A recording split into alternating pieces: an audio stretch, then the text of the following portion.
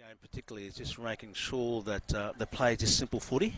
And it's interesting because Sunshine Coast Sea Turtles are sort of a team that's come together, but really important that the Caboolture, they've actually only got one lady that's actually played NRL. So really looking forward to this. I think they're netball, a couple of different sports. So let's see what happens. All right, we're underway. Thank you, Patrick Johnson. And it's the Sea Turtles kicking down to the Warriors. And it goes into touch. So a bit of a defensive error there on the half of the Caboolture side. And a good start there, Patrick, for the Sea Turtles from the Sunshine Coast. Well, they'll give them a bit of confidence there just from the kickoff. And they just, unfortunately, the Sea Turtles, Sunshine Coast, just let that go, Sea Turtles. So just really, a bit of nerves. I think we've seen in a couple of the games there is a little bit of nerves to start with. And hopefully they can sort of get down to just playing NRL. But, this is what we love to see because, here's an opportunity of the ladies to come out and play. But, again, just play simple footy. So we're just waiting. That's Joy, Jack and I are ready to feed the scrum for the Sunshine Coast Sea Turtles. No, she's given the ball away, so now it's going to Costello, number 6. We've changed that number. A few number changes there. I'll get to them in a second. All right, out from the back of the scrum. They go down the blind hand side here and it gets the ball away, but passes it to the opposition. In the end, it goes to the deck. But even though they made the mistake there, the Sunshine Coast side, I thought, Patrick, it was a very inventive play first off. Yeah, definitely, and I think it's good to see that they're willing to have a crack and do something different because they're not doing the set plays. But that's why we love the Queensland Murri Carnival because we see just talent coming out, and anything can happen. And sometimes we expect something, and then we don't expect it. But we love to see the talent out there on display. Yeah, so that number I was looking for was Hammermeister for number 6 for the Sea Turtles. But in this case now, the Warriors have got Harrison to feed the scrum. They come out of their own 20. Not a bad pass, but drops. It was right in the breadbasket. But unfortunately, Laverty couldn't quite get it. And we have another breakdown in play. So it's a tough ask, Patrick, to come out here at 8 in the morning and be really ready to go. It's a long day, brother. It's a long day. Having started at 8 here, or 7, it's tough to get them going. Yeah, and it's credit to the teams coming up just to come out in an early morning. But on the attack now is the Sunshine Coast Sea Turtles close to the line. Here they go. Here's a chance out on the left wing, pushing towards the line. The defenders come there, and they just hold her out. This is good play here by the Sunshine Coast girls. Dummy half run, hit and spin, pops it away nicely, but she can't get it down. And the referee says it's gone forward. So great defence by Caboolture. Just really strong there. I think, close to that line you expect just to go over, but they were committed to make sure there was no try coming through by Caboolture of Sunshine Coast Sea Turtles. So great defence work by Caboolture Warriors. So really, really great to see they're actually having that opportunity. And that was Natasha Bradley on the left-hand side there trying to make it across the line. So already the Sea Turtles, obviously they've got a few league players there, and it's quite amazing that this Caboolture Warriors team is not really a league team at all, and they're able to do what they can do. So this is really exciting to see. Well, that just shows the talent, across our mob in our communities, that they can play anything from netball to, basketball. But now we can see in NRL a team of the Cabooltures coming together, first time, I presume, and to be able to come out here and play NRL, which they haven't played. Nice big hit there by the Sea Turtles. And here they come now, the Caboolture side. The Warriors are pushing down, probing the left-hand side here. They come back open now. There's plenty of room to move. Takes the contact well. Nice tackle in there too by Jasmine. Sorry, we'll find out number 9 here. Where has she gone? She's Newey. And they've turned the ball over. Yeah, a little kick there. I was hoping to go down a bit further, but again, you look at the Caboolture team. That doesn't look like they've actually played NRL before. They just seem natural players. But on the attack now, Sunshine Coast Sea Turtles on the right side of the wing there. Yeah, showing good hands there, Patrick. Getting it on. Look, it's good defence here by Caboolture, holding her up. And they'll play the ball. They come back the open side now. And the ball through their hands there. They go for one of their bigger runners. And she's running free here. Can she pop it? No, she goes to ground. That was a really powerful run. down to the left-hand side. They come back open side again. No, dummy half. Here she goes to the line. That's not a bad run there in the end. And that is by our number 9. And it is difficult to go through the team list quickly, but we'll get there in a end. Oh, she had a look. She had a look and dropped the ball, but that was a pretty good effort in the end. Yeah, no, good work by Caboolture, put the pressure on, and of course, a drop ball by Sunshine Coast Sea Turtles. Had an opportunity. It's been close. They've been down this end a couple of times, but a little bit of, I think, again, a bit of pressure and a bit of nerves. And we mentioned, look, you got to get up early to play footy, particularly at 7 o'clock. You got to get your body going, and great to see the teams out here having a crack. But another good opportunity, good defence by Caboolture to sort of make sure Sunshine Coast can't put up the score on the board. So set down the scrum now. Yeah, so that's the number 9 there has been doing a lot of job. The job for the Gold Coast side, so the Sunshine Coast side, is Katie Newey.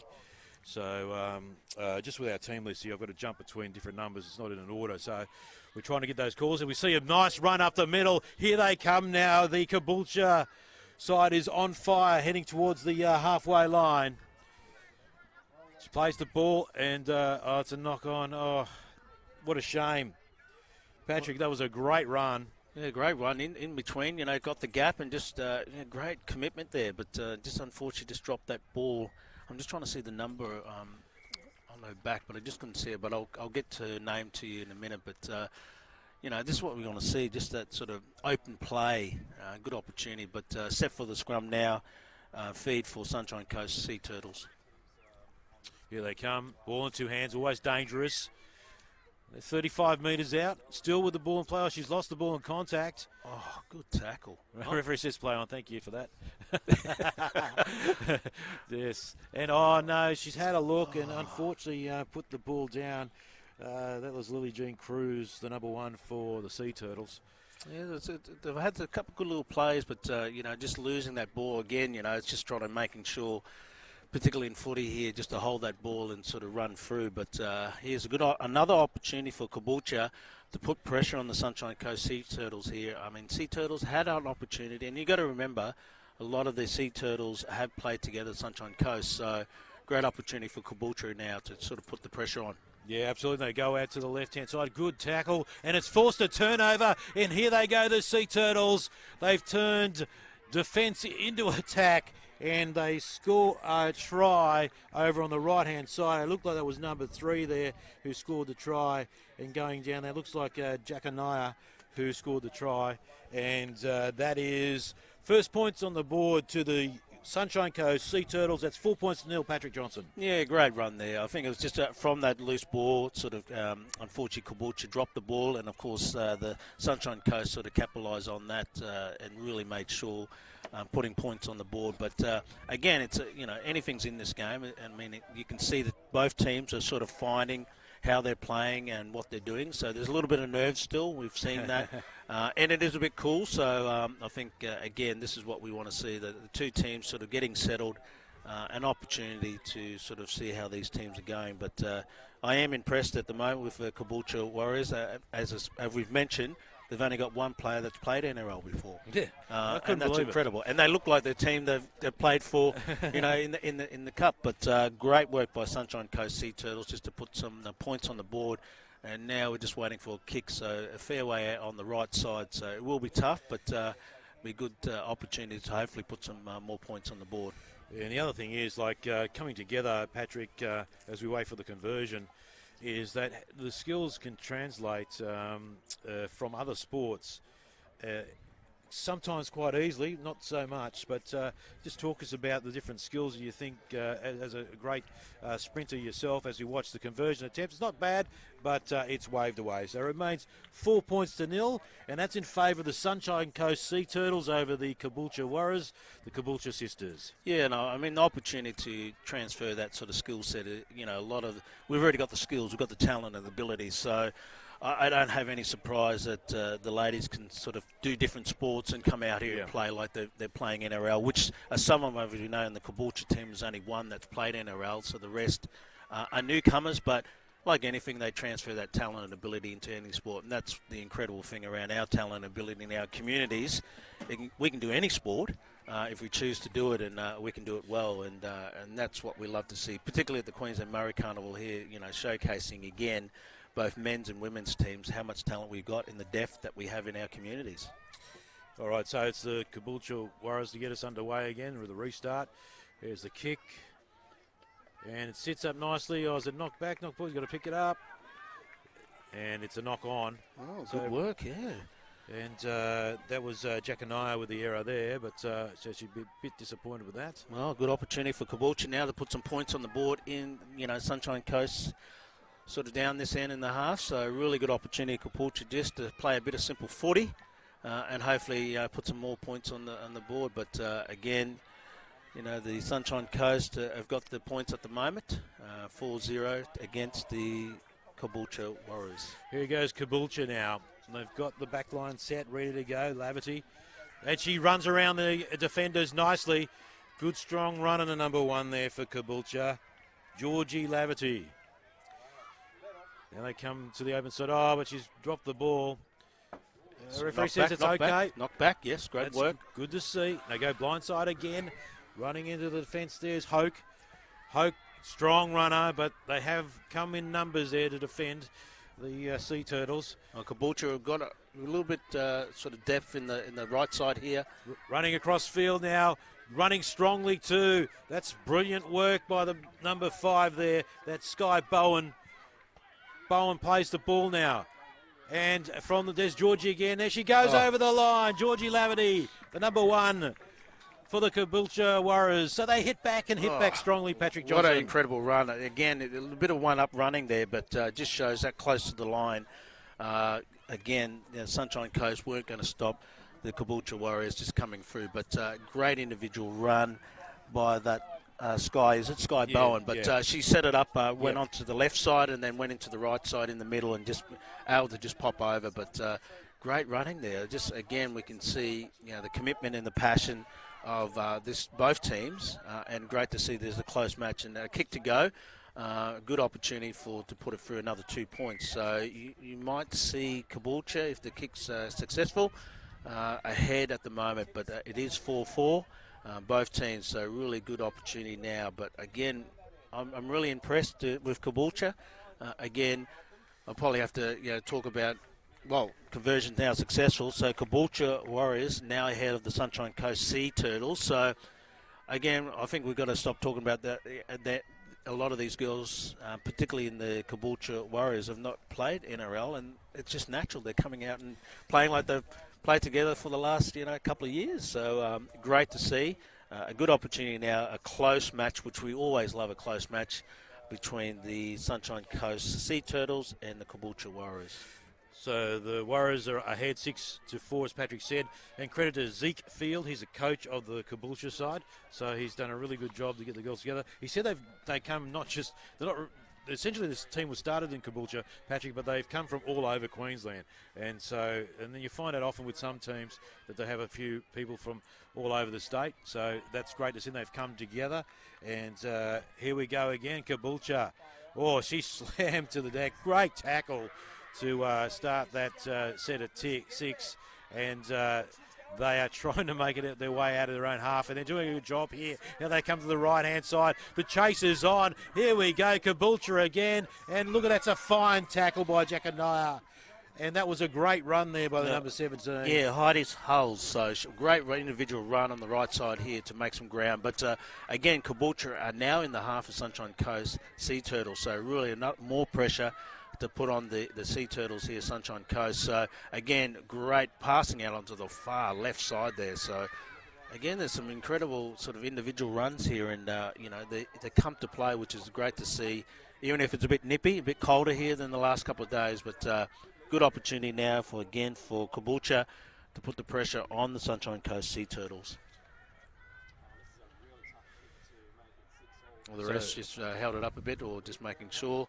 Back on the mark. Oh, is it a penalty? Yeah, she's got a tap. So there we go. All right, so it's Caboolture now with the football. They're 18 metres out, just left of the centre field. It was a pretty hard hit too, taking a little while to get up. Yeah, a little bit groggy, but hopefully she's okay. But both players tapped each other to make sure they're okay. So. Meredith, look at that run. Solid run through the middle. Great work there. Sorry, I should say Hoke. That's Hoke there, number 10. And now they go to the left-hand side again. There's a grab from the top there, and she pulls her down. But that run there by Hoke was a powerful one. Here she is again, Hoke.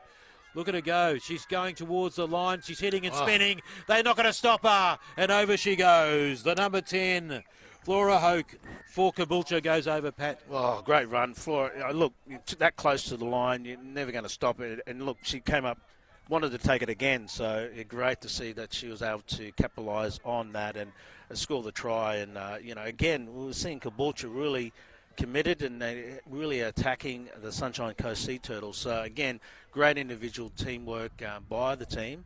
Again, I think we talk about the coaches as well. A lot of the coaches have come together and support a lot of these teams. And, shout out to a lot of the coaches that have come in. Absolutely. Bringing a lot of the teams together, which have never played together, and sort of set up some structure to say, hey, guys, we just want to be able to do simple footy and work on your skill set. But, again, Caboolture, just come out and really playing well. And individual runs, I think there's a lot of individual players here as a team are playing really well, and we've seen that, and they've been able to capitalise. And Sunshine Coast, a little bit, probably standing off a little bit with the defence. So, but it's going to be tough, particularly Flora Hockey, that close to the line. You're not going to stop her, and she wanted to get down that end, and she came away with the try. She's thrown away. Was it the other kicking tee? Wasn't good enough. And this is what we've seen a little bit at a lot of the try scores now is kickers. Yes. I'm always, when I used to play footy a long time ago, I was a winger. I'm never going to kick, but it's great to see that opportunity where there's that, skill set to be able to, do the tries, but also, have an opportunity to kick. But not a bad attempt, but it's to the right and just short. So no addition to the score. That means it's 10 points to 4. Yeah, now good opportunity. I mean, I think these Caboolture Warriors have really put it to Sunshine Coast Sea Turtles now. So it's really up to opportunity now, Sunshine Coast Sea Turtles, just to go back to simple play, really set their plays up and really get in there and put the pressure now on Caboolture to really see if they can opportunity to maybe have a drop ball or sort of really put that defence on. So another opportunity for now Sunshine Coast Sea Turtles to put the pressure on Caboolture. All right, getting us underway again now is Hammermeister. And this is not a bad run. She's going sideways and a bit backwards. That's good defence. Jack and I are in there. But they've still got possession and they're keeping the ball alive. Another great run there by Hulls. Been impressive. She's had a couple of good runs. Yeah, very, very individual, sort of just get out there and just go through the gaps. And again, you can see the strong running by Caboolture, just really putting it up against Sunshine Coast Sea Turtles. I think, again, we've got to make sure the defence from Sunshine Coast really hopefully stop the Caboolture's sort of roll on here at the moment. And unfortunately, the ball's gone forward. So they're enjoying the possession, but here's a chance now for the Sea Turtles. Still a tight game, only 10 points to 4, the lead. Yeah, good opportunity. I think, again, it's just that settled play, I think it's just making sure you don't think about the score line, and basically get out there and play simple plays. And from the scrum, Sunshine Coast really got an opportunity to put it again to Caboolture Warriors here. So a little bit uncertainty at the moment in the scrum, but they're getting set. Let's see how they go. So the scrum is about 8 metres short of the halfway, just right of centre for the Sea Turtles. Here they come out of the back of the scrum. And good defence. Look at that. Laverty comes in and goes low and makes the tackle all on her own. She clears out of the ruck area. They get the ball away. That was Jackanaya, number 3. Close to the halfway line. Yeah, good defence. Good tackling, Caboolture, yeah, good technique. And that's what we, again, a lot of these games are won on the defence, and we're seeing that opportunity where Sunshine Coast really putting it to an opportunity of trying to get out of their own half at the moment, which they've just 5 metres out of their own half. So strong running, but also... Oh. And here's another big run through the middle, Patrick. Here we go. Nice effort. Oh, she's almost, but she regathers. Fantastic work there in the end. So 6 to go. That was Dilworth, number 22. Well, good opportunity for Sunshine Coast Sea Turtles to really put some points on the board. Oh, just lost it. And it was 6 to go. So it's sort of an error there by Sunshine Coast Sea Turtles. So again, it's sort of we're seeing a little bit of that, momentum happening, and then of course, unfortunately, when you have drop balls, another opportunity now for Caboolture to sort of just in their own half just to get it out. So I've been really impressed with the running game of number 3 there, Joy Jackanaya. She's been terrific for the Sunshine Coast Sea Turtles. But here we go again, and another great run there by Hulls. How good is she for the Caboolture Warriors? Yeah, Hulls is carving him up, so it's just trying to make sure that get these one-on-one and then tackles. But Meredith over there pops the ball loose. Yeah, forced that pass, Meredith, unfortunately. Didn't need to on the second tackle, but again, she was trying to link up with her winger on the left side there. But again, another opportunity, Sunshine Coast, to really 5-10 metres in their half. So just to really put the pressure on, because it is only a try in it. Good opportunity to Sunshine Coast to really sort of put it to the Caboolture. And, of course, the player she was looking for was Sky Bowen, and she came up with that great run earlier on. But here they go, the Sea Turtles. Beautiful angle, a nice angle up to the 20-metre line. 20 metres out now. Oh, no, she's fumbled it. She tried to get it on the run, and that takes a lot of skill. She almost got it, but ended up knocking it forward. Yeah, it's tough for Sunshine Coast. We've seen a couple of errors close to the line. Of course, again, it's just making those simple plays, and they've done it a few times. Second or third tackle. Unfortunately, they've had errors. So really, probably an opportunity just to hopefully their team will sort of settle down and sort of talk to each other about let's just play simple footy, hold on to that ball. Again, Caboolture have an opportunity to get out of their own half again. And here's an opportunity. Well, looked a little bit high. Yep, you're spot on there, Patrick. One of the things I've been impressed with is how good the goal kicking's been this week. I've been really impressed that at such a young age, in the girls and boys competitions, as we see a restart quickly, how good they've been, and it's been just really impressive. It's a hard thing to master as a young player. Definitely. Good defence by sort of Sunshine Coast, really trying to put the pressure on now Caboolture Warriors. So really an opportunity, Sunshine Coast, really to see if they can force an error against the team at the moment. Caboolture just really making sure. But again, with this, there is an error. So great work by Sunshine Coast, really to put that pressure on, and there's an error there. So really, again, hopefully Sunshine Coast can sort of settle this down again. We've noticed it always in this half, particularly around Caboolture in the try line, they've actually dropped that ball. So hopefully they can hang on and hopefully get some points on the board. All right, so here they go. The scrum's being fed, and number 6, Shakaya Hammermeister is and they go down to the field. Just looking up again from the team sheet. And here's another chance for the Sunshine Coast. They're less than 10 metres out, just left of the uprights. Yeah, great opportunity for Sunshine Coast to put the points on. They go open side. Jackanaya gets the ball away. Hands, they must score here. They must score, and they will, over in the corner on the right-hand side. So they hit back the Sea Turtles with a nice try, Patrick Johnson. Yeah, Green, number 5 on the wing. Really great running, simple running. Great work by Sunshine Coast. Just set it up, spread it out on the right side of the field here, and easy. When the wingers are scoring, that everyone's playing well. So really good to see the Sunshine Coast, given they've had a couple of drop balls, come and get away with the points. Really close match here. So, good to see the Sunshine Coast come back.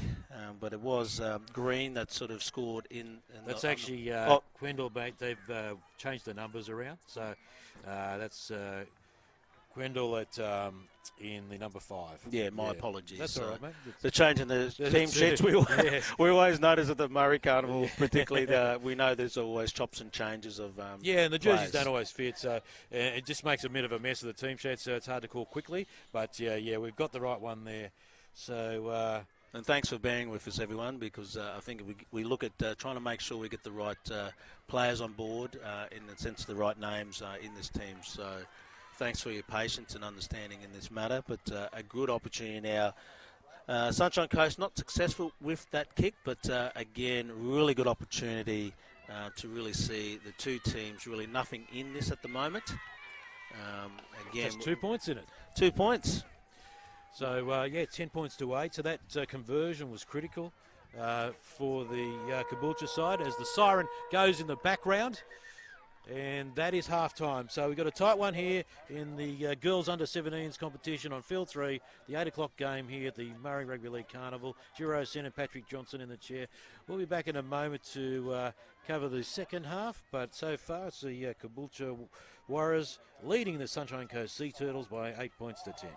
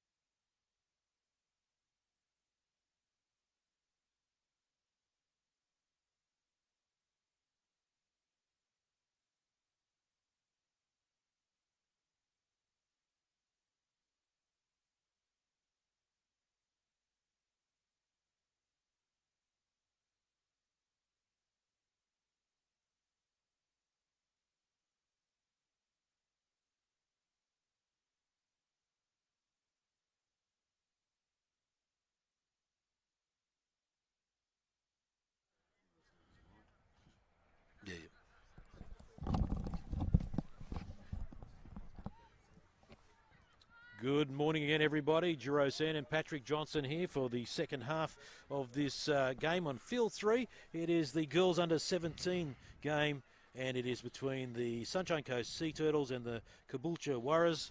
And the Warriors are sisters, and they're doing the job now. They lead by 10 points to 8, and we had a pretty good first half there. And again, very limited experience in this Caboolture team. But Patrick Johnson, they are in front. And, you know, if this is the first time they're playing footy together, full stop, they've got a great future. Yeah, it'd be scary if they actually started playing together. But, again, you know, this is what we love to see, the talent and ability being displayed here. You know, great opportunity. The coaches probably had a good talk to them, both Sunshine Coast Sea Turtles and Caboolture. Anything's in it. It's a close game. It's really now how you want to play this last half. There's a siren. Got a half a footy to go here.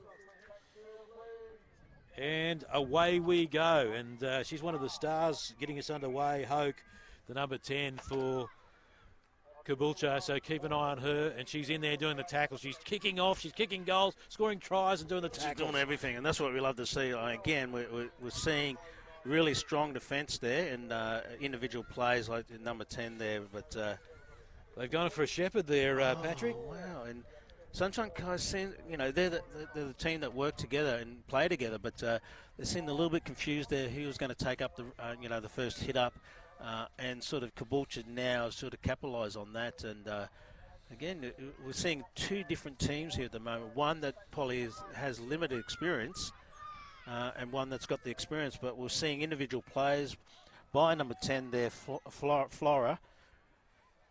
That's Hoke, yeah. Hoke, sorry. She's the one doing all the damage. But, yeah, but you can just see it's a different team here. Like, they're just sort of really individual players, but strong, powerful running. And, again, the ref has pulled something up here. What's happening here? Oh, he's just making sure. But yeah, it's all okay. So we're resuming again, Patrick, and going down the left-hand side. They've got some numbers here. Number 12 taking the ball in the contact was Meredith. Good run, strong Meredith. Here she goes again, Laverty. Look at her go, ball in two hands. The fullback is absolutely smashing it out there. So that's Georgie Laverty, number 1. Yeah, she's a great runner. She's a lanky runner, but... popped the ball up to Hoke, and she just couldn't grab it. So that'll be a turnover. Yeah, Hoke's disappointed. She wasn't expecting that. Again, I think it was only the third tackle, so probably didn't need to sort of force that pass, but... Again, now a bit of work by Sunshine Coast to get her own half. It's really going to be tough because we're seeing the defence. But again, you know, we can see on the left side, or actually probably the left side of the Sunshine Coast, there's a bit of space. So an opportunity for Sunshine Coast hopefully to push out of their own half, up to Caboolture to really hold them and hopefully make an error. But close game, but strongly contested game. All right, so Sunshine Coast trying to make it out of their own 20. They're spreading it wide, spreading it early. They got a chance to their arm a bit, and they're doing it right now.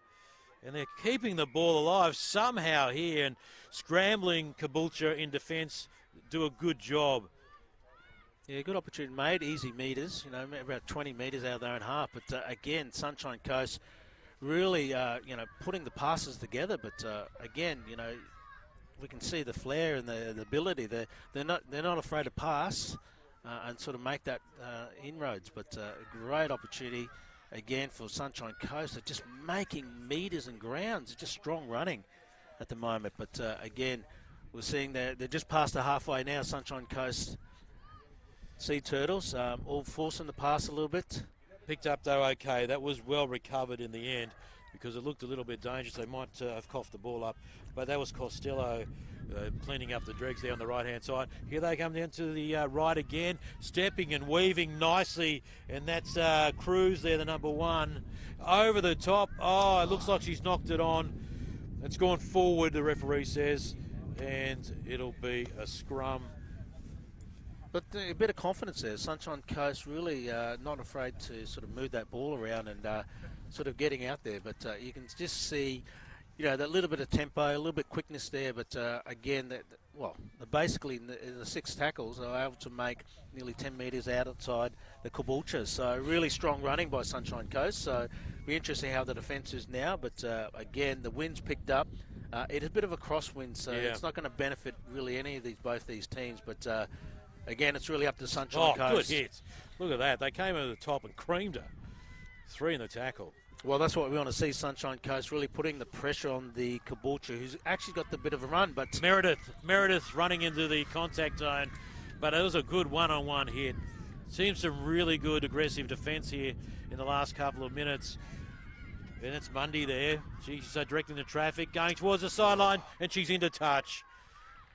10 metres out from the sideline. Well, it just went out a bit too far out on the right side there. But again, you know, both teams are really showing a lot of sort of, you know, commitment. They don't look fatigued. Like this is the, you know, the last half. But both teams have sort of really still got a lot of energy, and you don't see many hands on the hips here at the moment. So both are really getting the sort of the work on. But good opportunity for Sunshine Coast here to now have an opportunity to see if they can put some points on the board. Well, there was a rifle of a pass, but she took that incredibly well. And that's Dilworth, the number 22. Yeah, strong running by Dilworth, but again, you can hear a bit of wind coming through. Wind's picked up, but... oh, good at that big bump. Bumped her off, but lost the ball on contact. That was a head-on collision, Patrick. Well, she was looking forward to the big, you know, smash through, but yeah, unfortunately, she did drop that ball. So again, we're seeing probably a little bit more drop ball by the Sunshine Coast, which is sort of affecting, you know, the score line at the moment. So really just need to hang on to that ball. But Caboolture really got an opportunity to sort of just get their set plays and see if they can get out of their own half. But again, you know, evenly contested at the moment. It's probably just the team that's going to just continue to hold that ball in these sort of windy and blustery conditions at the moment. Referee wants to bring it back. I didn't see what happened there. Was it in the scrum? Yeah, I think overall we probably spend too much time on the scrum here at the Carnival. Well, we just got to get it on. Get it on. Get the ball in the hands. We want to see it play, Patrick. Well, I think that's what we want to see, a running play. And, you know, look, we credit to and we thank all the refs for the time. And, no doubt about that. No to support around this, because we wouldn't be able to have a successful carnival without the great refs and lines, men and women. So some young referees there too, learning the trade, so we've got to support them. But here's Caboolture with the football now, and the defence is up there again. So I'm really impressed with the defensive speed of both sides here, and the hits have been pretty solid as well. So they come out towards the left here, trying to find a way through. Strong running. I think it's Harris who had strong running. No, actually, Roper Yarm. Sorry, my apologies, pronounced Rope Yarm. Rope Yarm. Rope Yarm, great running, strong running. So there she is again, Laverty. Oh, making the ground. So she is a lanky runner, but really making sure she's got the rounds. But another 17, Hullis. Oh, yeah, Hulls. There she goes, Patrick.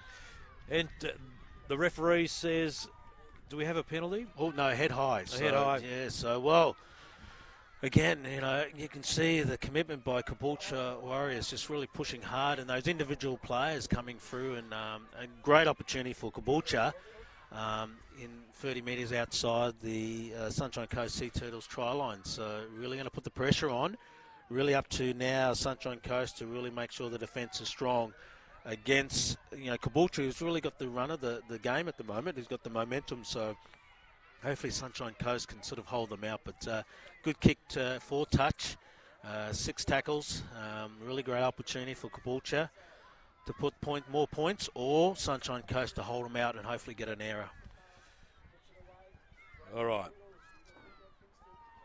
Here we go. Let's see what they can do. As Patrick said, they've got a full set here to attack in a great position. They just take a settler down the right-hand side. They've got a full field to play with, Caboolture. Well, see, Caboolture's really stretched out far on the left side here. There's Hoke. Takes a lot of players to bring her down. Well, Caboolture's got room out on the left side here to really, if they spread it out wide to the wingers, good opportunity. Here they go. Ball in the hands now, Meredith. Meredith goes towards the line now. She holds the ball up. It's lost in the play, and the referee says we had a breakdown in play. Yeah, tough run there. I mean, strong run by Meredith. Just probably tried to force that sort of pass and it didn't go their way. But again, Caboolture really strong sort of running there. But Sunshine Coast, another opportunity here. Oh, I'm just seeing who's got the ball there. Oh, it's scrum, sorry. I actually look like Caboolture's actually got the ball, but... Yeah, so knock forward. So not forward. So, yeah, another opportunity again for Caboolture to really sort of make sure. But which I don't know how that happened because they heard the ball. But anyway, that's the way it is, Patrick. We're not refs, so the refs out there who's close to hand. But Laverty, Patrick. Oh. Laverty goes towards the line. They hold her up. Desperate defence here by the Sea Turtles. She's a very deceptive runner. Like, she's a lanky runner, but they can't seem to get her down on the ground. But again, Ropia, strong running. But strong defence by the Sunshine Coast Sea Turtles. Here we go, Hoke. She goes right in the heat of battle there. Pops the ball away. Here's another chance through the middle. Does she get to the try line? Referee says it's gone forward. Oh, good defence by Sunshine Coast, because close to that line, you weren't going to stop a lot of those players, but Sunshine Coast did that. Really good running by both teams, but good defence by Sunshine Coast just to make sure that Caboolture don't get that another points on the board. So Jack and I to get us underway by the looks of it. It'll be a 20 restart. Yeah, a little bit confused who's doing what. So Sunshine Coast, who's got the first Looking run-up? for a runner. Who wants to go? I'll have a go, she says. And I can understand there's a bit of trepidation because you're running straight into Hoke, who's doing it all out there for Caboolture. And look at Hoke coming across the field to put the pressure on as well. And so they cough it up. Yeah, so Sunshine Coast again. Sort of pressure just, building on themselves, Patrick. It's hard because, again, just simple plays and just hanging on to the wall. But, again, and you had the best players, even at the Murri Carnival here, that looking where you're going to run and just getting back to simple footy and just catch that ball. But, again, Caboolture, another opportunity to put pressure on Sunshine Coast. And it is a close game. But a lot of little errors creeping in this last half. So, again, it is getting cool, but all the teams are sort of warmed up now. So another opportunity for Caboolture to see what they can do. Here they go from the back of the scrum. They're 30 metres out centre field, so they're in a good position. Out from the dummy half. Across there to Hulls. She gets the ball away there to Mundy. Mundy taken in a good tackle. 15 metres out to the right-hand side. They come back through Laverty. She's been busy. She's been absolutely smashed. But she gets up, dusts herself off, and not a problem. Yeah, no, really good tackle there. Again, you want some of these players, that are sort of quick and evasive, but again, Sunshine Coast, putting the pressure on, and great defence is, holding back. Some of the roll-on, particularly of Caboolture at the moment. All right, here they go. They're going to try and run around the opposition. Will she get there? She's using a lot of gas to get out to the right-hand side. Comes back in and still alive. Pops the ball away. Oh, I can't believe it. All that brilliant work.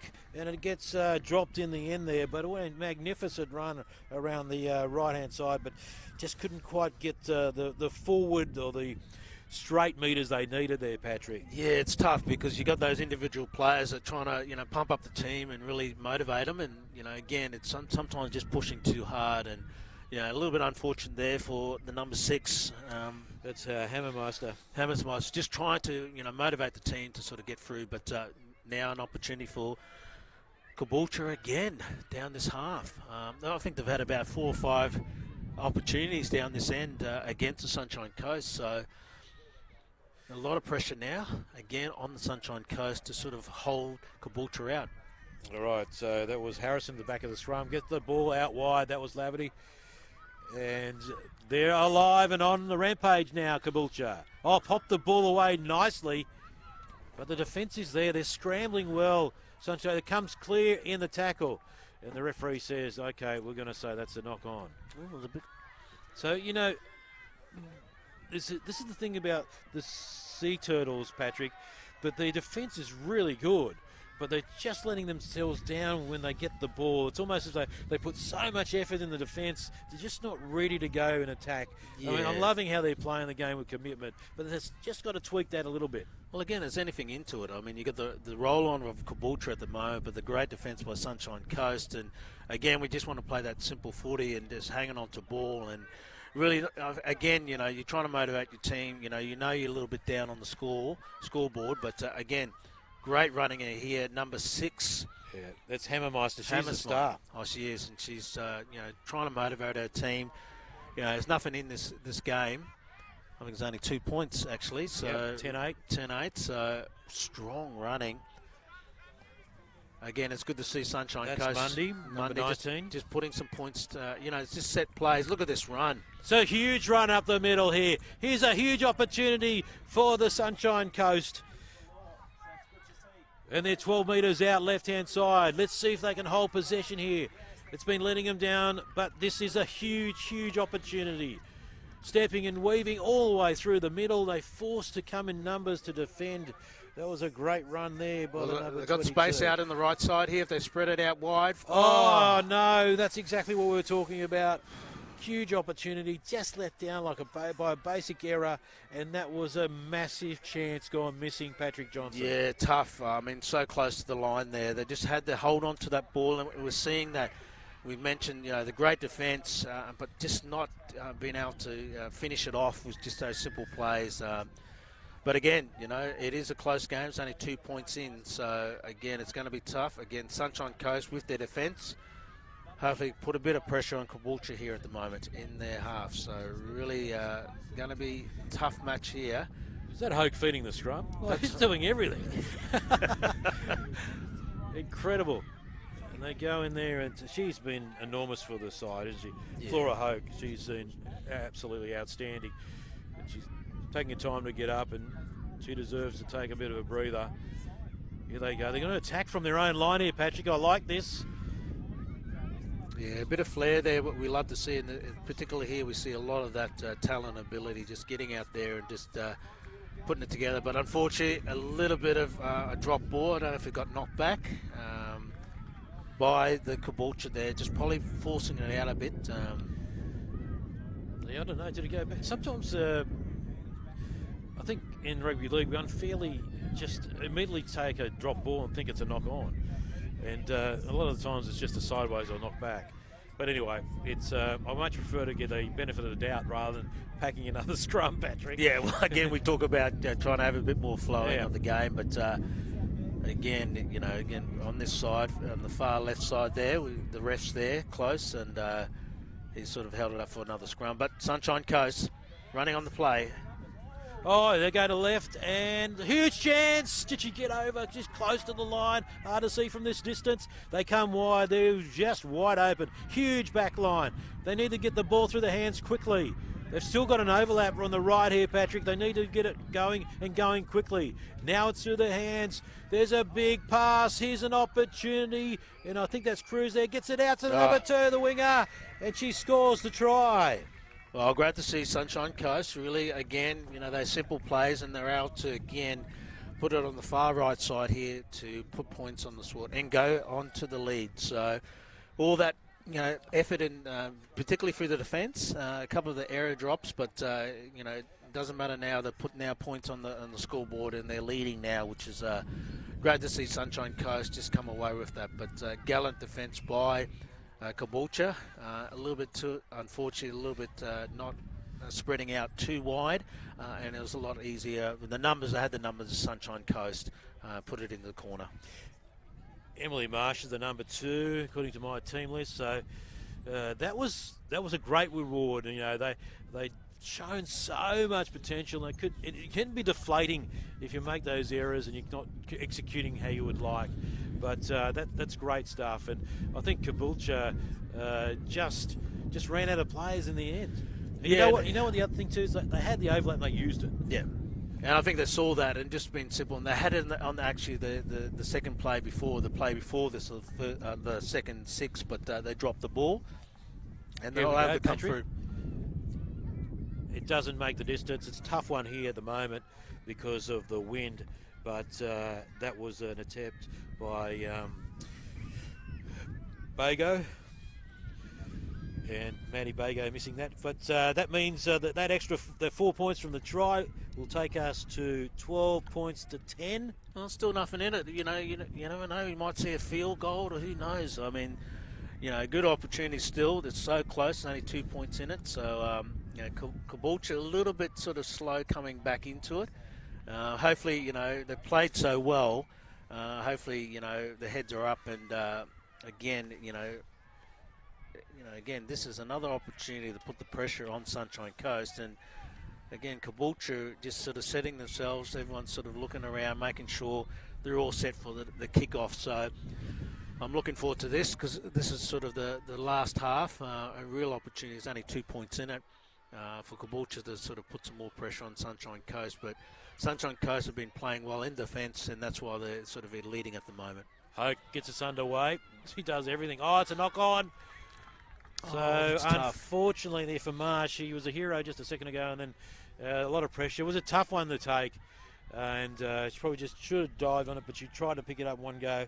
But Marsh coughing the ball up, which means we'll have a scrum and another opportunity here for Hoke and her team, because she's going to feed the scrum. She kicked off, and she's in the scrum. She's doing everything. Well, I think that's what we see, the motivate. And then we can see, I think... She probably drives the bus as well.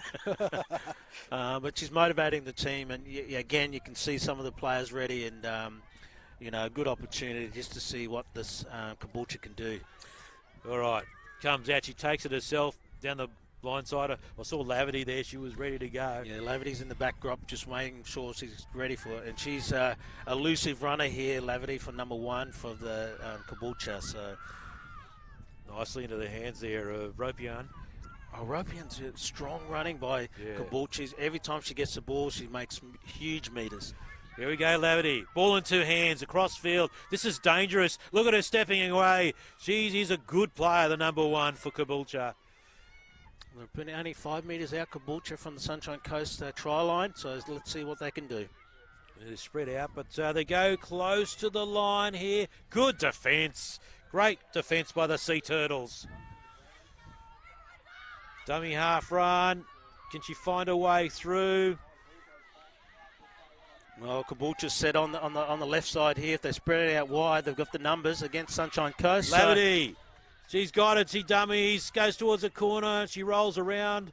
Hard to see from over here, but it looks like they've used it all up. Oh, that's a shame, because they had the numbers out on the left side, but sometimes it's hard, a bit of the white line fever and tough. But against even Lavender, who's a really elusive player, just probably looking up and having that guidance. You spread it out to the left side, you would have got through. But look, Sunshine Coast, good opportunity to get out of their own half and put the pressure on again, Caboolture. Yeah, good settler there, good gain in territory, that hit up as they continue to make some solid ground. Oh, pops the ball beautifully. What great skill. What about the balance running here? This is terrific stuff. And they get to the halfway line in just a couple of tackles. Fantastic stuff by the Sea Turtles. And they're still on the rampage. Desperate defence here by Caboolture. They just keep them in check. They spread it now. They've got a line here. Well, they've turned this game around, haven't they? Well, there's a huge opportunity here. This is a chance to score for the Sea Turtles. Oh, what a tackle! Oh. What a tackle by Laverty. She's pumped her towards the sideline. That saved the try. Outstanding stuff, but they can't hold them back, surely. They're close and over. Yes, that's the try. That'll win the game for the Sea Turtles. Oh. Wow, one into though under the pump, and then some scintillating football down the left-hand side. A big hit in defensive display by the Caboolture team, but Patrick, it wasn't enough, and the Sea Turtles have come back to take the sealer. Yeah, no, definitely great running by Sunshine Coast, just to really put that pressure on, but flowing play there, but great tackle by Lavender, try to hold it back, but of course the momentum of the Sunshine Coast being able to just go through and get over to the line, because it's so close to the line. It's going to be tough, but great play on the last plays there, like just, flowing football. That's what we love to see, and you can see it went from the right to the left and the left side and straight up the middle, being out to Sunshine Coast. Just had that belief against Caboolture. Caboolture was just playing a little bit of catch-up. Great defence by both teams, but Sunshine Coast just too good at the end there just to be able to get another try and go ahead with 2 points. I think 2 tries at the moment, isn't it? So that try will take them to 16 points to 10. We'll just wait for the kick to come. We've got a bit of an injury down here in the back play. Hopefully she's okay. I didn't see what happened there. It just might have been just in the tackle, but Hopefully, the good thing we have a lot of great, the medical staff and the first aid and the trainers out there. They've been always, outstanding. just always there to make sure. And player safety is really the paramount and priority here particularly at the Queensland Murri Carnival, to make sure that all the players are supported and looked after. And great to see the trainer. And again, we see that the opportunity where they don't rush in, they make sure that the players are okay. And they don't, safety is really important. So we're just seeing the trainer and the coaches, a couple of players, just making sure he's okay. But we're just waiting for the kick now from Sunshine Coast to see if they can put some more points on the board. Oh, no. It took an age to get it on the kicking tee, and then the wind's blown it over. Well, we notice a bit of wind up there. It's picked up a fair bit. You probably can hear a little bit in the mic. The wind's blowing. But again, I think the players... they're waiting for the kick, but also there's some concerns from the player on the ground with Sunshine Coast. But there's a siren in the background. Full time. Here's a kick, and it is just underneath, so no addition to the scoreboard. So from 12 points to 16 points to 10, and that is victory to the Sunshine Coast Sea Turtles over the Caboolture Warriors. And the Warriors, they were brave in the end there, but just a quick summary from you, Patrick Johnson, about the win by the Sunshine Coast Sea Turtles over the Caboolture Warriors. Yes, Sunshine Coast really sort of just strong running, commitment there, individual players, but they won it on defence. And they're able to sort of perform really well. But Caboolture, strong team. Again, there's only one player that was an NRL player that's played before. So gallant effort by the Caboolture Warriors just against the Sunshine Coast. But again, it's probably Sunshine Coast a little bit sort of late in the piece there, but sort of getting those points on the board. And credit to the Sunshine Coast and both teams getting out here early morning. Warming up, a little bit of nerves, but they've come away, the Sunshine Coast, against Caboolture to have that win. And that's Shakaya Hammermeister, who was injured. She's up and walking at least, so that's a good sign. Let's hope she's going to be okay. So on behalf of myself, Jero Sen, and Patrick Johnson, thank you for joining us for this first game on Field 3, the girls under 17s action. There's more action to come all day here at the Murri Rugby League Carnival. Stay tuned. We'll be back in a few moments.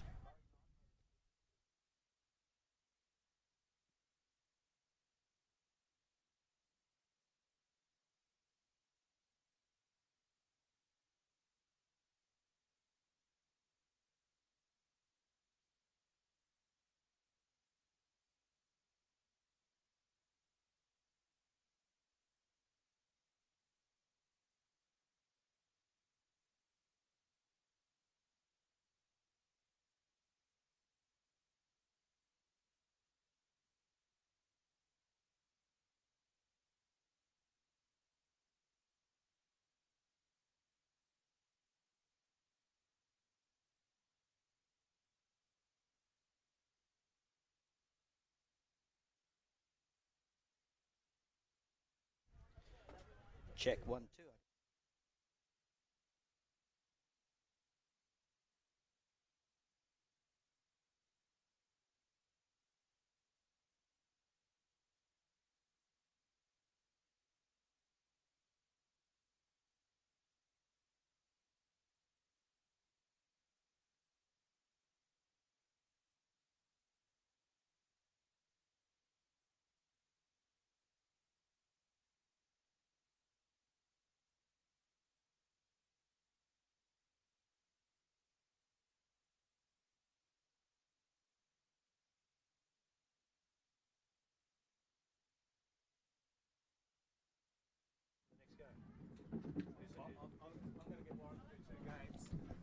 I'm going to go sort out this team sheet. I'll come down with you. Yeah. Right. Remember what I said? Yeah. What I said? Yep. Hear Yeah. that? Yeah. That's how you say All right. it. See how it's different? Take it down. All right. All right.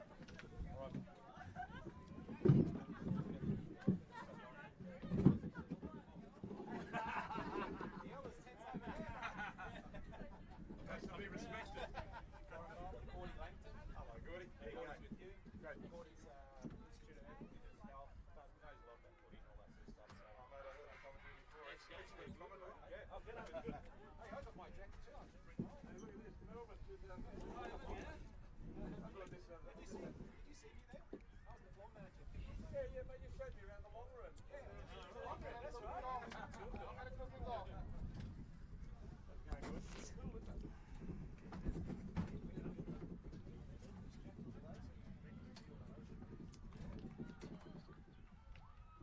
Check 1 2, check 1 2, 2 1.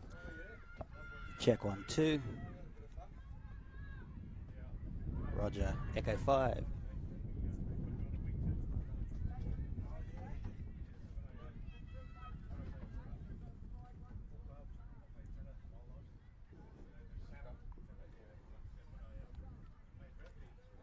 Control center. And where did you end up?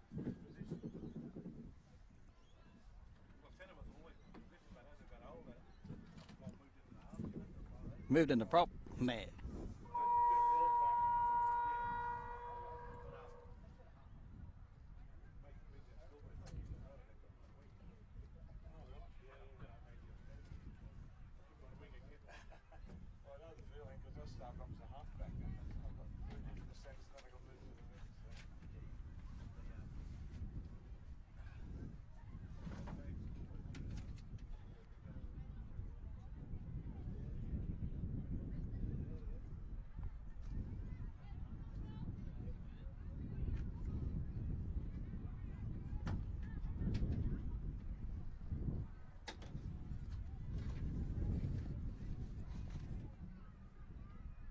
Welcome back to the Queensland Murri Carnival.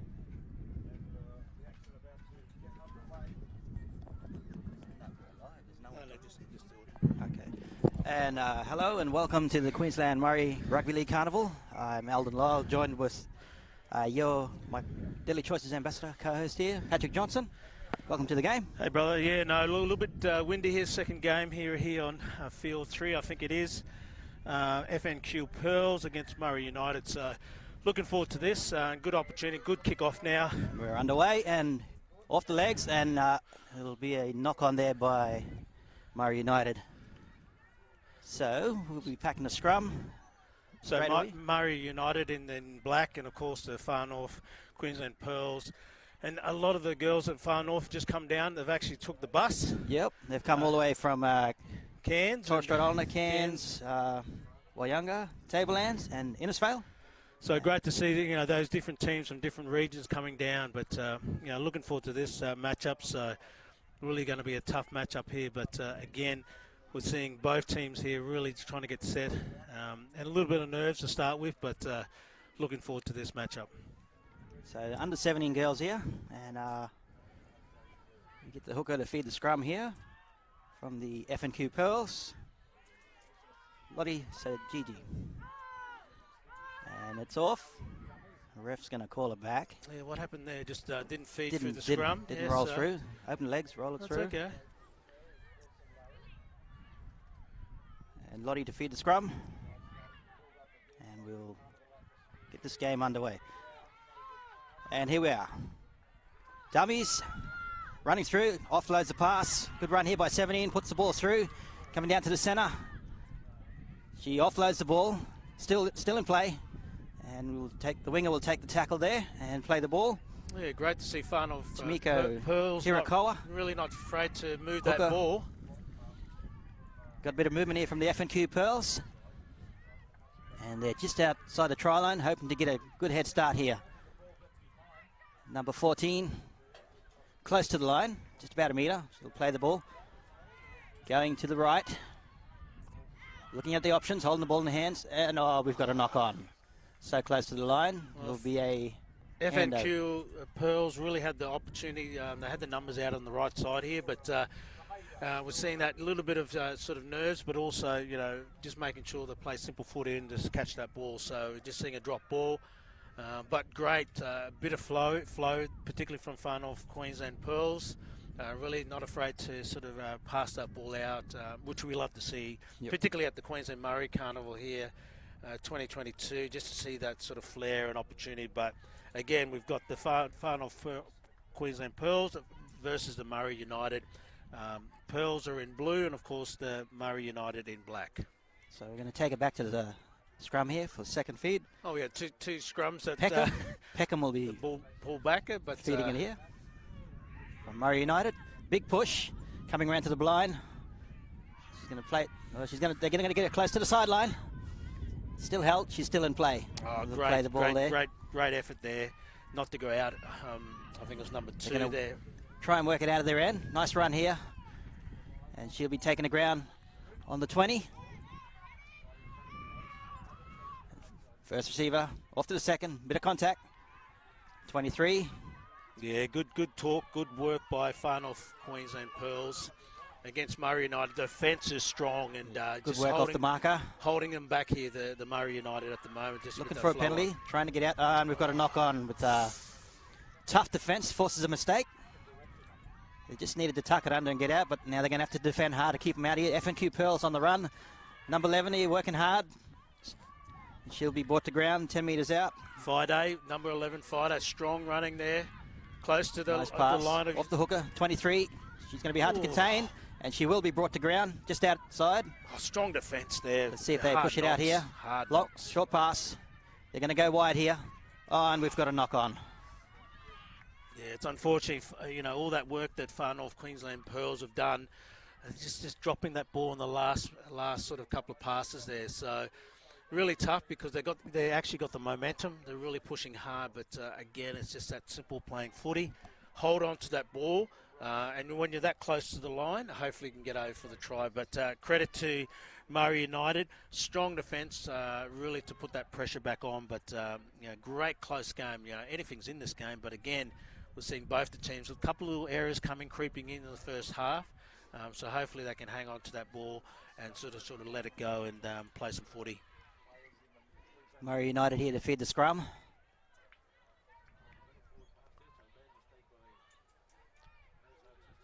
Off to the first receiver. She'll take the run, and she'll be brought to ground. No, she offloads, and they'll be jumped on by the F&Q Pearls. Yeah, tough because they didn't need to force that pass. Murri United just had to play simple footy in their own half and out of their own sort of getting out. But great opportunity, Far North Queensland, to sort of put the pressure on and get points on the board. So really, again, we set the scrum. Seems a little bit of confusion these last couple of sort of scrums, what's happening. But a really prime opportunity for Far North Queensland Pearls just to see if they can put some points on the board. But got to be up to Murri United to put the pressure on. Hopefully strong defence will hopefully make an error, but this is going to be tough for Murri United to hold out Far North Queensland Pearls. But so F&Q set up to the left with 2 and 3 on the right. Let's see which way they go. See if they create an extra run off the scrum. I think they might go for a switch here, and they will. Chance her arm. The numbers are there. She will be brought to ground. Yeah, strong defence by Murri United to hold out to F&Q Pearls. And she is in. And F&Q Pearls will get their first try. We'll just see who that is. Scored by, once I see the number on the back of her jersey. We've got traffic. Can't see it. That's right. We've got no monitor in this game. Yeah, but good running there. Far North Queensland Pearls really just making sure they capitalise on the error of Murri United. But too tough, too strong at the moment. But we're just seeing who the number is at the moment.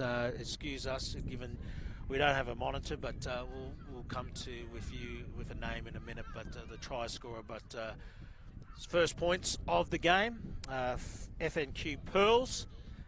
Scored over the Murri United, so number 7. No. We'll have a look. But we'll have to get back to you on that. But yeah, good, strong running there. You can just see the momentum of F&Q Pearls getting the bit of a momentum. They came hard and fast at the beginning, and Murri United a couple of errors. Both teams a couple of errors, so hopefully they'll settle down here. But just waiting for the kick now from Thide. Thide converts. She is unsuccessful. Oh, strong kick. So had the legs, but a little bit of wind. You can probably hear in the mic there is a little bit of wind here. Pretty windy down here. Bit cool and windy. Kicker's nightmare. So takes the score to 4-0 for the F&Q Pearls. Conversion unsuccessful. Murri United's going to hopefully put the ball down here and just be disciplined. If they get the ball, then they can work themselves back into this game. It's only 4-0, plenty of time to go. Oh, But it's, definitely. Yeah, and look, again, this is a little bit of nerves, but I think we're seeing now strong running here by Short good kick. kickoff. And taken well by the F&Q Pearls, by number 4 there.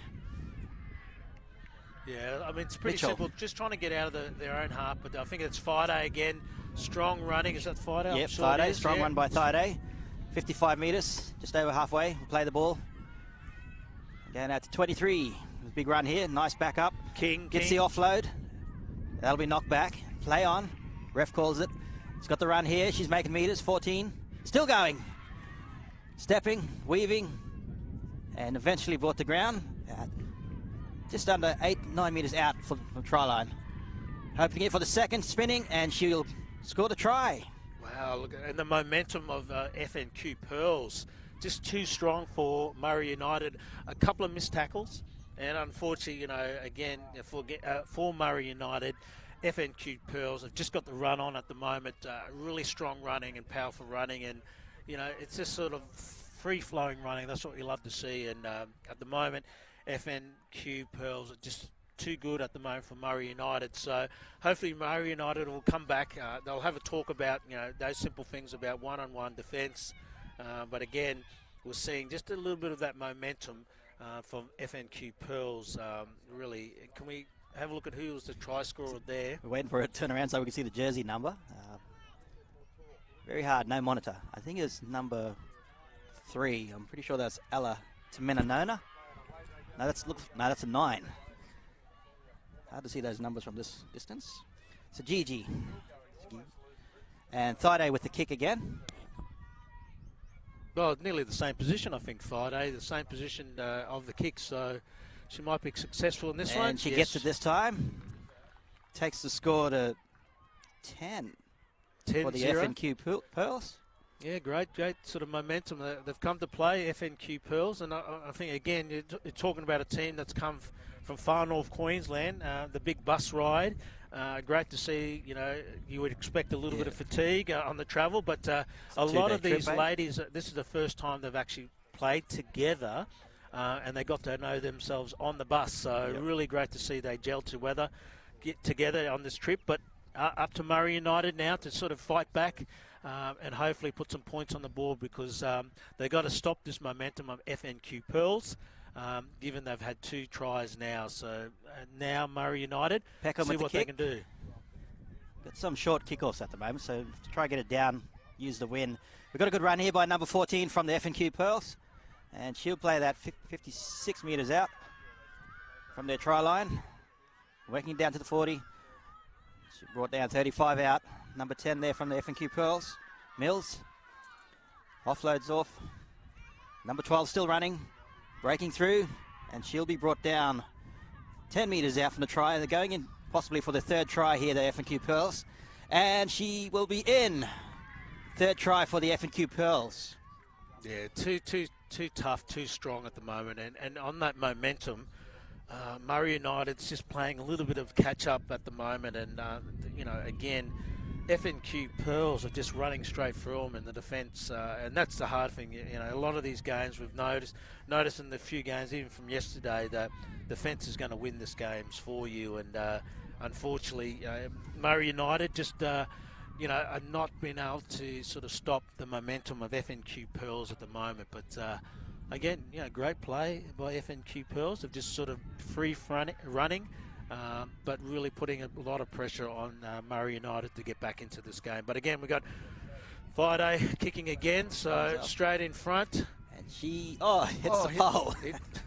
Well, you didn't She expect can that. get a bit of kicking practice, though. Didn't expect that, but again, 3 tries ahead of Murri United at the moment. So, again, as we mentioned, there's been short kickoffs with Murri United at the moment. So, we're hoping, again, they'll kick a bit harder. But, again, you can see Murri United a little bit slow to walk back. So, I don't know if there's a bit of fatigue in that. And it's hard because if you're running against the sort of momentum of FNQ Pearls, it's always tough. And hopefully they can sort of put their heads up now and really the biggest important thing here at this runoff is make sure that the kickoff, is to really make sure they kick it deep to put the pressure on, not shallow kicks, because F&Q are getting the run-throughs. Yep. We've got a nice better kick here, just to the 30. And open meters here by the halfback, and she'll be brought to ground just in front of the 50. Yeah, it's important Murri United come up in defence all together, not in sort of one or two. So we can see the momentum again of F&Q Pearls, just strong running straight up the middle. Goes to the right. Dummies. Jinking around. Oh, a lot of space here. She's open. She's through. Fullback to beat. And she'll be just pulled short. Oh, good defence by the fullback. They're going to call a double movement, or double what movement? So, yeah, I think that's a double movement. Second attempt there. I didn't really see that. I didn't see the double movement. I thought she was falling. But the refs there, thank you to the refs, all these games, to really be able to support what we do at the Queensland Murri Carnival for all the teams. So thanks to the refs and the Lions girls and boys. Murri United to work the ball out here from their try line. Now, good opportunity for Murri United just to push out and hopefully put a bit of flair in there in the step and sort of get that bit of momentum against. But a strong defence by F&Q Pearls just to push back. Really important now, Murri United just sort of hopefully compose themselves out of their own half. Murri United here to the side, running down. Hooker calling the runners. Going down the blind side here. Yeah, Murri United just a little bit hesitant at the moment, so hopefully they can get a couple of good individual runs here. But F&Q, strong defence here. This is the last tackle, so we'll wait for the big kick. Nice kick. Gets the ball down to the 40. Oh, the refs let that one go. Oh, a bit of confusion there, but ref was on hand, so F&Q Pearls really another opportunity for Murri United at the moment, but hopefully Murri United could keep F&Q Pearls out. Again, sort of putting that try, but strong run here by 23, and she's going to go all the way. She will score. Oh, King, just too strong and powerful and too close to line, but really that, Janaea Fox, sorry. Oh, sorry, my apologies. 23. 23. Oh, sorry. King, yes. Yeah, King. So King, too strong. Yeah, incredible run there. But again, we're seeing the momentum of F&Q Pearls. Just, again, they're full of running. Yeah. And it's going to be always tough when you're getting that momentum, particularly Murri United, to stop that momentum coming on. But we're just seeing, this team has come to play, particularly from far north Queensland, F&Q Pearls. 3 tries, I'm sure 3 tries at the moment against Murri United. Incredible running here, but we can just see those individuals runs by King and a few others of the F&Q Pearls just too strong for Murri United. So Thide lining up the kick here. She's got it. And that'll take the score to 20 for the F&Q Pearls. 20-0 at the moment, leading Murri United. And I've noticed a difference. If you see F&Q Pearls, there's a lot of talking among the players. If you look at Murri United, there's not a lot of talking. So hopefully they'll sort of pick that up, and Murri United sort of it's only three tries. So I really think, again, we see this game of NRL and particularly the game of here. There's still anything's in this, and this is only the first half. So we hope that Murri United could just sort of get that opportunity of confidence. But again, we want to see a deep kick by Murri United to put the pressure on Peckham with the strong kick. That's a bit better. Good. They get it down to the 20. And off the kickoff here with a strong run. Number 23 again, King. Contact there. Eventually brought down to the 40. Again, King strong running again. And this is where they're making the meters and the roads against Murri United. But again, it's just that simple tacking defence. Got a break in the middle here.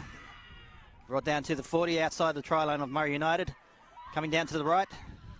Looking for the runners. Numbers everywhere. Inside. Number 12 here, making a break up the middle. And she'll break out a tackle, looking for the offload. And she'll be brought to ground there. Just 11 metres out from the try line. Coming down the right side. Going through her hands. Working the way through. Number 11, stepping back inside. She's going for the try, and she will score. And that's number 11 there from the F&Q Pearls. That's Thide.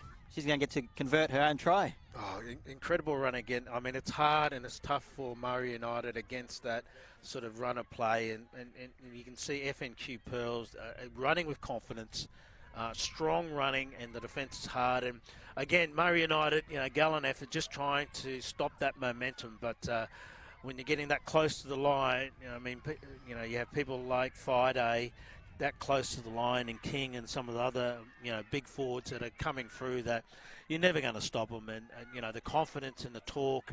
And we're seeing this right here. There's a lot of talk in FNQ Pearls, and you can see there's a lot of, opportunities where they really motivate each other.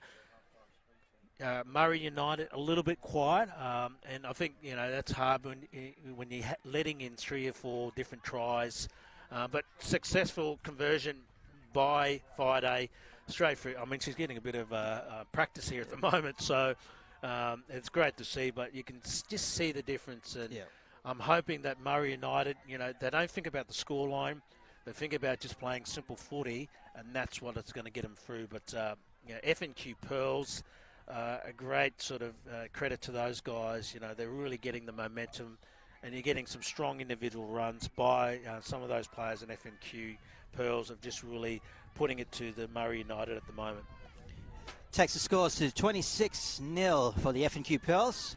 I've noticed a big difference in the bench as well. Like Murri United girls have copped a few injuries in the earlier games, so they're missing about 4 players from this team. They've got 2 on the bench, and the FNQ Pearls have pretty much got another 13 there on the bench waiting to play. So here's a kickoff from Peckham, and it's fortunately going to be a penalty. Yeah, it didn't go to 10 meters. Yeah. So. And I don't know if that was just a missed kick there. I know, just trying to kick a little bit, but again, a little bit of adventurous play there. But again, you can't think about the score line, even though it's hard not to, particularly for Murri United at the moment, where I think it's 26-0, as you mentioned. So really, it's going to be tough. Hopefully, Murri United could sort of put that pressure on now, FNQ Pearls. But FNQ to tap from here. Here we got Thide. 2 hands on the ball, looking for the pass. She'll take the run, palms off, going through, looking for support. She's brought down. Yeah, good tackle. On the 40. Coming down to the right side. Hands in the ball. Looking for the winger. She's caught. She's open. She makes it through. She'll get it to the winger, and the winger will score in the corner. And the FNQ Pearls extends the lead to 30. Yeah, good play. Really just making sure simple play. And she could have probably just gone in herself and scored, but she passed it to a winger. But again, this is tough for Murri United. The momentum of FNQ Pearls. And those individual runs of Fide. She was just too strong. She was, palming off players, and Murri United just couldn't get those sort of tackles, and some individuals getting out there. But again, we've got to look at it is a team game, and you need all the team to really push together. And Murri United, there's a couple of individuals really trying to make a attempt to tackle and whatnot and stop the momentum of FNQ Pearls. But again, we're just seeing FNQ Pearls too strong. And too fast at the moment, and they're sort of got the confidence to be able to push that against Murri United, and we see that now on the scoreboard. I think it's 30-0 at the moment. FNQ Pearls 30, of course, Murri United 0 at the moment, and this is going to be tough by Fide from the far right side, but she's getting a lot of practice, so a little bit of swirling wind, but we'll see if she's got the legs. But and again, the wind's blowing the ball off the tee. Yeah, but you can see there's, you can see the FNQ already set, ready to play. Like the running off confidence, playing off confidence, and Murri United. Hopefully, again, it's still a game of footy. There's still another second half, but tough. 30-0 at the moment. FNQ 30, Murri United 0. And nice strike, but conversion unsuccessful by Thide. Coming up to halftime very shortly. I'd like to take this opportunity to thank our sponsors, Health and Wellbeing Queensland, Queensland Government, Deadly Choices, Institute for Urban Indigenous Health, QUT, Moreton Bay Regional Council, Containers for Change, Priceline Pharmacy, Rebel, Struddies, Queensland Rugby League, Queensland Law Group, Life Rebuilders. Yeah, thanks to our sponsors. We couldn't be able to put on a 6-day exciting sort of footy of junior and seniors without that support. And again, we're getting ready for the kickoff. Hopefully there'll be a deep kick before half time. Opportunity. Murri United just get out there and play a bit of footy. And hopefully get a bit of area and an opportunity. But FNQ take Pearls. It from the kick here with a strong run down the wing. And the centre will pop it off with the offload to the winger. And she's still going. And she's going down the corner. And she will be taken into touch. Yeah, a bit tough there. Mitchell, number 4, really set it up from the kick-off on the right side down here. Did push it out to her winger, but unfortunately just pushed over the line. But again, I think that everyone senses it is going to be half-time soon. So, a bit of flair, a bit of opportunity. So great to see that they're not shy around, but there is a half-time. Half-time here at Redcliffe, Field 3, Day 3. We'll be back after half-time. Myself, Eldon Lyle, and our Deadly Choice Ambassador, Patrick Johnson. All right.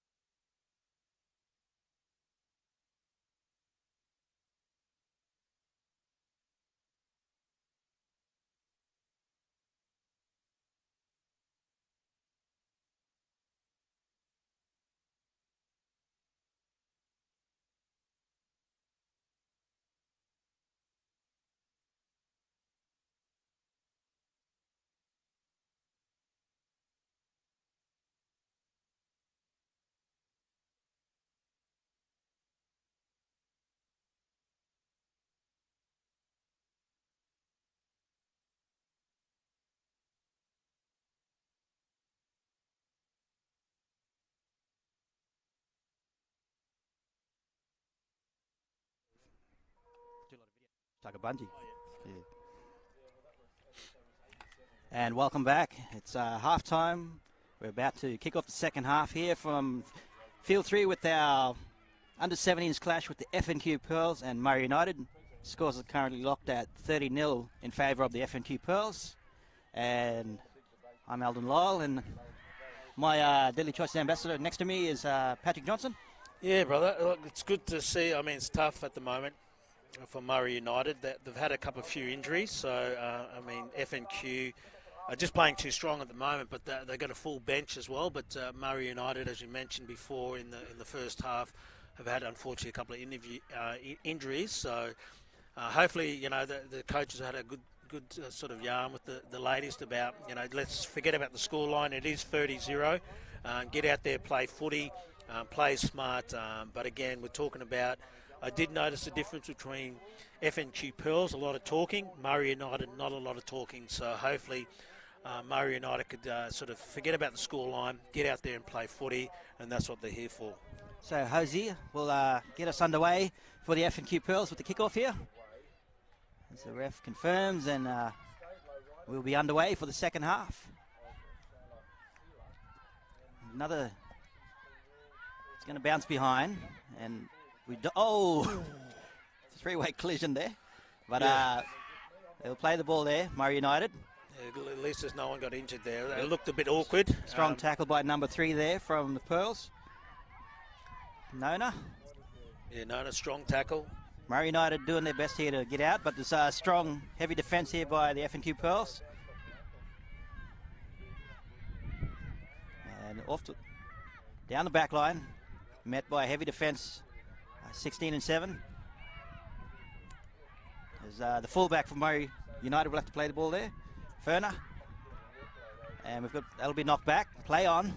Oh, we've got a loopy pass, and it's picked up by FNQ Pearls. And they'll play it on the right side near the wing. And momentum again by FNQ Pearls. I'm not too sure what happened there. Ref is calling something. What happened there? Was it a penalty? I can't. I'm trying to figure out what happened there. Apologies. We do not have a monitor. We'll try to give you as much info as we can. Oh, well, they're set for the scrum. So we'll pack a scrum down here. About 20 metres out from the Murri United try line. As you can see, you've got 4 here down the left side for the FNQ Pearls. Well, this is going to be tough for Murri United to keep out FNQ Pearls. Great running there. And the lock forward will play the ball just outside their try line, and she's eventually brought to ground. I think that's Malman, I hope, number 13, but... big strong run and try. Is that Mills? Is that number 10? It looks like number 15, I think. Just checking my binoculars here. Just check, yep. But again, strong running by FNQ Pearls. Just too strong at the moment. And it's tough. You know, and that's not what, you know, Murri United needed, particularly in the, you know, the first sort of second or 6 to go. You know, strong defence. Try to sort of make sure that FNQ Pearls don't get a roll on again, but FNQ Pearls just too strong at the moment. But I'm just trying to see who just was waiting that for her number? to turn around so I can get her jersey number. But she was too strong at the moment, too close to the line. Again, you know, you can see the difference between the two teams at the moment, but I think conversion is successful. Was that Friday? No, we've got a new kicker. Oh, got a new kicker. So I think there's sort of a newish team here for the second half for the FNQ Pearls. And she's still walking back here. Is that number 15, is it? It's 15. Yes, Wallace, sorry. Yeah, so Wallace, a great strong run by Wallace to really just push hard and fast and too close to the line. Easy to go over the try line there. But, yeah, tough for Murri United. Hopefully, you know, again, you can't think about the score line at the moment. You're here to play footy, and again, a big score now, unfortunately, for Murri United to come back from. I think it's 36-0, but good to see they're out there, heads are up, still playing great footy. Nice kick here from Murri United. And run down the line here. And it's 15 again. What was her name again? Oh, 15 again, Wallace, I think it was. Wallace, strong run off the Strong kickoff. run. I think a bit of confidence from scoring a try, and yeah, that's tough when you're running from confidence. FNQ Pearls are running strong. Nice hard strong and run here fast. by 17. She tries the offload, but still manages to contain the ball. And Hooker will feed the ball off. Nice palming here, still running. Number 20, making some great meters here. Down the blind. WAP, I think it is. My apologies, not pronouncing, but WAP is playing really well. But again, you can see FNQ Pearls just running hard 5'8", and fast. see it as she can track. She pops the offload. Still going out wide and going down the hands here. Still with it. Lock forward. She will score. Is that Malman? I think Yep. it is. Malman strong running. I think even the last sort of set play, she's close to the line. But Malman, again, you can see the confidence of FNQ Pearls, just strong, hard and fast. And it's hard to, you look at that momentum that the FNQ Pearls have got against Murri United. And, I hate to say it, but it's going to be tough for Murri United to come back from that. I mean, that was 36, now it's 40, I think it is, 40-0. And great to just see how FNQ Pearls, particularly from far north Queensland, come together. First time they've played together on the bus, they got to know each other. And shout out to all the coaches. Conversion unsuccessful. Shout out to all the coaches that sort of able to get them together. But again, we can just see how great, the importance of a coach, bringing the girls together and now actually work together. So both teams, again, it's always tough. Yep. When it's a bit cooler, come out here a little bit earlier, even though it's 9:30. Yep. Again, we talk about getting out here, getting ready, and credit to all the teams at this moment. But FNQ Pearls just too good at the moment for Murri United. So again, there's some good kicking at the moment. We've seen the shallow kicks in the first half, and really strong kicking now from Murri United. So Murri United don't need to think about the scoreboard. Just get out there and play footy, and that's what we love to see. Strong breeze to the northeast here as Murri United kicks off. And we're underway. It's short. Chance here. And there'll be a knock-on from the FNQ Pearls. And chance for Murri United to get some possession here and maybe score a try. Good sort of kick there. Really smart move there just to see Number if they 14. put the pressure on FNQ Pearls. And at the end of the day, Murri United got nothing to lose at the moment, given the score line is 40-0. So an opportunity just to play footy and play to their skills. Run off Eggle there. Now we've got to play here. We've got a penalty here. Is it a little too high, or what happened there? Probably in the ruck. Yeah. Let's go look at Murri United getting set again now. Carter Opportunity. there, getting the penalty. To put it against FNQ Queensland Pearls, who are just too good at the moment. Ella Lindsay taps the ball and off to 14. Eggle. With Good strong run by she's Eggle. back into it. And that's what we want to see. Murri United playing a little bit of catch up at the moment, but we need that strong running. And dummy. again, we're not thinking about the score line. We're thinking about just playing footy. But Strong hit there. strong defence by FNQ Pearls at the moment against Murri United. Going down the blind. Bit of run here. Good run. Good pace. Oh, great! Takes running. contact with the offload. And 19 will be, she's still hustling, bustling, and she's eventually brought to ground there. 20 metres out from the try line from FNQ Pearls line. Ella Lindsay with the ball, going to the blind. 5'8", drawing the players in. She's going to be close to the line. She tries to chuck it back in, and that will be jumped on by the FNQ Pearls. But it will be a knock-on. Yeah, no, good running by, I think it's Peckham, really trying to motivate her team, Murri United, to get in there. And she's one of those players who are really, not afraid to take that ball and have that hit up. And she's pretty quick, so great to see. There's not that head down, and particularly Murri United thinking about the scoreline, which is 40-0 at the moment. And you get those players, individuals like Peckham, are really just getting out there and really trying to motivate her team. And another opportunity, again, of course, FNQ Pearls to sort of get out in their own half. But scoreboard 40 to FNQ Pearls to 0 to Murri United. FNQ Pearls here to play the scrum. Off to the first receiver. Going out wide early. Good run here. She'll be brought to ground. Loses her feeding. Number 17 there from the F&Q Pearls, Hosea. Dummy half takes a scoot, brought to ground. Well, we'll see a couple of. We'll see a couple of the. And this is the sportsmanship. We're seeing a lot of the F&Q Pearls. A couple of other players have come on the sub for Murri United, and great sportsmanship. Where we're getting some of the players in Murri United who are wearing white. Yep. They're actually from the F&Q Pearls team. So great to see those guys come out and play against their teammates. So that's brilliant. And that's what we love to see in this game: the sportsmanship of the teams coming together. Kick here from F&Q Pearls, and the halfback will take that. So you might be questioning why there's some team members in Murri United wearing white. They're actually playing who come from F&Q Pearls, who, given as we mentioned before, Murri United are having a few injuries a couple of the games. So great to see F&Q Pearls, some of their teammates coming in to play against their own teammates. And they're carving them up against their own teammates. So will be a knock-on.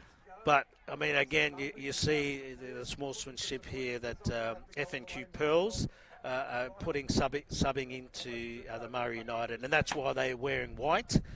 They are sort of supporting that Murri United, even though they're from F&Q Pearls. Yeah, great to see. Might be getting close to full time soon, shortly. Because I was wondering why they were wearing white. I thought they might have lost their shirt, but it's been a better defence so far from Murri United. Coming off the scrum and looks for the pass, goes down the back line. And 5'8" will be brought to the ground, tackled by a teammate. Yeah. There we go. And number 12 here, the second row. Well, they're not afraid to tackle their teammates. So don't want to hurt your teammates further in the tournament. Yeah. And, but great to see that sportsmanship and that support. I think that camaraderie. Great to see. Just playing out 20 here. Okay, not far out. And the F&Q Pearls are getting close to the try line. They're going to go down to the left. Long pass coming here. And we've got a ball to ground. It'll be a knock-on by the F&Q Pearls. Yeah, good defence. So just try to push it. Yeah. Testing the long passes. Well, you got it. I think they've got nothing to lose, given it's 40-0. F&Q Pearls 40. Murri United, unfortunately, 0. Nothing on the scoreboard at the moment. But as we mentioned, they have been plagued by injury. It's been tough, but great to see some of the F&Q Pearls players subbing in for Murri United to play against their teammates, and they're not shy playing against their teammates. So great to see this happening here in this game. Murri United defeat the scrum. She's got plenty of room here to move. She's going to look for the pass and dummies, and she's through, but she will be tackled. She'll be brought to ground there. And looking for a quick play of the ball. Nice bit of movement here by Murri United. Dummies met by 3 defenders there. Good strong contact. And she'll be looking it up quick, but a bit slow. Good ground by Murri United. Really coming up really strong and hard and fast. And they're making the ground against F&Q Pearls. So just good to see that momentum coming that's going for Murri United. Usually it's going against F&Q at the moment. Good set here so far by Murri United. And they're going to come through to a kick shortly. Down the back line. Oh, we're just waiting. Well, here we go. Testing, jinking, makes a break. She's through. Steps. Plenty of defenders on her. She'll be brought to ground there, just past the 40. We'll play that on the 42. Murri United going down the right side. And fifth and last, kick. Oh, good kick. Nice pick up by the fullback. She's going to run around and try and take them on. And she'll be caught around the legs there. She'll play the ball just on the 40. Quick pick up by a dummy half there. So you might be asking why there's a couple of players in white. There's 4 players who are wearing white on the Murri United team. So they've actually come on from F&Q Pearls, support the Murri United, which have had a couple of injuries, unfortunately, through the games. But great to see this happening in this game. But tough match for Murri United, given it is now 40-0. And the momentum of F&Q Pearls is very strong. Can't see it down the blind. Looking for an offload. Pops it out wide. And that'll be back. And dived on. And fifth and last call by the ref. Fullback getting into position. Oh, we got a short ball. Looking for the kick. And bit of work here for the fullback. It's going to bounce down to the 10. It's still going sideways. She'll dive on it. He's going to call a knock on. That's tough. A couple of bounces, a bit of run on the ball by the fullback of Murri United, and that's always tough when you're waiting for the bounce, and hopefully you can pick it up. But we know in footy, hopefully she's hands on hips, so hopefully she's okay. She looks like she's a little bit gingery at the moment, walking back, the fullback for Murri United, Ferner. So hopefully Ferner's okay, but she might have fell awkwardly on that sort of take for the ball, but there awkward bounce for Ferner, the fullback of Murri United. But another opportunity for F&Q Pearls to put pressure on the Murri United close to their try line. So it's only 10 metres out, which is going to be tough given the momentum of F&Q Pearls against Murri United. They may be in for another try. We'll see what happens. F&Q Pearls down the blind, quick pass, and she'll be met there by strong defence. Well, they've got the numbers out here. F&Q Pearls are getting set. Well, F&Q Pearls have got the numbers right 21. on the right side here. If they spread it out wide, Marbo. Murri United haven't got the numbers on the right side, so let's see what happens here. She'll play the ball there, number 21. Cut out pass, down the hands, and she will be in, and that's Thide. Fido again, too strong, too fast, too close to the line. You're not going to stop Fido, and great to see again. I mean, the momentum of F&Q Pearls at the moment of the Murri United, just too good at the moment, and the girls have come to play, and too strong and hard and fast at the moment against Murri United. And we did mention before that Murri United have had a few injuries, and that's why we see, as we've mentioned before, great to see some of the F&Q Pearl players playing for Murri United in white, and that's why you might see there's a bit of different colours in Murri United, but great sportsmanship, and we love to see that. And again, they're not shy to play against their own teammates, and of course with that score line now, a great sort of lead, or well, actually a thrashing unfortunately for Murri United. I think it's 44 at the moment with a conversion to go against Murri United. So Murri United, unfortunately, no points on the scoreboard at the moment, but F&Q Pearls coming away with the win really strong, which 44 points to 0. So conversion unsuccessful via Villaflor for the F&Q Pearls. Yeah, from the start of the first half, from the kickoff, F&Q Pearls have just come strong, hard and fast, and they've come to play. And unfortunately, Murri United, a little bit of injuries come in, but also the momentum. It's hard to stop when a team has that momentum, and which F&Q Pearls have had, and they've been just too strong at the moment. But as we mentioned before, 4 players in white are from F&Q Pearls, so they're playing alongside Murri United against their teammates. So great to see them come aboard, and we're actually seeing the kick-off now of one of the F&Q Pearls against her own teammate. She kicks it long. Good kick. Mel Meninga style kick. And here we go. Breaks out of the tackle, palms off another. Met there by 2 defenders, eventually brought to ground on the 40. And who was that? That's a strong run. Strong run by number, can't see the number from distance, wait till she turns around. There's Fido again, stepping and weaving. Brought to the 50. Down the back line. Hansing, number 12, the second row. Play the ball on the 40. Bit of movement here by the F&Q Pearls. She gets the offload. And, we got a steal. The ref's going to call a 2 in the tackle. Oh, come on, ref. Just let him have one. Let him have it. But she was away. She was away. Great work. I mean, again, caught them all by surprise. It was. I was hoping that Murri United should get down that try line, but yeah, I mean, again, we see the effort and the attempt at, regardless of the scoreboard and the score line, they're still really going strong, Murri United. So great to see that commitment and passion all the way through to the end here. But again, You're here on Field 3, FNQ Pearls, 44.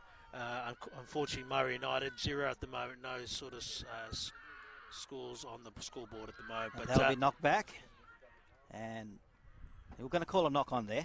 Oh, that's not Bit of pressure from FNQ Pearls team by their own teammate. But it's great to see. Like they're not shy playing against their own teammates to put the pressure on and play really for the Murri United, which is great to see. And again, it is going to be difficult. I'm hoping that Murri United might put something on the scoreboard, but at the moment, FNQ Pearls are just too strong and too good at the moment for Murri United, 44-0.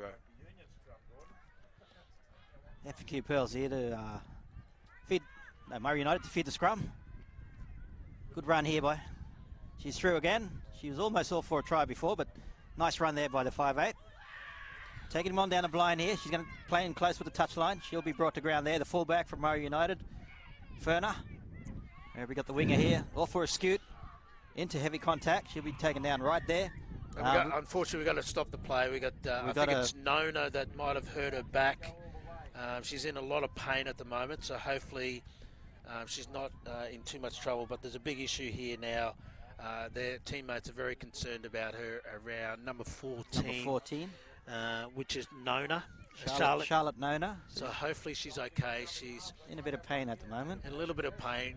Thanks to the trainers, all here at the Murri Carnival, Queensland Murri Carnival, here to support. But I don't know if it's the leg, it's the back.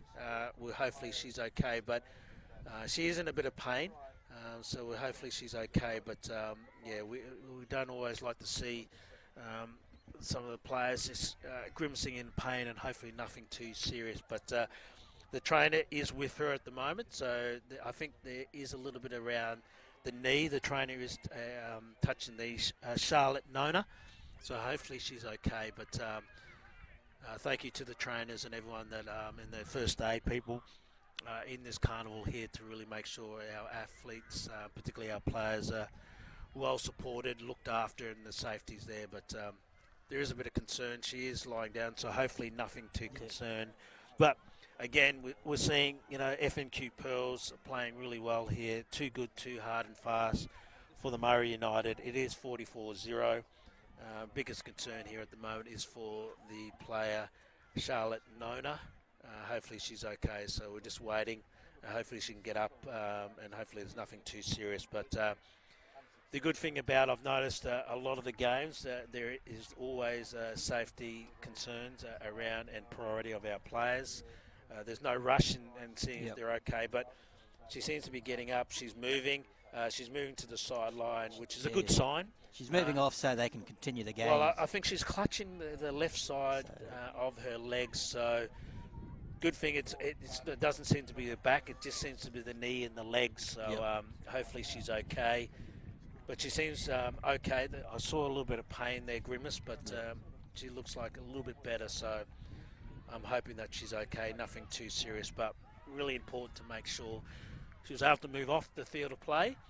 So again, the game can continue on. So it's only a few minutes left till full time.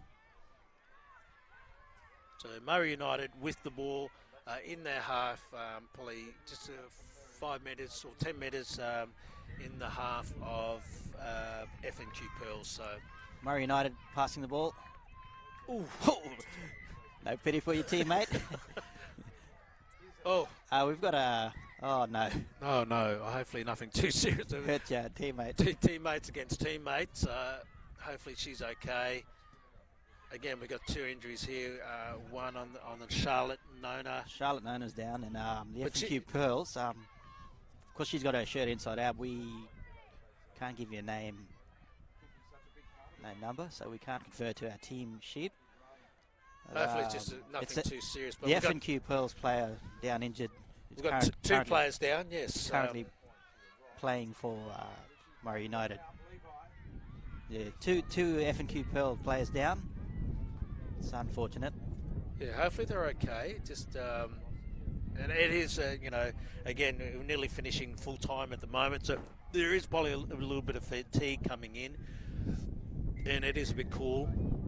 You can probably hear in the mic a little bit of wind picking up, so it is a bit windy at the moment. But both players are still on the ground, so congratulations to FNQ Pearls, win over the Murri United, 44-0. Sort of great play by FNQ Pearls, just too strong, too fast, and too strong at the moment. And Murri United were playing catch-up all the way through this game for the first half and second half.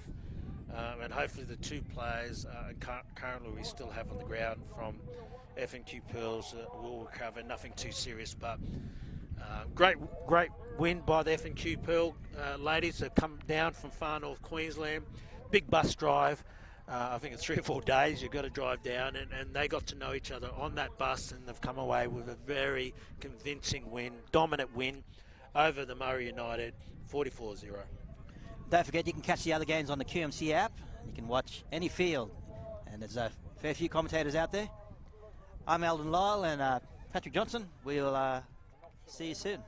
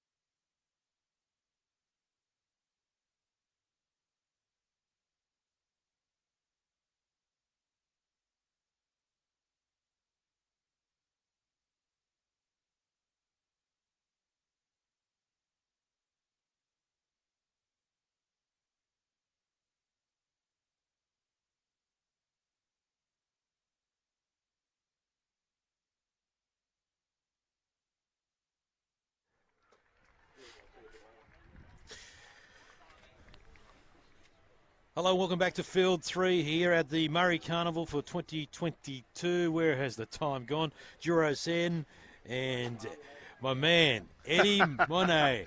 How you going, brother? Juro, mate, I'm really, really pumped for today. But You more are importantly, you know, it's Murri Rugby League. But we watched this team, this Toowoomba side, play yesterday, and it was a cracker of a game against the Bunyas. Oh, man, fantastic stuff. So we got a player still injured from the previous game, so they're just waiting to start here as the two teams come together. So on the left-hand side of camera, you'll have the Warrabinda Warriors. So they're from central Queensland. They had a 9-hour bus trip to get here. And Eddie, we were just talking a minute ago, as you look at the other team on the right there, the Warriors, Toowoomba. So they're both the Warriors, but the ones on the right-hand side will be the Toowoomba team. And, of course, on the left will be the Warrabinda's side. And Warrabinda means the kangaroo sit-down. So that's what we've got in front of us. Eddie, the trip's enormous for some of these teams, especially from the far north. Absolutely. And we're talking about rural, remote communities that have really, really come out of COVID. They've managed to pull together, you know, to get our kids travelling from Warrabinda and communities like that down to Brisbane to participate. And again, I said it yesterday, it's more than just a game of rugby league. This is about culture, this is about identity, and this is about making sure that their people are represented in the largest rugby league scale, and that's Queensland Murri Rugby League. So we're just waiting for the Medicab to get off. The siren's gone in the background and they're clapping her off. What great team spirit there from the Warrabinda boys too, and Toowoomba boys. Here we go, under 16s action here on Field 3. Cannot wait to bring it to you here on our live stream for the Murri Rugby League Carnival. And we're underway. Look at that ball, goes down deep. He's one of the smallest players on the field. Keep an eye out him for Cameron Christopher. But I had a chat to the team there, and they say he's got a huge, huge heart. So look for him, the little fella there, number 5. Well, Warrabinda has certainly come out. They're very aggressive in their defence, which is they're making a statement early. They certainly are. So it's the Toowoomba with the football now and taking to the contact centre field. Halfway pops the ball beautifully. Got the offload off. Here they go. Nice play. Always dangerous when standing in the tackle. There he is, the captain. And he's our star today, Tate Cameron, number 9 for the Toowoomba lads. Quality player, quality player. They go to the right-hand side, and that's Alari, the number 13. They get the ball away. It's still alive. Last tackle. Let's see what they can do here. Toowoomba. They go back. Tate Cameron kicks it high. Here's a challenge at the back. They jump and nicely taken there. Well done. Well done. Two well-drilled teams by the looks of it here, Eddie. And 16s Rugby League is so sharp these days. Warrabinda Rugby League is all about pace. It's all about being fast and playing fast, aggressive game. I'm really excited and looking forward to this first half. So trying to play the ball, there's Leisha. Oh, steaming into the defence. Wow, look at the big number 8. Go! What a powerful run towards the halfway line. And that's Gila. We'll have to keep an eye on him. That's a great run there by Gila. And we've got a chip and a chase by the number 12. Well, that was brilliantly picked up at the back there by the number 14 for Toowoomba, Jacob Hiles. Or did he lose it in the end? No, referees looked at it. No, play on. That was a brave dive. Very much so, very much so. But Toowoomba now with the ball, working their way out of their half, met by fairly aggressive defence there by the Warrabinda Warriors. They get to the halfway line, look, pumping the legs over the halfway line. There's a lot of energy here in this game. Early morning still here at Redcliffe. Oh, look at this run to the left-hand side. He's got it away. Here's a huge chance. He just got a tap to him. Saunders with a desperate dive there. Here they go. It's still alive. Toowoomba with the football now. They're on the rampage. They can feel them running. He's got it off again. What about this offload? Is he going to get back to Cameron? No, Cameron goes in there, the dummy half. Tate's got to get in here and control it now. Now they go to a grubber kick. It bounces awkwardly, but it's taken in the end. A lot of pressure coming through. Wow. He tapped it up, regathered. Yes. But well done there. I think it was big 24 there, Charlie Stubbs there for Warrabinda, who got it. Yep, absolutely. Yes. So Alexander Woodbridge, he with that chip for the Toowoomba side there. I'm not sure whether that was the right option, but, he had the opportunity and he took it, and they've got a result where they'll get the ball back now and from the drop out by the Warrabinda side, and Toowoomba now taking it up. And that's Woodbridge. Woodbridge again. Plays the ball. He goes Tate Cameron, number 9 captain, in dummy half. Work it back on the inside. The ball's still alive. Look at him wrestling his way through there. Saunders. Wow. Very strong, very powerful run Cameron there. Gets the ball out. Here they go. They've spread, but the defence is rushing up. And he's got the ball the ball. He's got the ball away. I think the spirit of Arthur Beaton's here, my man, because everyone is offloading beautifully. Oh, wow. Dear. And again, this is an under-16s boys game. Very creative football. Very, very talented young men that we're seeing now. Absolutely. Eddie, it's a couple of days into it. Are you happy with how the progress of the competition? I'm extremely happy with it. I think that the quality of football that we've seen from our communities that have been starved of football because of COVID Absolutely. Is just incredible. But more importantly, and I said it yesterday again, my brother, it's all about culture and identity, mate. Yeah, absolutely. And that's why it's so special seeing these teams doing all the effort to travel here. And Queensland's big state. And to get down here is a huge effort. Let's see what they can do. Warrabinda Warriors. Wow. Pumping run, pumping those legs. Gets to about 15 metres from the halfway line, centre field. I'm loving the crisp passing here from both sides. It's a quality game here we've got, and boys under 16s. Warrabinda go to left-hand side again. They're the big boppers over there. He had the heavy contact. They can't get him down. He's held in the tackle. That's the big fella there, Charlie Stubbs. Yep. They come to the open side. Look at that little step, but they cut him down. Good tackle. He had to reach to grab him just over the halfway line. Warrabinda's heading for something special here by the looks of it. Past. They're going wide. They're spread deep here. Ball through the hands. They got an Overlap. overlap. Oh, he had a look, and he dropped the ball. He had a look there, Jonathan Hockley. He had a chance on the outside. He had a man even on the outside further ready to go. So opportunity lost there for Warrabinda. Yep, and again, I was expected possibly even getting Gila running out wide and having him being that buffer to attract 2 or 3 players. But anyway, Warrabinda, they've come with a strategy. They've come with a tack to play against this very, very strong and fast Toowoomba side. So we'll see how they go.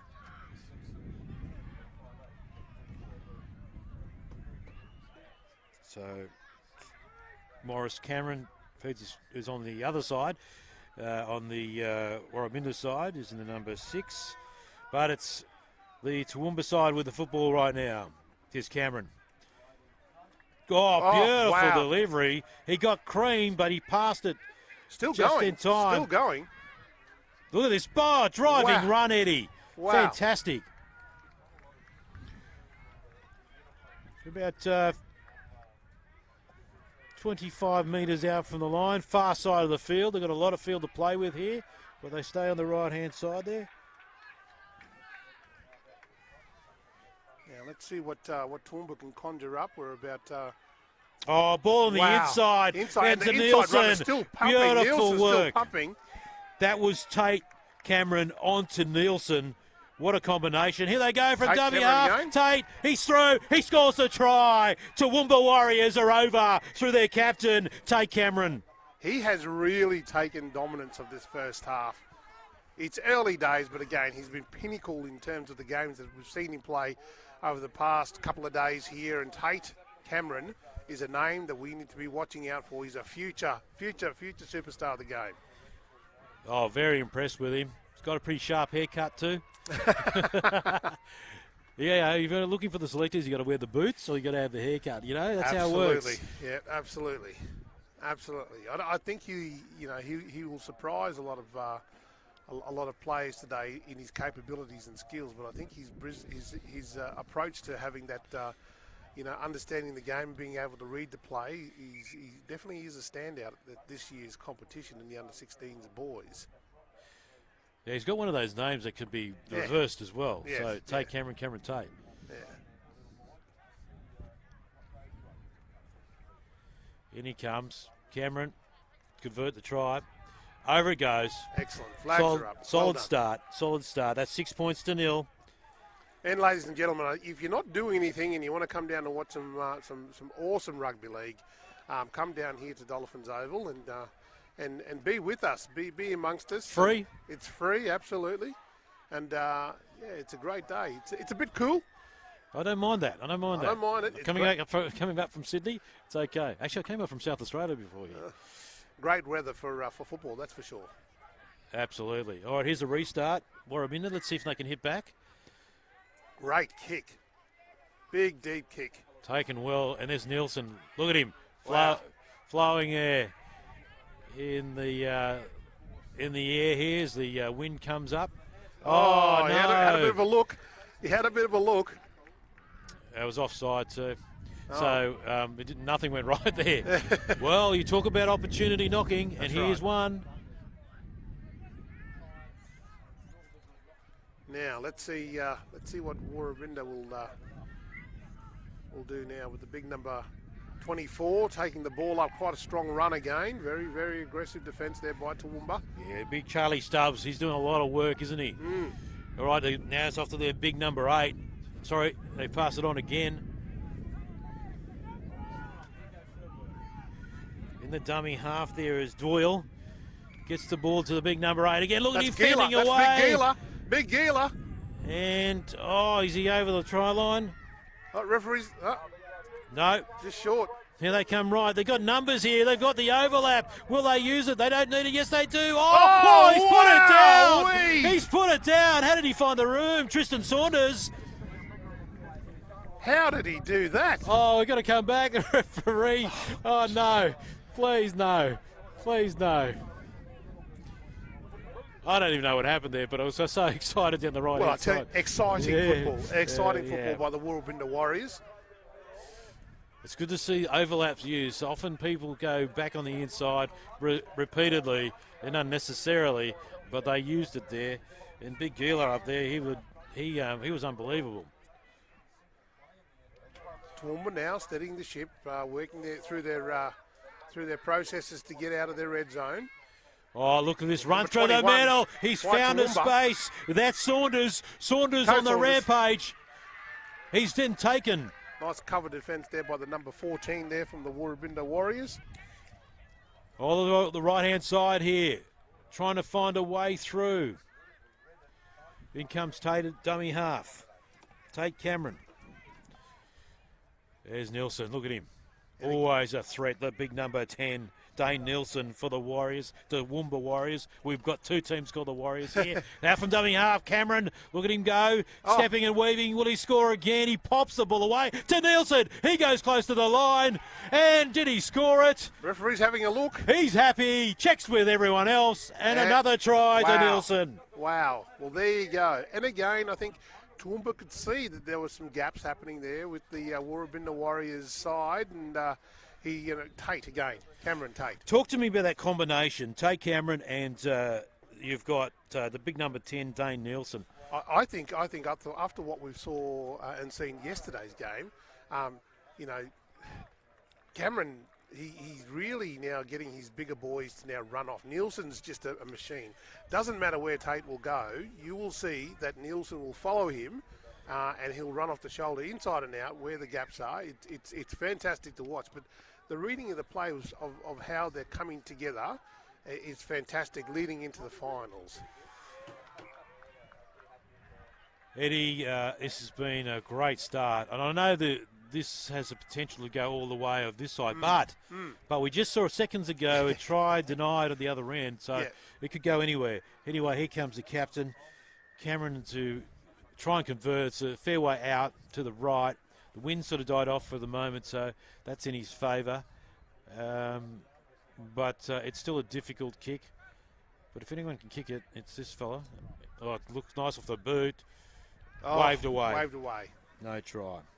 And again, and I think it needs to be noted that some of the teams have recently come into camp. They might have been a day, maybe 2 days, just to get their rhythm together, and new players coming in. So you never know the circumstances, but football's football. It certainly is. So it's 10 points to 0 in favour of Toowoomba Warriors over Warrabinda Warriors, and it is a great game. So Toowoomba, they've got a little travel. It's not as far as the other mob, but got to come down from the range. Here we go. That's a difficult take, but there he is, Riley. Riley's back. Look at him. Conway Riley. The game we called with him yesterday here, that powerhouse match. Look at the defence here. They're driving him back. Here they come. I really like Oh, Riley's look style. at this, This is that stepping same and young fella waving that's, straight up the middle. got away before the number 21. He's lost it from, again. Toowoomba. That's Emdes Saunders. He's recovered the ball back. Let's play on. Well, how about that? Saunders is magnificent in the middle. Oh, look at the dumming here. They go to the right-hand side and pushing through those tackles. Oh, that Emdes Saunders is powerful and balanced. Here they come. Straight into the tackle, and he's smashed. He'll just get it up, though. It doesn't matter. Good run there by Hiles. Taking into contact again there was McGee, number 12. For Toowoomba. Now from dummy half goes Cameron. He's still alive, Cameron. They can't tackle him. Cameron, he's almost there again. Plays it back now. There's a chance on the right here. They close it down. He passes. Intercept as possible, but he just couldn't hold it. They chanced their arm, which is great to see. They've got a bit of a lead. but there was almost an opportunity to go the other length of the field. Almost. I wouldn't mind seeing that, actually. Would have been a good sight to see. But anyways, we'll see how they go. Sometimes you don't want to get the intercept, brother. I remember doing that once where the field opens up and you go, oh, my goodness, I'm going to run 80 metres? But, yeah, well, exciting game, though. Exciting. Absolutely. Now let's see the reply now from the Warrabinda Warriors. Well, they're getting close to halfway. They're about 8 metres out from the halfway line, close to the centre field. Doing some good work in defence there was Saunders. Here they come. Right in the middle. Good driving Solid run. Yeah, they're really driving their legs nicely here, both sides. It's outstanding work. They go to the left-hand side. Getting closer. 30 metres out. Good defence. Oh, pops it. No one was ready for it. And they've lost the football. Oh. So big mistake there by Warrabinda. They were on the march, and now this gives another opportunity with Riley now with the football to press for another try. Bit disappointing there, Eddie. No, absolutely. Absolutely it was. You've always got to be ready for that anticipated pass. Doesn't change the intensity in defence here for Warrabinda. They're really into them. Oh, they're really. Oh, here he goes again. Saunders, absolute handful. He's still going. He's finally, he offloaded it. No, still got it. There's 3 players to bring him down. Anders Saunders, the 21 for Toowoomba, is having a powerhouse game. And here's another strong run there by Caden Hiles, the number 3 for Toowoomba. Here's the last tackle. Here come Toowoomba now. They go to Cameron. He kicks high across field. It's a wobbly one. Will they take it to the back? And it's nicely taken. No pressure whatsoever. Did it cool as you like. Now they're trying to get out of their own quarter. And running it up on that occasion. It's the number 4 for Warrabinda. And that is Hockley. Oh, there's some ferocious defence here. It's not easy for them to get out of their own zone. Yeah, I think they're getting their outside backs to come in and take a little bit of the workload. Get them out of their danger zone, but again. No, look at him struggling in the run. Like, that's what I mean. They don't give up when they get the contact. Well, it's a dummy from dummy half. And that gets them a few more metres. They're closing in on the halfway, but it's the last tackle. So they come right open side here. There's a wobblio kick up the middle, sort of hoping for a drop ball, and they might get it. Referee says it's paid off. Sometimes they pay off, those little lottery kicks, and it has on that occasion. So the scrum now, and it'll be the Warrabinda boys to feed it. Sometimes when you can pull kicks off like that, it really does set your team up for the next iteration, whether it's 5 or 10 metres out. And the wind's a bit... it's a bit unpredictable at the moment. It just pops in and out. But let's see what the Warrabinda fellas can do. It's Cameron, Maurice Cameron, to feed the scrum, the number 6. There he is, little fella there. He's a champion, though. It's Christopher Cameron. Takes it into the tackle, and he's getting monstered by the big 25 from the other side. Don't have his number there, brother, so sorry about that. They need a quick play of the ball here to get that momentum going for the Warrabinda Warriors. They go left of the field. Yeah, this is fast down the left-hand side. The chase is on. Wow. Oh, he almost picked it up. Was he held back in the process? The referee says no, was committed in the tackle and knocked it on. But, geez, they really lit up that left-hand side. And what about the camaraderie that we're seeing, over the past couple of days? The camaraderies with the teams that are playing, whether it's our girls playing or the boys playing, it's been exceptional. In the commentary box. Well, we got it solid up here. Absolutely. Here we go again. Right. Toowoomba now working out of their red zone with a nice run there by I think that might be the number 4. That's right. That's McKechnie. Geez, they're very good in terms of running their structured rucks. The Riley now lining up to go. No, another fella. He might be next. They're not holding back the Toowoomba side. No, they got plenty of runners ready to go. Riley was weak, but they go right instead. Here's another chance there. That's Hiles. Caden Hiles, number 3 for Toowoomba. Comes back to Cameron. Cameron double pump, or close to a double pump. It was very subtle. That's what he does. It's just subtle. Just a little nice touch there. Now they come there for Cameron. He puts the wobbly kick up. He says, we can do that too. But, taken at the back. No problems. Runs into contact. Riley there helping out in defence. Also chiming in there was McKechnie. I should say it was Hiles, number 14. Nice driving run. 10 metres from the halfway line. Centre field. They go left again. Wow, they got the roll on here. Warrabinda Warriors. They got the offload again. Yeah, and he passed it just as far as he ran. Yeah. But here they go. They're still alive, getting towards the halfway line. It's always good to get that momentum going. They come right again. The dummies. The tacklers are here in force. Few instructions being yelled out. Dummy taking into contact there with Big 17. Amina. Big Dwayne.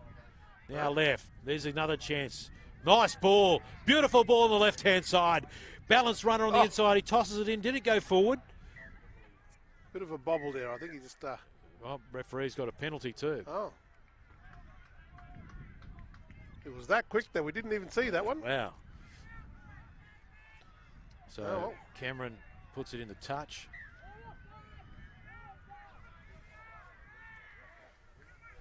It's certainly action-packed. There's no doubt about that. It's 10 points to 0 in favour of the Toowoomba lads.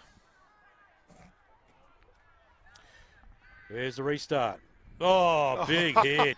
Massive hit there. And he gets a second helping as well. What about that? That was the... I'd feel a little bit gingerly after that knock. And Riley goes in the contact as well. But that was a huge, huge hit. And that was from the big 21 there. And Anasu. Big Owen Anasu. Wow. Number 21 there for the Warrabinda lads. Oh, and there's another great tackle. Cut him down. In a dummy half. Cameron gets to Riley. Running off his shoulder. We must have said that about 1,000 times yesterday. Cameron onto Riley.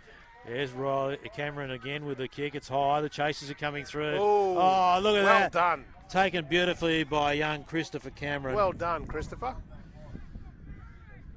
He's the smallest player in the field. Oh, he takes how it. How did he catch that? And like I said, I spoke to the officials on that team, and they were so pumped to give him a rap because he's like a little guy, but he's absolutely got a heart of gold. You can see that, and skillful too. It looks like it's been picked up. That was uncalled for. That was a strip there. The referees picked that up. And again, the Warrabinda Warriors, they're slow to get out of the blocks this morning, but I think they're now finding their feet. The momentum and the pendulum shifted now, and we'll see whether they can get their structured play in the middle of the paddock. Oh, look at this. This is the momentum they need. A couple of big boppers going into the contact. There's 1, 2, 3, 4 tacklers there. Oh, it's getting a bit nasty here. Come on, let's hold it together. Just take the sting out of it a bit. We want a fierce contest, but we just don't want to step over the line. And it's good. The referee got into great job. Well done to the officials. Well done. Calm things down. So there's a penalty here, and kicking into touch there is Cameron, Maurice Cameron. He's that tall number 6 there for the Warrabinda team. There's Christopher Cameron. He gets the ball there and gets it to his runner. I think Charlie Stubbs. Charlie loves it. Stubbs with a strong run, met heavily there by Riley and co from the Toowoomba side. Yeah, Riley, strong fella, isn't he? Conway Riley. He needs to get this play of the ball. Nice quick play of the ball. Yeah, don't get caught up in the other stuff. Just play the game. What a cheers going on there. Oh, no. This is, the referee's got straight in there. They can't be doing this. They can't be doing this. That's why the we've got the rules and regulations into play here. It's to protect the players and themselves. So, but that's okay. The officials are now in here. They've separated them. Toowoomba now have the ball. They've got the penalty now. He's getting the captains to come in. Have a quick yarn about the dance that they had. Yeah. I know it's cold. I know it's cold. Right on half time. Yeah, siren in the background. Referee wants to play out the last move, but I think they'll just boot it out. Yeah. And Cameron just kicks it in the touch.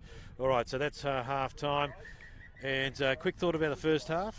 Loved it. Very fast, very quick. I just think they need to just buckle down, play their structured football, and get back in the second half, and then finish off the game. 10 points to nil in favour of Toowoomba Warriors over the Warrabinda Warriors. We're back in a moment with the second half here on Field 3. This is Boys Under 16s here at the Murri Carnival 2022.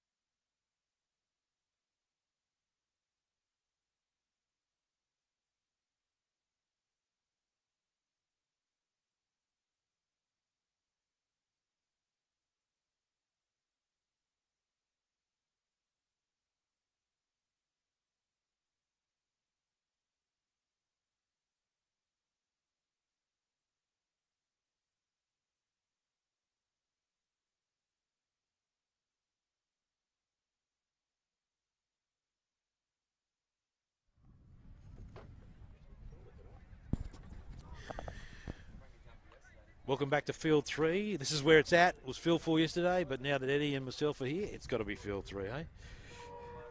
Siren is underway, and to kick off is the Toowoomba Warriors. That's Cameron, and he'll be kicking towards the Warrabinda side, and they lead by 10 points to 0, Toowoomba. Let's see. Oh, fumbles it back, but the referee says... Picked it up. Oh, gee, I thought it went back, but anyway, it's a knock on, and that's the worst result. So it'll be a dropout for Warrabinda. That is not the start you wanted. Now, is it just me, or did the mercury just drop? It's just got cold. A couple of degrees. These North Queensland fellas must be struggling. And then there's a few people from the territory too, so this is like polar stuff. All over the place, but again, that's a really, really big kick there by the Warrabinda Warriors. Yeah, held up in the breeze a bit. Oh, he's lifted. It's okay. But that was Woodbridge taking in a tackle. Oh, the ball's still alive. Here they go. He drops it, and it's dived upon by Warrabinda, and they survive that raid from the Toowoomba boys. This is where we need now, Garipo Gila to, as their head forward, just to take control of this now and ruck them out of their the red zone. They go right-hand side, ball through their hands. This is better play now from Warrabinda. Open side now. Good defence from Toowoomba lads. Here's a clever little kick. What's the bounce going to do? Oh, I almost got it. He was flying through there, Eddie. Robert Bundle, I tell you what, he's got a little bit of toe. The number 7 there for the Warrabinda Warriors. Oh, he had one hand. That mitt just couldn't take it. That would have been absolutely spectacular. I think we would have jumped out of the commentary box. Well, It's not really a box. It's a piece of scaffolding. Now, we've got the number 16 there, Cody Conway for the Warrabinda Warriors. Now, he seems to be organising and calling the shots at the moment for the Warrabinda Warriors. Is he the X factor that's going to change the pendulum of this game for the Warrabinda Warriors? Well, let's see how it shapes out, Eddie. It's the Toowoomba side with the football. They are leading 2-0. And they were very unlucky in that first half. Here they go down the left-hand side. Oh, he's carving up, running away. Hiles going for the try line. What a magnificent run down the left-hand side. And he's going to make it even better by diving under the posts. Fantastic try by Toowoomba. I think that Hiles has been asking questions in that first half pretty much all morning. And now he's finally got that. But I tell you what, he's quite quick off the mark. It's really good to see him. He's like a gazelle, mate. Just glides across the paddock. Yeah, number 14 for Toowoomba, Jacob Hiles. Mm-hmm. And that really was a devastating blow. Yep. And it really happened from the kickoff. That long, deep kick from Cameron, and was fumbled at the back, forced to drop out.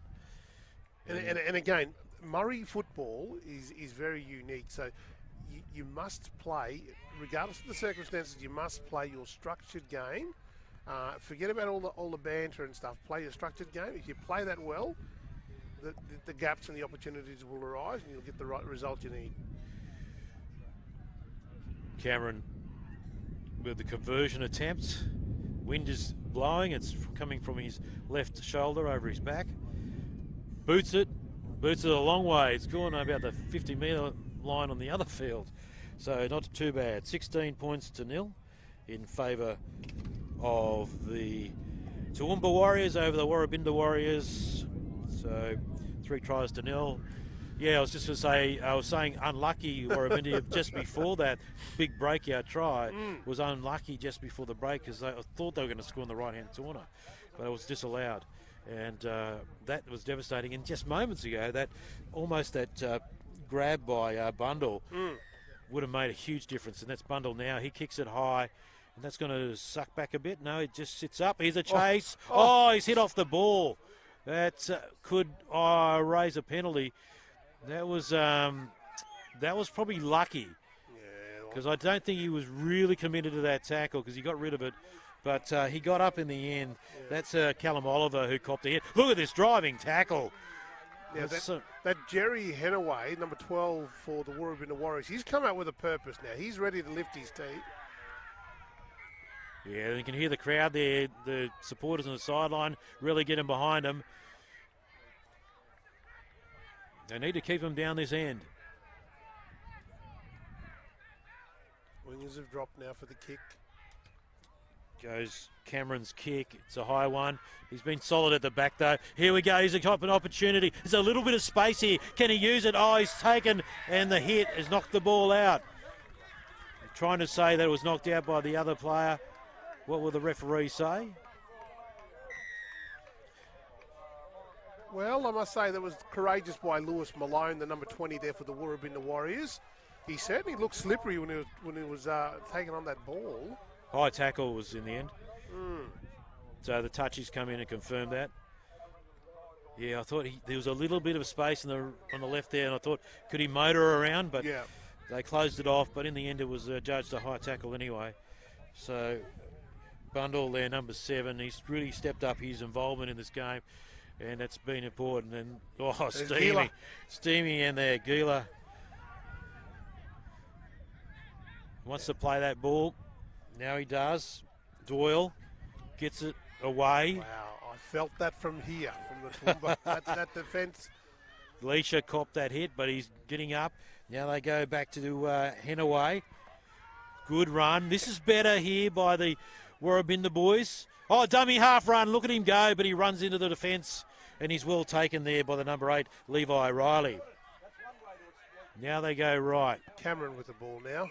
Oh, he gets the ball to a runner and pops it back. Nicely done here. Here's a big opportunity. They still recover. Looked like they could have lost it. Here's another chance. Wow. Oh, dancing and weaving. Can he get away? But Cameron, he's busy at the moment, Eddie. Last tackle. Very busy. Here we go. Let's see what they can produce. Going to kick across field? No, they're going to run it. Now they're going to kick it. It's going through, and it's picked up at the back. They get a penalty. Was he held on to? Couldn't quite make out the call there. But here's another set of 6. I'm going to say it again. I really want Gila to get involved here. He's the X factor. He's the bloke that can make a difference to really carry this Warrabina Warriors side forward. Nasu is the big 21. They've got some big boppers in centre field here too. Oh, there's a bit of a hit and spin there. Cameron's been busy. Now it goes to Bundle. Henaway with the ball now. And he running towards the line. Look at him go, Eddie. Dallas Henaway. Oh, look at him go, and he's pumped. He's pumped. Look at him go. Pumped. Wow, what a try. Dallas Henaway has just stormed over, running an amazing line and dragging defenders all over him to score a try that is vital to put them back in the game, Warrabina. Well done, fellas. He did not look like no one was going to stop him. He just had that momentum. He wanted it bad. Well done.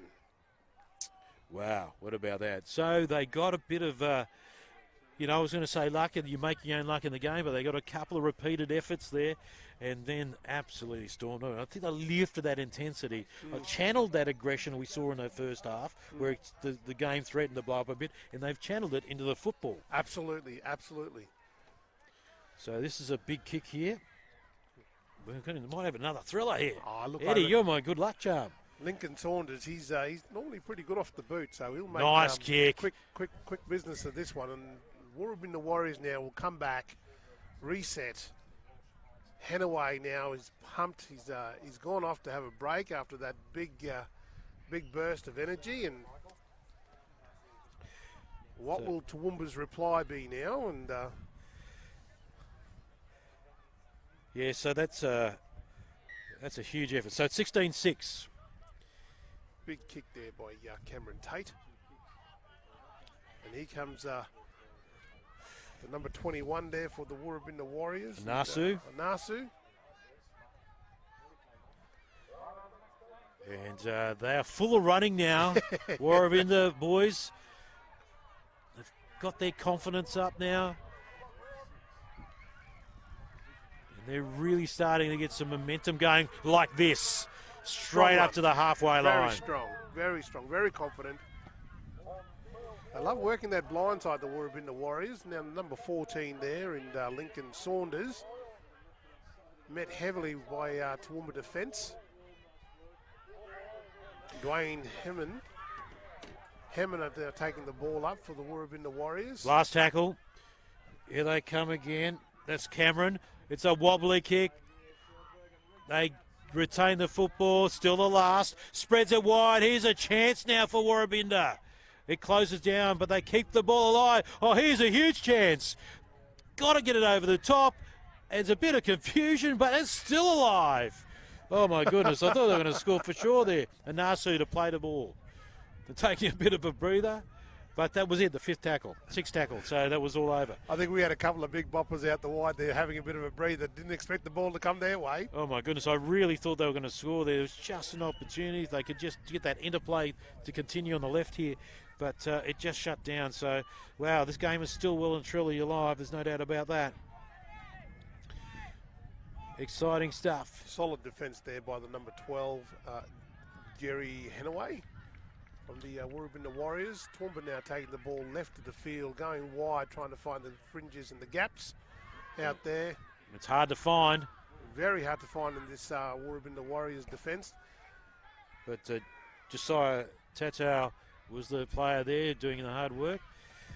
And looks like he's lost the ball in the contact. Another big moment. Caden Hiles. So impressive defence by the Warrabinda side. They really lifted. Caden Hiles, good on him for having a crack. I mean, the way he juggled that ball, I thought he might have lost it sooner rather than later. But anyway, Warrabinda now in a really good position to capitalise on their position. Here they go. Centre field. Running freely there nicely too was Sibley. Getting there at dummy half is Doyle. Gets it away to the left-hand side, and that's Cameron, of course. Doyle to go in at dummy half. Finds his big runner there, and big Hamina. Now left. They got some numbers here. Come on, Gila. Come on, Gila. Gee, they need some tacklers in there to get him down. He's a big fella. Doyle W half. Here they go. Opportunity, long pass. Intercept. Here's a chance for the foot race. It's on. They come in numbers and driven down. Wow, solid defence there by the number 9 in Perez Doyle. Absolutely smashed into the turf. Oh, it's all happening.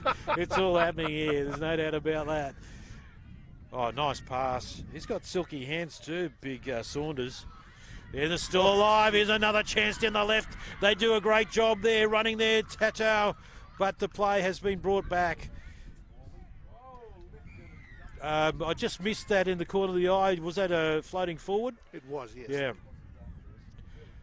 I would say that the ball propelled forward.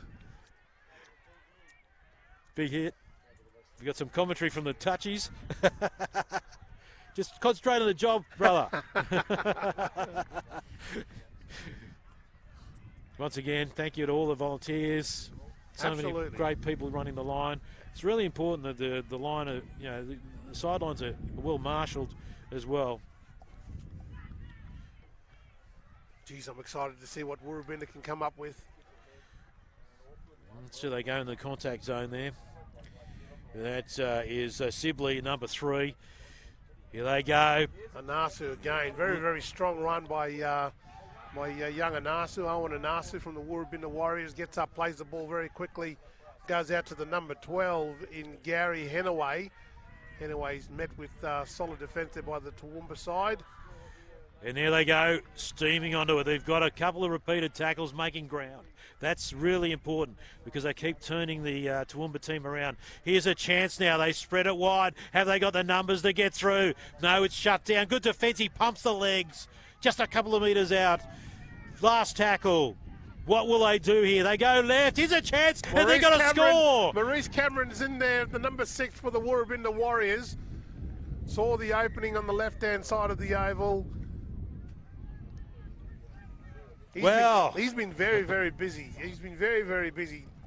You know, shouting out, marshalling his troops left and right of the ruck. It's an amazing effort to come back into this game by Woorabinda, because they were sort of under the pump for a long period. But, yeah, absolutely brilliant. And the right decision to go left. Absolutely. And again, in typical Woorabinda fashion, they are always ready to mingle in the trenches. So, our hero of the moment there, Maurice Cameron, is going to convert it. Oh, yeah. Did he go in it? Lucky it's not rugby, they would have chased it. Here's the attempt. It's going to go to the left, so he misses that one. So he doesn't advance the score. So it's 16-10. Well done to young Maurice Cameron there, the number 6 for the Woorabinda Warriors. Absolutely outstanding. Now, let's see Tate's reply for Toowoomba. Toowoomba now will set the ball, and I'm assuming that there'll be a very, very deep kick from Tate Cameron.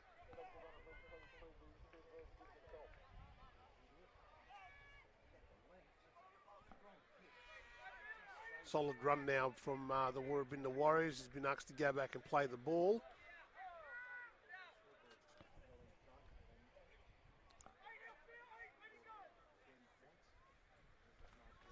Woorabinda now working hard to get out of their halves. Great run there by the number 12 and Jerry Henaway. Gets up a bit gingerly to play the ball. Good run there by Charlie Stubbs.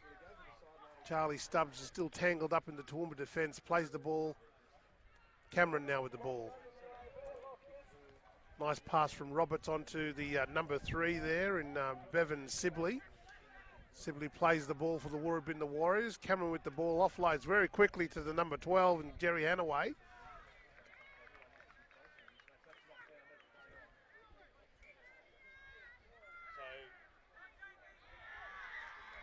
No, they've lost it. Looks like they've lost it, mate. Yes, Eddie. It's possession's going to be going to Woomba's way. We'd think so, anyway, after the scrum. But yeah, what a great afternoon or great morning. What is it? I can't lost track of the time. It feels like it's afternoon. But yeah, so this is the 10 o'clock game here. We started the action at 8 a.m. and last couple of days, and it's been a full on period here for us.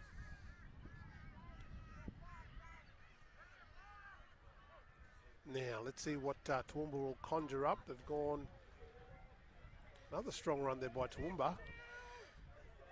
Cameron in a dummy half, gets the ball away. Good defence there for Woorabinda. 10 metres short of the halfway line, just right of centre field. There he is again, having a great run there, Saunders. He's everywhere, Saunders. Good to see. Cameron, they go left fast now. Here's our fast runner in Hiles. Hiles gets the ball away.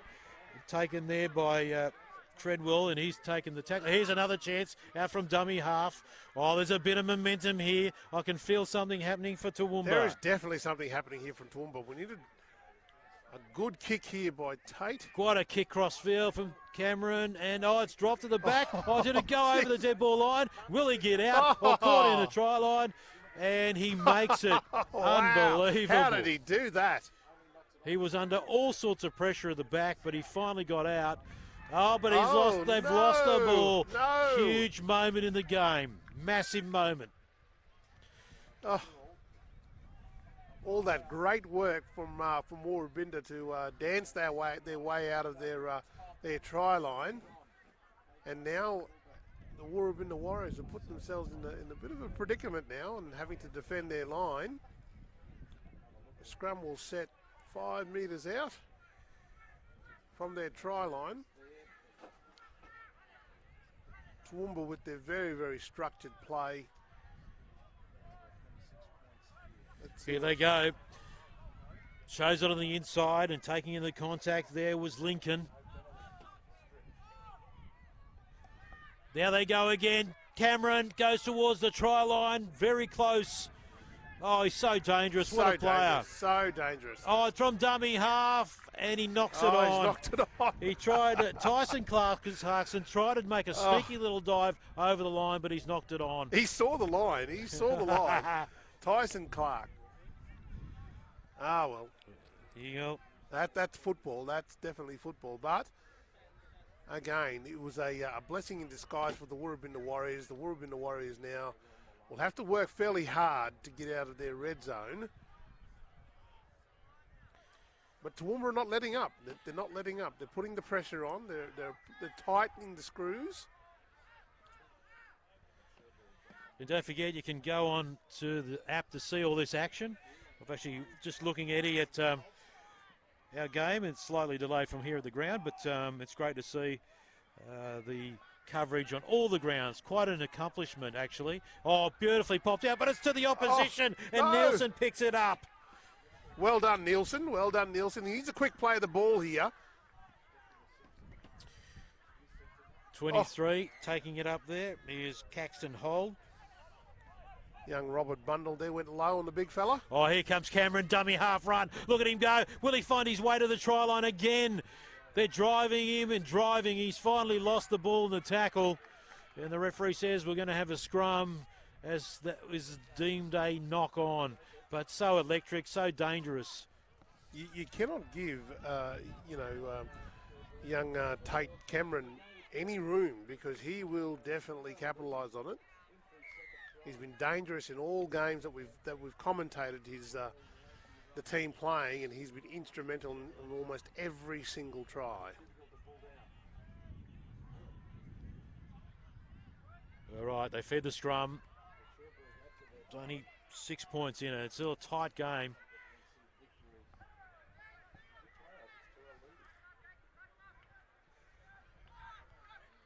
They get their way up to the 30-metre mark. It's 20 metres from the halfway line. Here they go. Here they go. Just grabs the jersey and pulls him down. Oh, he coughs it up in the tackle.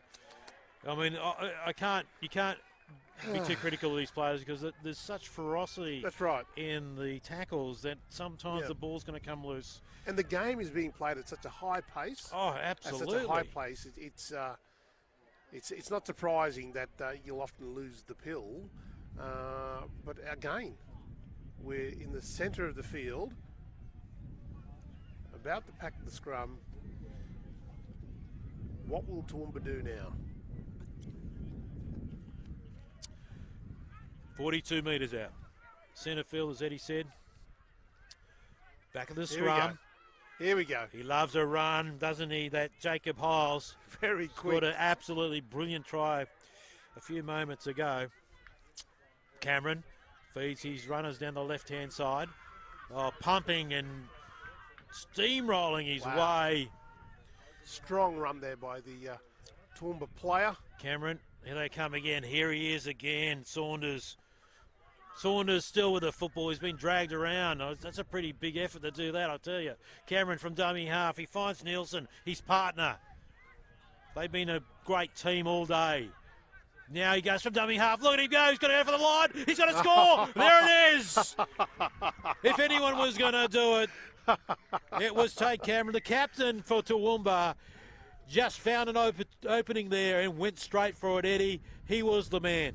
Yes, we only just said that Tate Cameron, you cannot give him an opportunity or a gap because once he sniffs it out, that's it. They were so brave for so long, Woorabinda. But that opportunity, and it was that combination again. You saw Saunders had the ball, and then Nielsen and Cameron. Those are the key players there involved for the Toowoomba Warriors. And, he's lightning out of dummy half, isn't he? Absolutely, absolutely. Tyson, Nielsen, Cameron, now they're three names that have come up on a number of occasions throughout the carnival, and I wish them all the best in their career.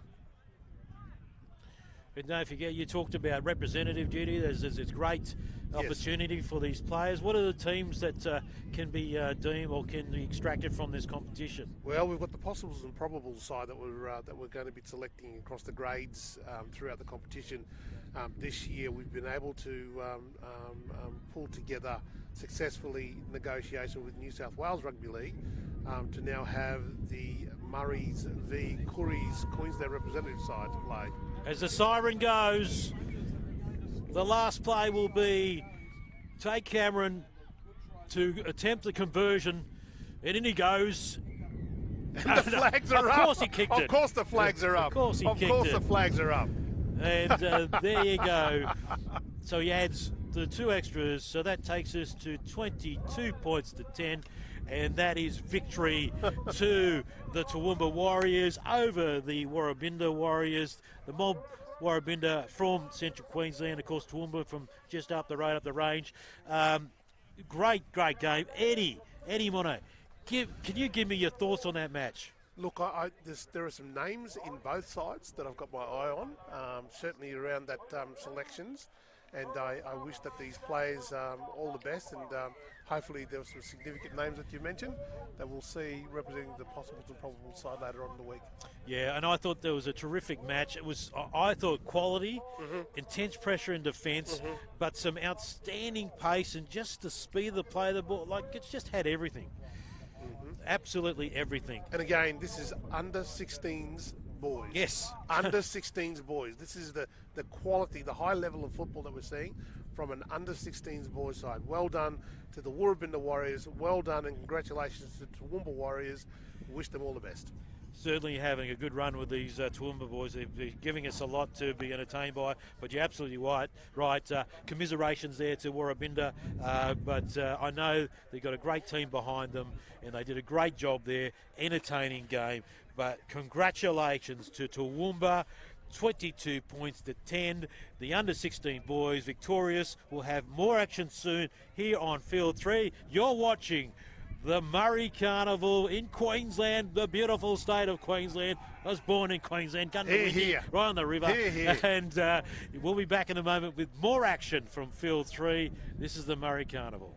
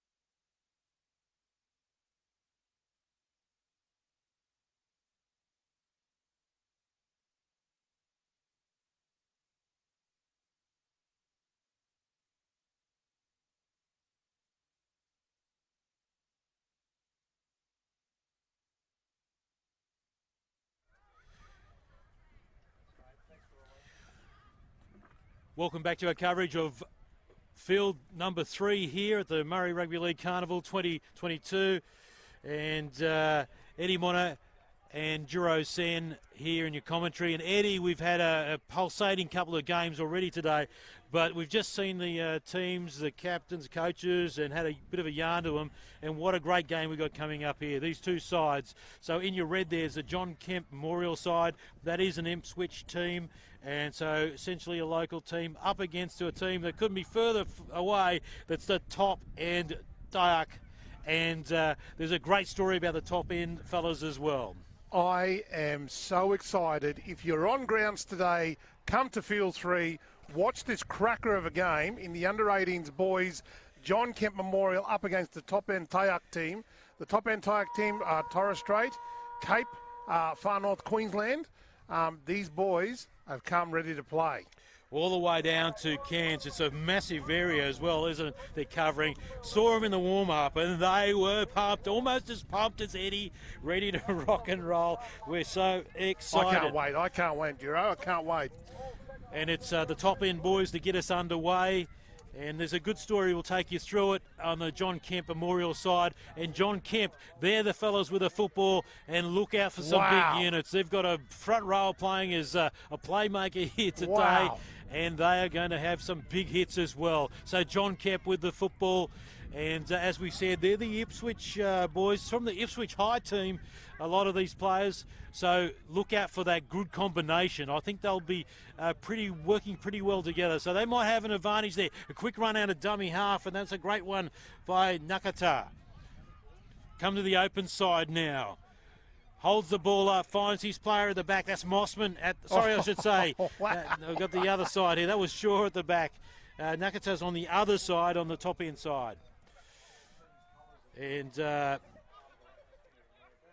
play the ball, and Peckham Harris Great kick kicks there. it.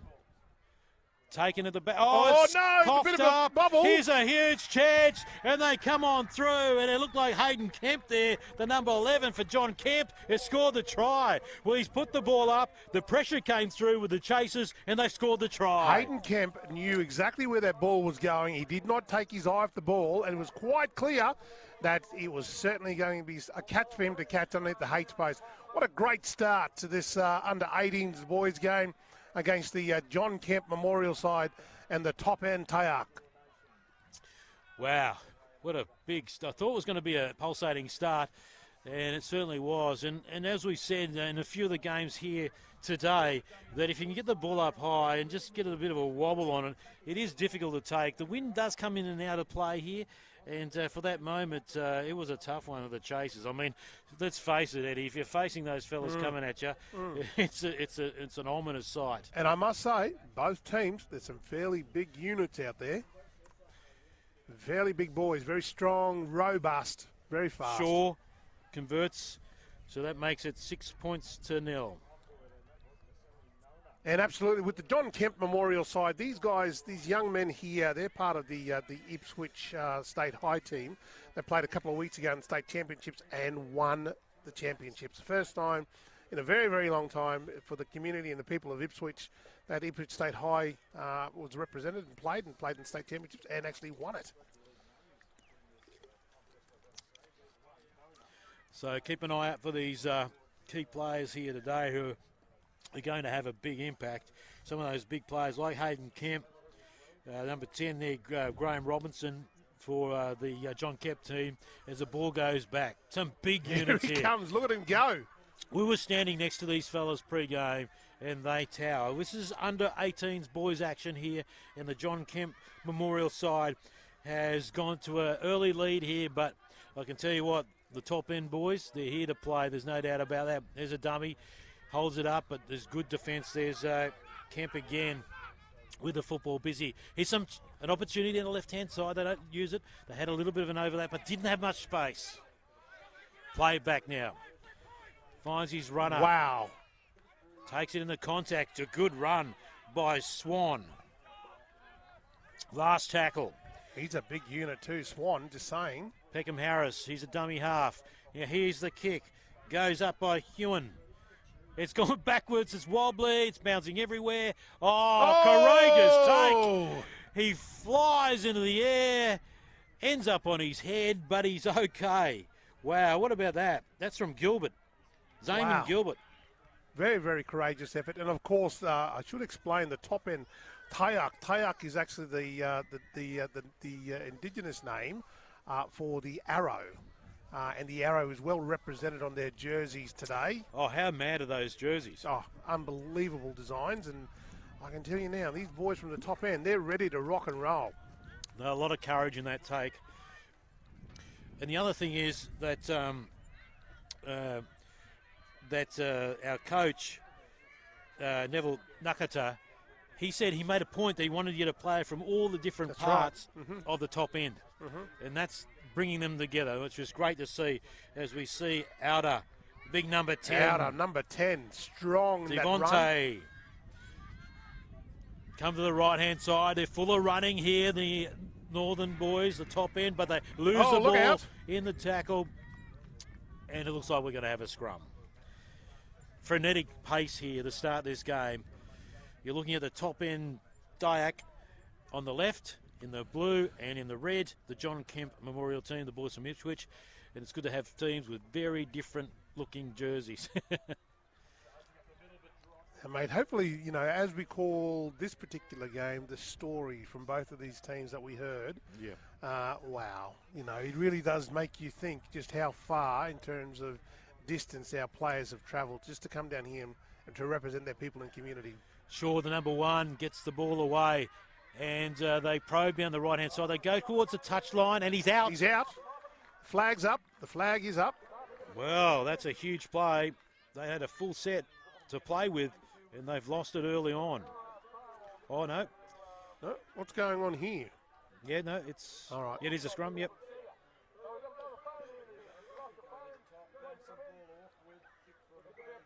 Oh, no? No.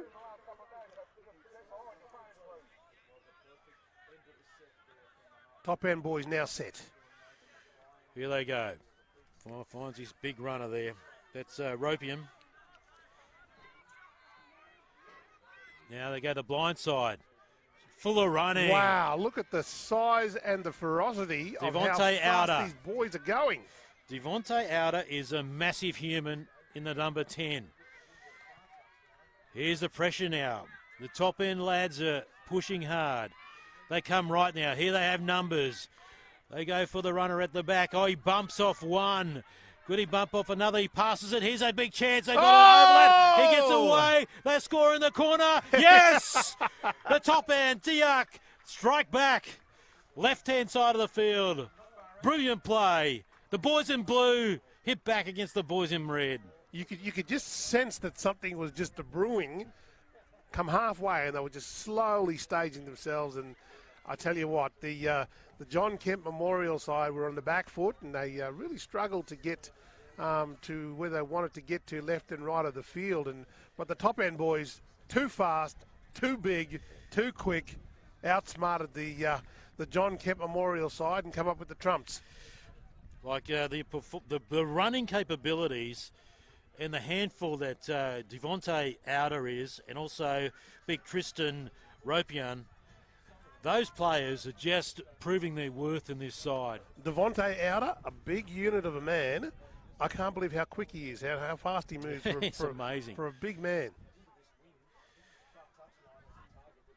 Oh, we've got another cracker coming up. There must be something about this synergy here, brother. It's you and I, mate. Yeah, mate. I'm telling you straight off, it what it is. But the Tayak boys from the top end, up in the Torres Strait, representing the Torres Strait and Cape York, and all the way down to Cairns, and some of these boys you can only imagine. Big area. Big area. Here's a conversion attempt, right out wide. It's high. Does it go over? Oh, The it's flags are up. magnificent kick from the sideline. And that means we've got a 6-all ball game. Wow. What a kick. Wow. That was a fair crack out there too. He really struck that really well. But let's see now what the John Kemp Memorial side can come up with.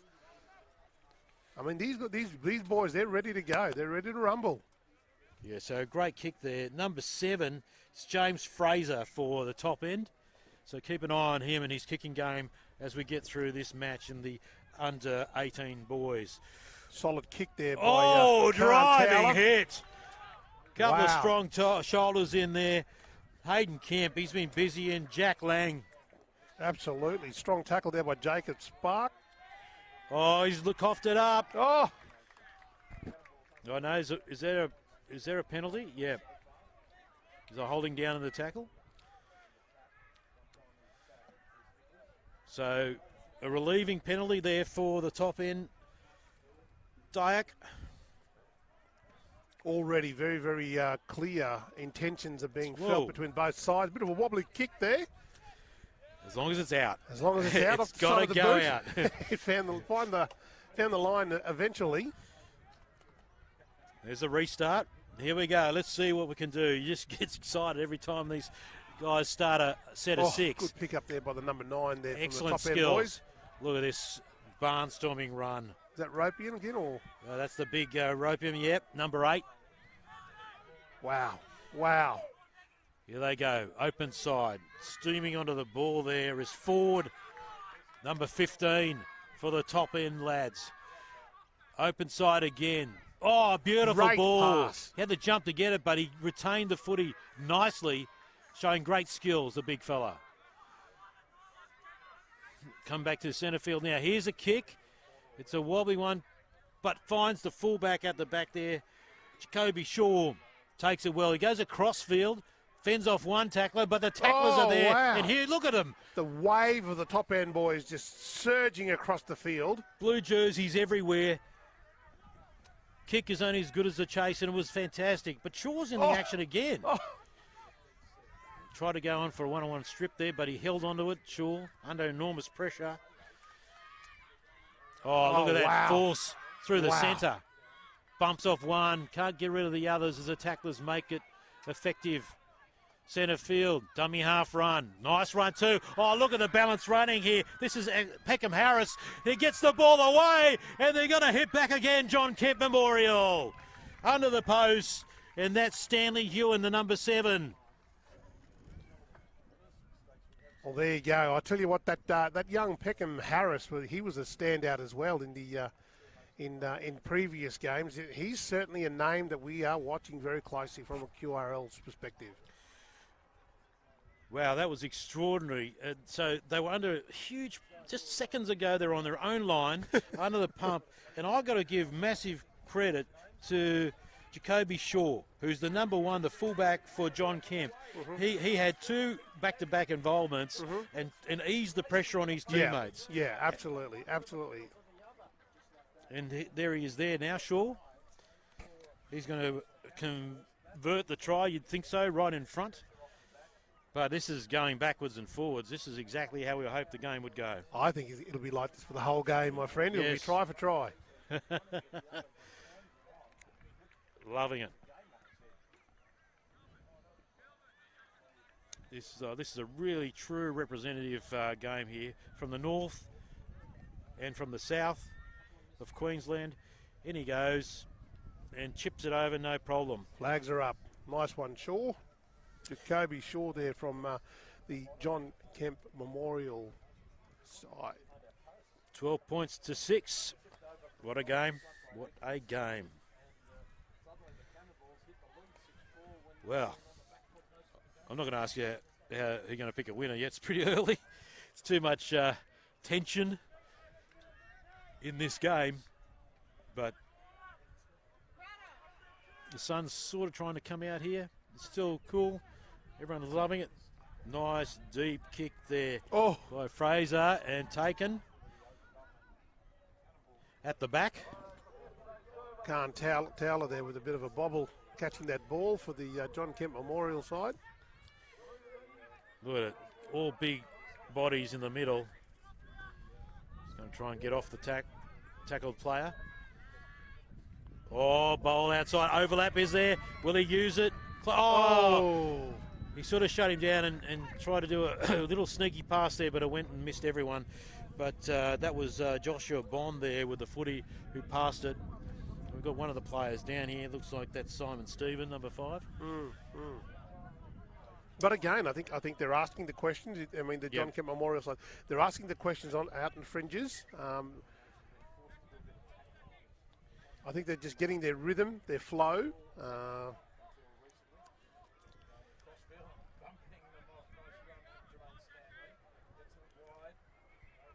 Oh, geez, I'm excited to see what this next play, what the top end boys are going to bring now.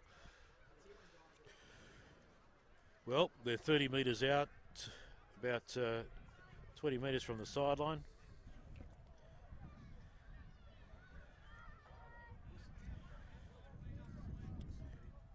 So our injured player there, Simon Stephen from top end, just made his way to the sideline on our side. Now they've resumed play. Here we go. Taking up the middle of the big number 16. Poppy Warasan. That's him. Warasan. He's a big boy. He's played it. And another big unit. Wow. Ray. Wow. Ray gets hit. Solid defence there. In a dummy half again. Nakata. Oh, beautiful wow. ball. It bounces up and they retain possession and takes the tackle eventually. There was Joseph Pearson. He plays it now, Pearson. They come back into traffic. About 22 metres out. We go blindside again. Here's a chance. Big dummy. Oh, they keep the ball alive. Another chance for a try on the left-hand side. Last tackle. Last tackle. Here they go. They've got a big line out the right here. Let's see what they can do. Oh, it's a loose pass. Danger here. Will he get out to the corner? Still on. Here's his winger. On. Cuts back on the inside. It's still alive here for the top end. Oh, here's another chance. Gets over the line. They score the try. That looked like it was Jira Twist. If it's number 3, it is. Jira Twist. Well, are we watching rugby league or touch football? Because that was super quick. The rhythmic ballet, that's what I call it. Light on his feet, left in. How do you explain what wow, incredible. Top end boys, successful with the try in the corner. How they kept that alive was amazing because it looked like it all shut down there, Eddie, on the right. But he came back in and they had the foresight to keep pressing there, and a big arm to put it down. They created their own opportunity out of nothing, and that's just typical, fantastic, far north Queensland rugby league. Well, I head back. This game is ebbing and flowing.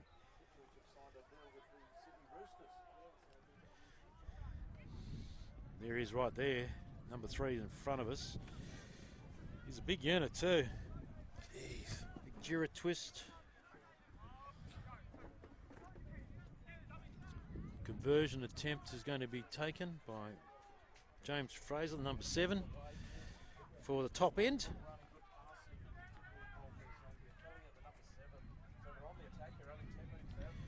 Geez, there's a good feeling about this game. A little bit of a breeze popping up. He's kicking into it. He's on the touch line. Fraser. He's chopped it across the goal, so no conversion. So that means it's 12 points to 10. The advantage to the John Kemp Memorial team. They also scored first.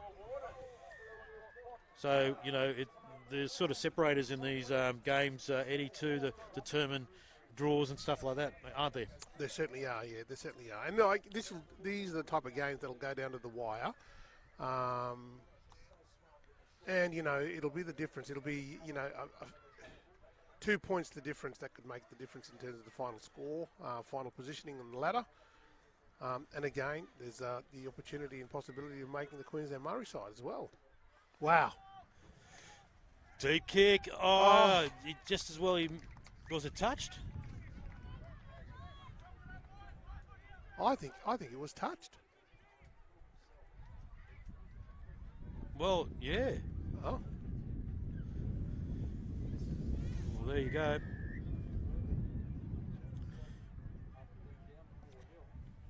Big chance here for the John Kemp Memorial side.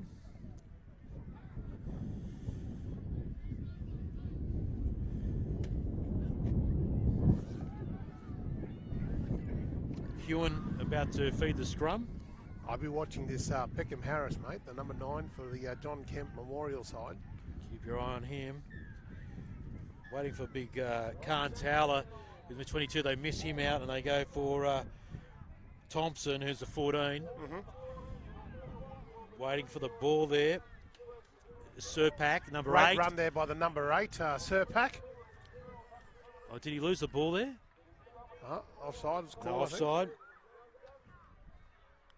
Serpak goes back to reset. Big Jacob Serpak. Seriously, they are big fellas out there. Top end boys now. Defending their line. Here's your man, Peckham Harris. Serpak Who- again. Peckham Harris again at dummy half. Oh, no. Bit of a bubble, I think. So they've coughed it up. Give him a pat on the head as encouragement. But they were pretty happy with that result there, the top end fellas. I mean, for the top end boys, what a great learning experience to come down here to experience the Murri Carnival. Absolutely. And I think for a lot of people, you just cannot conceive about the area to pick players from. It's huge. But here's a chance, top end. They attack from their own 20, and they make some good ground. They'll come back to the right side, the short side, and cut back in now. There he is again. Twist. Wow. Open side, dummy. Now he finds his runner. Oh, look at that tackle. Those 3 players doing the job. But in there was Peckham Harris leading the defensive charge there. Left again. Bobbing and weaving. Oh, good tackle. Good front-on tackle. But they're offloading nicely. It's a trait I've seen all day and yesterday. Some of these players have been able to offload in amazingly crowded situations. Oh, he's driven back. Tackle. Offloads again, though. Wow. That's what I'm talking about. Absolutely. I think you've called this really well. They like the bump and the turn and then the offload. That seems to be a very big trend on all age groups this competition. Tough one here. Bounces. Oh, but nicely saved to the back there. That's Wegner, number 2. And into touch.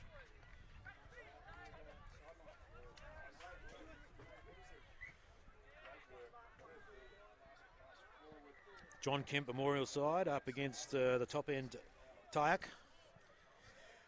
And John Kemp being a memorial team, they're always very special teams. We had a chat to Chris Dorr beforehand about it, coach, and I think John Kemp would be very proud of what they've done here today. John Kemp, certainly an astute gentleman. Absolutely. Fraser feeds a scrum. Here they go. Bobbles a bit, but retains it. Oh, there he goes again, Pearson. Wow, how quick is Pearson off the mark? The in and away. Again, John Kemp very quick to jump on him there. Oh, dummy half run. There's a big chance, Eddie. Oh, here Plays we it go. now. Another dummy half run. Hey! Oh, he had a look, played what was in front of him, and there was no one there, and he sneaks over to score the try. Very clever. And that's what you do with heads-up footy, heads-up rugby league. You play with... Oh, no, what's going on here? Oh, We got too excited. What's going on? Brought it back. Was someone offside? Must have. Oh, I was so excited for the try. It looked good from where we were. Sometimes it's hard to pick it up from here to go back in the play. We have no replays here either, but we're just doing our best from the stand, and they survive, John Kemp. Wow, still going. Players get set for the John Kemp side. Oh, loses it. Had a little bit of a look. Is it a turnover? It's going all over the place. Referee says, look, what's he going to do? Oh, now he's going to blow it up. There should be a knock on there somewhere. There's a little bit of heat in the action. It's been a pretty clean game, which is good to see, Eddie. Absolutely, absolutely.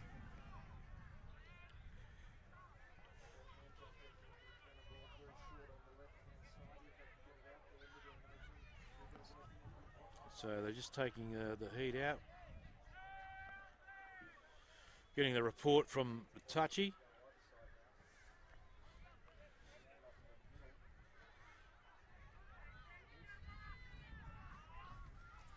Young Jaden, young Hayden Kemp is the son of the late John Kemp.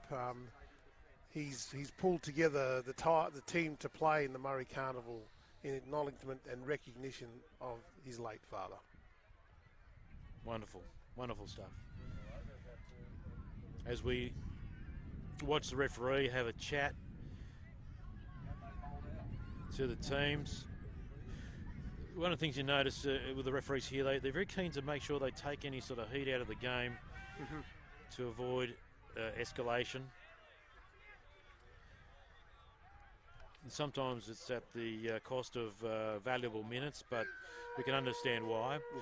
There's a siren in the background, and the referee will want to play it out, so they kick it in the touch, and that'll be it. So, one more play. Let's see how it goes. All right. Will they go for it? No. They want to see it go into the break. And John Kemp have got the lead, so they didn't want to risk any sort of potential turnover where they could cost them the 12 points to 10 lead.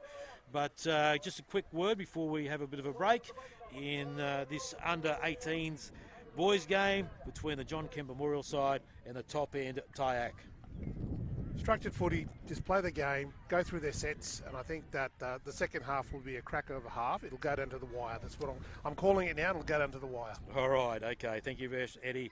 So we'll be back in a moment, but at the point we leave you, it is half-time in this match, and it's a John Kemp Memorial team leading the top end Tyack by 12 points to 10.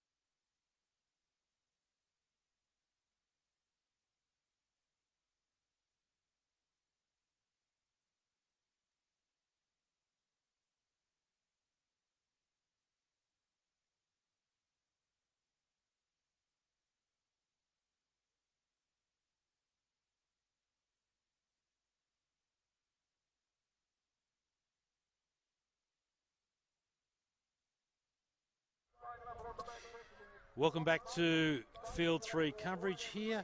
John Kemp side up against the top end Dyak, and we're ready to get underway. Cracker of a game. Come on, get that ball up in the air. Let's get this game cracking. Up it goes. And here we go. The top end. Oh, nice big hit. Right off the bat, but the referee says it's too high. Is it too high? Was that Ropian that run shoulder. that ball up? Shoulder. Can't see the number there, but certainly a strong run there by the number 8, I think it is, yes. Again, that is a very famous name from up there in the top end, up in the Cape area in particular. Big family there.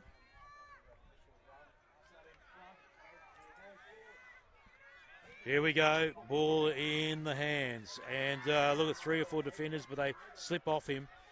They're about 8 metres short of the halfway line. Now they go centre field. Top end fellas are over the halfway now, getting a bit of momentum behind them. As they come left, there's a bit of an overlap here, but they tries. Oh, beautifully he's got offloaded. the ball away Magnificently to the number offload. 4. That's Pearson again. Look, delivers it nicely, and here's a try. The top end fellas are in. Charlie, number 14. Charlie in with the try. Well, that was an instantaneous reply, wasn't it? Unbelievable. And I've said it before the at the end of the first half, that this was going to be a clincher of a game. And if you're on grounds today, come to Field 3. It's all happening here. And you'll see it. It's definitely happening here. That was all because of that offload. Oh, 100%. And look, I think the John Kemp Memorial side, I think they're a little bit shell-shocked at this stage at just how fast it happened. But the top end boys are certainly ready to play. The Tayak boys, they are definitely here and they're ready to mingle. Bit of a breeze here. Might be a challenging kick now for the number 7 in James Fraser. It's almost on the touchline. Takes his time, and he goes. He struck it nicely, but it's unfortunately going to be waved away, so no conversion. So that just 4 points for the top end lads on that occasion. Again, what an exciting time and an opportunity for the top end boys to be down here, participating, playing in the Queensland Murri Carnival for 2022, representing their people, their country, and their families back home up there in the top end.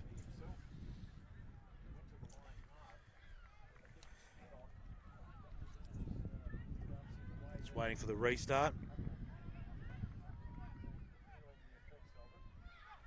Towler now with the kick for the John Kemp Memorial side. It's gone straight up in the air and taken cleanly there by the top end boys, and here they come. On the rampage now, Eddie.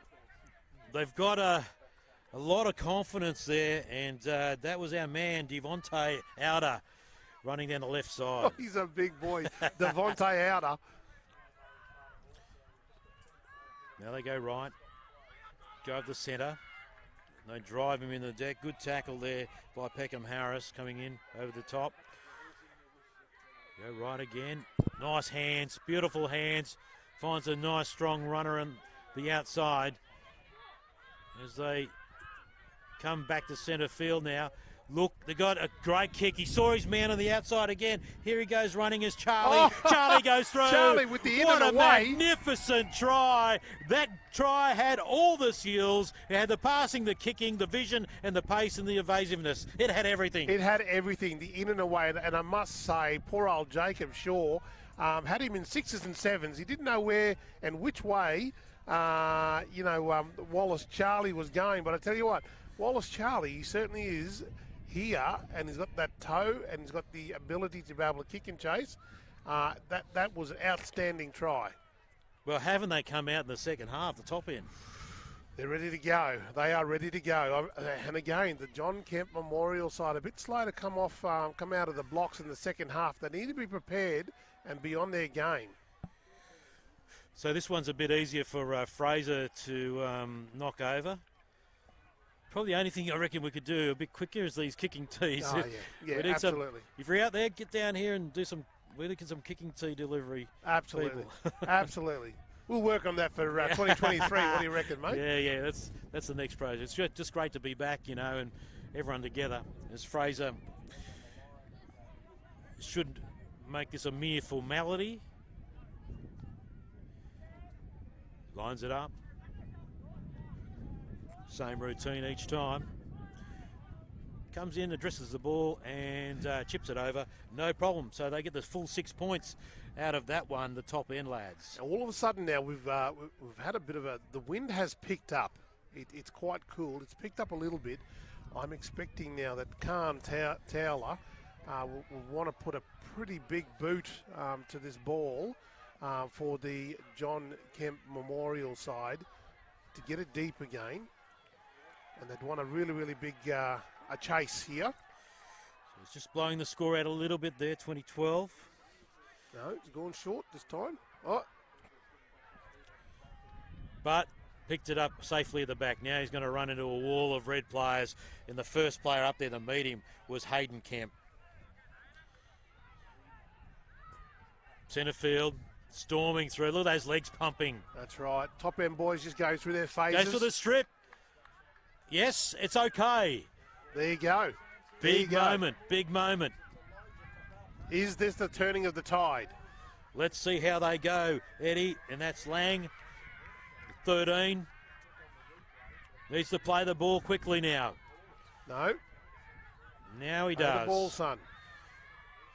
Steaming up there, 23. Monday. Oh, now what's happened here? No, it's the shoulder. The referee's pulled him up for the shoulder on the tackle there on the number 23 on young Jackson Monday.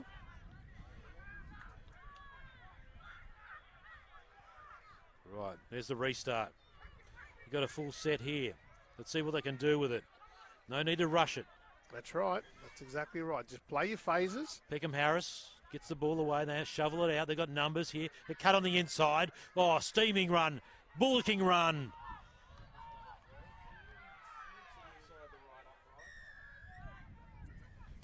Peckham Harris, dummy half, and they got a penalty. Oh, a little bit of a laziness now coming into the top end boys' play. Peckham Harris. They're lined up here. Oh. Oh, great front on hit. Was that Fraser who came through? I think so. Yeah. Blindside run. Wrestles one away, goes towards the line. He's close. They could go over here. Very, very close. The top end boys are really, really muscling down, defending their line. And running again close to it. Can't get quite over the line there was Hayden Kemp, the big number 11 for John Kemp.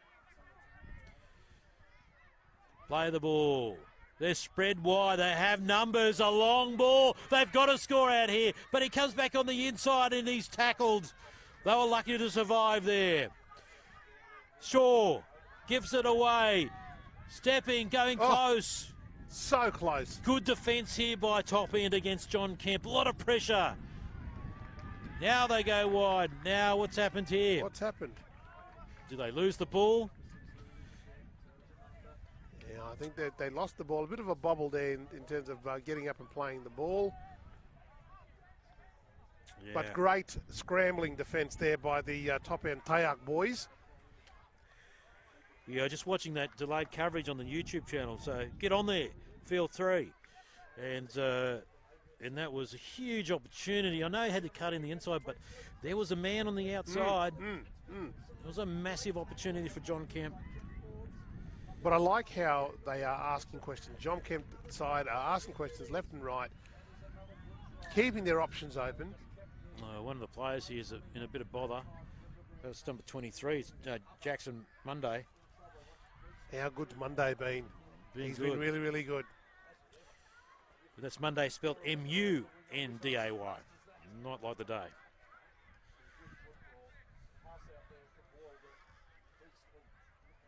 So their stories are very different here, these two teams. One from Ipswich, the other from essentially the northern half of Queensland. I wonder if any of the boys from the top end, I wonder if they would have travelled from the outer islands and the Torres Strait to get to Thursday Island. So Thursday Island, then they got to fly from there to Cairns. Yeah, they love their footy. They've called the Island of Origin before. Oh, and here's wow. a big chance from the back of the scrum. Good defence there in the end there. Was desperate from Towler. Oh, looks like the top end boys are in the groove here. They certainly are. Their momentum. Oh, look at the stepping. In and away. Brilliant work. Wow. And that was that Stephen? Number 4. Oh, so Pearson. Pearson again. Pearson, he's on fire. They're Gets the ball offloading away. again by the number 10. That's what I was talking about, Eddie. They're able to get into traffic and offload. It creates so much opportunity. It's like Sonny Bill. Outer, for a big man, certainly has very light hands and has the ability to get rid of the ball. Oh, that's such a shame. I was about to give them a huge rap, how they'd already aligned their back line. Look very professional in their approach, and it was just a handling mistake, although the heat's blowing up a bit here. Let's ease it off a bit. Let's get the refs in there. Calm it down. But, gee, they're looking good. They're looking sharp. I'm still very much amazed at the size of these boys and the light hands, the touch that they've got, and the ability to bumps, turn, offload the ball is incredible. The skill set is just absolutely incredible. So the referee has successfully calmed things down. It's really important that the refs take control, and they've done a great, absolutely brilliant job in making sure that we don't have anything that gets out of control. And again, they've got the whistle, the respect and that's shown by players to the referees and officials has been incredible at the start of the carnival, and remains to be the same throughout the carnival, and it's good to see.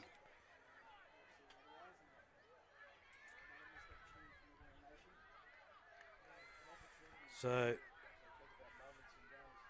as they discuss what's going on here, time is ticking away. Captains are called in.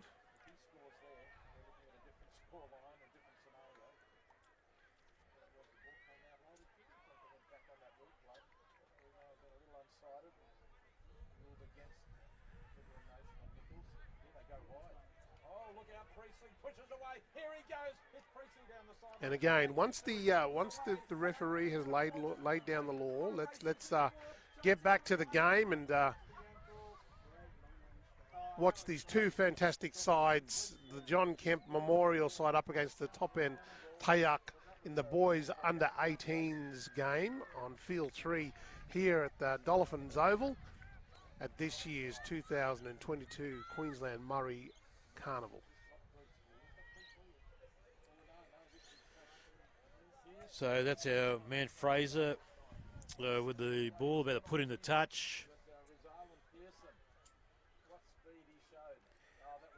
Now we've got the top end boys getting set to run their plays. No.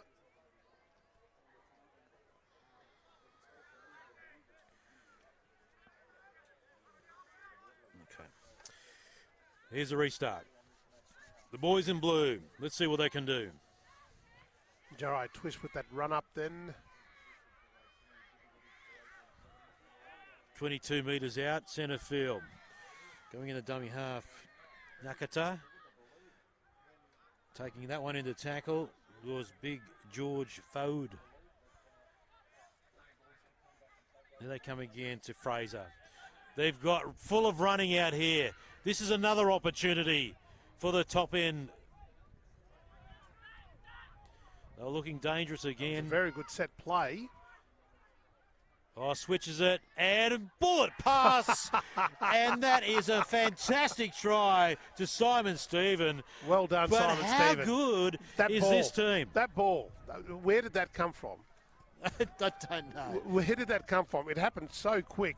And again, the skill level of the top end boys to be able to have the foresight to see that there was a 2, possibly 3-man overlap, and they just went to that corner, executed well. Wow. Well done. This is exciting football. This is exciting football. Oh, absolutely. I think the the clever play, the switch of play, and the pass was an absolute rocket. Wow. But it hit its target perfectly.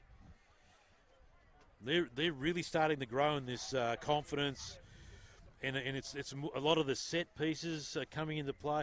And if you notice there, Eddie, how they're setting themselves nicely in the back line, they absolutely know what they're doing, and that's the key.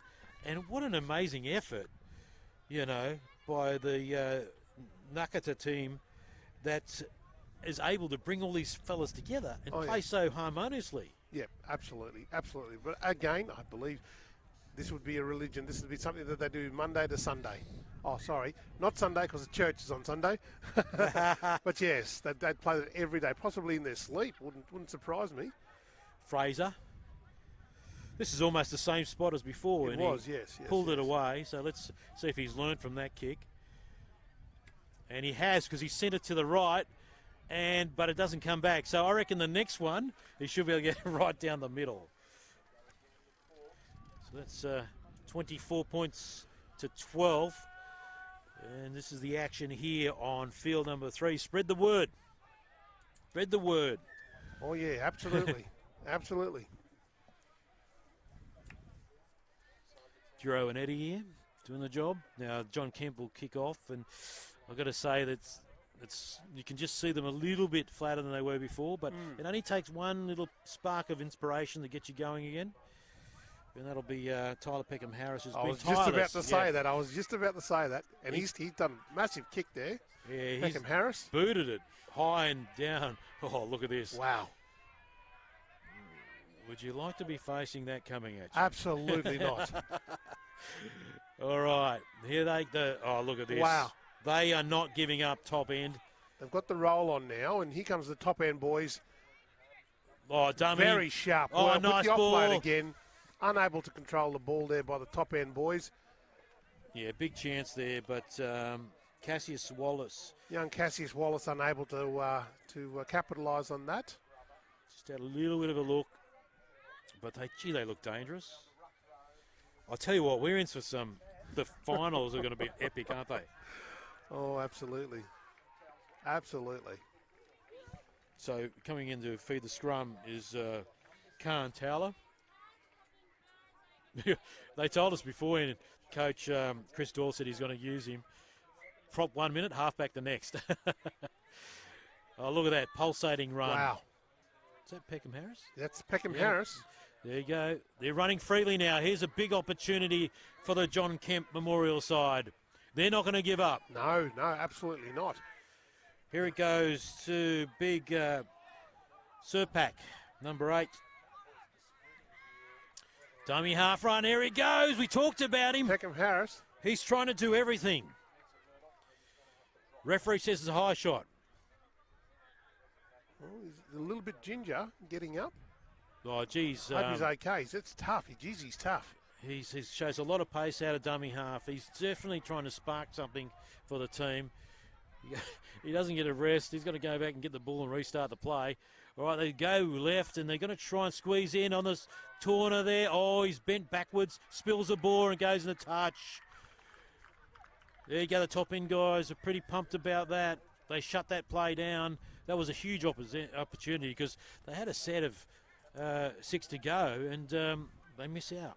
Their scrambling defence has been really, really on point this afternoon, or this morning, or what time is it? I forget what time is it now, but it's been quite commendable how quickly they're able to scramble.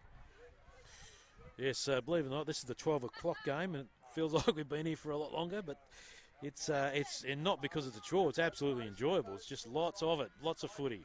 Wow. Here they go. Let's see how they get out of their red zone now, the top end, the Tayak boys. And I love that they're playing, second and third man. Yeah, it's beautiful to watch. It's making a lot of ground, which is, oh, jeez. Oh, offload. We've seen it all day. Outers with the ball again. 8 metres from the halfway line. They go right this time, and they kick across field early.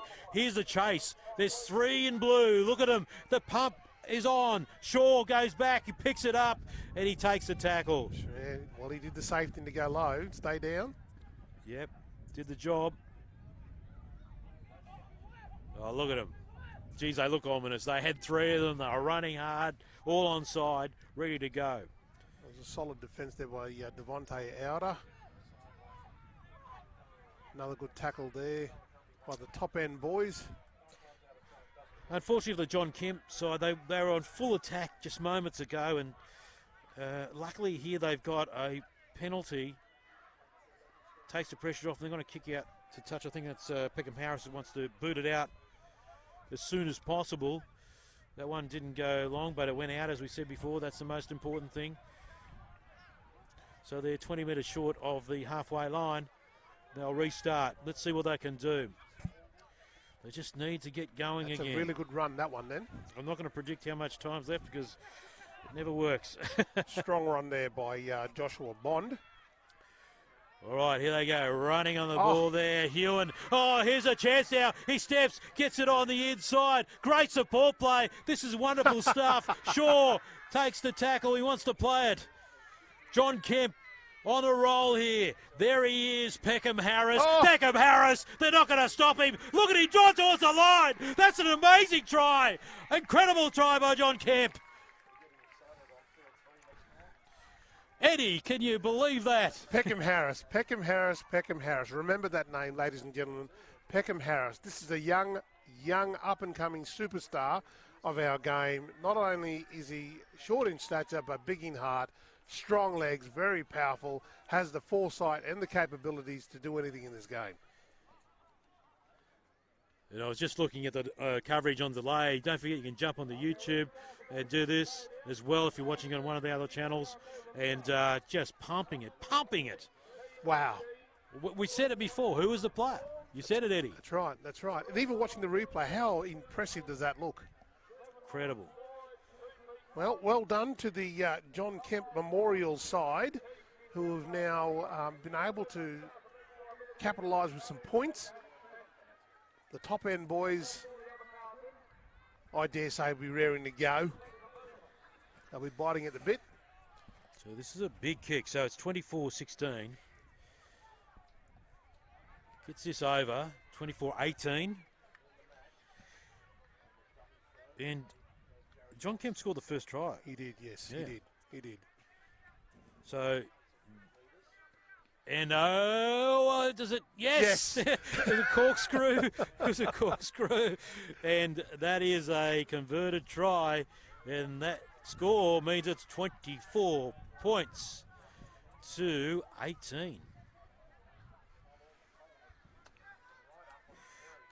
And actually, I'm looking at the replay here on my phone. And we can see that again on the coverage. The lad's doing a great job. Yeah, and it's sort of corkscrewed, of course, to the right a bit, but they got the conversion. So great stuff. Well, what a go. It's delivered again. I know. Field 3. Get the message out there. Now, the top end boys, here we go. Let's see what they can come up with. That's a super kick there by the top end Tayak boys. Yeah, Fraser. Here, look at him. See? Told you before. They just wanted a bit of inspiration, and look at the energy in the John Kemp side. It's good to see. If they can get those offloads going again, they're going to be a huge threat. Game's going to go down to the wire.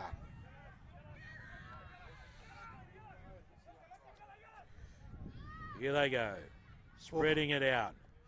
Nice ball. Oh, no! It was right there to take. Huge moment in the game. And now the top end team, a huge chance for them. Fraser running through. Look at him there. Fraser's Look still for runners. going. He fires. Full on hit. Was that a shoulder charge? Referee sees a break in play. Oh my goodness. Oh my goodness. I think I need a defibrillator, mate. Wow. So that's gone from one end of the field to the other end of the field. Yeah. Just like that.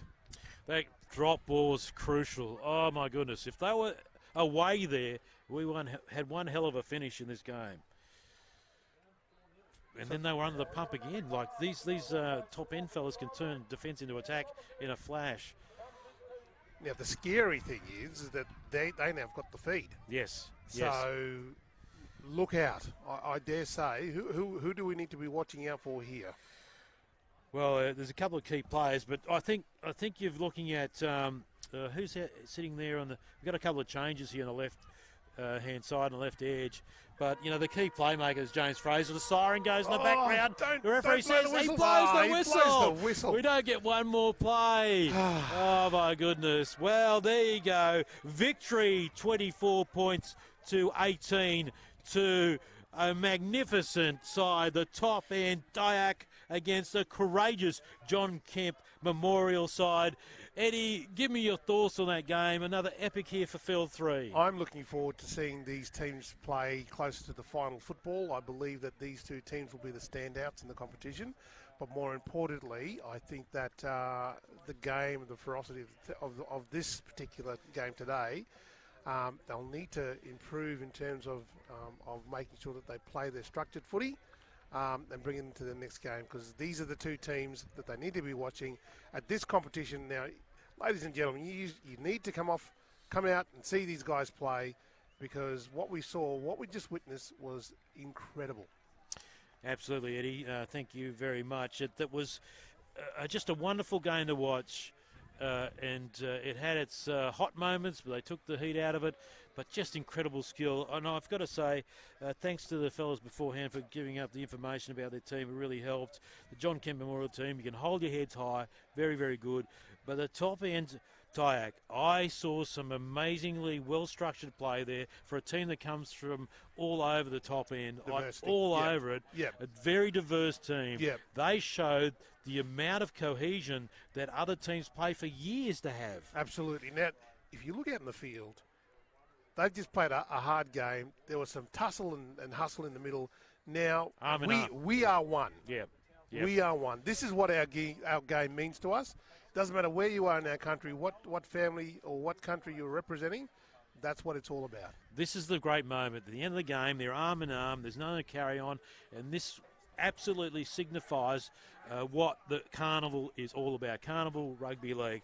All right, Eddie, thanks to you, brother. We're going to be calling some more games a bit later. Appreciate your comments. So this game on Field 3 was the boys under 18s. It was victory to the top end Dyack over the John Kemp Memorial team. It was the top end team against the Ipswich team, and it was victory by 24 points to 18. So well done to top end. Great stuff. We'll have more action in a moment from Field 3. This is the Murri Carnival 2022.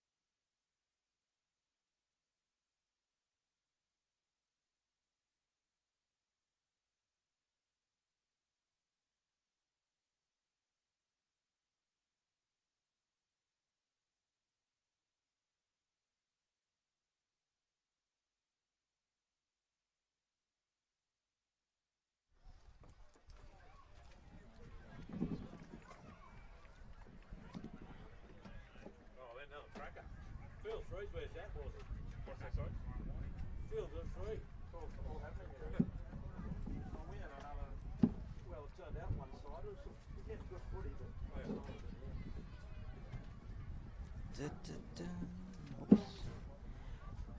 And welcome to the Queensland Murri Rugby League Carnival. I'm Eldon Lyle, and I'm your host for this game. Just waiting for my deadly choice ambassador, to join me. Be with me soon, but I can take you through this game. And we got the girls under 15 clash here with Actually, you were saying that Ben's doing the real estate. Shane is now, was it Murri Gummers Labour Force company or something like that. So they're in business. and the Sunshine Coast Bunyas. Sorry, it's girls under 15. Let me just check the sheet here. Yep, it is. Just awaiting the kickoff. And the Murri Gummers kick this game off by the 5'8". Short kick. And at the 30, she goes back a bit. And she'll brought down for the first tackle. Sunshine Coast Bunyas working their way out of their end. Good run here. Met by contact. Was looking for the offload. Played it safe. She'll play the ball there. Working across. One off. Contact there. Brought down. And good defence there by the Murri Gummers. And she'll play the ball at the just below the 40. Working back here off the halfback. Oh, strong tackle by Ada Ross-Kelly. Number 4, the centre there for the Gummers. Just going wide here. Short ball onto ground. Close to the touchline. She manages to stay in field.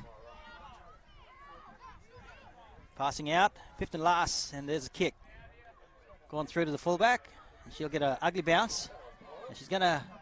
It's gone back. And the ref has called inside the 10. All offside.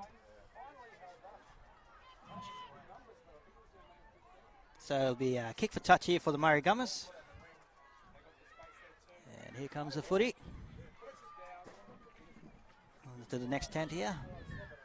And the Murri Gummers will get possession just near the halfway line. And be tapped here by the hooker, Turpin. Off to the first receiver. Dummies and into the prop as number 8 makes her way down the field, and she'll be tackled on the 30. A good run there by Jahali Levi. In and out dummy, the 5'8" there for the Gummers. Offloads, coming down the left side. Pops the ball to Ada Ross-Kelly. She works out and she'll be tackled. She'll be just tackled on the 10 here, just out left. Plays the ball, working across. Regathers. Chance for a try here. She's going to be held up. And she'll be held up there. She'll be forced to play the ball. Kick across. Looking for a good bounce, but the ball will go into touch. And it will be a set restart for the Sunshine Coast Bunyas.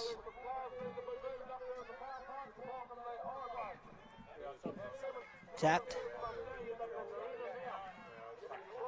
Good run, 50-metre run there. And she'll play the ball. Going to the left. Working that back line. Clipped on the legs and she'll fall through the tackle and she'll play it just on the 41-metre mark. Working our way down. Down the back line. Steps back in and around. Going across. Good run here by 19 from the Sunshine Coast Bunyas. Tina Budby. Sunshine Coast working to the left. Coming across. Contained and will be held there. The centre will play the ball. Sunshine Coast Bunyas looking for an inside play. Good strong run. Number 12 here making metres up the ground. She breaks through. Still going. Breaks through and spins and she'll be played the ball at the 20 in the centre of the field. Going across and a kick. Kicks out wide and it's going to go into touch. In goal. And they're going to be a 20-metre tap here for the Murri Gummers side.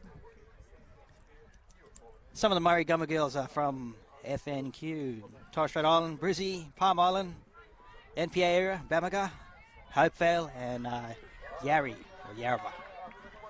Strong tap here, takes a run as she makes it to the 20 from post contact. She'll play the ball there on the 30-metre line. 40 actually, sorry. Good strong run here from dummy half from the fullback. Met by two defenders. She'll play there. Coming down the left side. Ada Ross Kelly with the ball. Bumps off the tackle.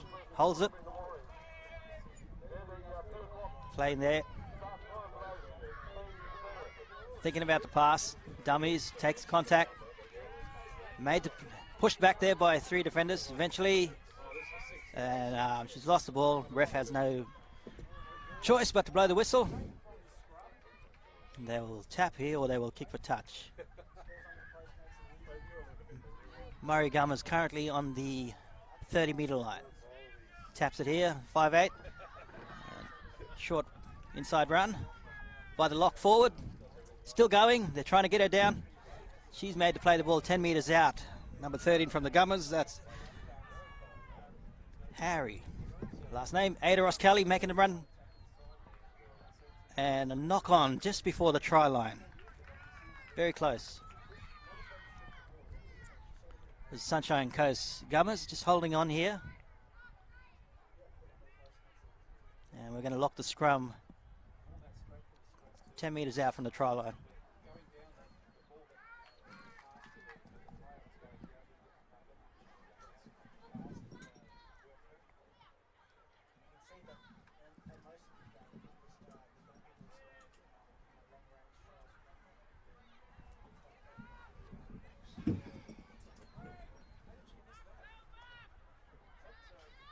Going wide. Steph's back in. A good run here by the Bunyas. Going down the back line. Looping pass. Number 20 with the run. Brought to ground. Working our way down the back line here. Strong run here up the centre. There's number 12 from the Bunyas. Ella Rose. Nice pass here from the prop.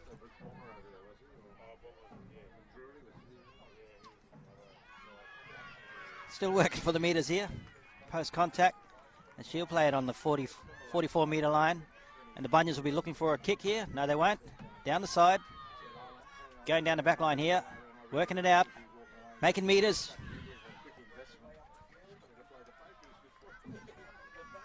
And just playing it to be on the 56 metre line.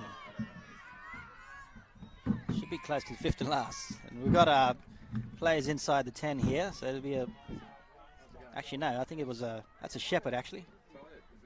Or obstruction, as they call it these days. Running behind your player. So that'll be a penalty and a tap. Kicking for touch here, the Murri Gummers. By the 5'8". Keontae Ross.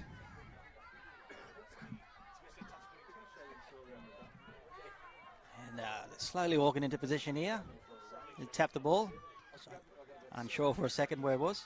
And here we go. Number 20 for the Gummers, working their way up. And she gets 5 metres, met by heavy defence there. Number 10 here.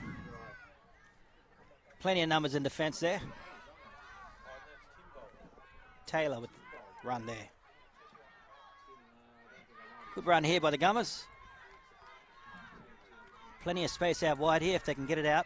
They're going down the right side. And pops a short, long pass. And she'll be held up though. And ref's going to blow the whistle here. We've got players offside.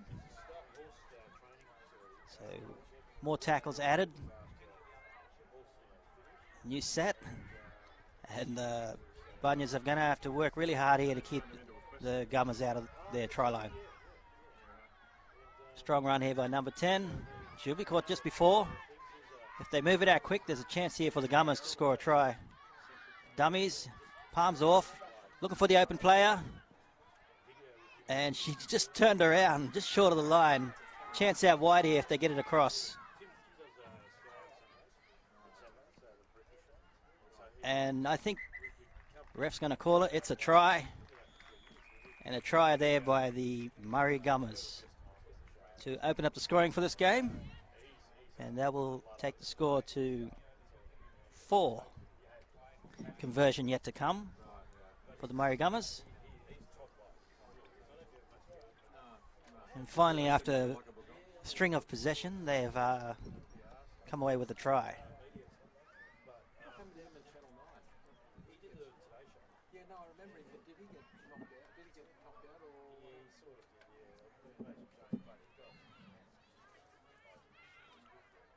Kayonte Ross lining up the kick.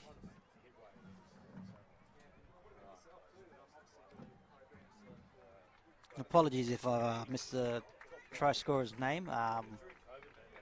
Some of our fields have no monitors, so it's just a matter of looking for the try scorer until they turn their jersey back. As Kayonte Ross will line up the kick here to convert the try. Let's see if she gets it. And it's struck pretty well, and that'll conversion successful, which takes the score to 6-0 for the Murri Gummers.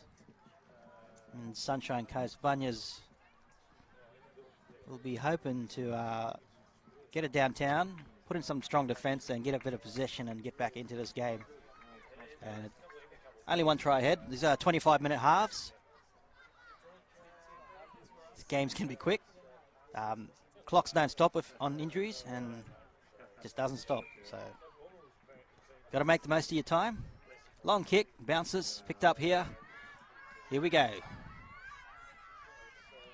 Bumps off one.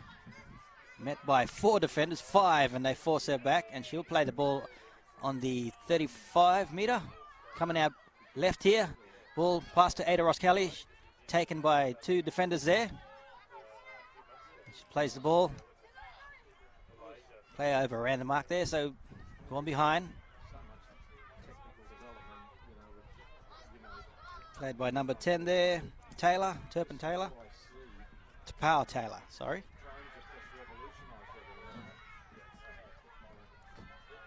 Defending good here, the Sunshine Coast Bunyas. Plenty of numbers. Murri Gummers working it down, chip and chase. Plenty of chases through, the fullback's getting back though, and she gets onto that, and nice recovery there from the Sunshine Coast Bunyas. And now they're going to have to work hard to get out of their end. Little break here. We've got a... she's all the way through. Got a foot race here now. It looks like they've caught up with her. Taken her down. Good chase down by Ross. Unfortunately, held on too long. And has given away a penalty. And she's going to either kick for touch or just tap it here and give them a further 6 more tackles. Okay. Number 80 for the Sunshine Coast Bunyas. Tammin Lee Sheaf will play the ball. Went through. Play on. Met by heavy defence there. They'll drag her back a few metres. Just need a good run here. Nice strong run here by number 20 from Sunshine Coast. Kenesha Green. Bit of opportunity here out wide. They're going to go. Working down. Grabbed by the jersey. And Murri Gummers inside the 10 there, all offside. It'll be a tap here from the Sunshine Coast Bunyas. Chance for them to get on the board. 6 to go. Going for the long pass to the winger. Just short. They try to pull her out, but she's safe there. Plays the ball. Tammin Lee. Almost. Good defence there by Murri Gummers. Still on the ground. Okay, we've got a possible injury there. Twisting in the tackle. Maybe it was a bit high. Refs said it's a bit high. Okay, she's up. That's good, but she's got a bit of a limp, bit of a hobble. And she gonna continue or lead the field?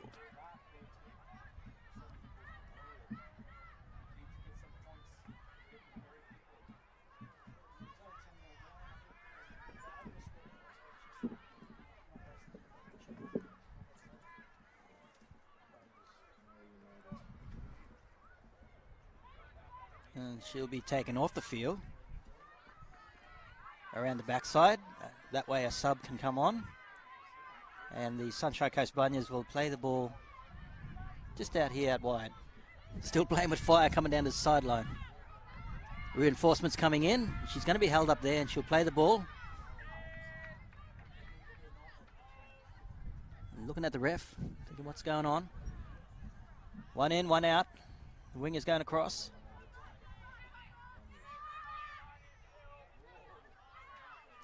Off the feed. There's options out here wide. She's scampering, looking for an option. Going around. Good run there by the number 14. Chance here out wide if they swing it. Goes for the long cutout pass. Goes to the winger. And his referee's called that forward. So you've got to watch those long floating passes out here in the wind. It's pretty windy down here in Redcliffe. And it will be a play the ball for the Murri Gummers. I'd like to take this opportunity to thank our sponsors, Health and Wellbeing Queensland, Queensland Government, Deadly Choices, Institute for Urban Indigenous Health, QT, Priceline Pharmacy, Rebel, Strutties, Queensland Rugby League, and many more. Scrum here from Murri Gummers. Takes the tackle there. Ross.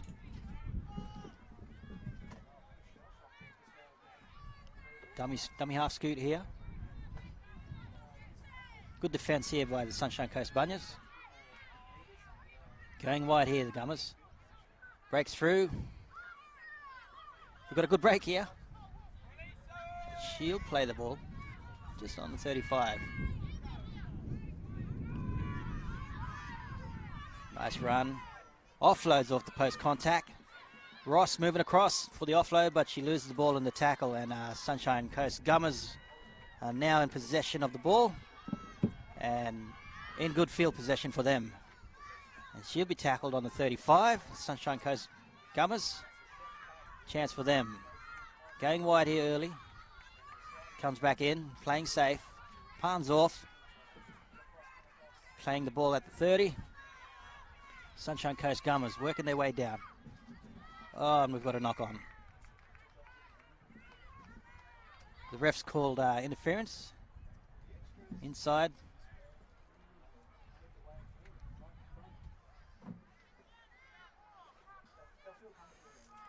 It's a shepherd, so obstruction.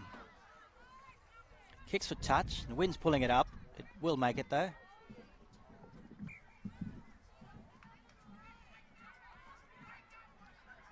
"25-minute halves in this game.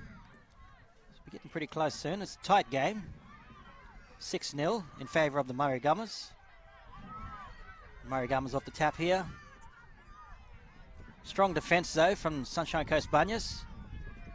They've been made to defend a lot this game. But it's pretty even. Got a chance here for the Murri Gummers. And they've made it out of their end. They're on the 55-metre mark. A quick play of the ball. Going to the short.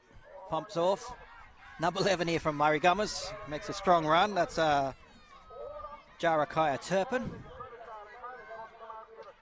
And we're going to play it just into the back play. She's out of the way now. Ross looking for a runner. Gets it wide. Chance here for the Gummers in the corner. And she scores. Scores in the corner in front of the fans. And it's a nice try for the Murri Gummers.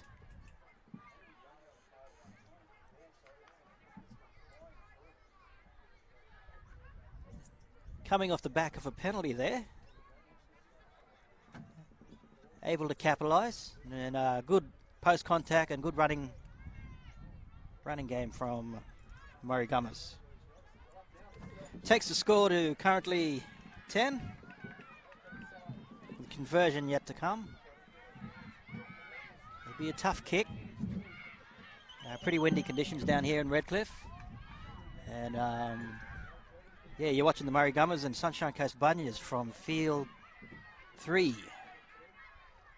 Day 3 here at QMC, the Queensland Murri Carnival. I'm your commentator, Eldon Lyle. No Deadly Choice Ambassador with me for this game. But, good little entertaining game here from the under 15 girls. There's a Keontae Ross lines up the kick here. He's right-footed.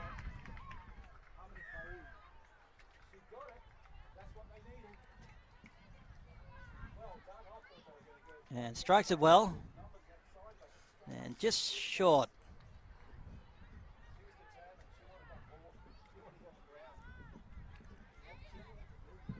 So score remains the same, 10-0 in favour of the Murri Gummers. Sunshine Coast in no rush, back to the 50 to kick off. 25-minute halves.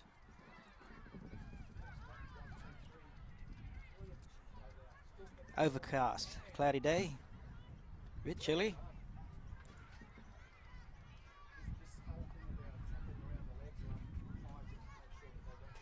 And just kick and tee coming out.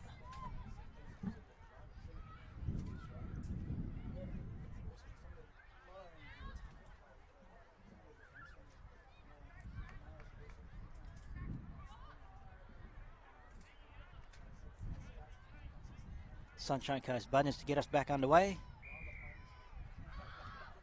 It's a short kick and a tricky one, and gathered well. Just a bit of accidental knee contact there around the head to keep it down.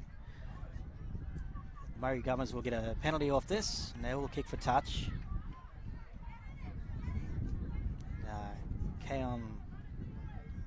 Keontae Ross to kick. She makes some meters. It's a great touch finder, and that will take them down to the 45-meter mark. Well, 35, other way around. Nice strong run hit by 10. She's met by 3 defenders there. It's Maria Tapau Taylor. Number 8 here, off the 5'8". No thought of an offload. Strong run by Jahili Levi. Back to Taylor. Chance down the right side here. Goes wide, goes to the winger, and fortunately knocked on. And it will be a scrum in favour of the Sunshine Coast Bunyas. They did well to hold on from that set.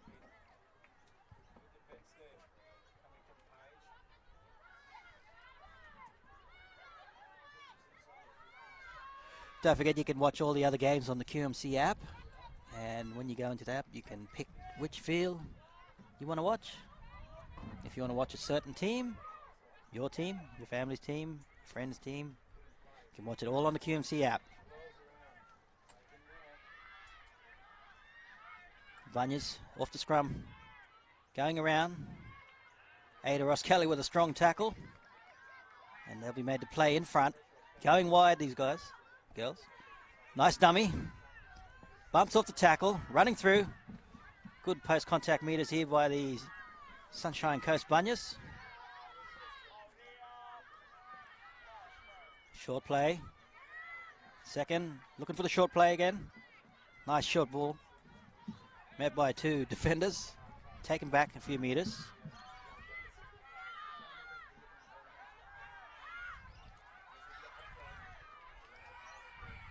Strong contact. Taken back. Ref calls held. Looking at options here. Strong runner. Just short of the 50-meter mark. 5th and last. Ref's called. And looking for a big kick here. Nice strong kick. Comes across. Ada Ross Kelly onto it. Gets a funny bounce. And unfortunately has knocked on and into a front player. But it'll just be a play on here. Sunshine Coast Bunyas. Stepping, weaving. She loses her footing. Taken on the 30-meter line. Chance here for Sunshine Coast Bunyas to get on the board. Nice run there.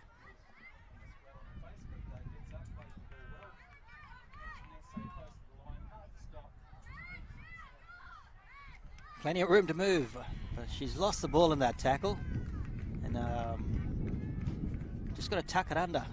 But unfortunate. That'll be a scrum. That'll be half time, actually. Half time here on field 3, and the Murri Gummers 10, leading the Sunshine Coast Bunyas 0. We'll be back with more after half time.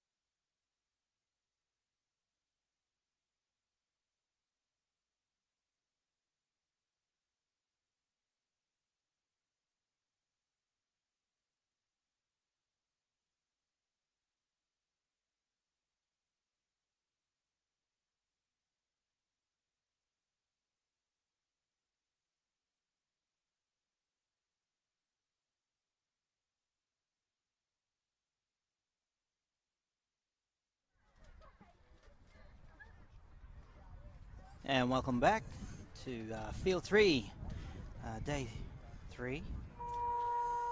Tuesday, Wednesday, Thursday. Yep, Day 3. And clash here from the Murri Gummers and the Sunshine Coast Bunyas. Good entertainment here. I'm your host, Eldon Lyle, and taking you through this game. I'll be joined very shortly soon by Deadly Choice Ambassador. And refs here just waiting to get the game underway as Sunshine Coast Bunyas will be restarting the second half here. Murri Gummers in the lead, leading 10-0. 25-minute halves. And it's a cold, windy day here in Redcliffe.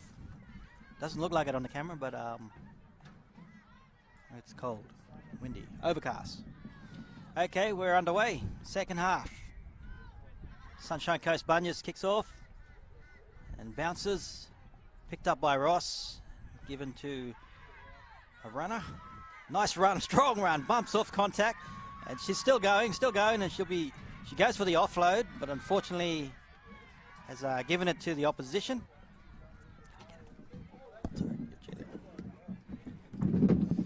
And I'm joined now by a former great female rugby league player, Bo Dela Cruz. I'm puffing. I'm going to run up here. How are you, brother? Good. Thanks Good for game joining. so far, yeah? Yeah, it's been entertaining. It's only 10-0. Murri Gummers are leading Sunshine Coast Bunyas. Yes. And just had a rush of blood from the kickoff, and now we're straight back into it. Yeah, we commentated yesterday, the Murri Gummers team, and definitely very, very strong up the middle.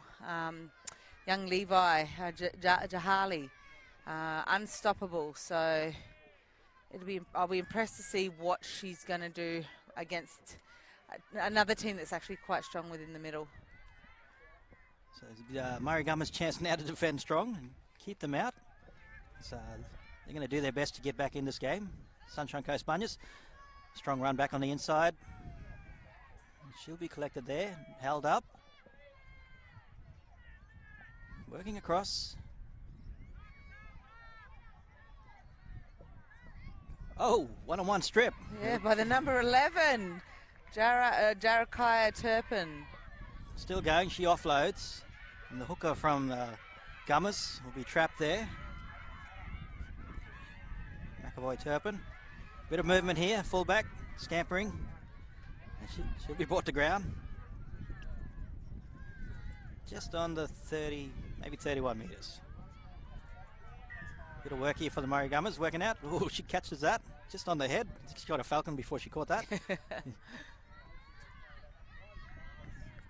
Just beyond the 40, Murri Gummers working out. Low pass, picked up, chancing to handsy, contact, bumps off again. She's strong. She goes. Number 8. Woo! Great run there by Jahali Still Levi. going. Oh, she loses her feeding. Yep, quick play the ball. Numbers to the left. They're going to go through the hands. Nice pass, what a Ada great Ross Kelly. pass. Chance to go past the fullback.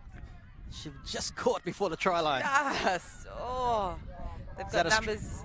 Is it a strip? Chance of a strip. No, lost. Play on. Okay, what's the Nice ref? little grubber. Oh, it's a try. Nah, he's pulled it back. So it's going to be Penalty to the Sunshine Coast Bunyas. Yep. And they're going to kick for touch or tap. Got an injury in back play here. Oh, got a Sunshine Coast Bunyas player injured in the background. The game will not continue till she's clear.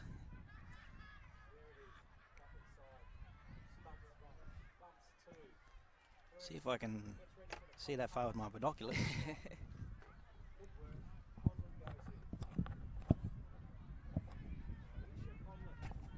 Been a great couple of days, brother, with the display of footy going on in both the girls and boys divisions, and the little jarjums we had earlier on in the week, the under sixes, weren't they gorgeous? They're cute. And they're having a go, and what I love is there's mad watching those little ones. Yeah, run. there's some teams. I think I saw a team in the under 14 boys this week that had more girls in it.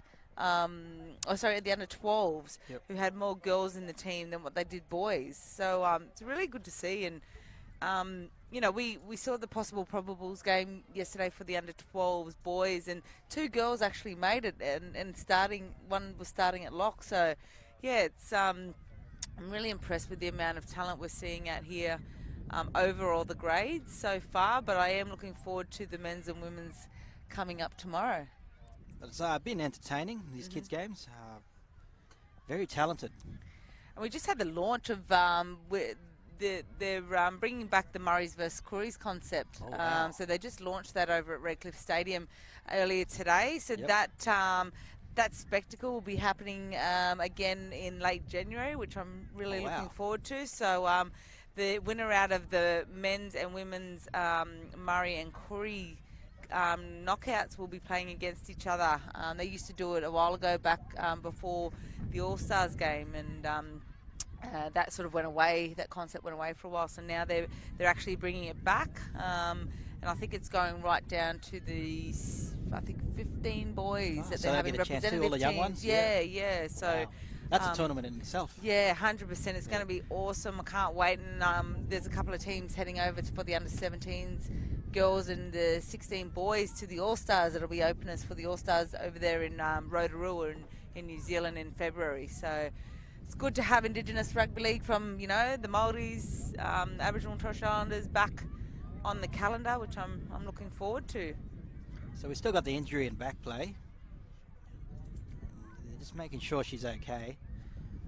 Just take this chance to thank our sponsors: Health and Wellbeing Queensland, Queensland Government, Deadly Choices, IUI, Institute for Urban Indigenous Health, QUT, Moreton Bay Regional Council, Containers for Change, Priceline Pharmacy, Rebel, Struddies, Queensland Rugby League, Queensland Law Group, Life Rebuilders. How's Deadly Choices been going? Getting out amongst it? Yeah, brother, it's been good. We've got a lot of our ambassadors out here today that are, just getting around the community, having some yarns, especially over in the elders tent. It's always good having yarns with the elders because they got some really good stories. So see them carting around on a buggy there, styling up. So it's been a good week so far.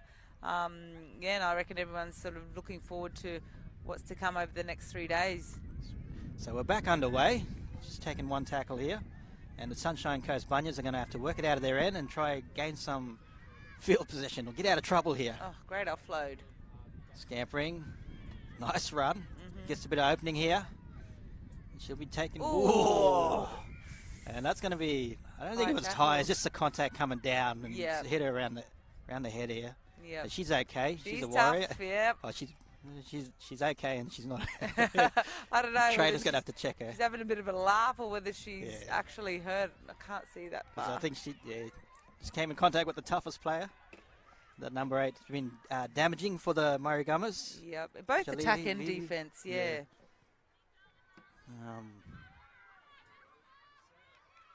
Taking a couple of big deep breaths. It was a great run before she did get hurt. Got him out of trouble. And that's the thing, you probably, with a team like the Murri Gummers, you sort of, whenever you do play them, because they are so strong in that middle third, you sort of can't try and compete with them in there. So, for me, if I was coaching this team right now, I'd be looking to go wide, shift early to the edges and see what their little outside backs have got in terms of speed and agility.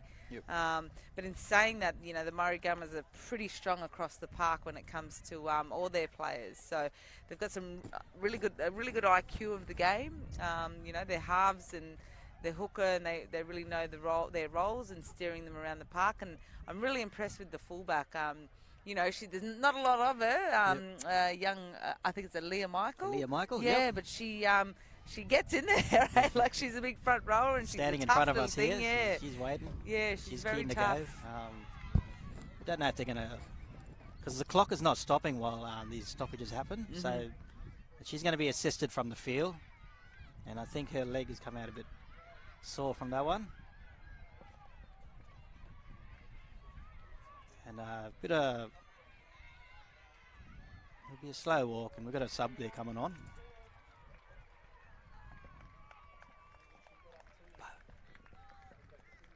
Got it. Cool. All right, Sunshine Gummers, Sunshine Coast Bunyas. Bunyas. Sorry. Tap the ball here. 5'8". Michaela Hewitt Fillion.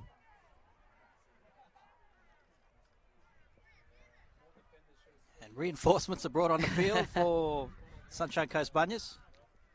They've got a prop brought on, so we've got a bit of size there. I think that was Maybe they can challenge that yeah, middle, was like I that said. young Brianna Mason that just got, I can't see a number, but I think it was. The injured player? Yes, the injured player. I can see in my binoculars here. Old AJ, you can't see those that. trainers, the trainers are covering the number. Yeah. Drop your arms, I can see the number. No. She'll have a good rest and recovery there. Yeah. Here we go, down the blind. Good run here by the Sunshine Coast Bunyas. I think they're listening to you. They're going wide and challenging out. Good strong runs here, good quick runs. Yep. Making some metres here. And that's it. When you know, offload, you've going wide again. You've got the big girls in the middle, so you want to get those, little fast, nippy ones that are good on their feet. Once the front rowers get tired, you want to get the fast, nippy ones around those girls in the middle. Here we go. Here we go. Fast off the feet. Yep, she is. Ooh, Medway. Oh, she good offloads. Offload, yep. Strong. Some good contact. It's a rough game, this one. Both attack and defence. Oh, she's shifting it back to the left side. Comes back that way, though. Yep, for the number 3. Oh. Kalia Prince. She's okay. Kalia. Going to the right. Oh! My God, that's a... I reckon they might be close to sending her for 10 here. That's a heavy one. I think it will be a sin bin offence. With the Sunshine Coast Bunyas, to me, unless, I suppose, there is a clear gap. Yep, she has been sent for 10. The likes of the halves should be running, but I think, you've got to send your forwards up through the middle, and there's a big mismatch there, and we just saw there was some hard hits and high hits, but I just think they need to sort out their attack a little bit better. You got number 5 in there, so you've got a winger in the middle. There you go. So you're not going to compete with these girls in the middle. Get it out to your wings and out to your edges. Dummies back in. Yep. Chance here for a try. She's going to be contained. Yep. And we've just talked about, the smaller, nippier girls getting in around the big forwards. Oh, here we go. Chance. Yes. She's short. Just short. Chance out wide here if they go quick. Oh, what a great long ball. The wicket came in and the centre went out. Maybe could have done it. Wrap around, eh? The old wrap around. Number 4 again. She seems to be quite handy. Kicking. With nice great pick up. Hands. What's her name again? Number 8. Jahali Levi. Yeah. The number 4 for Sunshine Coast. There you go. Chance here. Janaea Ada Ross Kelly, sorry. Yeah. The number 4 for the Bunyas. She's got some really crafty ball skills. So I'm not too sure whether she's got the 4 on her back because she's playing in the centres or whether it's a shirt that fit her. But to me, she seems like quite a handy little ball player. Referee's pulled it up here. I just called her Janaea. That's Ada Ross Kelly. Her sister's name, Janaea Ross Kelly. She's my niece. I still get them confused. So, and that's my niece. She's travelled all the way down from Hopevale. Some of these players have come from Torres Strait Island, Brizzy, Palm Island, NPA, Bamaga, Hopevale, and Yarrabah. Amazing. So these guys have made a long trip. I think there's another team too that have made a long trip. Was the Far North Queensland Pearls? So from all the communities. Some of them come down in a bus. Yeah, I think they've got I was talking to their coach Ben, and he was saying they've got a 27-hour bus ride back to Cairns after the possibles versus the probables. That's bonding. Yeah, a lot of them haven't played together before. No, and they've been they've been gelling together quite well, like this Murri Gummers team as well. And I think that comes down to actually knowing your roles and having a really good IQ of the game, and watching how the game is actually played. But a lot of it's that natural deadly talent too. I think we've got an injury in back play here. Just saw in the back play here. 2 of them actually. We've got one that's been assisted off by a trainer, and she just came on too from down the other end here. And then we still got to play it down, and the clock won't stop. Scores still remain 10-0 in favour of the Murri Gummers. Or did they score? No, just injury in the back play. We must have missed it. We've got no monitor to check the replay. So yeah, long bus trip back for these guys. So Yep. some of them lucky, they got the plane. Yeah, I love the commitment, but I love the fact that they're willing to travel that long to come back. You know, we haven't, obviously COVID. We missed a year or two there with COVID, but having the Murri Carnival back at South Pine last year, then back here at Redcliffe, I really love. It's obviously enough fields. We've got a heap amount of fields here, but it's very community as well. You know, all the mob love sitting up on the hill and watching some footy, so it's good to be back. Thank you for joining me too, the second half. No worries, brother. I don't know who was supposed to be here. There was no one. I was like, all right, it's just me. That's all right. Yeah. I ran over. We're all puffed out. Thanks for running over. You're right. Here we go. Okay, we're just going to take it back there. Ref's going to take it back. And both players were assisted from the field. And still one in the back play there, so she might need a buggy, I think. Yeah.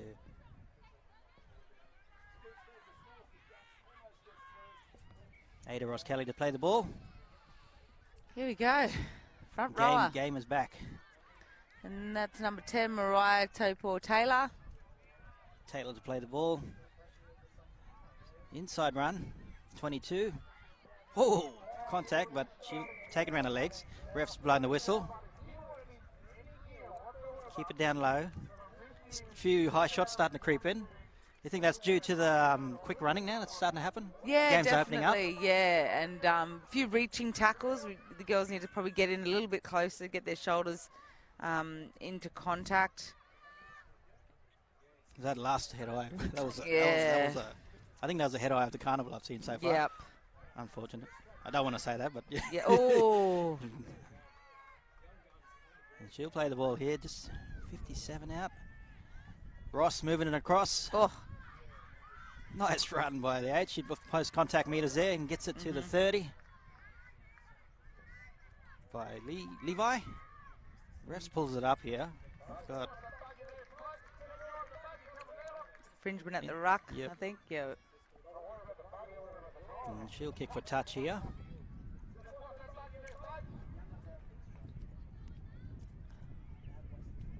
I don't have a clock on me, but I think we're getting close to the second half.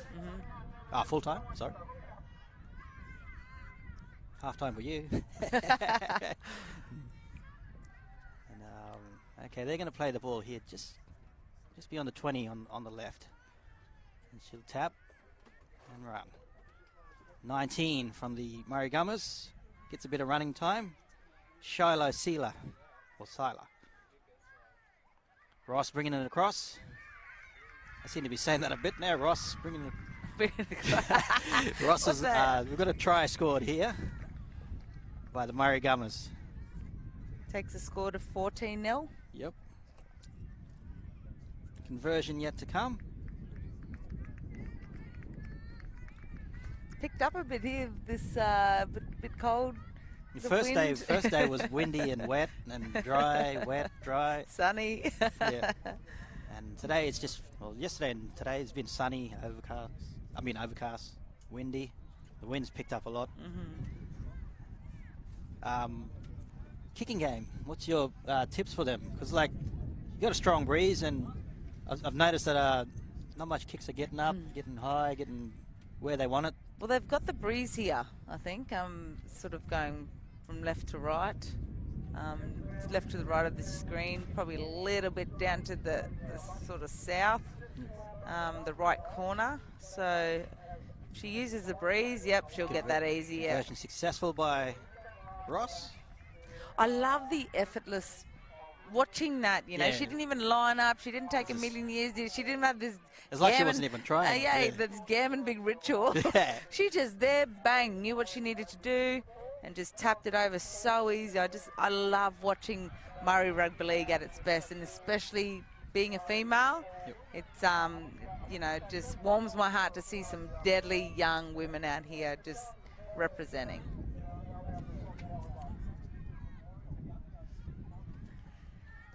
Good try there by the Murri Gummers, taking the score to 16-0. Are you a deadly too? You're a deadly player. I went all right. Yeah. Okay, kick off here from the fullback. And it's going to bounce down a bit. Picked up here by number 11 from the Gummers. Jarakai Turpin. She's had a really good carnival so far. Hopefully with how she's been going, she might look to be definitely someone that I would be looking at for the possible versus the probables come tomorrow. Tomorrow, today, whenever. Played on the 48. Ross.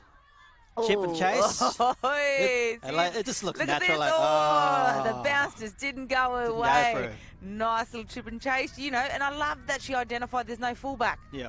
Let's go. Let's just play footy. It just looks natural the way she plays and effortless. Yep. Yeah. Sometimes when I look at the higher grades of women's rugby league, that natural footy is being coached out of them. I love that these girls are identifying that for themselves and just playing what's in front, you know, and it's it really frustrates me when I do see that, footy has been coached out of some of our girls. They need to start thinking for themselves. It's been this whole carnival's been pretty free-spirited with attack. Yep. That's what you want, eh? You want to see that stuff. I'm sick of seeing block to block, all these structured plays. I just love the girls and the boys playing what's in front of them. Nice little torpy. It's going to bounce.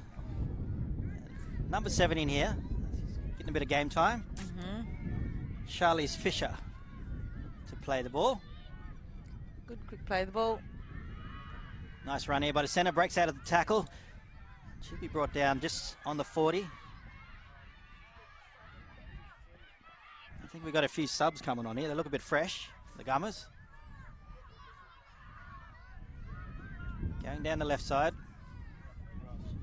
Short play. Oh! Pops off again. She's having a game, eh? Jahali Levi.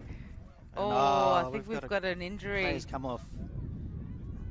She's just so strong, like her running game, her upper body, with players like that. I don't know, playing footy for you, but myself, if I've got a bigger player running at me, I'm not going anywhere near their upper body, they just do what so, the legs tackle is always a good one if you've got someone just a little bit bigger. Momentum, a little bit if you're not bigger. big enough, Dad, take the contact. Yeah.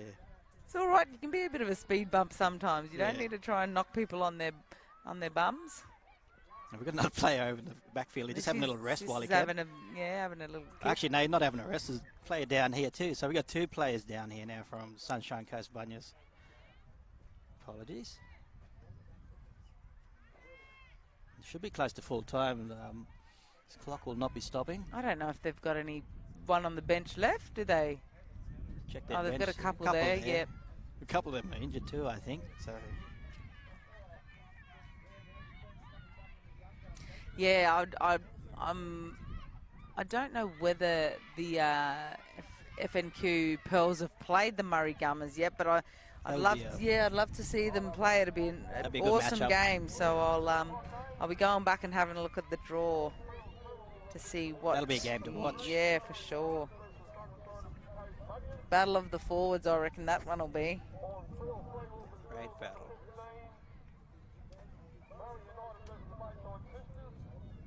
The clock is still rolling. I think it will roll out over to full time because there's no stoppages in this carnival. 25-minute halves.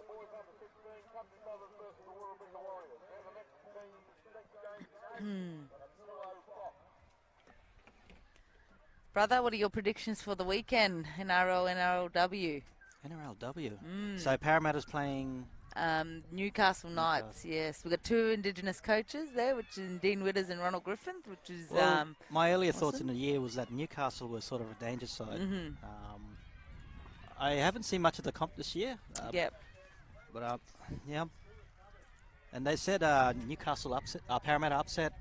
Was it Roosters? Yeah. Broncos and Roosters. So, maybe they might be a bit out of gas, and then Newcastle might get them. Yeah, look there, and I think that they've called that full time. They've had plenty of time to recover. Yeah, they've called full time here. So it's full time, and the Murri Gummers have defeated the Sunshine Coast Bunyas 16-0. 0. But yes, my tip would probably be Parramatta. Oi, both teams, both the NRL and NRLW. I want Penrith to win. I think everyone's against Penrith, but yeah, I reckon I'm going for the Eels and the men's, and it's a hard one. Yeah. Hey, what's going on Are we here? gonna dance here? Sister? Dancing? Yoo-hoo! Dance up, dance for the camera. And yeah, like I'd love, Parramatta are going to put up a really good fight to Newcastle, but I think Newcastle are going to be just way too strong on Sunday. All right, it's full time. Thank you for joining me, Bo Dela Cruz. No worries, brother. Thank you for We'll be back having with me. more next time. You can catch the rest of the games on the QMC app. It's goodbye from here.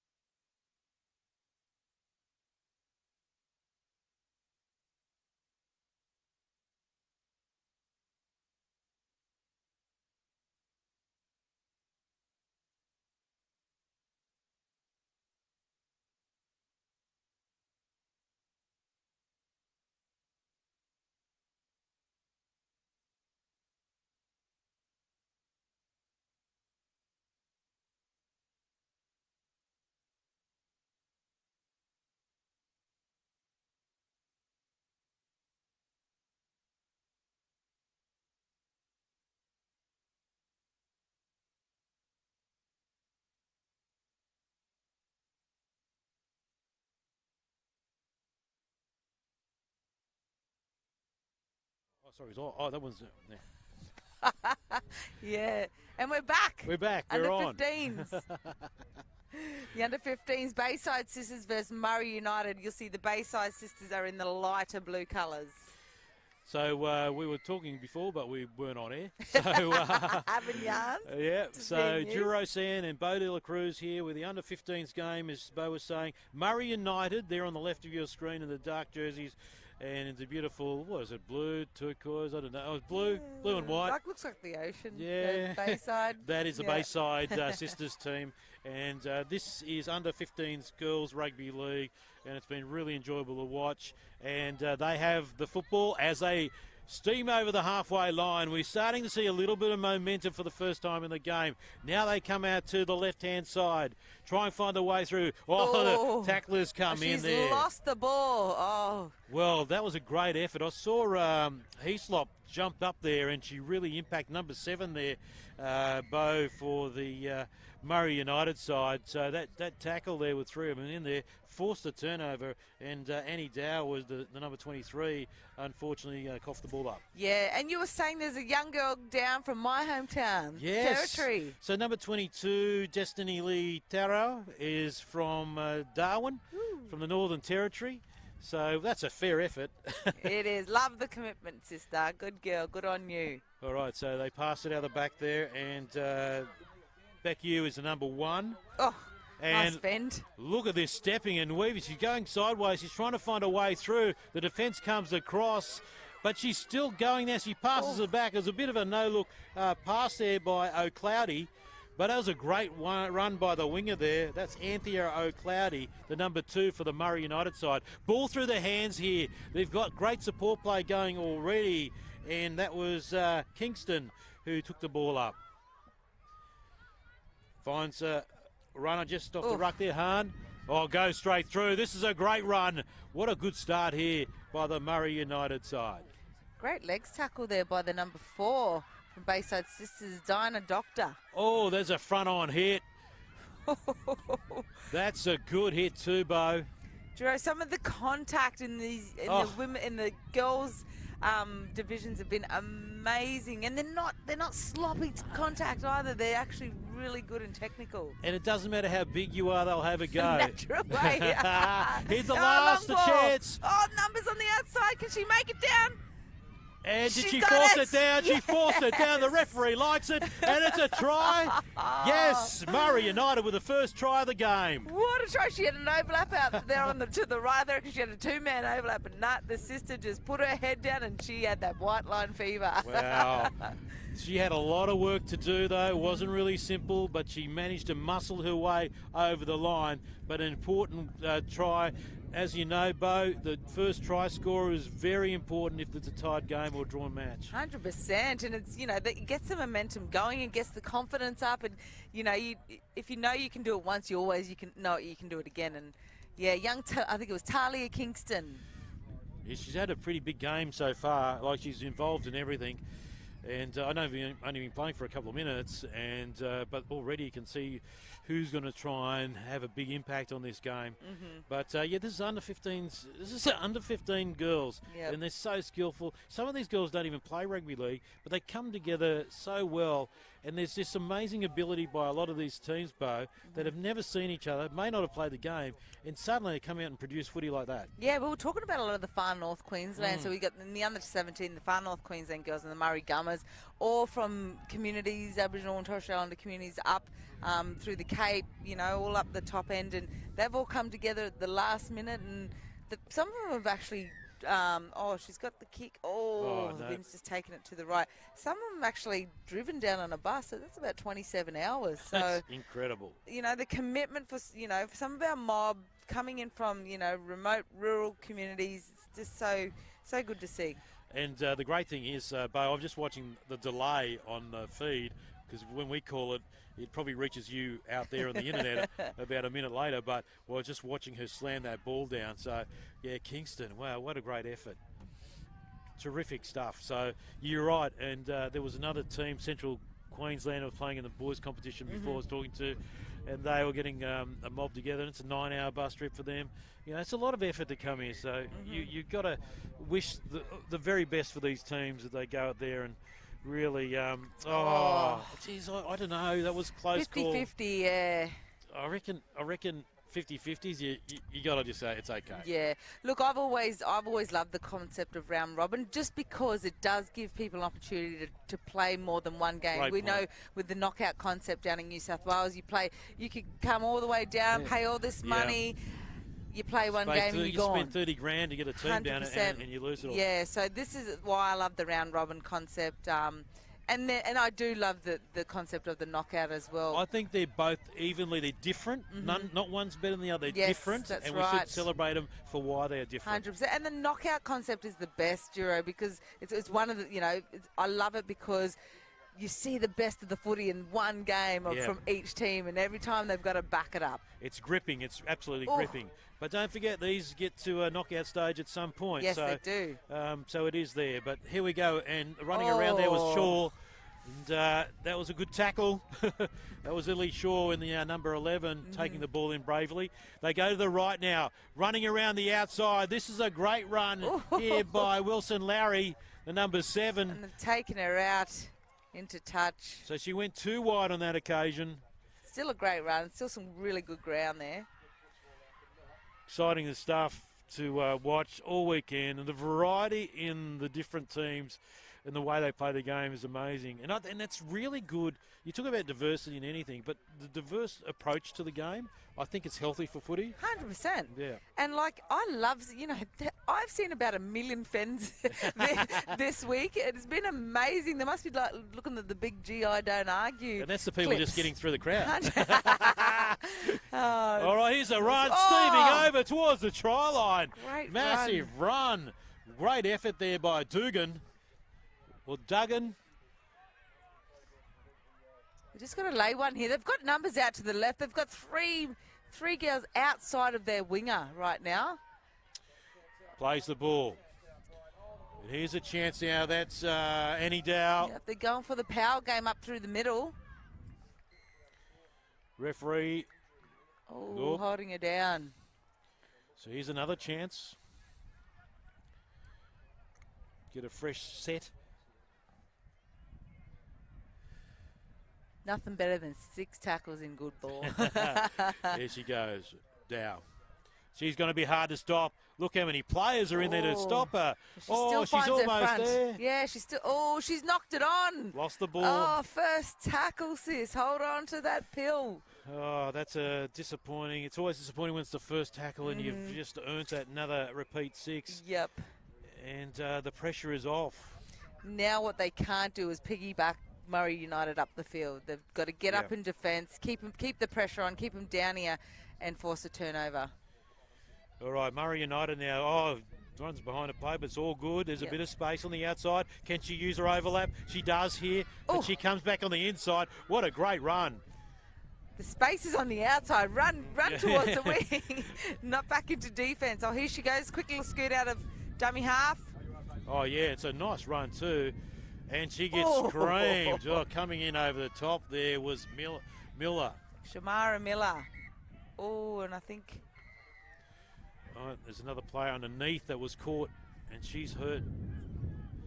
She's holding the side of her head. She might have copped a bit of a knock there. It does hurt on those little, like the ear and around there. Yeah, your temple. It's all quite. I've been knocked out 3 times. Thinking I'm a big front shouldn't rower. laugh, But sometimes your head gets caught in the wrong spot, and she's pushed away the tears, and she wants to keep playing. Good on her. She's got a lot of courage out there. Yep. So that's now number 5, and it's Tiani Walker. Yep. Putting on a brave face. She's right. She's telling them I'm right. I'm right. Good on her. Oh, make them tough, eh? Bayside sisters. Yeah, they do. It's Wiles there. Plays the ball, number 3. She was the one who ran around. And there's a loose pass here, but they recover okay, and the defence is there. Good tackling. I think they just got to go forward. You know, I know they want to shift the ball around. They want to put on some moves, but at the moment, let's just go forward, make some ground. Good girl by the number 12. Oh, that's Hahn. Yep. Shatea Hahn. Oh, she's lost it. She did all the hard work there and fended off the opposition, but didn't cough it up. Yeah. That's the disappointing thing when you do the hard work and then the simple stuff happens, which denies you possession. But yeah, they're sort of feeling each other out here. It's a pretty evenly matched game so far. You know, I don't know. I think in a way. Oh, he sent her for 10. Oh, really? I think there was a bit of back chat. Some little disciplinary issues right now here for the Murri United team. Here's an opportunity.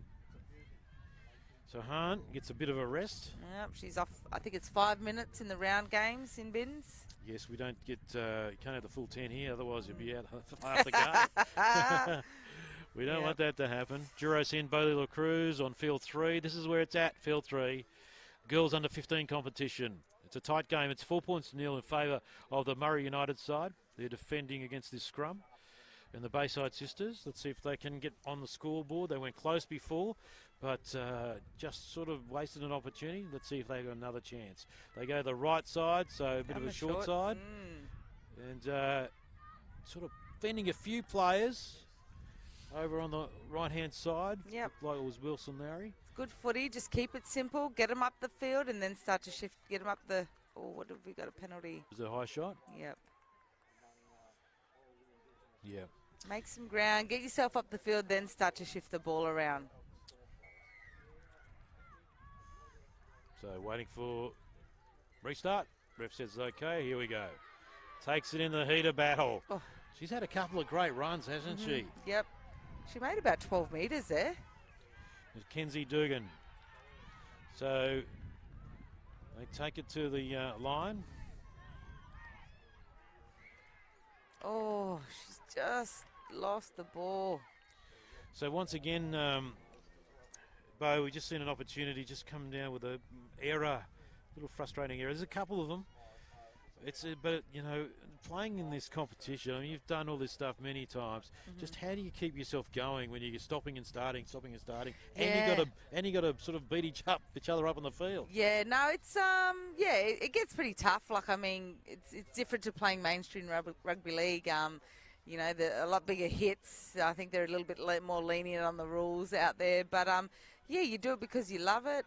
You do it because you want to do it, and you want to represent, you know, who you're playing for at that time. So, yeah, it can get easy, but it can get very hard as well. All right, they go right, and but they spill it, and unfortunately can't pick it up. Ooh, Oh, I that's thought a that bit. would've- No, yeah, no. I thought that gone back. That was the wrong call. Yes. That was a bit unfair. I mean, they put the pressure on themselves. They don't deserve to have that call go against them. Yeah, especially when it's definitely gone back. And I've just noticed if they break at the back of the scrum there, they are tending to run behind. They've got to be a little bit careful and don't get pinged for Shepherd. Yep. But it was nowhere near the action. But if it becomes critical, close to the line, that might be an issue. But they're doing a few of the rehearsed plays off the back of the scrum. And they're good. Like, I think with the girls' game in this division, the girls have got to learn to be proactive instead of reactive. Yeah. Like, you know, the young number 7 went through a couple of dummies, and then the winger was like, oh, I've got to run here. If she's up a bit flatter, you know, that ball's an easier pass, and she's off down the wing. Yeah, just play a little bit what's in front of you. Yes. And we've seen that a lot in some of the teams on this field before, where they could play both the structured play and what's in front of them. Yes. So, and they'll learn that, you know. Oh, that's a full-on. 2 players have come in and Great put her tackle. on her back, but she copped it well. That was Maloney Bonnie. So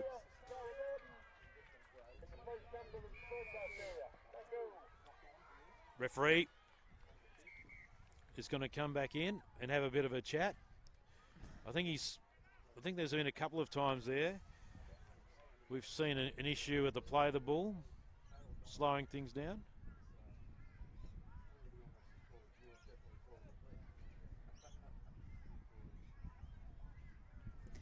I think the Murri United team, the sin bin, is soon to come back on if she has not already. Trying to find her over there. But No, there's 12 on the field, so she's still off. all right, big chat there from the referee. Just a bit of discipline. I think the Murri United team might need. All right. Oh, great Good. legs tackle there Chopped by the down. number 7. Didn't she rejuvenate herself? Dakota Brady Heslop. All right, that was a great piece of work around the ankles. Brilliant, classic textbook tackle. Now it's the Bayside sisters. Let's see what they can do with the football. But the defence is willing and able from the Murri United team. Yeah. Oh, they've lost the ball. Forced the error, Murri United. Great defence. Yeah, that aggressive defence clearly turned the ball over. And here's another chance from the scrum. And it doesn't really matter what end of the field you are. You can still attack from a scrum, can't you? 100%. Oh, it's probably one of the best set pieces you can attack from, and one you can actually have a crack. If you've got a scrum so far down your end, I'd be having a crack. And here she's gone short side. Heslop. Yep. She's seen the numbers, but a great tackle there from the number 18 from Bayside Sisters, Talia Paskins. And they make a bit more ground. I thought that whistle was from here, but it's on the back. It's whistles going everywhere. Number of fields going at the same time. If you come down here out the back here, Redcliffe, there's like 4 fields packed with people. Plenty of room for you too. If you want to. Oh, front on. She's back on the field too. Here she goes. Han. What a 10 great metres out. run. you know when she's back on. Yes. Stepping and weaving halfway, She's just such a underfoot. Such a force, isn't she, out there? She dominates that. Oh, I think we've got a bit of an injury. Yeah, back in the field of play here, and Talia Kingston Yeah, Kingston's down. seems to be down. She's taken off her head guard. It's been a good couple of days, Duro. Especially with the stall holders over there. We've got Strutties, containers for change. Yes. We've got a few deadly choices. You've got the urban eyes, deadly urban eyes. You've got deadly kindies, seeing all the little jardrums over there making the Yes. little necklaces. I've been sitting down with them for a while. Saw your little one over there too. Yeah. She's So very it's cute. when you do come down, if you end up coming down here to Redcliffe, make sure you get to the stalls. There's some really good information over there. There's some jobs up for offer through the Young Guns. Oh, nice. Kieran Lander, also Coles are offering some employment. So get over there and have a look at our stalls. And of course, up the top there, Deadly Choices and the Arthur Beetson Foundation. Absolute fantastic champions of the game. Oh, that's an awkward bounce. The chase is on. Here they come, Murri United, but it's taken at the back. Ooh, that was a bit scary for the Bayside girls there. All right, let's see what they got coming out of their half. Here come the sisters now. Oh! Huge hit from Han. She's out there seeking and destroying. There's only one marker there. Let's see how she goes again. She's great contact. Well, for the Bayside point of view, I'm happy for them that there's only one Han on the opposition. Me too. My goodness. She's working real. Oh, my goodness. Is that 12 on 12? And I think it looks worse too when you've got long hair. Yes. Like it looks because your hair goes flying back as well. So Yeah. some great defence by Han there. She's really sticking it to him. Yeah, and Shamara copped that hit, but she copped it well. So Yeah. that's fair enough. There's Fifth the and last tackle. See what they do. They go to the right-hand side. Here's the kick. It's a bit wobbly, but they're hard to take. And the pressure's on here. The timing's awkward. But they end up saving it. They, excuse me, at the back. And that was Heslop. She nearly lost that then. Out from dummy half. Good run. Yeah, great little dart by the fullback. Yeah, Beku. Finds her front. Get up, quick play the ball. Don't worry. Let's go. Keep going. Yep. Oh, here she comes, Han. Bang. Good tackle, though. Yeah, great tackle by the number 22 for Bayside. That's our Darwin girl. Annie, is it Annie? No, it's Oh, 22? Destiny. Yeah, Lee Destiny, Tuttle. yeah. All right, now Look they at numbers. dummy there. Oh. Go, here's an opportunity for Murri United. Will they get in the corner? Oh. It's a good tackle. They had the numbers out there to the left. Somebody's just got to straighten up. They've got the numbers to the right now, but they're going to go straight for the line. I've coughed the ball up. Did it go forward? Yes, the referee says they've lost the ball. Opportunity gone begging there for Murri United, but they still maintain a tight lead, 4 points to 0. the hooker's got to have a look. Once. If you get one of the forwards to lay one into the line, have a look up because there's about a 5-man overlap out here. The winger's right in under the far post in defence, so the overlap out here is phenomenal. That's what we talked about. Playing what's in front of you. Just got to occasionally look up from your structured plays. Yep. And I know they want to do the right thing by the team and the coach, but look, it will come. You discover that quite quickly through experience. And especially at carnivals like this, structure's there to get you up the field. You got to use your instinct. You got to have some eyes up footy, and that's what I love about watching this. I'm sick of, like I suppose, seeing the old block to block plays and all the structure, and I'm finding that a lot of the times footy is being coached out of girls.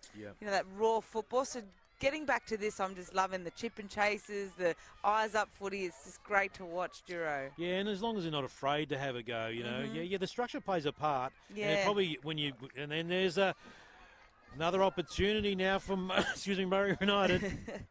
Oh, it's not happening for Bayside Sisters today, is it? No, and I think the dominance there in the ruck by Hahn is significant. She takes in a lot of defenders. She's brutal when she runs through. Oh, there she is. She's standing there ready to go in the back line. Oh, my goodness. Oh, you go for a rest, you come back on. And look, they've got a 2-man overlap out here on the right already, 5-on-3. They're bringing someone across now. Here they come. Ball in two hands. Shot ball into the line. She's just going to there run she hard. goes for the try. Slams her down with one hand. What a fantastic try. I love the halfback, she's identified the mismatch out there, taken it to the line, brought Hahn with her, just nice little pop out to the right, and she's running like a steam train up through the middle. Right under the black dot. Under the black dot, and there is no way she was going to be stopped. No. She was absolutely incredible. And, if I go back and I know you're not seeing the replay online, but it'll pop up for us here in a second. But it was absolutely not going to happen. It was a try for all money. And here's the conversion attempt by Webb. The halfback, she's definitely quite creative, very crafty with her ball skills and her playmaking, and I think she identified that. Over it goes. Great kicking. She identified that and was like, "Hey, come with me, sis. Let's just roll them here," knowing that in your back rower you've got a very, very strong runner that can run some awesome lines. So 10 points to nil in favour of Murri United. There's a siren in the background. And that will give us an entertaining end to the first half. Quick thoughts from you, Bo de la Cruz? Yeah, look, I don't think you can try and compete with this Murri United up through the middle. They're just too powerful. You can't play a power game against them. If I was going into halftime, Bayside Sisters coach, I'd be shifting it to the edges quite early, or sending our little girls up through. Yeah, definitely. There's a replay. Oh, she just slams it down, doesn't she? Yeah, I'd be definitely getting our little ones, nippy sort of agile girls in through that middle once the forwards are tired. But yeah, shift early to the edges and let the outside backs have a crack because they're not going to win it up the middle. Outstanding comments from Bo de la Cruz. So at half time, it's 10 points to nil, and that's in favour of Murri United over Bayside Sisters. We'll be back in a moment from Field 3 with more actions from the girls under 15s.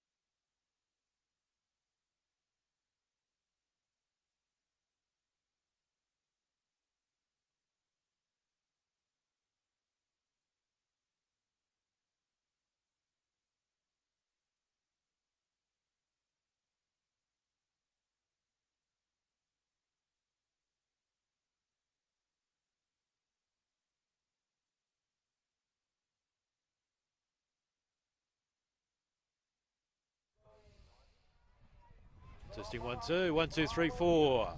We are back online. Juro sent both of Chris. The sun is out. Oh, going to get my legs, the pins out. I've got to get the pins out. I reckon I've gotten, I've lightened up this I haven't this had the winter. pins out for like 2 years during COVID. So this is great, but it's not too hot. The sun is out, and we've got a good little game on our hands. Oh, geez, a mistake. Let it go 10. No, but she she's shouldn't picked pick it it up. up. Nah. So that's a rule, people. If you do not know, it's actually should be Bayside Sisters tap here. Because yes, it is. It has to go 10. And if it doesn't, let the ref pull it up. Don't touch it within the 10 metres, and let the ref pull it up until the ball stops. Yes, because the assumption is you can continue the play because you decided to cop the short kick, but it doesn't happen that way. So, so either let team, off. Don't touch it. Just leave it. Oh, good hit. Oh, and guess who was in there to take the hit? What an awesome game Hahn's having. So they go to the left. There's Dow. Annie Dow, number 23. Goes towards the sideline. Referee finds another penalty. They're inside the 10. So Bayside Sisters here just need to keep it very, very simple. Lay a couple to the middle if you can, up through the power game, up through the middle. We do know that Murri United have quite a very strong middle. And then let your outside, give it to your half, let your outside backs weave some magic. Oh, Shawnee Yorston, thank you for my coffee. Where's mine, brother? Oh, look at him looking after me. Oh, look at that. Bo de la Cruz getting coffee delivered in the commentary box. All right, I think your call about this Bayside Sisters is good. We've had a couple of back-to-back decisions go their way. Yep. Let's see if they can maintain possession. They go across field. They have a huge overlap here. They've got to use it. She's got to give it. Give it. Oh, no. Oh, dear. I don't know whether dear. she fumbled that or whether she tried to pass it and didn't know. Somebody's going to come in under her then. Yeah, that was the only other opportunity because he dragged the defenders across and it closed off the opportunity. Yes. Oh, it was a great run by the number. I think it was. I think she's in the scrum there. Oh, Bayside Sisters threw away a perfect opportunity to score, Juro. It was there. It was absolutely there. It was a huge overlap that disappeared. That's another an idea that you can easily extinguish an overlap by just running too far. And have a look at this. The number 7 has got Hahn on the outside of her once again. Here we go. She's going to have a run. She might pass here. She puts her head to great tackle there. Beautiful tackle. By the green head guard number 3. Lily Sumner. Yes, Lily Sumner. Yeah, the hair's flowing there. That's all glistening in the sun. Yes. Quite a sight, actually. She's back-to-back second tackles. effort. Great work by Sumner. All right, now Murri United. Oh, here it is, Hahn. Palms off one. Yep, she's give definitely me their some more. go-to. She's definitely their go-to when it comes to attack. Oh, and they've picked up Bayside Sisters for a high tackle. Restart. Here she goes again. So, Ooh, Hahn in the action. what can't this young girl do? They come left. Ishmael, the number 8. Patricia Ismail for the Murri United I side. love that by Patricia just then. She's had the ball out in 2 hands, thrown a couple of dummies and tucked it under, and she was gone. Yeah, she Great meant skill business. to have. Yeah, that's a really good skill to have. I've got some, senior girls that don't even do that. So, being under 15s, it's a really good skill. Here we go. Here we go. Big Yep. chance again. Good tackle. Quick play of the ball. If there's the numbers out to the right, if they go the hands. Here's Number a chance. 7. Oh, there she goes. Puts the arm out and plants it onto the deck. And I don't think that's going to be denied this time. And it's a try. The number 7 for Murri United. Dakota Brady Heslop. What a try. She was instrumental down here when they were coming out of their half with Hahn. And again, offloaded to Hahn. Hahn's got the quick play of the ball, and then she was off. I've got to give a shout out not to the player from the Murri United side, but Lily Sumner did another one of those tackles and almost brought that movement to an end just before that bow. And all her defensive effort was just sort of negated in the end there. But, geez, I've got to give a huge rap. Like Lily Sumner, number 3 for Bayside Sisters, showing their teammates just how it's done with technique, cutting down the big players. And I think she's just walking off. It looks like she's grabbing her hand, Duro, Lily No, Sumner. that's probably because she's done so much hard work. 100%. Yeah. Great work ethic there from young Lily Sumner from the Bayside Sisters. I hope she's okay because she's actually having a really good game right now, defensively. So here's the conversion attempt for Murri United. Sun comes out in strength. She struck that so well. Oh, she's just missed it out to the left. So that's 14 points to 0 in favour of the Murri United side over the Bayside Sisters, and it was all happening at the other end for the Bayside Sisters, and they I think they can't really blame anyone else but themselves in that tribe going begging. Well, as you said, Lily did some really good defensive efforts there, but they still just piggybacked them down the ground. They got a penalty here in the middle of the field with Hahn and a high tackle, and then once again, they've just marched down the field, and Heslop's gone over for the try. Yeah, very good try in the end. Probably could have had an opportunity out wide, but decided to go in. And here's an opportunity to do something with the kick here. They go for a shortish one, awkward kick, but it sits up nicely in the end. And it's nicely taken there by Cromack, number 5 for Murri United. Murri United in their own half. With a dummy there, that's Outer, the number 11. Murri United.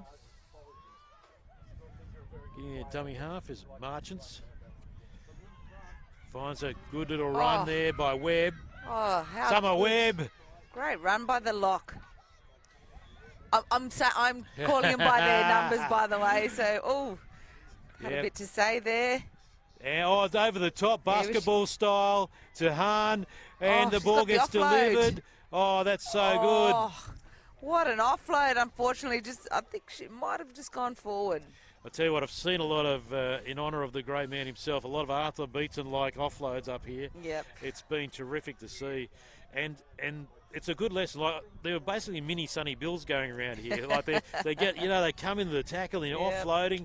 He changed the game of like a test level for a bit, didn't he? Oh, mate, I reckon he must have one of the biggest hands in the world. He used to hold the ball in one hand. Do you remember? And he's doing all these sort of dummies with one hand. He'd stick his head past the defensive line, and then he just put this ball out.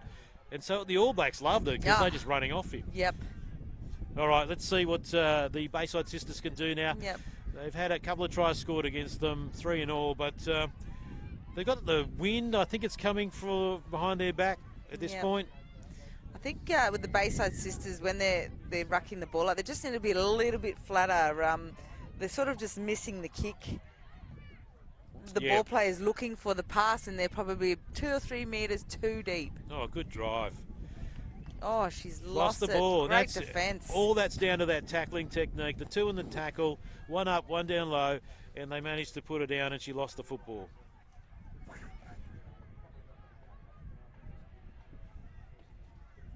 Sun might be out, Duro, but the wind is still cold. What is going on, but hey? It's just Queensland. Yeah. Tell you, those far north Queenslanders, they'd be freezing. Yeah, I bet, poor things. 5 jumpers on. And the young Darwin girl. Here's the pace now. Will Hahn get the ball? Yeah, she does. Look at her go. She offloads hands again. Completely unselfish. Here they go. Look at that run. Number 4 for Murri United. Lenore Georgetown, what a try. Great line by Lenore there. But the offloads, Duro, how good was that? The hands, catch and pass. That was beautiful to watch, wasn't it? Yep, sure was. Hahn could have gone herself, but she decided to pass it, and she used her outside backs to have a go. But that was a great run by Georgetown. And that's that combination again through Heslop and Hahn. They play very, very well together. So try to Lenore Georgetown through the traffic. and they skip further ahead, 18 points to nil. So they get to work on their play. Yep, kick to come.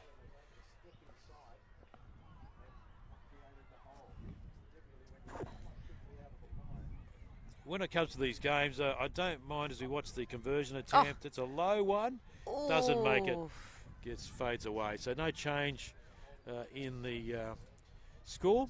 I was saying in the 17s game just before this that I love the how effortless the girls are. They don't have this big process to do, kick and conversion. They're just having a crack. They're still striking it pretty nice as well, but sometimes just get a little bit more power behind those pins. Yeah, but I've been really impressed with the goal kicking here. Like even these younger kids who are able to pelt them over from the, close to the sideline, or even just consistently kicking well. Not a lot of toe pokes either. No. Mal Meninga, yeah. Well, I started out kicking like that, and then I did the around the corner after watching some rugby games. Yeah. And it was interesting to make the process. How did you kick goals? Yeah, I wasn't a big kicker. I was a soccer player, but I didn't kick a lot of goals. You're always kicking goals. Yeah. Excuse the pun. I tried to anyway. There's a wobbly old kick, but it's nicely picked up there and safely done. Will she offload the ball? They're going to risk their hand a bit here, Murri United. And why not? They've got a little lead here. Yep, just keep it simple.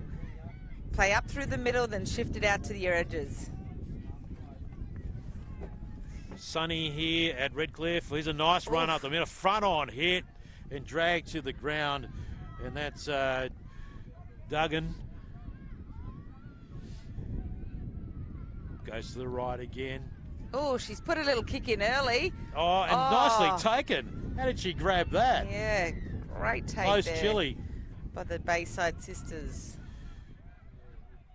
All right, there's Annie Dow. Oh, Annie Dow, number 33, powering through the pack. Needed more from her, I think, because she make a big difference. Here's another nice run. I think the Murri United team just got a little bit too excited. They're a bit deep here, Bayside sisters. They've got to come up a little bit flatter. They come across the field now. Great footwork there by the number 15, and an offload to number 7. Brilliantly done to Wilson Wilson Larry. Can she score? Will they get over? And she's twist. got it. Yes! Great try by the number 7. Scored. Oh, Latina Wilson Larry, what a try. She had a bit of work to do there, didn't she? Oh, they deserve that. Yeah, she looked to put the fend up on the wing, and she just put her head down, and she had a bit more work to do with the fullback, and yes, grit and determination at its best. Mercedes Duggan, the number 15, she did the great run and popped the ball beautifully. Nice little offload there by Mercedes. And they deserve that try. I think the coach is pretty happy how theirs run the water. And they came from an error. I think Murri United have been, got a little bit too comfortable, try to put in an early chip. Bayside sisters have got the ball. 3 tackles have gone down the park and scored. Great work by the Bayside sisters. I think that's an issue with any rugby league, men's or women's. Once you start getting that bit of a lead, you think, let's play around here, and the errors end up coming. And I think we saw that with the Bunnies last week against Penrith. And definitely once they started getting a little bit too comfortable, they lost the game. It's a hard kick, that one. It's sort of into the breeze. It's hard to tell. It just moves around a bit. Yeah. But unfortunately for Tiani Walker, it was too far to go. So that doesn't change our score. So it's 18 points to 4. They're on the board. But that was pretty exciting down the right-hand side. Thought that it might have just eluded them again, but I was just hoping that they'd see it through, and they certainly did. So well done. The number 7, and I love her headgear there. It's Wilson Larry. Yeah. The headgear is quite decorative. Oh, it's a nice, great short kick into the wind. Oh, and they've regathered it back, Murri United. What a kick! Fantastic work. It sort of held up, didn't it? Yeah. She used the wind really well then. Oh, smart move. They play what's in front of them really well. She's sort of a bit of an opportunity on the right-hand side. It closed down, but absolutely, they are sharp, this team. Oh, she's back on. Lily Sumner's back on. Well, yes, I saw that. What a champion. Took a little bit of an injury, but it's out there again. There's an opportunity up the big middle. Dummy. Oh, steaming towards the line. Did she get there? Great tackle. Big dummy there by the number 8 for Murray United, Patricia Ishmael. Ishmael plays the ball. Didn't she turn on the pace then, Oh, Juro? absolutely, Bo. Loose, but picked up. Okay. Oh, good hit. But they got the numbers on the right. They go inside instead. Will they score? Did she get the ball down? Held up, says the referee. The numbers out to the right. If I was the winger in the centre, I'd be screaming. There's like a two-man overlap out there. All right, here's another chance. Ishmael again. There's about 3 or 4 players pushing her back. Pressure on here. Murray United with the football. What's happened here? We've called time. There's somebody injured down in for the Bayside Sisters. Oh, Looks like a cramp. Yeah. I'm not surprised in a carnival that you get cramp. Where is in her calf? Yeah, oh, that's so bad, the calf. Ah, tell me about it. Although not many calves in Murray Carnival. Oh, dear. bless. But them little bony legs can run, that's for sure. Absolutely, Just mate. know, with the fastest man in Australia ever to run 100 metres. Well, I had him up here earlier. He was awesome. yep. Those calves are non-existent. It's all in the rump, I reckon. Yep, Here yep. we go. All right. There's a kick across field. The chase comes through. Pressure is on. She's lost it. So you're going to play the ball now. Yeah. Oh, play on, ref. Nice kick. I don't know if it was the 5th and last just then, but No, it's but it was a not good idea. yep. Probably had to go a bit further, but here's the dropout. Their split's really wrong, Bayside Sisters. They've got numbers over to the left and to the right. Running around there was Webb. Oh, it's gone backwards. Oh, no. And they've knocked it on.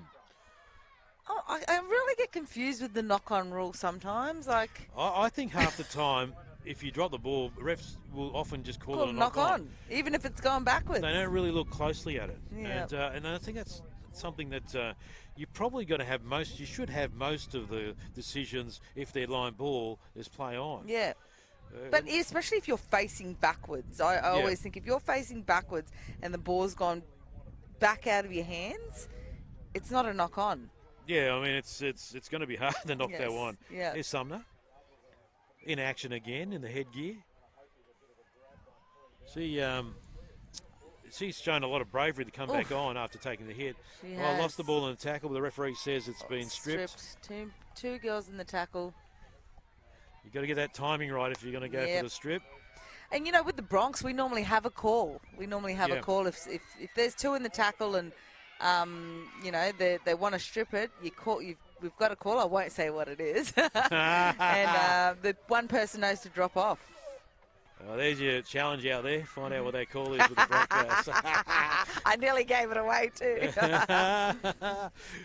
All right, so how good's the Women's Rugby League the NRL? And this is what I mean, like watching this here, the pathways to Women's Rugby League. Absolutely. It's just going to get there's better. actually somewhere you can go. Yeah, 100%. And if you can see it, you can be it, you know what I mean? And now there's so many girls that are, lovely here we go, basketball pass. Bo. Here she goes again, number 7. Big chance here. Wilson Larry goes down the right-hand side, and she's taken in a great tackle. Not this time. Number 7. What a great run by Larry, but it wasn't to happen this time. Play on now. They go wide. They're spread out. Numbers, look at the big. They've got to spread it wide. Oh, my goodness. Huge opportunity. The huge gap just opened up in the middle. Oh, she's all right? She's injured. Yep, she's trying to play the ball. You're right, sis. Just lost a little bit of momentum there. Here they come now, left. Still got numbers out to the left. Here's nice a kick. Chance. A nice kick. Where's it going to go? Oh, it bounces beautifully. Yes! What a try. What a kick. That was on a string. Incredibly well done. My goodness. And the Bayside Sisters get an amazingly well-deserved try. The way that that kick came off the boot. That could have gone anywhere, and the bounce came perfect back to the, I think it was the number 10, was it? Bayside Sisters.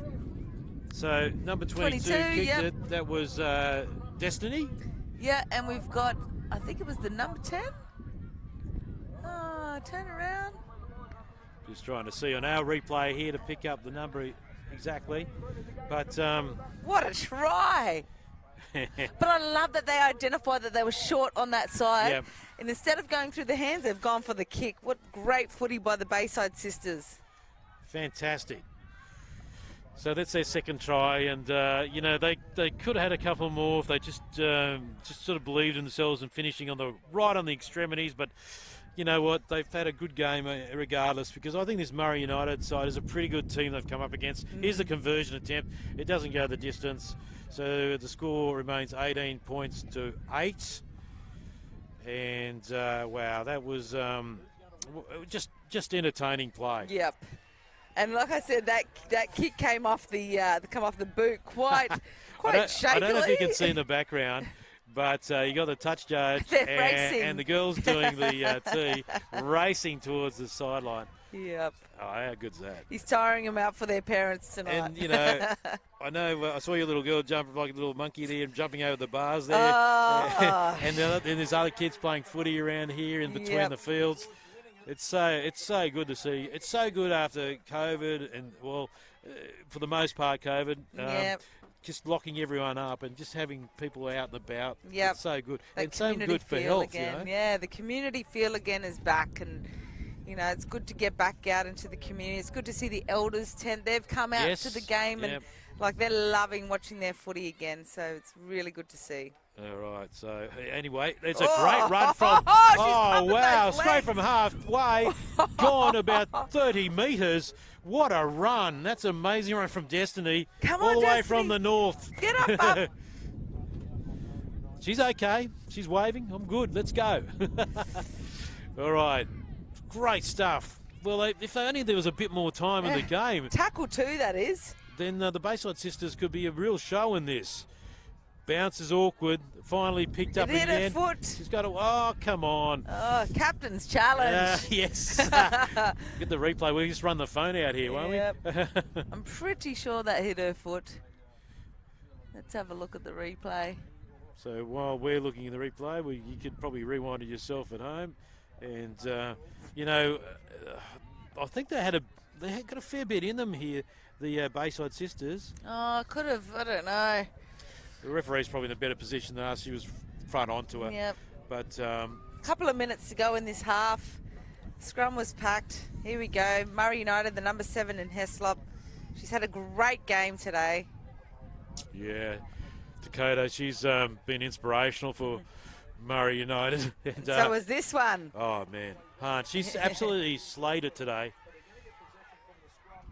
She's looking to play the ball, a bit of pushing and shoving. And here's an opportunity. There's a bit of an overlap here on the left-hand side. Will they use it? Just had to look up. Now the ball was popped away, kept it alive. Moving on the inside there is Bailey Webb. Webb to play the ball. Dummy half run, the outer. Still pushing her way through. Takes a couple of players to get in. She's not down yet. One-on-one strip. Oh, yes. She got it. Fantastic work there by Casey Campbell. She deserved that. She was in there wrestling away. There's Annie Dow. The Bayside Sisters are fighting till the end. Let's go. Let's see what they can get the back of this set. Oh, driven. Yeah, they've made some good ground so far. Second tackle. Oh, she's lost it. I must have jinxed her. Bo, what are you doing, Bo? She's lost it. They were on a bit of a roll. Most of the cloud is gone now. It's quite a spectacular afternoon. Still windy. They've caught time here. There's a siren in the background. The referee is she sending it? Yes, she is going to end it. Yes, it's all over. What a game. All right. So 18 points to 8 to Murri United over Bayside Sisters. You know, Murri United thoroughly deserved their victory, but a lot of missed opportunities there by Bayside Sisters, which sort of gives them a positive outlook. If they can just fine-tune their game, it can be a huge 100%. threat in this competition. 100%. And like you just said, they've got to fine-tune it. They've got to get... The more footy you watch and the more footy you play, you start seeing these smaller things that can be fine-tuned. You know, they're definitely a very good young side, the Bayside Sisters, but yeah, Murri United just too good for them today. What a great game, and just some of the skills out there, Juro. I'm so impressed by the women's footy that's been played here this week. Who is your favourite? Today, Yep. I think I'm a half, so I do love Heslop, but you can't be a good half without a good back rower. So young Han, she was phenomenal today. Scored some amazing tries. Got him up the field. Really good defence. So yeah, I'll go with Han today. And for me, I'm going to give my Courage Awards. I've just made it up, but my Courage Award goes to Lily Sumner, the number 3 for Bayside Sisters. And she's not a big player, but she chopped down with great technique and other players, often at the risk of injury. And she did go off hurt, and she came back on. But I was really impressed with the courage that Lily Sumner showed. And Ova and Destiny, who was fantastic too for the Bayside Sisters. But a great game of rugby league, there's no doubt about it. But congratulations to Murri United with a 18 points to 8 victory over the Bayside Sisters. That's Field 3 action in girls under 15s. We'll have more from the Murri Carnival after this.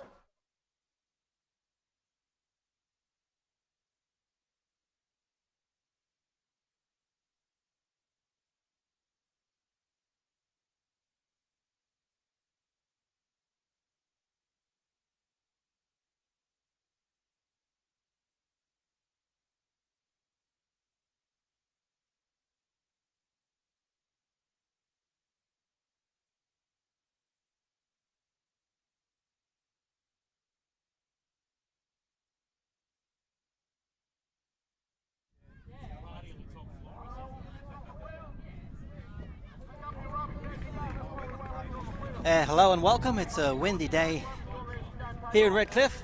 The sun is shining, it's warm. I'm Eldon Lyle and I'm calling your game here, the boys under 14s clash between the DC at 6, ATSICHS, and Dean Smith Memorial. Don't forget you can watch all these games live on the QMC app and you can pick which game you want to watch. I'll be joined soon by a celebrity or an all-star. And I'm just joined by... Edouard Delacroix. Edward Monet. Hey, young people. Good. So we're just about to kick off here with DC8 and Dean Smith Memorial. Well, this should be a crack of the game this afternoon by the DC at 6 up against the Dean Smith Memorial. Dean Smith Memorial side have a number of sides in the competition across different respective age groups. So it's good to see how these young under 14 boys will perform this afternoon.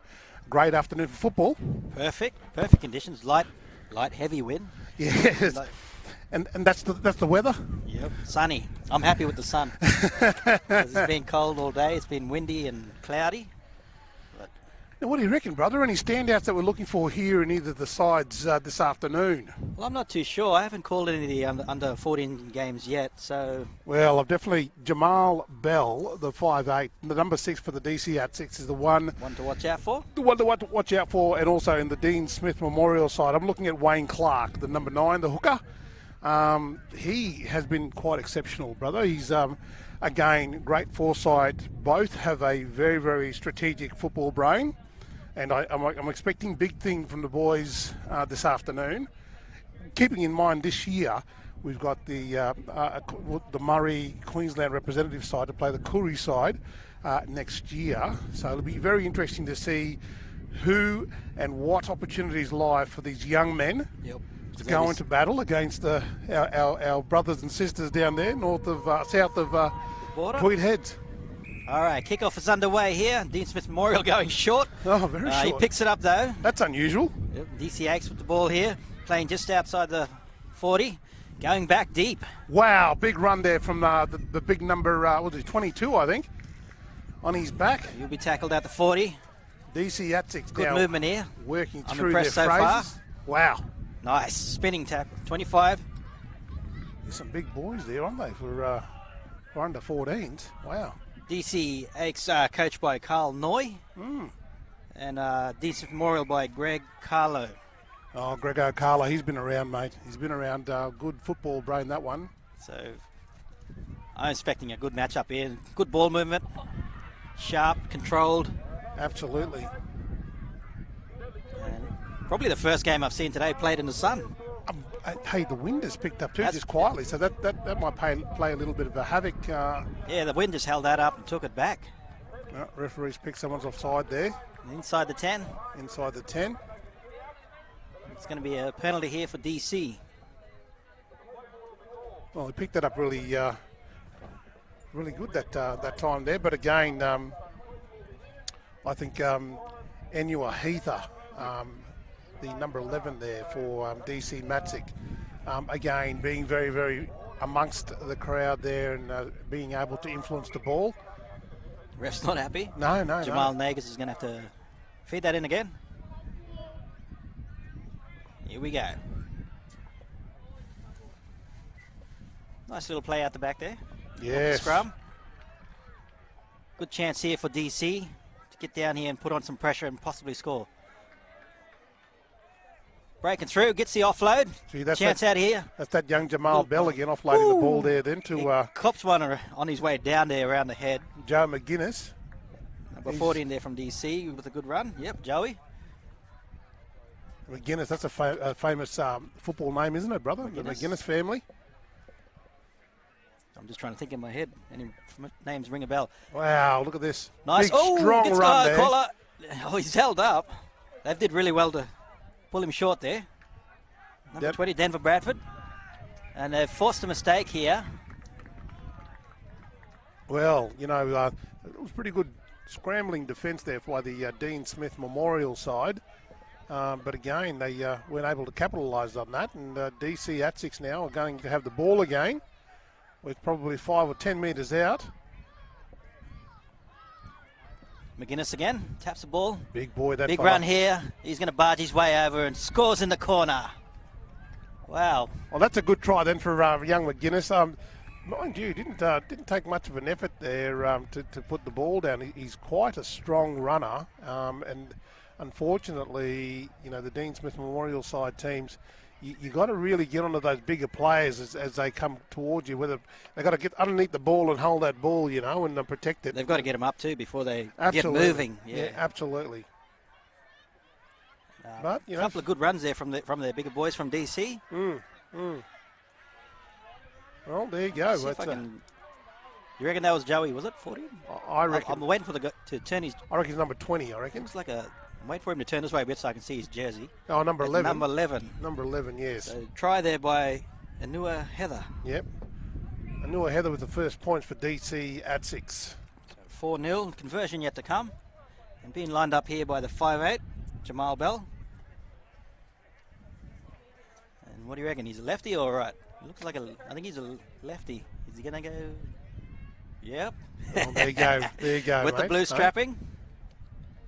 And I'm reckon the wind's going to pull it unless he keeps it low. We'll see how he goes. Oh, mate, it's coming around.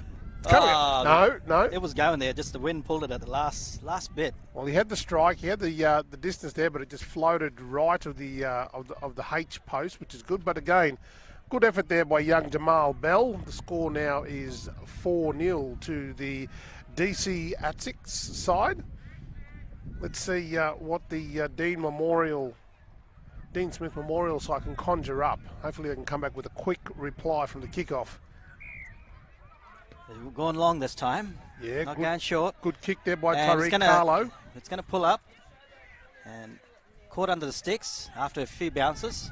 Big run here down the side. It's a great He's run. going to try and It's a contain. great run. Finally pulls him down about 20, 25 out. Good run there by Alan Addo Heavy Anderson. contact. The number 20 23 there. and 20 taking him back. Wow. There was Solomon and Torrens there. Yeah, we've got number 20's 25 way across. there, so Quaden Langdon. DC will probably want to get to a kick here shortly. Going down the right side, breaking off. Still hustling. They're still manoeuvring the Dean Smith Memorial side. They're trying to shuffle over there just to counteract, but the DC Asics are just way too quick. Yep. Good set, getting out of their end.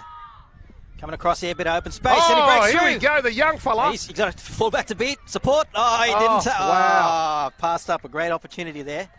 And then he's held up there. Fifth and last for DC. Chances out wide. He is going to try and step. He's going to go all the Jamal way. Bell again, mate. Jamal Bell. Wow. Great try there by Jamal Bell. The one you highly recommend? Mate, I've seen this young fella play in the carnival, and I can tell you now, he certainly is a name that we need to watch for the future. Definitely got my eye on that young fella there, but you know, again, this opportunity came out as a direct result of you know, the winger there, the number 5, that created that. You know, Just a bit of open space up the middle there, and Open he came across and he saw it and he took it. Yep, absolutely. And they had a chance there. They had support, but didn't pass it. But then they were pretty safe off the next play. Gets an easier kick this time. Oh, absolutely. Now if I was the runner, the water runner out there, I'd be saying to the Dean Smith Memorial side, again, just stay in your game. It's only early in the first half. Let's get back to our set strategic pathways and just follow that pathway, and then we'll go from there. But obviously, Bell, he'll make a conversion pretty easy with this one here. Almost had a good chance off the kickoff there too, Dean Smith Memorial. Just an unlucky bounce. If they got a perfect bounce, there would have been a dropout by DC. But And brother, I've got to tell you, Yeah. Murri football, eh? Yep. It's all about that bounce, eh? True. You got to risk it. You got to risk it. Wow, the sun here at Redcliffe has certainly turned it out for us. Great afternoon of football. If you're at home and you're doing nothing and you live in the Bay, come down to the Redcliffe Dolphins Oval and watch fantastic rugby league. don't forget, you can catch all the games on the QMC app. At the moment, like you say, it's all happening on Field 3. Absolutely. What a great Is this going to kick. go out on the It's full? gone out in the full. It's going to be a penalty. Wow. And DC try and get down the field here and capitalise. Again, that's that breeze. That wind carried that ball. Very strong. We'll see if these guys Let's see if attempt these to kick for touch or they play it safe and just tap it. Well, it's Murri football. You never know. But here we go for Good run here. the DC Atsic Trying to side. go wide. They eventually bring him down. 2 in the tackle. Number 20 there from DC Essex, Denver Bradford. Nice pass. Going across, puts the arm out and Fenn. He's pulled down. And DTX moving across. Looking for options. Contact, post contact, making good meters here. It is good meters, actually. They're making some fairly good yards just out of simple rucks, but then again, the ball's been pulled down, unfortunately, by the winger. Just went a bit too free-spirited there, maybe. Yeah. But they ran out of space. Yep. They ran out of space. So, again, I'm thinking, you know, particularly for the DC Atics there, young Jamal Bell, he'll need to take a lot more control and make sure, you know, between Bell and Nagus, the halfback for DC Atics, that they control the play left and right in the ruck. But here come the Dean Smith Memorial side. Nice pass. Bit high. Here we go. Bit action out wide. Palms him off. The big palm from the Nice. number 2 Oh, there. he's lost the ball. Oh, young Cameron Beach. Geez, he's strong with the big palm in the shoulder there, pushing the opposite player away. But perhaps that's the X factor for the I Dean think they Smith he Memorial needs to side. go eh? and look for some more runs, I reckon. He needs to go in there and have a Just look. off his first run there, it looks dangerous. Yes, absolutely. Absolutely. Geez, there's some big boys here, brother. I can see that. And then there's some tiny ones too, you look at there. Yeah, they're darn. Well, it is Well, it's Murri junior football. footy. It's Yeah. Murri football, you know. The ball's gone back. He's going to be forced to play it there. Good crowd here too. Yes, certainly some great crowds turning up today. A lot of families travelled a very long way to see their boys and girls play football. I'm impressed with this game. Good movement. Look at this. Whew. Nice. He goes into contact, spinning. Solid tackle there by... Gives him a little bump on the way down. He Dean was Smith forced to Memorial play at the side. 40 there. Nice Oh. passing. Good movement. I think the player got hit from after there. Well, Contact. that's And the- camaraderie then. yeah. That's camaraderie. Exactly He what it's did all it, about. and then he realised, yeah, okay, I shouldn't have done that. Yeah, that's right, yeah. But good on Cameron Beach there for going and helping his opposite number up. DC will get another tap here. Famous number 20 again, Bradford. Jeez, he's strong. Into the contact. Very strong. He's not holding back. He's not holding He's going to back. be made to play short of the 50. And they're off again. DC Yatsix really pushing the parameters here against the Dean Smith Memorial side. We're just on halfway. I like this battle. This is good. Here we go. Down. You're going to play it safe. Try and bring back in. They're going to be looking little for one-on-one battle Oh, there. yeah, absolutely. They're going to be looking for a pretty good kick here fairly shortly. Going wide here.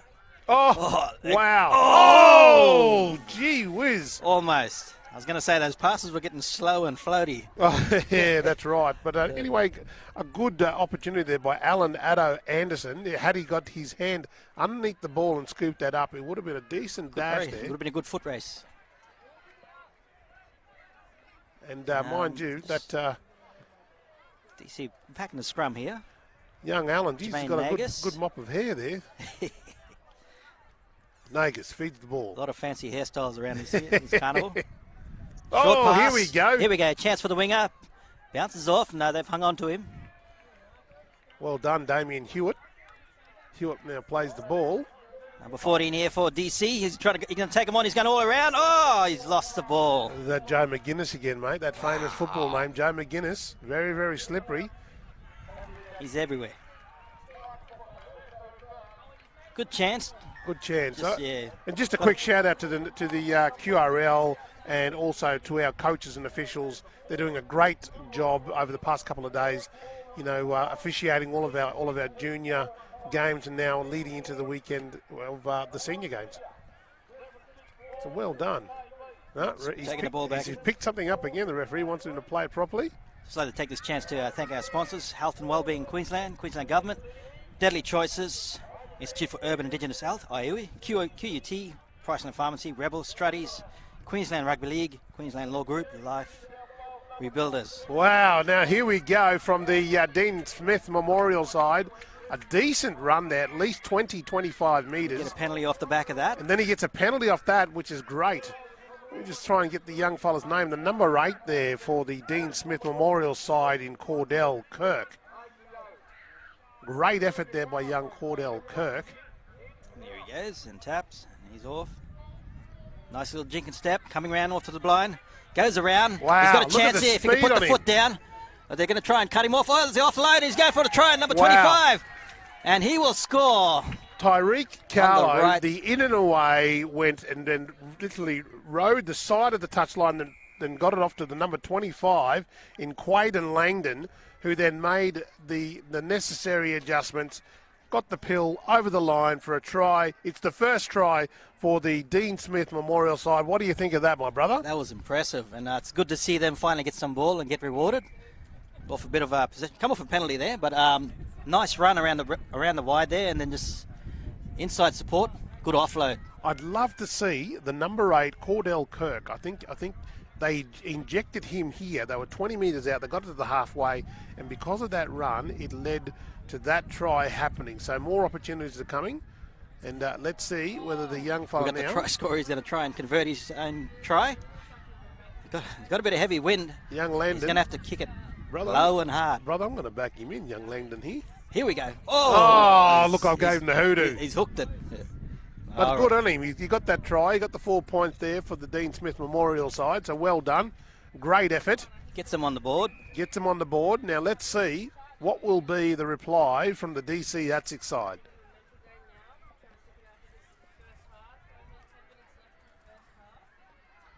Coming up to half time. 20-minute halves. 25-minute halves, sorry. Taking their time here, DC. Maybe they're having a little breather. I think they are cutting it. It's been a fast-paced, Bit of very a turnaround very them physical. off the penalty too as well. That's so. right. That's right. But I've got to say, what an exciting opportunity for some of these kids to play in the Murri Carnival this year. Some of them maybe for the first time playing in the competition, but a great kick there by DC Atsix. Off to...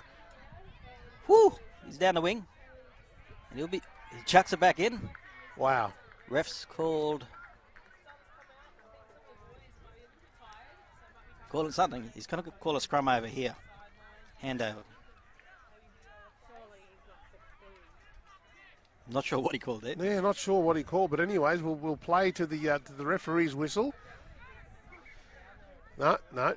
Oh, the boys are a little bit relaxed this afternoon. I think they've almost switched off there. But anyways, they're back into the game again with the DC Atsix side now working their way in the middle of the park. Maybe the sun's kicking in, eh? Sapping the energy. Yeah, I think so too. But I'll be great the run opposite. there. It's like a solar battery. Just liven me up, sun. Oh, no. And we've got a knock on. Bit of an evenly battle here, even though DC are ahead by 6. And there was nothing wrong with that pass by Tamale Mooney. And I think that the player that dropped it just kind of got his eye off the ball. Looking ahead. He was looking ahead, that's right. Otherwise, that was an opportunity missed there by the DC Atsix. But now, let's see what the reply will be now from the Dean Smith Memorial side. They're really getting back into this game. Here we go. Here comes the flow. Here comes the flow of runs by the good meters. By the Dean Smith Memorial side. Is that Quaden again, Langton. Wow. Oh, no, sorry. That's Quaden there. That is a solid tackle. Solid. There's Quaden. Chip. Oh! Did you see that? Did you see that? That was an interesting catch. Sign him up for the Australian cricket side. But anyways, DC Atsix now. It was like a flat JT cross kick. And he just cut it off. He was just right there. Oh. It's a good run there by the number 15 in Elwyn Murdoch-Reed. Down the line, Bradford working across. He's brought to ground. Big unit, Bradford. What's Bell got up his sleeve now? Now there. Where's that Joey Guinness? Oh, yeah, absolutely. Unless he's off having a break. Got a knock on here. Again. Good little battle here. No one's sort of, tossing and turning here. Yeah. I think maybe a little bit of fatigue's coming in now, brother, because there seems to be a little bit of bobbles coming in on both sides now. So perhaps the heat has come out. It's kind of shocked the system because we haven't seen the heat all day. I'm sure we haven't seen it for a few days. But anyways, let's see now with the Dean Smith Memorial side with the ball now running very hard with a nice in and away. He's in the clear here, and there's going to be a foot race. The wing is going to get there and catch him. No, he won't. Oh, he's held him up. Oh, has he got it down? Wow, young Liam. And the ref's called held up. There's no video replay here. We have a video replay, but there's no bunker here. No. So the referee, he was held up. Is that what the referee's call is? Yep. So they'll have to take it back 10. Well, opportunity now. Opportunity to tie the game here for Dean Smith Memorial. They need to inject young the number 8 there in Cordell big run Kirk. Here. I think is that it? That's Cordell Kirk now. That's the fellow that they needed. Ref's happy with it. I think he's going to give it. He's blowing the whistle. He's good. There you go. Hey, young Kirk. Well done. Dean Smith back in. Brought them to 8. Now this will be good for their conversion yet to come. It could be 10 all at half time. For their encouragement, they're in the game here. They're in the game. They're in the trenches. They're in the battle here. So it's just a matter of them getting the right players in the right area to be able to make the ground, capitalise on it, and score tries. But in saying that, DC Atsix, you could never, ever think that they won't come back firing because they'll be coming back with all cylinders blazing. It's like I'm seeing a different team here from Dean Smith Memorial. Yeah. That was there 10, 15 minutes ago. Yeah.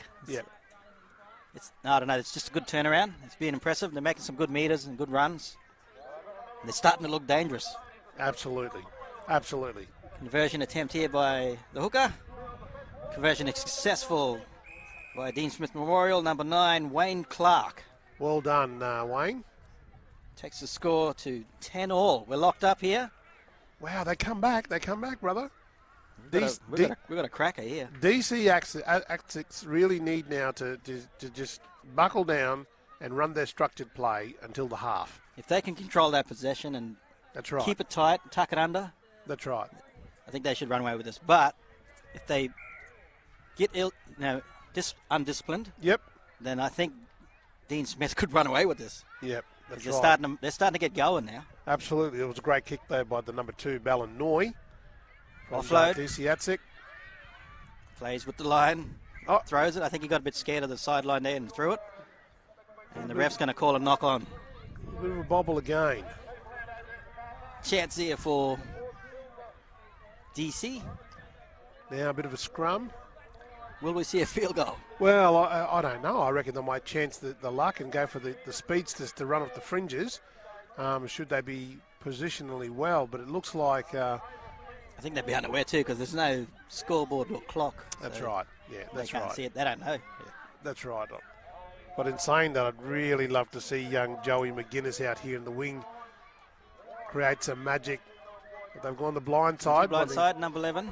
Number 11 there in your Heather. Heather now gets up, plays the ball. DC Axix now on the attack with the Bradford again. young Bradford. He seems to be your favourite player, eh, brother? You got him picked Like today. the Bradford Bull. Go for it. Nice little inside pop, goes back around. A lot of traffic there. They need to get it out to McGuinness. Get it out to McGuinness. He's on the wing here, McGuinness, 14. They've gone to the other side and have forced a pass and come up with a mistake. Oh.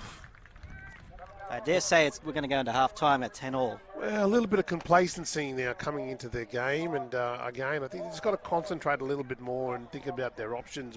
But, there's an expectation that, in the Murri Carnival, at least your 6s and 7s and your 9s, they need to take control. They need to take control and be able to read the play. Dean Smith Memorial feeding the scrum. Oh, a bit of a bobble there, but anyway, and he's he got makes it a away. break for it anyway. Here we go. Looking for an offload. No, he's going to be pulled down. Just short of the 50. Bit of a chance here out wide. They're going to try it. They're playing with fire here, but here we go. The fullback. There's that fullback again. Yep. There's that fullback again. Woo.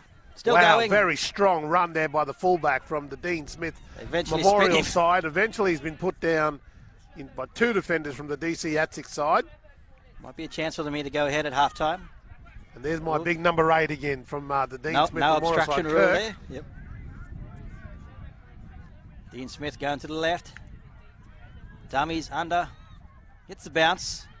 Plays it safe. Offload. And he will play it there. Coming across. Got a straight Oh, run. David Peachy offload there. Yeah, where's this straight? Where's this straight run? It's a Kicked bit it of a through, kick. and I think it's going to go dead. Oh, I think that might have been a bit random, that one. I think they need a bit of control there. Yeah, absolutely. It'll be a 20-metre tap for DC. It was an easy piggyback up the paddock there for DC Axix side. They could have put in a good kick and forced them to work from the try line. That's right, yep. Anyway, there's your boy again. Bradford Big number again. 20, Bradford. He's going for it. Takes it up for the DC Axix side. Reminds me of a bit like Sean Lane or Yes. what was it, Brad Thorne.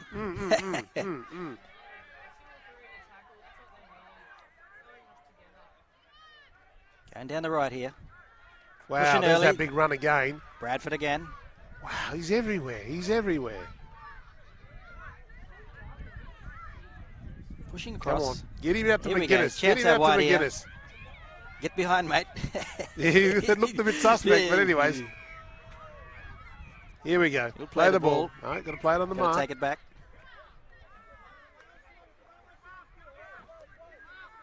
Now let's see what this young DC Axix side will come up with. Ooh. Bobble We've got a there. knock on. There you go. Just split second, looking ahead. Yeah. Yeah. Again, anticipation. I think they're all excited. They want to do the best they possibly can for the number that they've got for their team.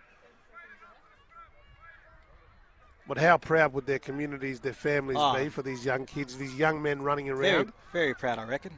representing their Down family? here, playing in the big time. Absolutely. State comp. Absolutely. Yeah.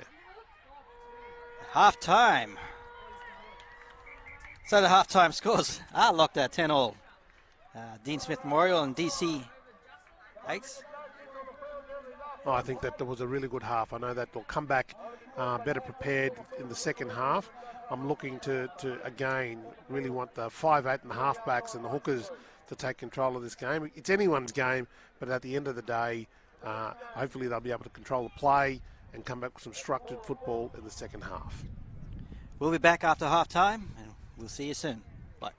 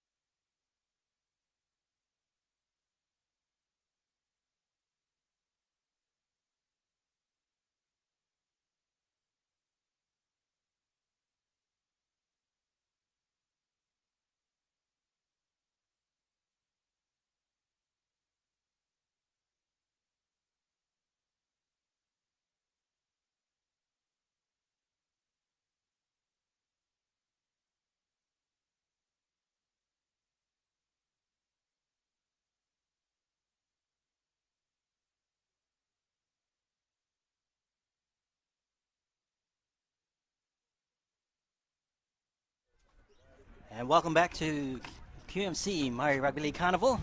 I'm Alden Lyle. I'm Ed Monet, and how are we, my family, my people? And we're back for a second half here between DC 8s and Dean Smith Memorial. Scores are locked at 10-all. Now this should be a cracker of a second half. This should be a really good game. The kicking game will have to be controlled here for Dean Smith. Oh, 100%. They're going against the wind. 100%. And they must be careful not to overthink it. Just control the ball. The team that can control the ball this afternoon, control their emotions, will win the game. Now we're just waiting for siren, the okay, the all clear. Again, all of the fields packed with people, packed with family, packed with mob. So good to see. Great sunny afternoon here in Redcliffe. How have you enjoyed the festivities getting around here? Loved it. Absolutely loved it. Getting around to all the fields and absolutely, stalls. Absolutely. And being part of the administration here with the Murri Carnival, you hear all the problems too, brother. But I tell you what, they're all happy still. Yep. They're all happy. We'd like to thank our sponsors, Deadly Choices, QUT, Rebel Sports, Strutty, Queensland Rugby League, Priceline Pharmacy. There's a few other there. Containers for Change. I can't think of all of them off the top of my head, but we've got a few there. Without them, we couldn't do this. That's right. That's right. And that's a whistle from another field. We got a phantom whistle. There we go. We get the call. And they're off. Low. That was an interesting kick there by the DC Atzik side. But anyways, here comes the Dean Smith Nice run by Memorial Dean side Smith. with a strong run from the number 10. Wow, that's a great run there Corbin by Jeffries. Corbin Jeffries. Very strong, making his presence known early in the second half. Great start here from Dean Smith. We've got to play. The one who's tackling him has come out a bit worse for wear here. Yeah, it looks like we've got a player down there from the DC Atzik side who was committed in that in the tackle, and looks like he's come a little bit underdone in that tackle. So the trainer's out there, and let's see and hope that everything is okay with that player. But in hindsight, what a fantastic start to the second half. It was always intended, like I said in the first half, that both teams need to come out ready to go, and it was fantastic that the Dean Smith Memorial side piggybacked almost 20 to 30 metres down the track to be positioned in the middle of the paddock, ready to go. So it looks like whatever was said, and the young fellas now come up, and I think it's Jermaine Nagus, the halfback. Oh, he's quality too. He's very slippery. That Don't have to do HIA here. Do they have to serve time? No, I think just precautionary. Obviously, if it's a serious injury, take him off a they'll bit to take test him him. off. Yeah. Absolutely, yeah. And we've got the medical staff here that can do the initial assessment. Each field has the medical staff here ready to look after our young fellas. So we're up to Jamal Bell to do the heavy lifting in the halves there. I rate Jamal Bell, brother. Yeah. He is quality. But here we go. Let's see Here we what the go. Dean Smith Smith. Memorial side. My big number 8 there, Big taking run. it up. Cordell. Cordell Kirk. He Again, he's keen to go. He is keen to go. again, and he He's gets a gonna penalty go off again. his first run there. They were inside the 10. Kirk again. Lines up the ball. Takes it right up the middle. Woo! Contact. And he's faced with some heavy defence there from the DC Atzik side. Cordell Kirk and plays the Bradford ball. meeting. Absolutely. Going wide Goes here. wide. Looking for the offload. He'll hold the ball there, taken down on his back. Good work, Wayne Clark. Clark gets up, plays the ball. Coming out. Dummies. Here we go, There's Cordell. Kirk again. Oh, my gosh. And it loses his feeding, and they're going to say 2 on the tackle. Stripped. Oh, well, that's twice now Cordell Kirk has touched the ball and he's created nothing out of something. So that's not 3 runs a set. Well, this is a new set, so it's pretty much 3 runs off the last 4 tackles for Cordell. Now, let's see what they're going to be doing now. Let's see what young Farron Willett, who's the halfback for the... Here we go. Long pass and good backline play, but they are covered pretty quick. Oh! And look out. the fullback will have a go, and he will get there. That And- Liam Jung. Dean Smith Memorial are over. Lilham Jung. He made that look real easy, brother. The in and away. He was low trajectory going down for that line. They got across quick and covered, and Yep. just his turnaround and movement to that try line. Wow. And again, if DC Atziks want to be part of this game in the second half, they need to scramble quicker. They need to be able to come over and support the inside players, because I think Dean Smith Memorial are looking at that now, and they're running the inside play either 2 or 3 in, and they're running that angle, and they're going low with that low trajectory, getting over the line and getting the try. Well done, and good play by the Dean Smith Memorial side. It's a big turnaround. It's not the same team we saw when they started. No. There must be something in the magic water, see? There's something in the magic water. But anyways, we've got the number 9 now, Wayne Clark, lining the ball up. And the wind's dropped a bit, I reckon, so it might be straightforward, this one.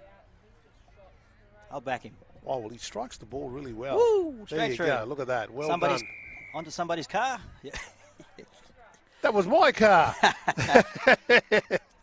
Well done to the Dean Smith Memorial side, brother. What's the score update there? So Dean Smith are leading 16-10 against DC. DC here need to get in a good kick, get up there, Yeah. some strong defence, Yep. force a mistake, or just slow them down a bit. Yeah. And kick return and just win some possession, field possession, get back in the game. Absolutely. Now, for young Balin Noy, I'm hoping he goes waiting for the kicking tee to come. But hopefully young Noy be able to get that ball nice and deep. I mean, they've been kicking short. And they're with the win. They're with the win, so hopefully they'll be able to I think do the that. halftime restart was like a little stab. Yep. Didn't go high, didn't go Yeah. Let's see how we go this time. Balin Noy restarts us down the corner. Oh, he's Good bounce. Has Gonna go he close found the to touch. corner? Oh, geez, that was close. Trap them in the corner here. Hopefully, if they can keep them there. Good tackle. And DC will pull them up there. You're right. He did really well to get that. He did really well to gather that ball. The referee's called him back to play the ball now. Dean Smith Memorial now working their way out. It's a great Good run break. here. Oh, trips. Got him on the old-fashioned ankle tap. Short ball. Steps back. Offload. Dummy. Wow. Nice. Free-spirited footy. Absolutely. Dean Smith Memorial. Here we go. Hustles for those meters. Number 12 there from Dean Smith. We've got a penalty here. They're very good, particularly in this age group here. You often see in a lot of the age groups, and this age group in particular, the bump, turn, then offload. Yeah. It seems to be the trend at this year's carnival. It's like the NRL, you know, everyone's trained to turn in these tackles and spin. I'm sure we were trained when we were younger, but we just didn't do it, eh? Great run there by Langdon. Yeah. Whoa. Bounces off. Keep going, mate. Here we go. Number 20, Dean Smith. Addo Fisher's just too He's hard just to tackle. keep going. He's just too hard to put down, young Addo Smith. Alan Addo Anderson, eh? Anderson, is it? Yeah. Alan Addo Anderson. Number 20. Geez, he's strong. He was strong in the first half too. What's going on here? Referee's called something. Something happening here. Maybe what? Obstruction, maybe? Oh, yep. Kick for touch here from DC. Good chance for these guys to get down the field, possession, and still a tight game, 16-10. Only one try in it. Let's hope they get their forward, their big forward, robust forward, rucking it up. Here we go. Making some ground. Here we go. Oh, jeez. Bounces off the first. Alan Addo Anderson coming in with the shoulder there. Making his presence Getting a good felt. forward battle in this set. Absolutely. DC at 6 now. Slowly working their way in the middle of the paddock here. Might be a good chance to go wide here. You can see an overlap here.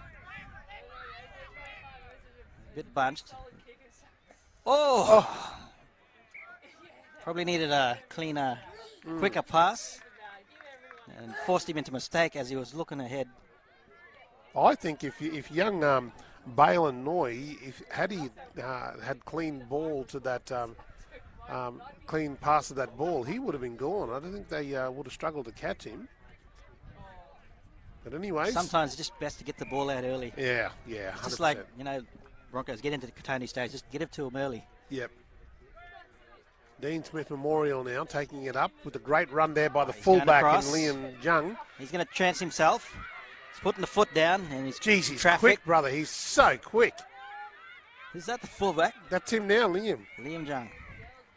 Wow. And he's got a penalty out of that too. Great run. Good kick for touch here. A little stab across the touchline. Now let's see if they'll spread this ball wide, but you just never know. That's where you need people like, young Memphis Summers there, the 5'8". Chance for Dean Smith Memorial to extend here. As the number 20 takes a run up. Alan Addo Anderson. Here we go. Here we Down go. the back line. Here we go. Chances here from Here we behind. go. Oh. Just needed that pass to be hitting perfect. Straighten it up, son. Just watch Run for the straight. shepherd. Run straight. Bounces off. Almost creeps through. You pull down on the 20. There's still a chance here, brother. There's still a chance here. Going down to the left. He dummies. Wow. The big fend, the big palm, the in and away. Plenty of space. He's in. Switches his momentum to the big number 13 there for the Dean Smith Memorial side in Tariq Carlo. Carlo made that look very, very easy with the in and away, but he's got a very strong fend and was able to get that access to that line quite easily. But looks like he may have pulled an injury as a result of that. I hope he's okay. Might be best to go off and rest. Might be best to go off and rest, absolutely. He's obviously going to be a crucial key to the next game. This Dean Smith Memorial side in the under 14s game this afternoon has been a cracker of an effort. The scores now are still quite close, but it's just an opportunity now for DC Atzics to rethink their strategy with the minutes to go in this second half.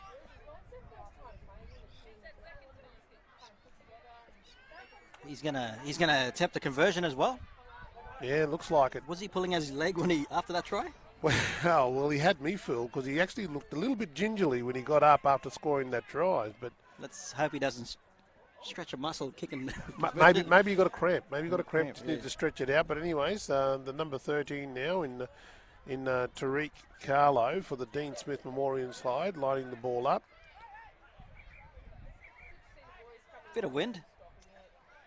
Should be an easy conversion. I've got a feeling though the wind's going to try and pick this one up. Yeah. But we'll see how he goes. Carlo now slows his approach. Nice kick through Gets the it over centre. the black dot. Well done to the young number 13, Tariq Carlo, who converted his own try. Takes the scores to 22-10 in favour of Dean Smith Memorial. What are your thoughts here for DC? How can they get back into this? Well, I think they still need to get. I mean, they need to get. Young Noi. He needs to kick this ball deep, chance the opportunity to try and get the ball to go over the sideline, so that they can get a bit of a piggyback down the track here. But we'll see how we go. A little stab in the middle. It's a little bit of a stab in the middle, absolutely. But here we go. Here comes the Dean Smith Memorial Woo, side, change of direction. taking it back. That was a good run there by the number 11 in Jalen Jalen McLean.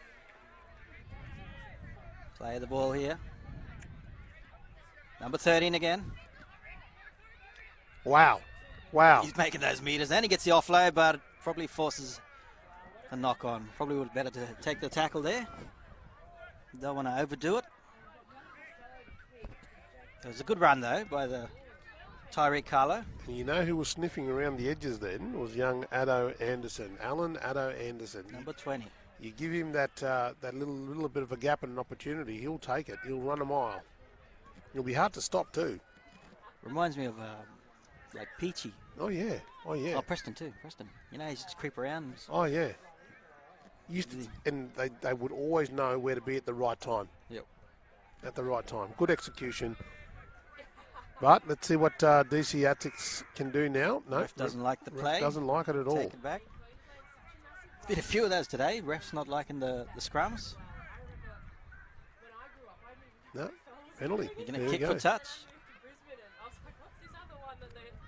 What's your highlight, brother? What have you found to be an interesting of interest over the past couple of days here at this year's 2022 Murri Carnival, brother? Oh, just the talent. This is my first time down here. Mm-hmm. Just impressed by the talent all around Queensland. Mm-hmm.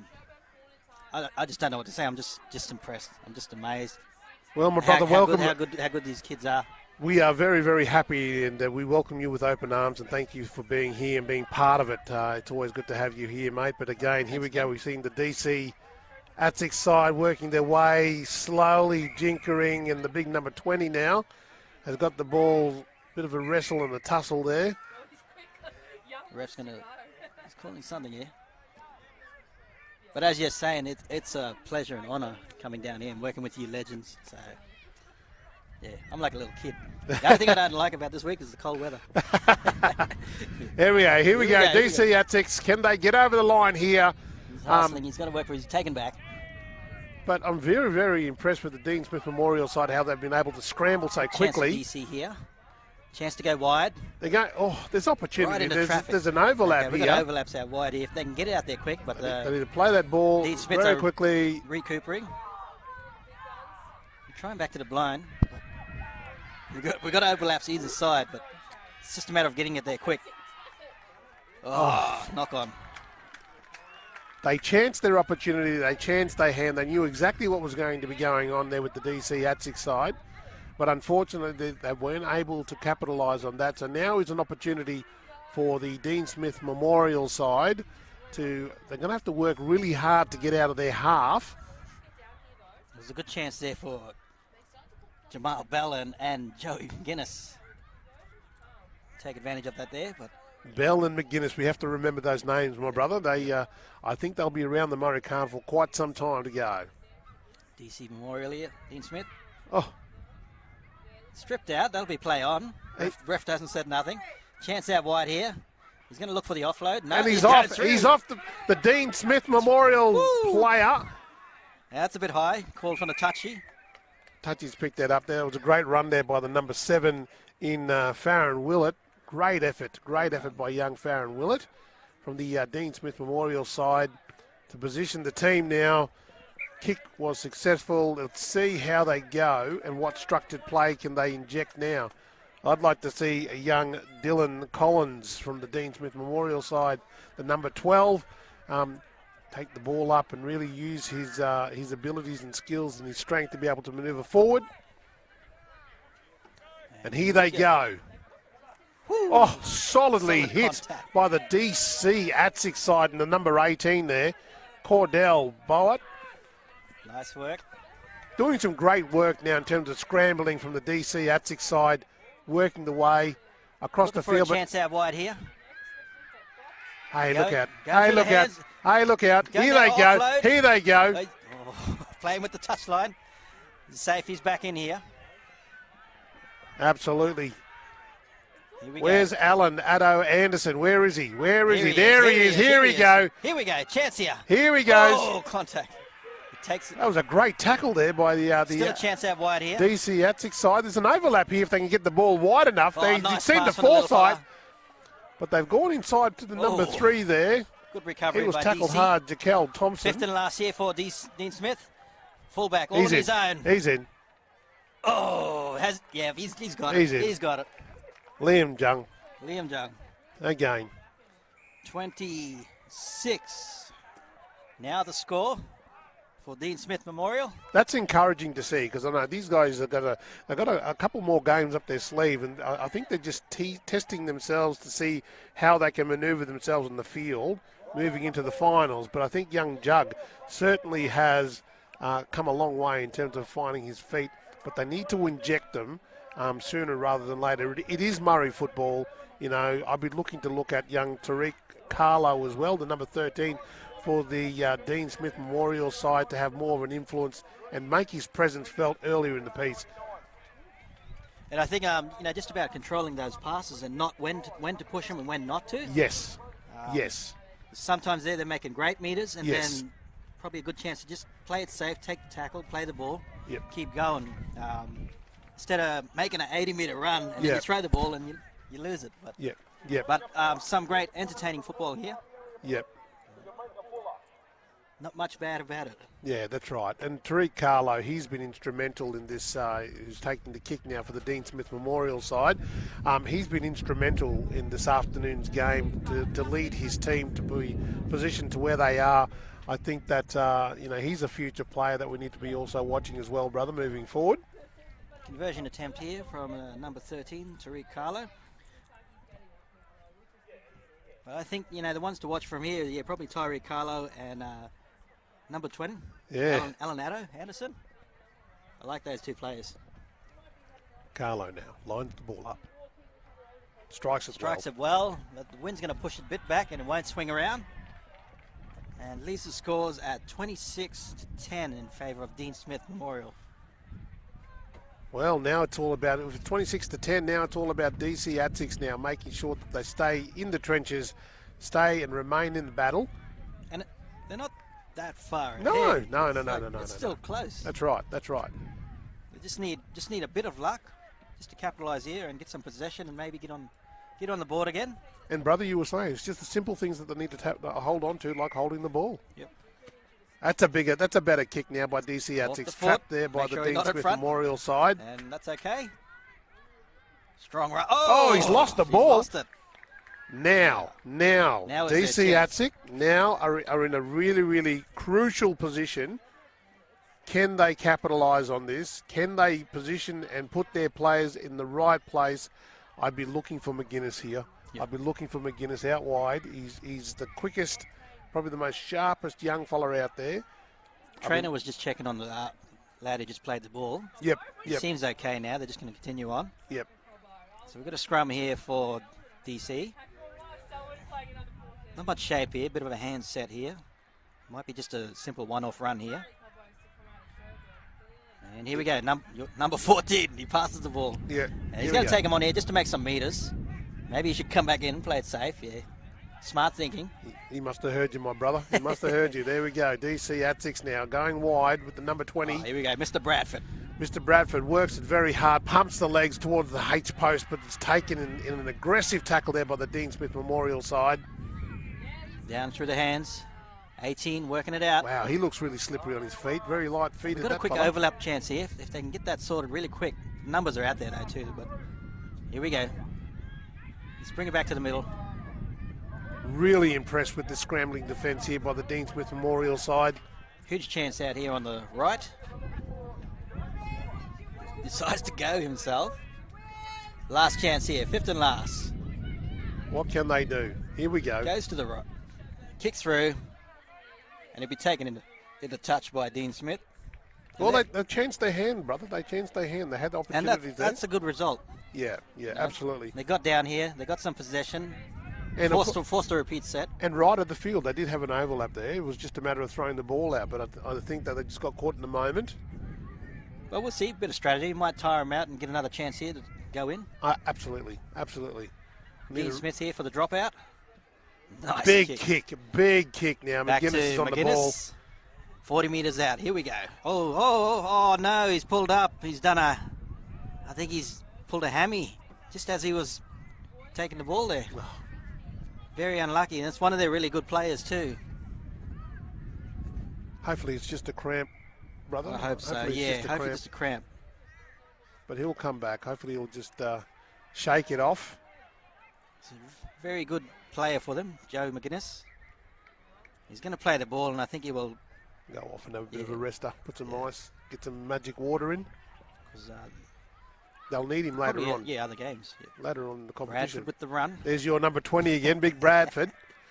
He's a big unit of a young fella. Plays the ball. Going to the left here. Number 11 for DC.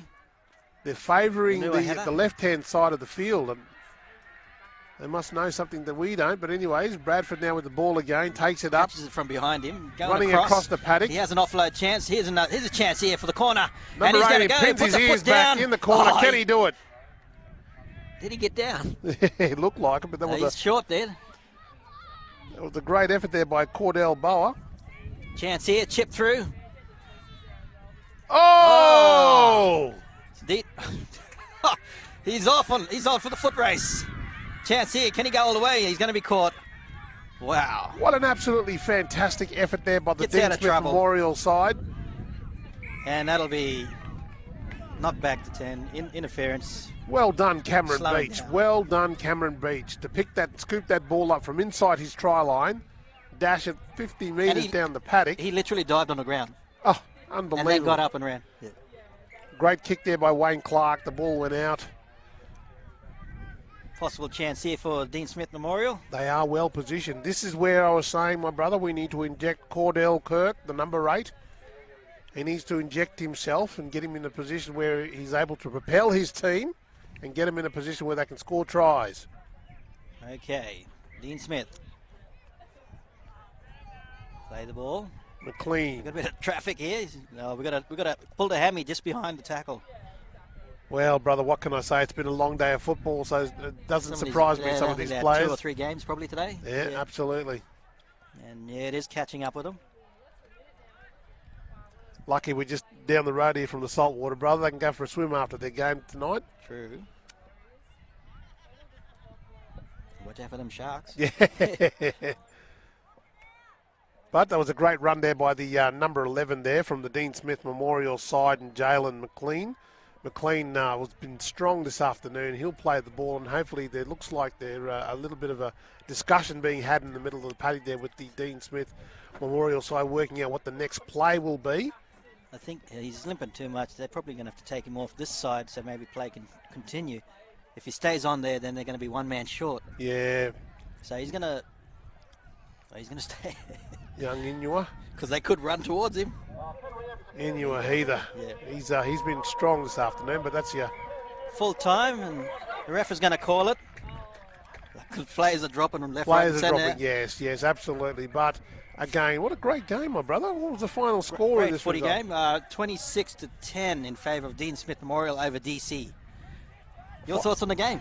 Well, I think that there are a number of players here that I would be looking at if I was a selector for the Queensland Murri side. I think that there's a lot of future and depth in there, but certainly players that stuck out for me was young Alan Addo Anderson from the Dean Smith Memorial side, and also Jamal Bell from the DC Atsic side. So wish both the boys all the best for the rest of the games this afternoon, brother. What about yourself? Oh, yeah, and also I thought great game too by Tyreek Carlo. Yes. Yeah, very impressed with the boys. Great game. Bit of fatigue coming into it, probably third or fourth game today. The Sarvians caught up with them. They probably need a good break now, but full time here, 26-10 in favour of Dean Smith Memorial. Thank you for joining us. I'm Eldon Lyle, and I'm Ed Monet. we'll see you all soon. You can watch all the games on the QMC app live.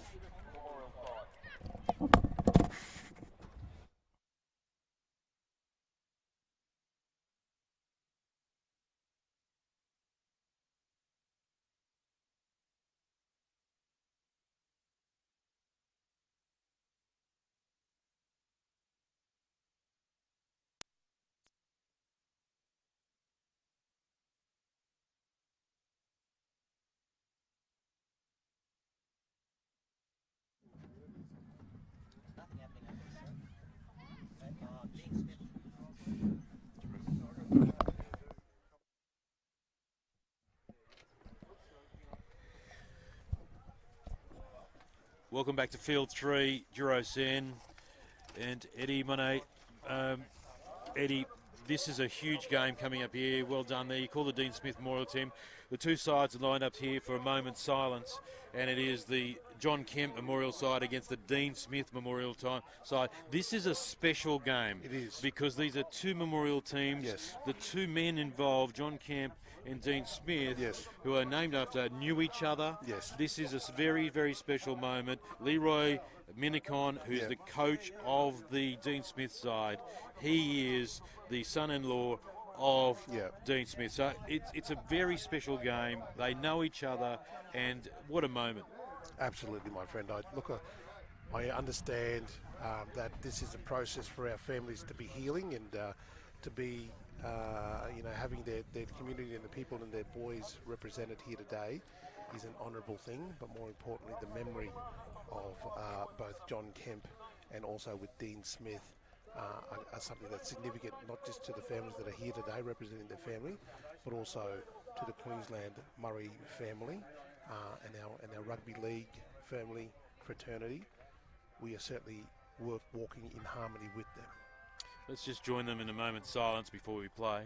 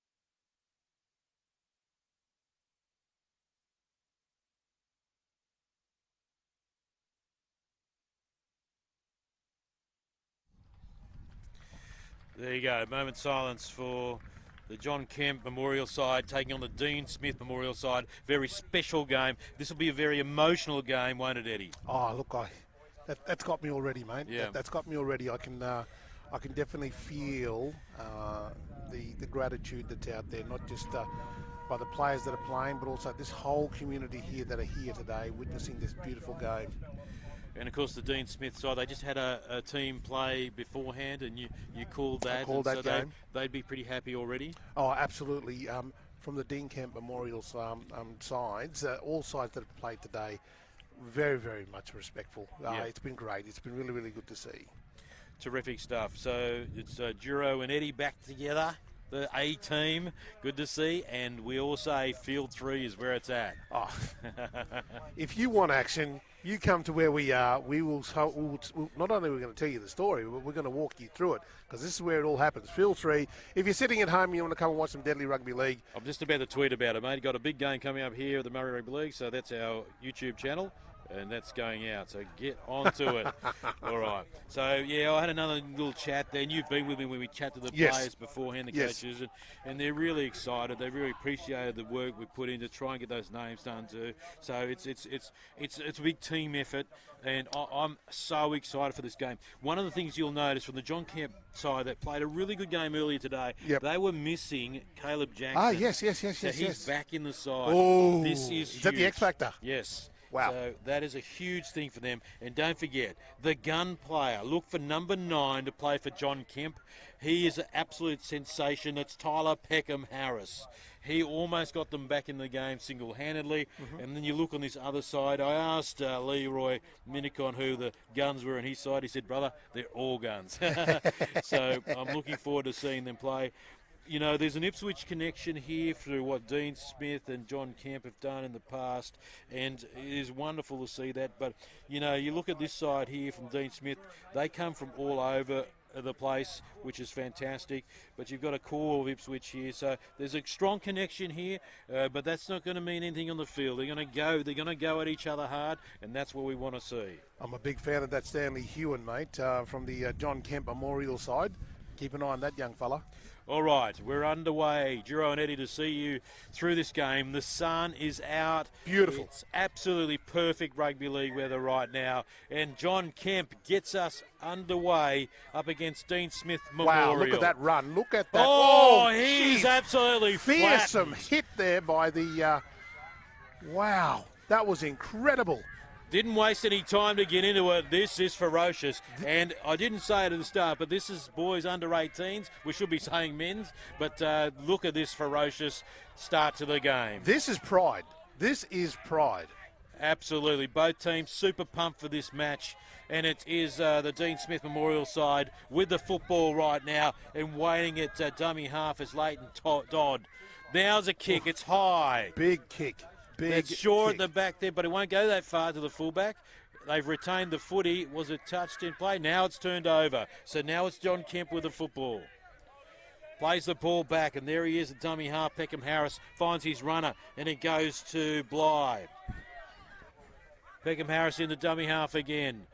Finds one of his big runners. He was impressive earlier. Serpak, number 8. Now they go left again. They keep pushing it that way. Got numbers. And Shaw was met front on, and another defender comes in, and he is absolutely stopped in his tracks. So they lose a little bit of momentum, but they kickstart again. John Kemp. That was a high. It was a strong front on hit. Geez, you can feel that passion in each run up and each hit. You can hear it strongly here. There's a kick. Crossfield a little bit, it's wobbly, but taken. The sun is in his eyes a bit, but well done at the back. It's always dicey there. Well played. Very intense start to this game between John Kemp Memorial on our left and Dean Smith Memorial on our right. Emotions running high before the game, and you could say that it's meant to be where the sun has come out, and we are seeing two amazingly well-drilled teams that are inspired to try and win here this afternoon. Nice kick. Nice kick. Very, very nice kick. Well controlled. It'll find a line here, should it not? Yep, yes, it goes out. Well done. Again, looks like a little bit of strategy coming into the game now, which is good to see. But again, I'm very, very impressed with the John Kemp Memorial side in terms of how they can scramble and really get to that to the ball. But this is a game that I think will go down to the wire. Oh, no doubt about it. Well, mostly because we're here. We've had a good run with these games so far, but yeah, you're absolutely right. See the solid hit up then. Solid hit up. contact in the middle has been absolutely ferocious. There's your man again. There's your man again, the hooker. Beckham Harris. Right from dummy half. They go to the right. Good runners here. But the defence is up and up early. I think that was Leighton Todd there, the opposing number 9. He gets shunted away. Now they go, and they look for a kick. It's a nice little kick by chop. Hewan. And it bounces, but picked up at the back there. And a nice return of the football. He's still going. What a great run there by Matua Brown. He looks really strong, Matua Brown. Another run there to keep momentum going. The referee gets in. There you go. A bit of a piggyback now for the Dean Smith Memorial side. Referee picks something up there, so they'll kick for the touch. Not a bad looking kick. Wow, that's a huge kick. So he gets close to the halfway line. That's good. Now, I've been saying all carnival, I really like how the John Kemp Memorial side, how they scramble in their defence. Let's see how well they can go, because I can tell you now, the way that the Dean Smith Memorial side are coming at them 100 mile an hour, they'll need to be on their top game here. They're in a good position too. They're 40 metres out. They go to the right-hand side, turn the ball on the inside. That's Colin Briggs over there who's running the show in the number 1. Now they come back to the open side. Dummy half run. Find some more metres. They're spread left here, and they come this way towards our commentary position. Oh, nice ball. Here's an overlap and half a chance here. Ball in one hand. Referee says it's gone forward. I think you got the call from the touchy. I thought they looked in a good position. Oh, absolutely. I thought that they Tariq Tanner, the number 3 there for the Dean Smith Memorial side, that I thought that they might have injected him. He's been quite quality in terms of the previous games that I've called today. All right, so the scrum will be fed by Caleb Jackson, and he's back in the side. He wasn't playing before, so that was a big blow for them. So look to him to have an impact. Oh. The pass is very high, but well taken in the end. They're lucky to get away with that. So they go left down the side, the channel, but come back again through the John Kemp Memorial side towards the centre of the field. Peckham Harris is in there in the middle, does a run from dummy half. Off again. Look at him, he's unstoppable. Wow. He is absolute class. We've seen some outstanding players today, and he's the one of the best. Now they come right. Find some runners. There's a bit of space here on the wing, but they cut back on the inside there. That's Joshua Bond, number 3 for John Kemp Memorial. Now they dart at the right-hand side. Calls. Oh, there's space on the right wing. Will he go all the way? He dives for the corner. He's got it. Oh, he's in touch. He's in touch. The flag goes up. The flag goes up. They probably just waited a bit too long to go down the right-hand side because the gap was there.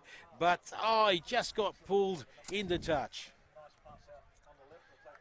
Really loving how they're creating opportunities out of nothing there. It was a great run there by the number 5 in Damon Loy. Great effort. All right, so it's Dean Smith. They survived that raid. And there's some heavy defence there, and doing a lot of work there is Jack Lang pushing him to the deck. Oh, jeez. Oh, bump. Wow, body on body. Wow. It's heavy stuff out there. We can certainly feel it, and we're not too far away. They go the right inside. Big dummy, half through the gap. Pops it up beautifully. The ball's still alive here for Dean Smith Memorial. How did he do that? How did he do that? Absolutely brilliant. Comes to the open side now. There's a kick. There's it's not kick. a bad one. Will it bounce? Shaw's at the back. He takes it nicely. It sits up well for him.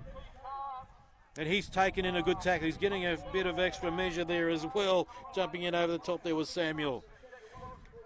Up towards the halfway line. Oh, these hits are brutal. Wow. Here they go now.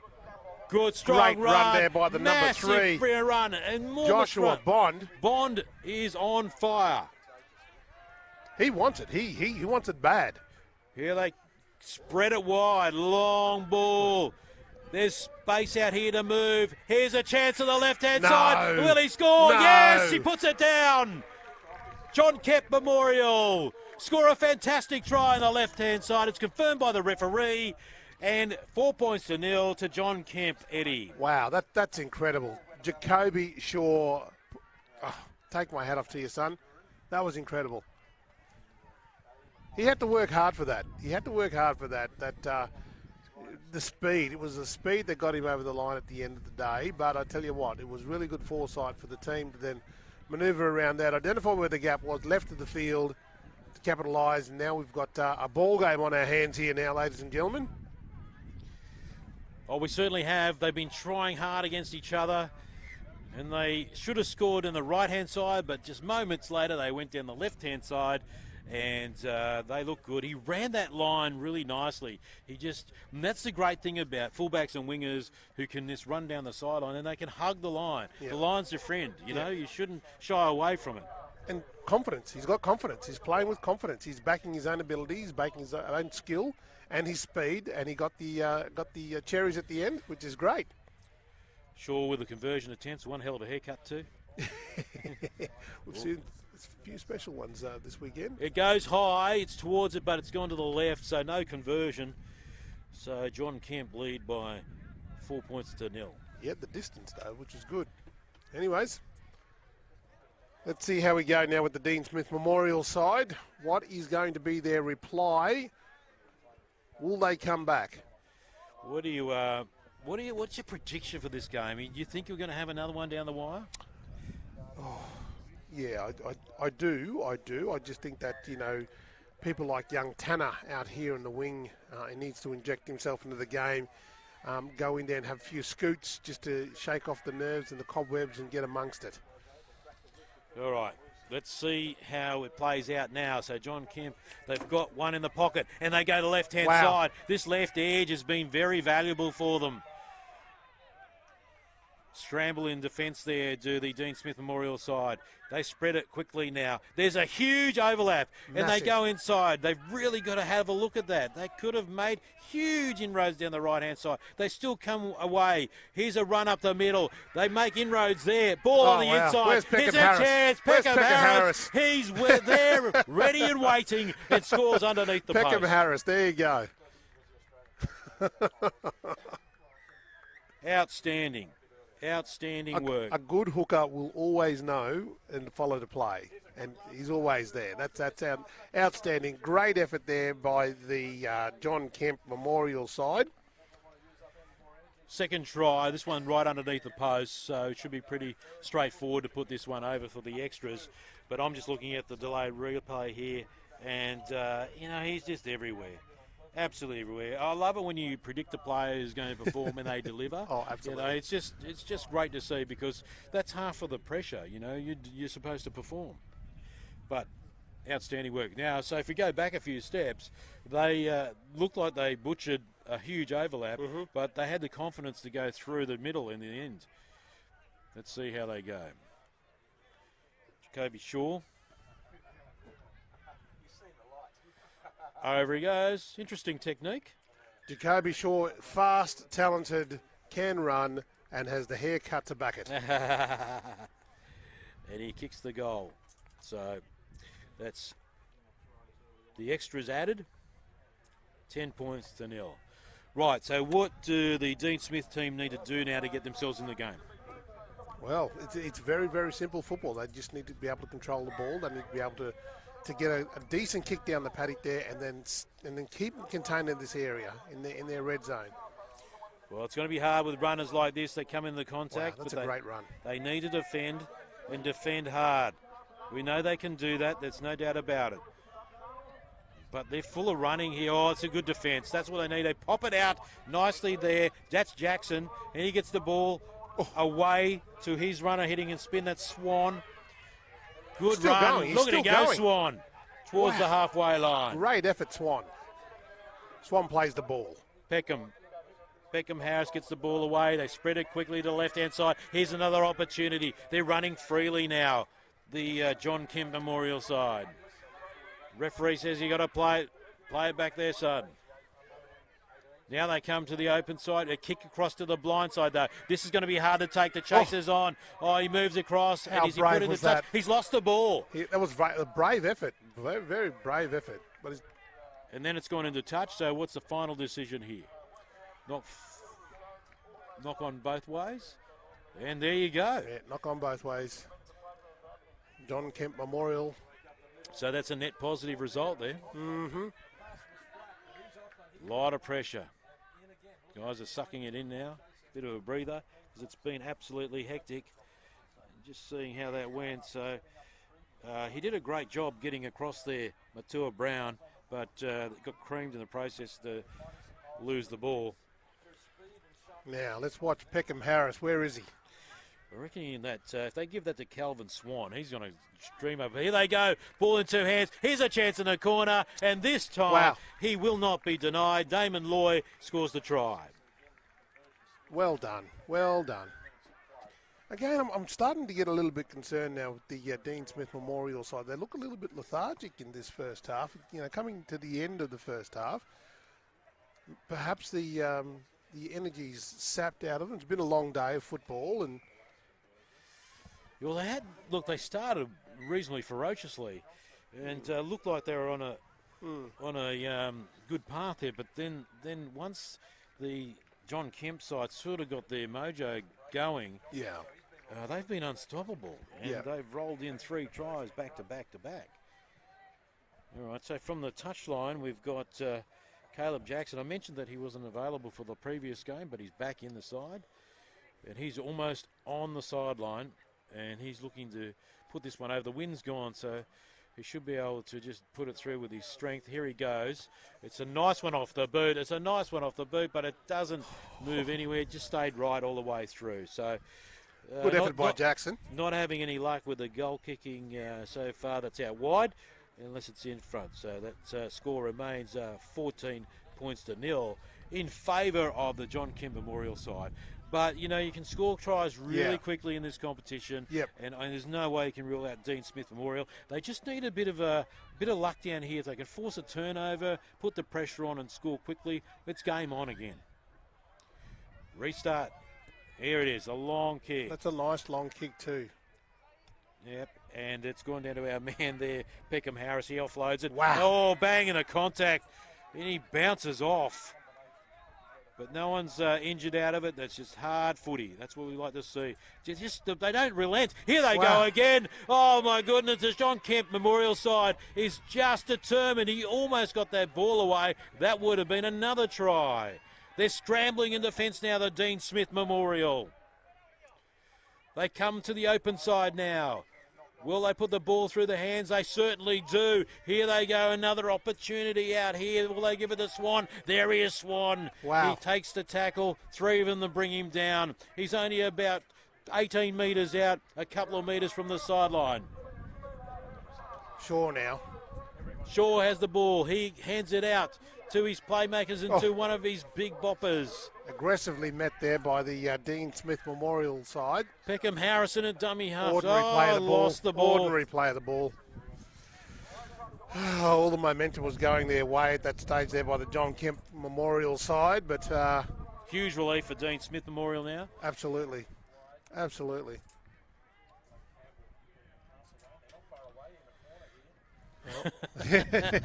There you go. Shined him on a bit there. So, well, we'll see what play they'll conjure up.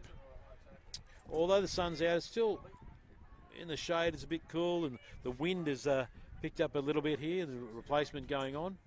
As number 10 goes off for the John Kemp Memorial. It's Graham Robinson. Mm-hmm.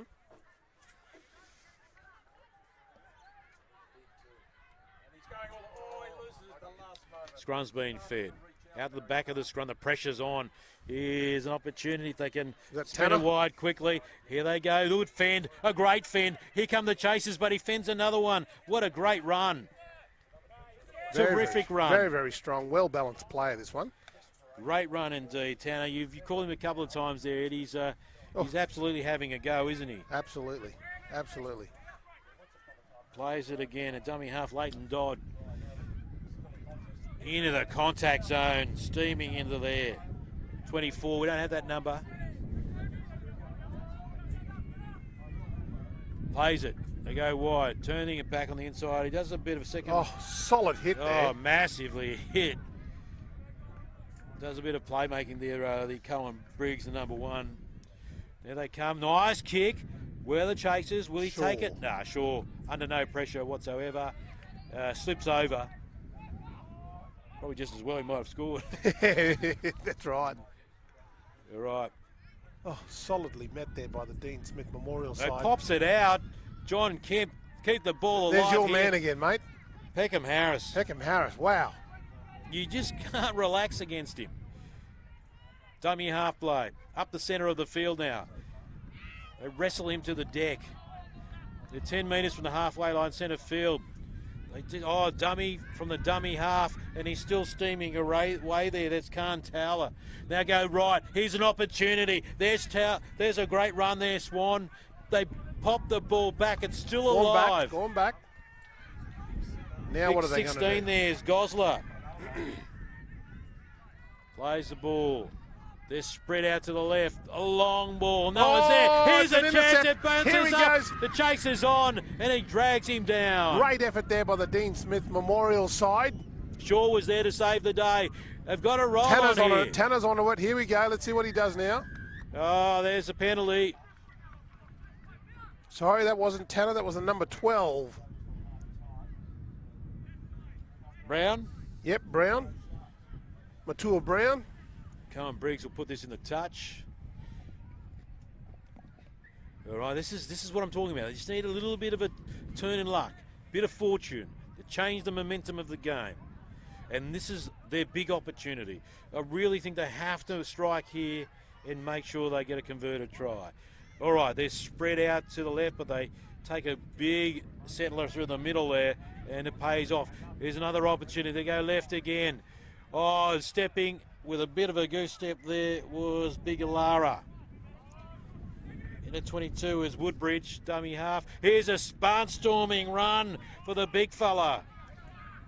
Can they do it? Can they get over the try line here? Left-hand side, there's an opportunity if they can get it away, but Tanner goes on the Tanner again. Tanner looks for a way to the line. The tacklers are there, and they put him down. Oh, he's your man there, Tarek Tanner. Very dangerous. Go right again. Here's a big chance. Oh, bounces and into touch. Wow. Huge opportunity there. I don't think it's over yet, but that was better. That was much better from the Dean Smith Memorial team. Very, very, very impressed with the John Kemp Memorial side. Their scrambling defence has been outstanding this afternoon, which is fantastic to watch. But again, Tanner's the bloke. I'm telling you, Tanner's the bloke that they need to give him more pill so that he can make some and create something. You're absolutely right about that. He just seems to have the opportunity when he gets it to bust that line, stretch it and bend it. But it's John Kemp in their own, deep inside their own defensive zone, and they're wrestling each other. That's what you want to see. Great determination and defence here by the Dean Smith Memorial side. But here's a beautiful ball. The John Kemp Memorial side. They're on an absolute. Wow. He's away. Beeline for the try line. He is away. They won't catch him. And underneath the posts he goes. What a fantastic effort. They go to celebrate. And it's another try to the John Kemp Memorial side. He just lit up that field. He was so lightning quick. But again, it was the soft passes in the inside that created that opportunity. And bang, he just pinned the ears back and he was gone. There was no way anybody else could catch him from that far out. He's just super quick. Apart from him and Young Shaw, wow, that's incredible. Yep. Not a bad effort. Right in front of the post too. And it's that left edge, that left side. They're absolutely nailing it down there. Wow, that was incredible. Even just watching it on the coverage, on the coverage thing. Let's say shout out to the cameraman, the unsung heroes. On the one camera action, they're actually making it look really exciting the way they're pulling in and out of the action, and that was followed beautifully. So well done, lads. Excellent work. Shaw for the conversion. It's a sure thing from Shaw. Oh, It's a sure thing from Shaw. There you go. He's got that interesting technique. It's sort of like he's around the corner, but he's does a bit of toe poke in there. Yeah, It's a bit of a combo. Interesting. Thought I'd just point that out. Anyway, so that conversion brings us out to 20 points to nil. Oh, it's hard I can't believe I'm saying that because it was just so dramatic and it changed so quickly. There's the whistle in the background. Referee says no time for the kickoff. So quick thoughts from you, Eddie, on what you thought of that first half. John Kemp Memorial team leading by 20 points to nil over the Dean Smith Memorial team. A very special game. I think it boils down to who wants it more. At this stage, the momentum certainly is with the John Kemp Memorial side. I just hope when the Dean Smith Memorial side come back in the second half that they rethink their positioning again. They come back more strategic. They come back with their game plan and they stick to that game plan. Yeah, absolutely. So a pretty good start by the John Kemp team. We'll have a little bit of a breather. We'll be back in a couple of minutes with the second half. And let's just see if the Dean Smith Memorial side can make some inroads on the scoreboard. But at the moment, they're down by 20 points.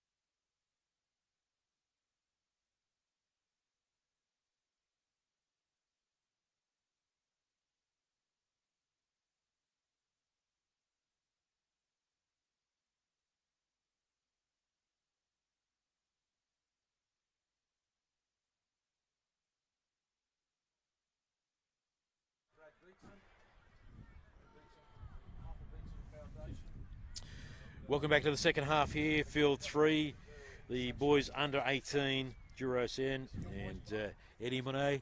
And Eddie, what do they need to do to get into this game? You know, they're down by 20 points.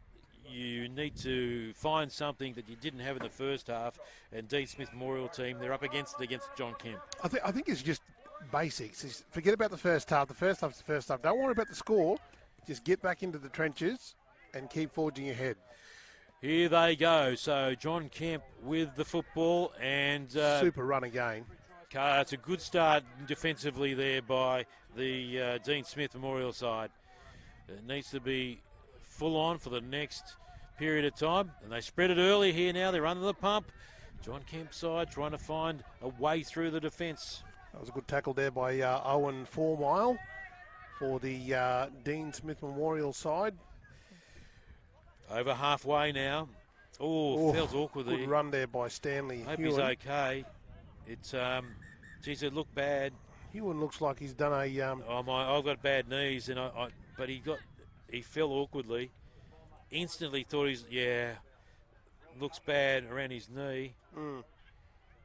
Oh, I winced when I saw that. Yeah, not. It's not a good thing to see, but again, I think this year we've done a lot of preparing, a lot of planning in terms of getting our medics and people. We're just looking at the replay here, and I know you can see if you rewind the coverage, and he gets his leg was trapped, his knee, and it twisted, and there is a whole lot of hurt in that. That could lead to anything. Could be ACL, PCL, having had both knees ruined before. It can be painful. Sometimes the worst ones aren't painful, but this one clearly is. So let's hope the damage is not too severe and it just looks bad. Yeah. No, he's moving it. He's got a little bit of movement around there, so hopefully he'll be able to get up and shake it off a little bit. And but you're right, my friend. You just never know. Yeah, absolutely. He's up and at it. Well, what a champion. There's a bit of lip going backward forwards. In the middle of that is Peckham Harris. He's in everything. He's not in just the footy, but he's in a bit of a lip. He'll be your neighbour soon, mate. All right. So they spread it from dummy half, centre field. Good pumping run. John Kemp Memorial side. They're up and doing well. I tell you what, they love to run their structured play. Go wide, 2 or 3 players out. They're not scared to throw the ball around. He was too deadly on his feet there, and he actually fell over himself. So yeah, young Heath Smith. So let's see how they go. There he is. Peckham Harris is trying to run the ball. Going into dummy half's Towler. Here's a kick cross field. Nope. Here's the chase coming through. Here's a chance. Plenty of chases. Oh, taken to the back beautifully. That was well diffused by the Dean Smith Memorial side. They need to work hard now. They need to work hard to get out of their red zone. And he got thumped there in the tackle. And I've got to say, they've just got to be able to hold on and control the ball. That's a good run. That's just what they needed. Keep steaming onto the football. Ask questions of the defence. Solid hit there by the John Kemp Memorial side. Yeah, that was wow. Hewen there. Did not hold back. All right, here's the kick. Let's see what happens here. At the back, Shaw. Takes it nicely. What a good fullback he is. Look at that hair. I was trying to remember if I had I did a fair shock of hair when I was playing fullback back in the day. It's all gone now. Mine was most of my back, my friend. Come on, here we go now at the Dean Smith Memorial side, really muscling up in their defence. Actually, if you look at it, Damon Loy and Shaw, Jacoby Shaw, have very similar haircuts. That's right, yes. On the same side. Here he is. Peckham Harris gets the wall away. Now they kick. Nicely taken. He took it on the run too. That's very class. comfortable. He made that look so easy. That's class and confidence, and that's what they need. Oh, it's a bit of a ordinary pay the ball. What's the ref going to say? Oh, dear, that's a shame. Oh, no. He just got caught up a bit and ended up playing the ball a few metres ahead of himself. And like I was that's a saying blow. at the start, they've just got to be able to control the ball, slow things down, and just get the basics right. Looks like we've got a player down here for the Dean Smith Memorial side. The referee's blowing the whistle to come and do a bit of a welfare check, and we'll hope he's okay. Trainer's now run out and to check of his welfare.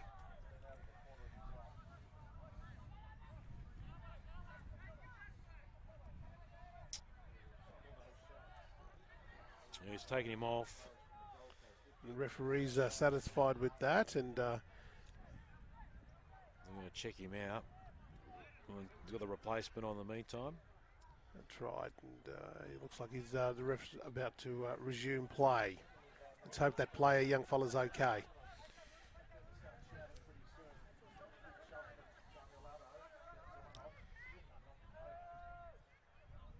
All right, now here they go. John Kemp. It's a short side this time. Oh, they go to the right-hand side. There's a big chance for them over the try line. Does he get it? No. It's almost like he was tackled and then twisted, and then he put the ball over his head to try to get over the line. Yeah, it looks like, I think he got pinged for double movement. Right.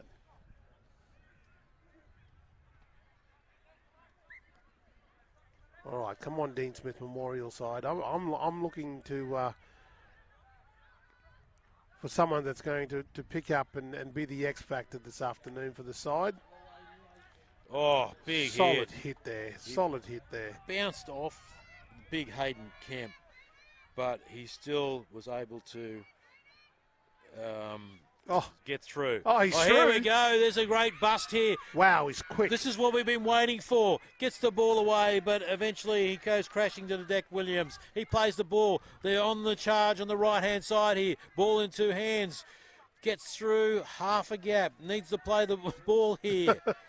Oh, he's lucky he didn't get A a bit penalty out of that. But slow. anyway, Here we go. 5 metres out from the line. The run there from Walker. Now they where's go Briggs? wide. Briggs now.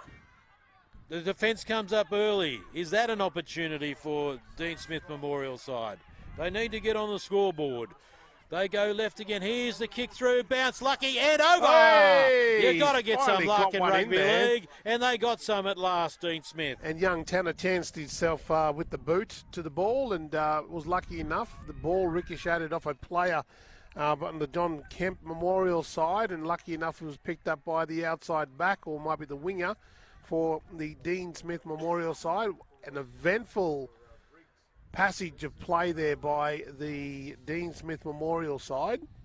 It certainly was. They tried to stretch them right, then left, and in the end the kick became the magic part of the equation.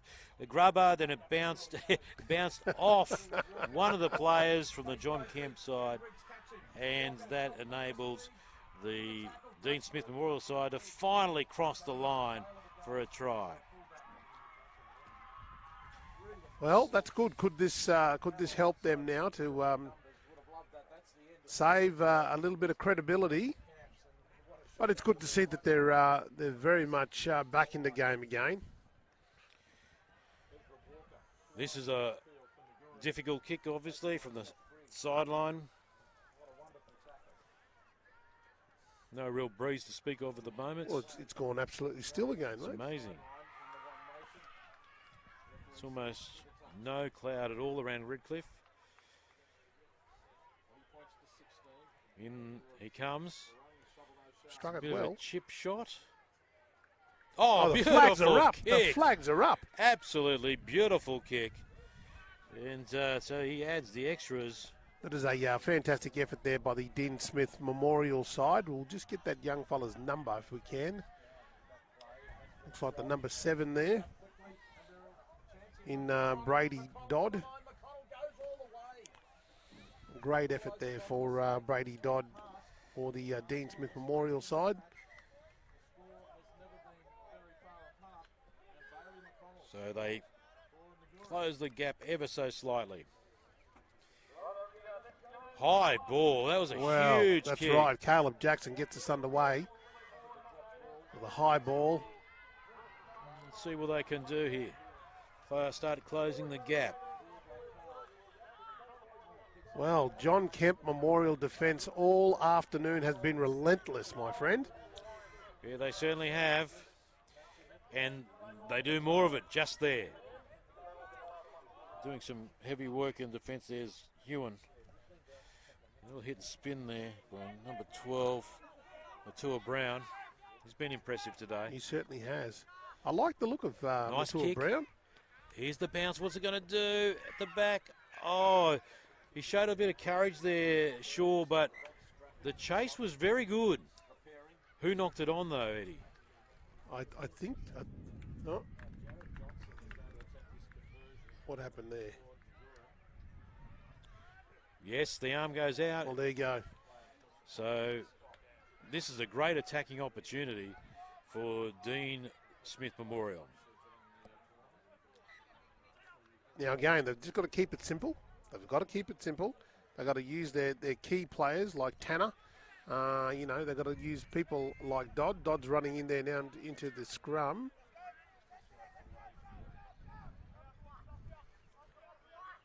And just keep it simple. Keep it basic. Ball's been fed into the scrum. Oh, racing up there to do the hit. He bounces Wow. off a little bit. But it certainly slows down the momentum when that happens. They come back towards the centre field now, trying to find a way through. Can't get there, Dodd. Play the ball back. Woodbridge. They pass it left. Trying to fight it. There's your man there, Tanner. Tanner. Dangerous as always, Tanner. Number 3 there for Dean Smith Memorial. Now they come again at the line. A huge defensive hit. There's just a wall of red jerseys there. Briggs, the fullback, needs to put his hand up here. Right, here's the opportunity. So he checks himself and goes on the inside. Does it set it up for a play out in the right or left? What will they do? They go right now. Here he is, Briggs. Oh, opportunity, another opportunity. Slams it down. Slams it down. Another try. Dean Smith Memorial, they're in the game. That's exactly what we wanted to see. We wanted to see the Dean Smith Memorial side chance their efforts, at least have a crack, and they have. They've really done exceptionally well to be able to get the try there and set it up for a nice easy kick for Dodd. Yeah, it was great work, and in the end, I thought they might have killed if they played. Dodd took that extra settler, and then it came to Briggs, and Briggs passed it, and a great line. That line across from Matua Brown, that was an excellent line. Honestly, I'm just going to make an observation here. I believe that there are some players in both these sides that don't truly believe in their capabilities. I think they're just literally finding themselves still, but it's quite evident from my perspective. Being around the game for quite some time, there are players here that have got so much skill and potential that it's quite impressive to see. So this is going to be taken by Brady Dodd, the conversion. Number 7 for Dean Smith Memorial. Should pop this one over. Yes, not a problem. Excellent. So that closes the gap. They get 12 points on the board. Still a little bit of catch-up game, but I tell you what, it builds that little bit of credibility when it comes to the pointy end of the stick around the finals time. Yes, it does. They still need a couple of tries, but it certainly made this game entertaining. You can never underestimate this John Kemp Memorial side, my friend. They are relentless. Here goes another deep kick. That's a big kick. And bumps him off. That's what I was talking about, my friend. Again, they just never give up. They're trying to drag him back. It was a solid traffic. Zoran Samuel ran into that traffic, and he's trying to play the ball. It got a bit heated because they carried on with the tackle a little bit, but referees coming in to sort it out. Once again, they've really managed this well.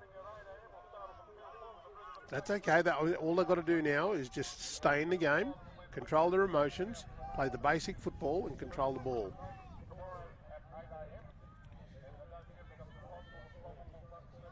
I wonder if they realise just how much it does actually take a fair bit of time for the referee to sort all this out. At some stage, the team managers need to have yarns with the teams to ensure that if this is the way that they want to go, this is what happens. They're going to be sapping time. And if they're chasing the clock, if they're going to be chasing points, this isn't the right option to be doing. Yeah, I understand the emotion at the moment. So they get the penalty. So here's another opportunity for them to get on the attack, get the ball. It's not a bad kick for touch. Nice It kick picks by up some Dobbs. valuable ground. Bit of a piggyback down the paddock. Now, let's see That's what Tanner the over there. Dean Smith Memorial side's got in store for us. A little bit of a jink and an in and away there by the Dean Smith Memorial side player. Out from dummy half. Well, there he wants some more action. He loves it. Getting stuck into it, Zoran Samuel, number 15. Oh, here's a gap here. Bounces up. Oh, that's a bit sloppy. Oh, let's see. What's going on? I had no problem with that. Me too. The automatic reaction sometimes is and I spoke this with Bo, is Yep. that if the ball goes down, it's going to be a knock on. I mean, that's not the case. I had no problem with that.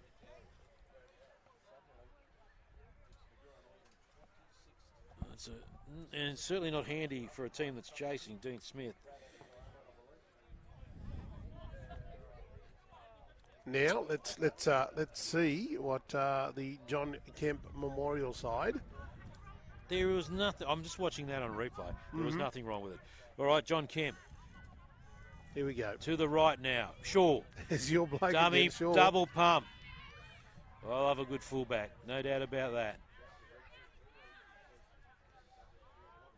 A bit ginger getting up. We're all fullbacks, really, just in different shapes. All right, so they're deep inside the opposition half with this next set of tackles. Good cutout wow. ball, a massive cutout ball there to Smith.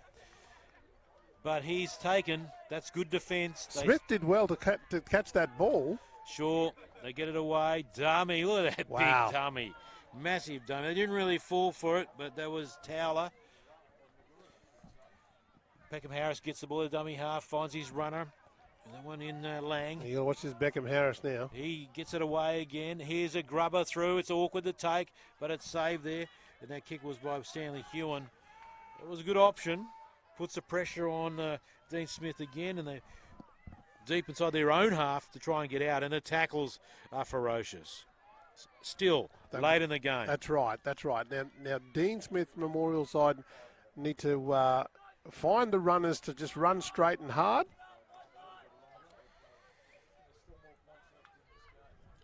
Wow, that's a good run. That's a good run. The number 3, Tarek Tanner. They go to the left again. Here's a nice little kick. Will they get back and save it? Yeah, they do. Oof. Not a problem at the back there by Jackson. Oh, look at that for marker defence. It looked like that was Cohen Briggs there. Very solid though, but again, this is a great position for the John Kemp Memorial side to capitalise. They're not too far away. Yeah, I think something's brewing here. Here they come, spread it wide, ball through the hands, good job. Runs to the line, it's knocked down. It's knocked down. There was a huge chance. If that was an intercept, he was away. We were in for a ding-dong finish. Yeah, well, David Nella, well done. He was able to tap that ball. If he would have got these fingers underneath that ball to tap it up, it would have been a nice dash for him. But anyways, the ball was knocked on. So another chance to feed the scrum and go on the attack here. Stanley Hewen there. Look at the size of him. He's feeding the scrum. He's almost the tallest guy there.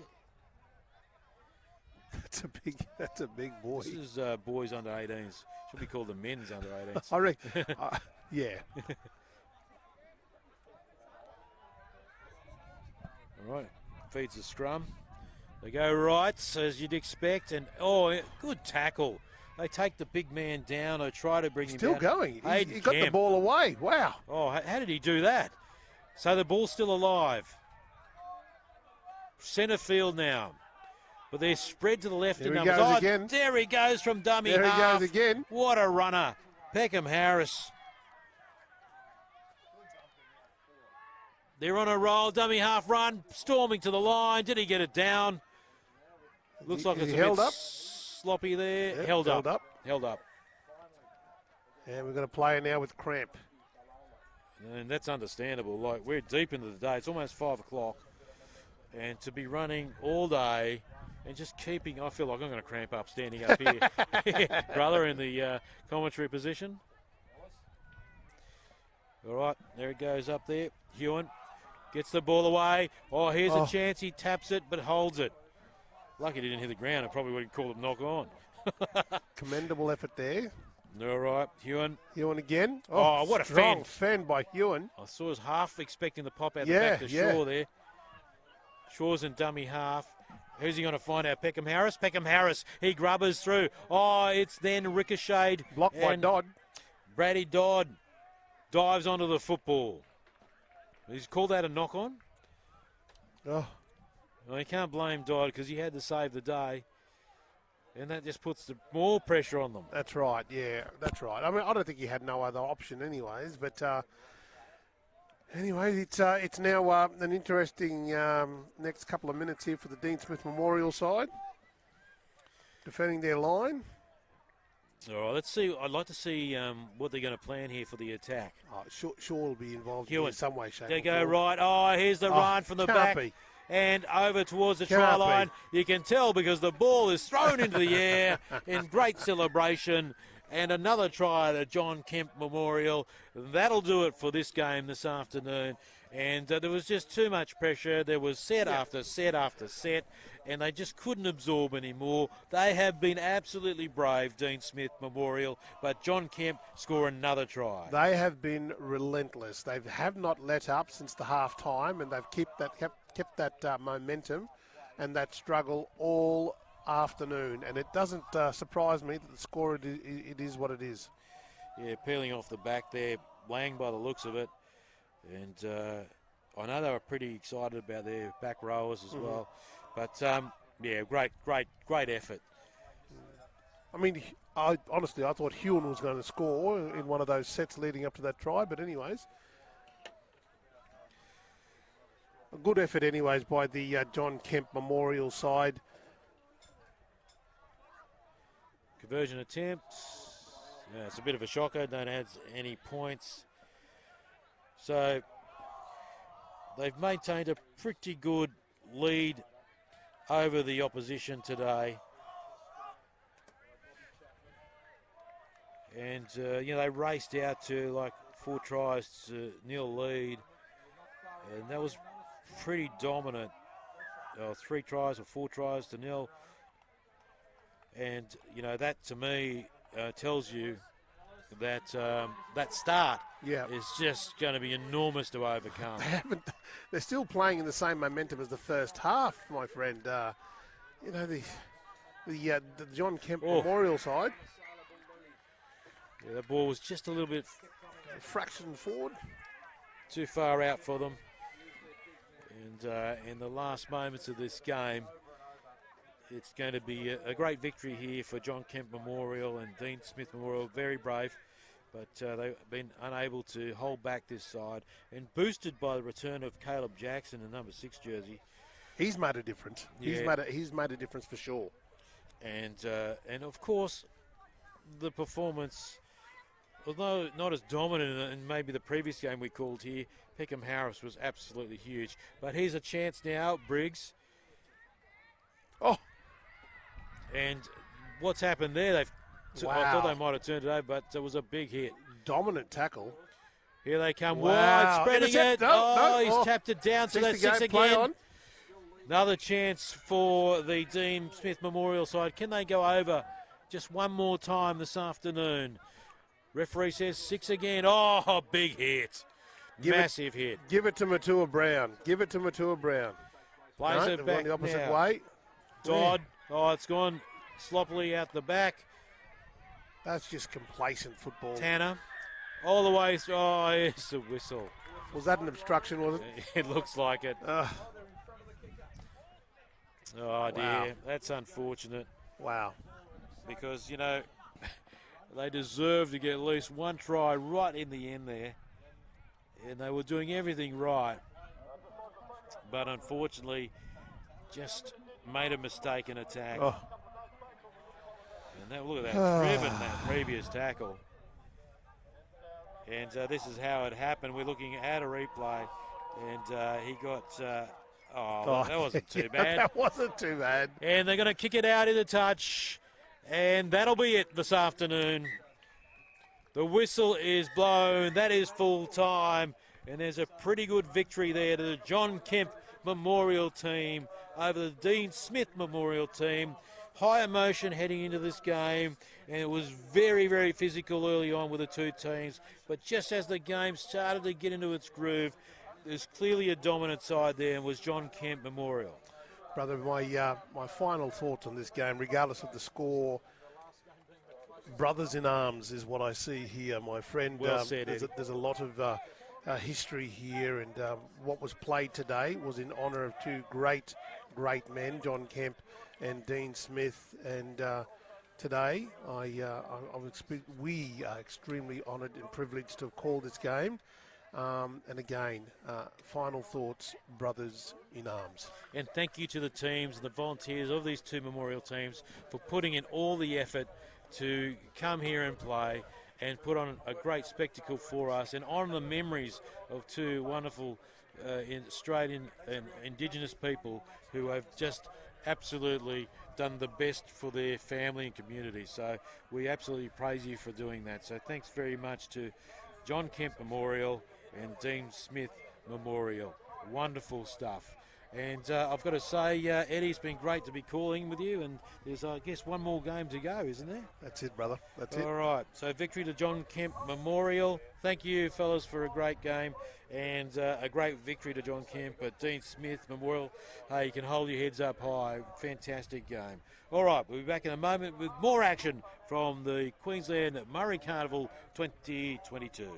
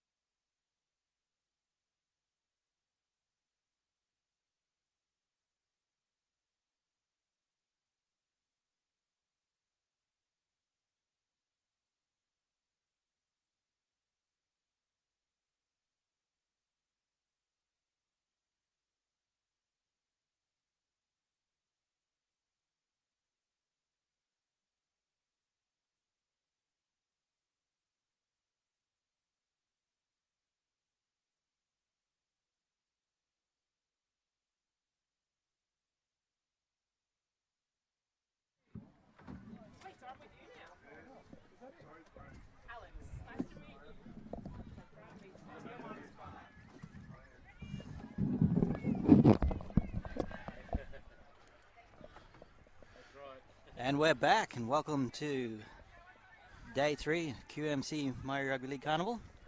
And for this awesome under-18s clash between the Essex Brother Boys and Top End Tyack, I'm Eldon Lyle, joined by a superstar next to me, Ed Monet. And we're in for a cracker here. It's the last game of the day from Field 3. Brother, I just want to sit here and just stare at you all afternoon, brother. You've been deadly all afternoon, eh?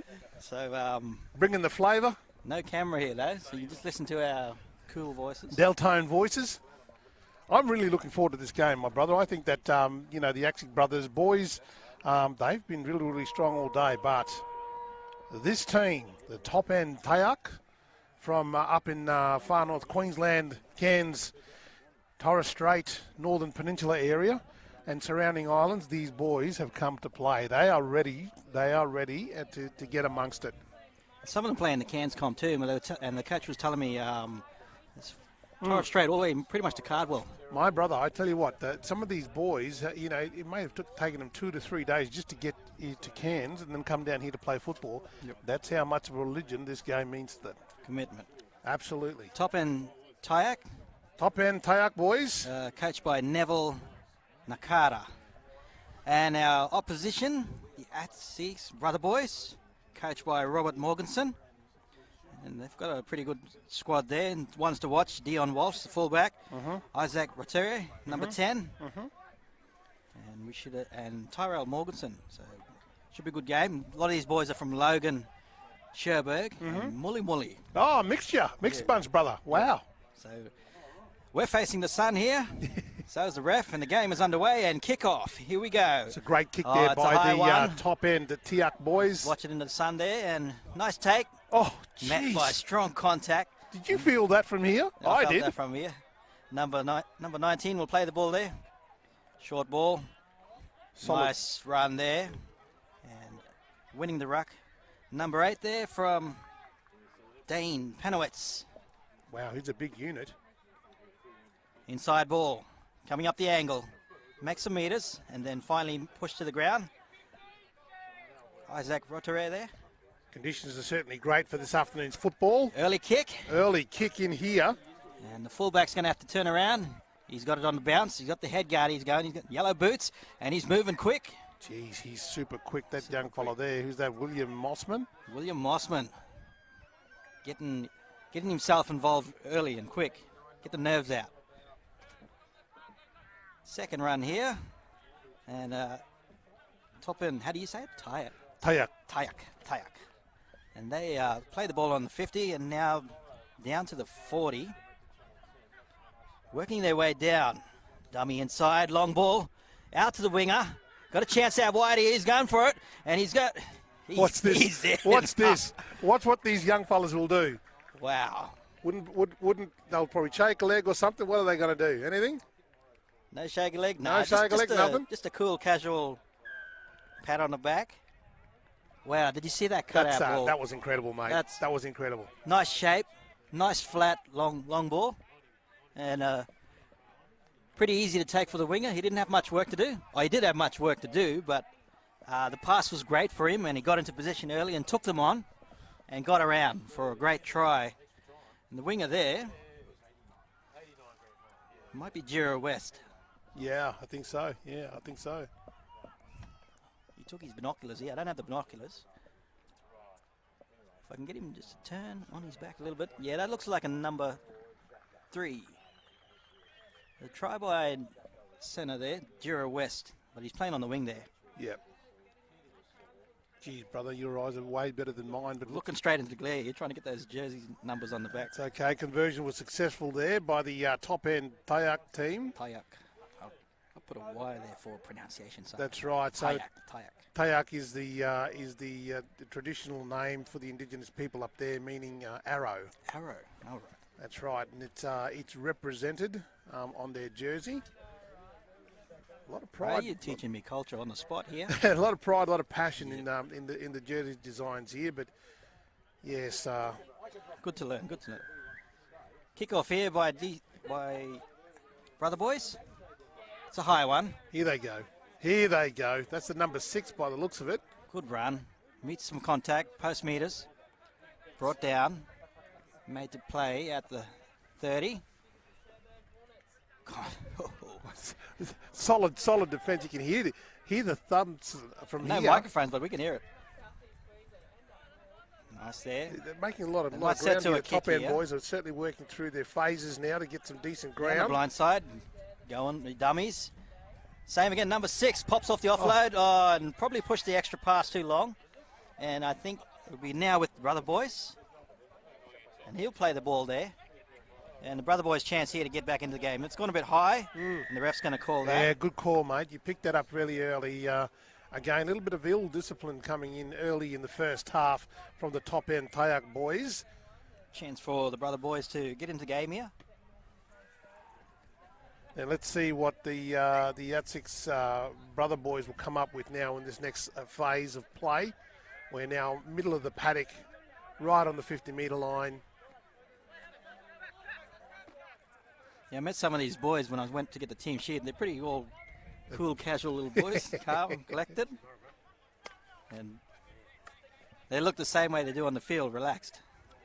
It's their chance here now to try and get on the board, the Brother Boys. Here, big prop, takes a dummy, Jesus, bumps off, gets the he offload. got the offload away. And we've got a nice little scoot off the offload there. The Yatsix Brother Boys are really looking at opportunity here inside and out. Oh, absolutely. But they're ready to go again, the young fellas. Nice short ball. The short ball by the 5'8", halfback. Still going and brought down. Good play. Good chance here for the Brother Boys. Just outside, about 12 metres out. Going down to the right. Dummies. Oh, bounces off the contact. Hey, we got a bit of a high shot there. Just a clip around the shoulder and probably slid up. Yep. It's unfortunate, but, you know, that's what happens when players duck and step and he's got away from me. You swing an arm. Yeah. Anyway, they get 6 more tackles here and a chance to tie the game. Well, the Yatsix Brother Boys are spread very wide, left and right of the ruckman. Here fella. Comes the big prop. Dummies. That's a try. I heard a different whistle in the background here. It must have been a phantom whistle, but we've got a try from the Brother Boys. He's called it. Wow. Well, there you go. So try in front, just to the right. And the try scorer is walking this way. Get him to walk the other way, see if I can see a jersey. Turn around. He won't turn around. Is that the young fellow that's next to the referee? There, number 10. Number 10. Well, there you go. Number Finally 10. saw his number. Devontae Otter. Oh, Devontae Outer. Yeah, I think we called his game the other. Sorry, I'm looking at the wrong sheet for a second. Sorry, other side.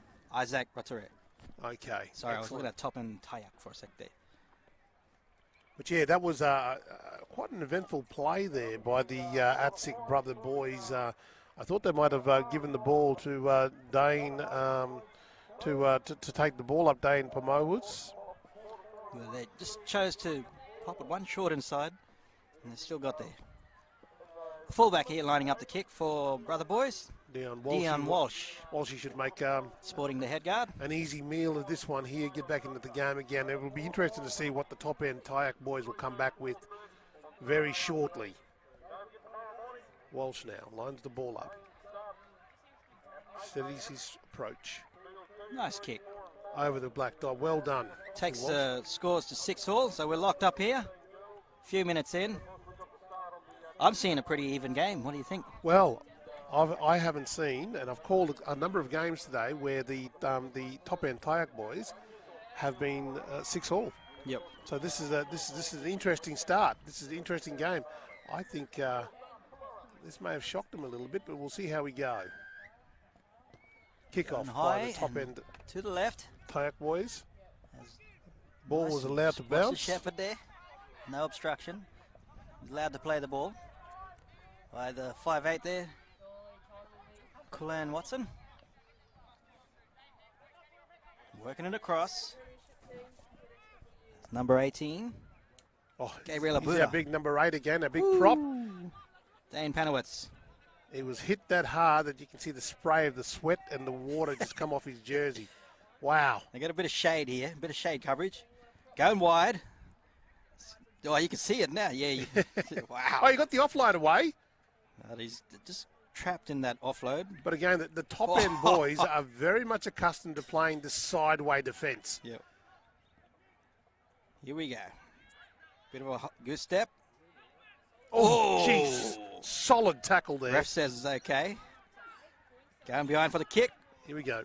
Comes off. That's a decent kick. Torpy. That is a decent Wobbly kick. Torpy. No, he's quick, this guy. Woo! He's got the step. That was a good, strong line of the Yatsix Brother Boys there to defend it. Nice running here. just short of the 40 as Tayak work their way up the field. Up the centre, we've got a penalty here. Wow. Inside the 10. Well, they've got the momentum now, the top end Tayak boys. 6 all here locked up. Yeah, Impressed so far? Oh, Like what you absolutely. see? I've always, James Fraser that's taking the kick now. He is instrumental in terms of guiding the ship with the top end Tayak boys. If you watch him very closely, he will call the plays and he'll run his big boys inside and outside to control the game moving Here forward. we go. Strong run from Tayak. Going down the blind side. He switches back in. Oh. Good run. Oh, He's eventually pulled down there by 2 defenders. One will have to go back. Going down behind play. Here we go. Beautiful shape. Nice. here we go. Go. There we go. We've got Shut open the door. space here. He's going to go that for the door. corner. He's in. That's a beautiful try there by the top end Tayak boys, number 4, Joseph Pearson.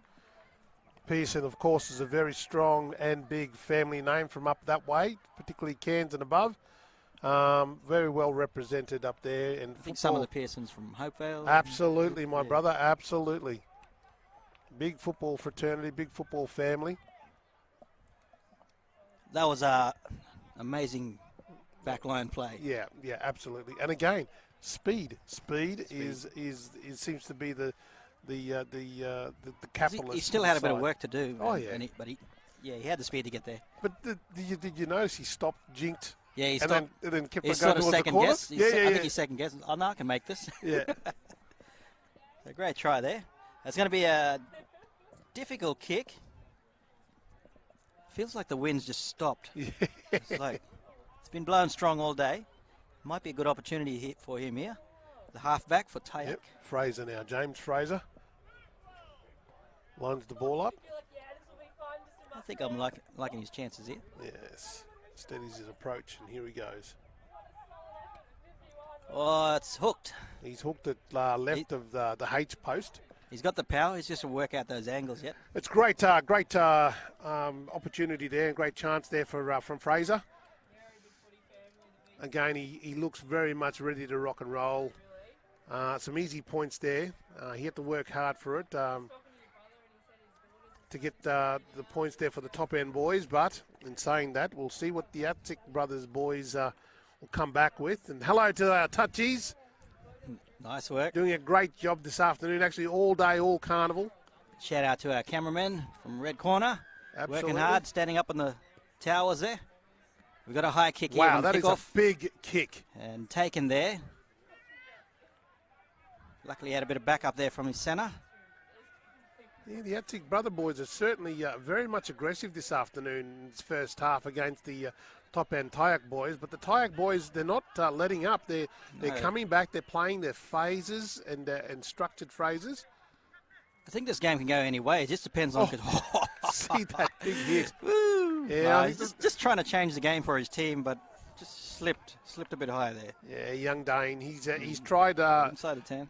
for the first half. He's been relentless. He's a big boy. Trying to will his team back into the game. I love his aggressive play though. It certainly is warranted. Kicking a touch. Pretty tight game. 10-6. Top end Tayak.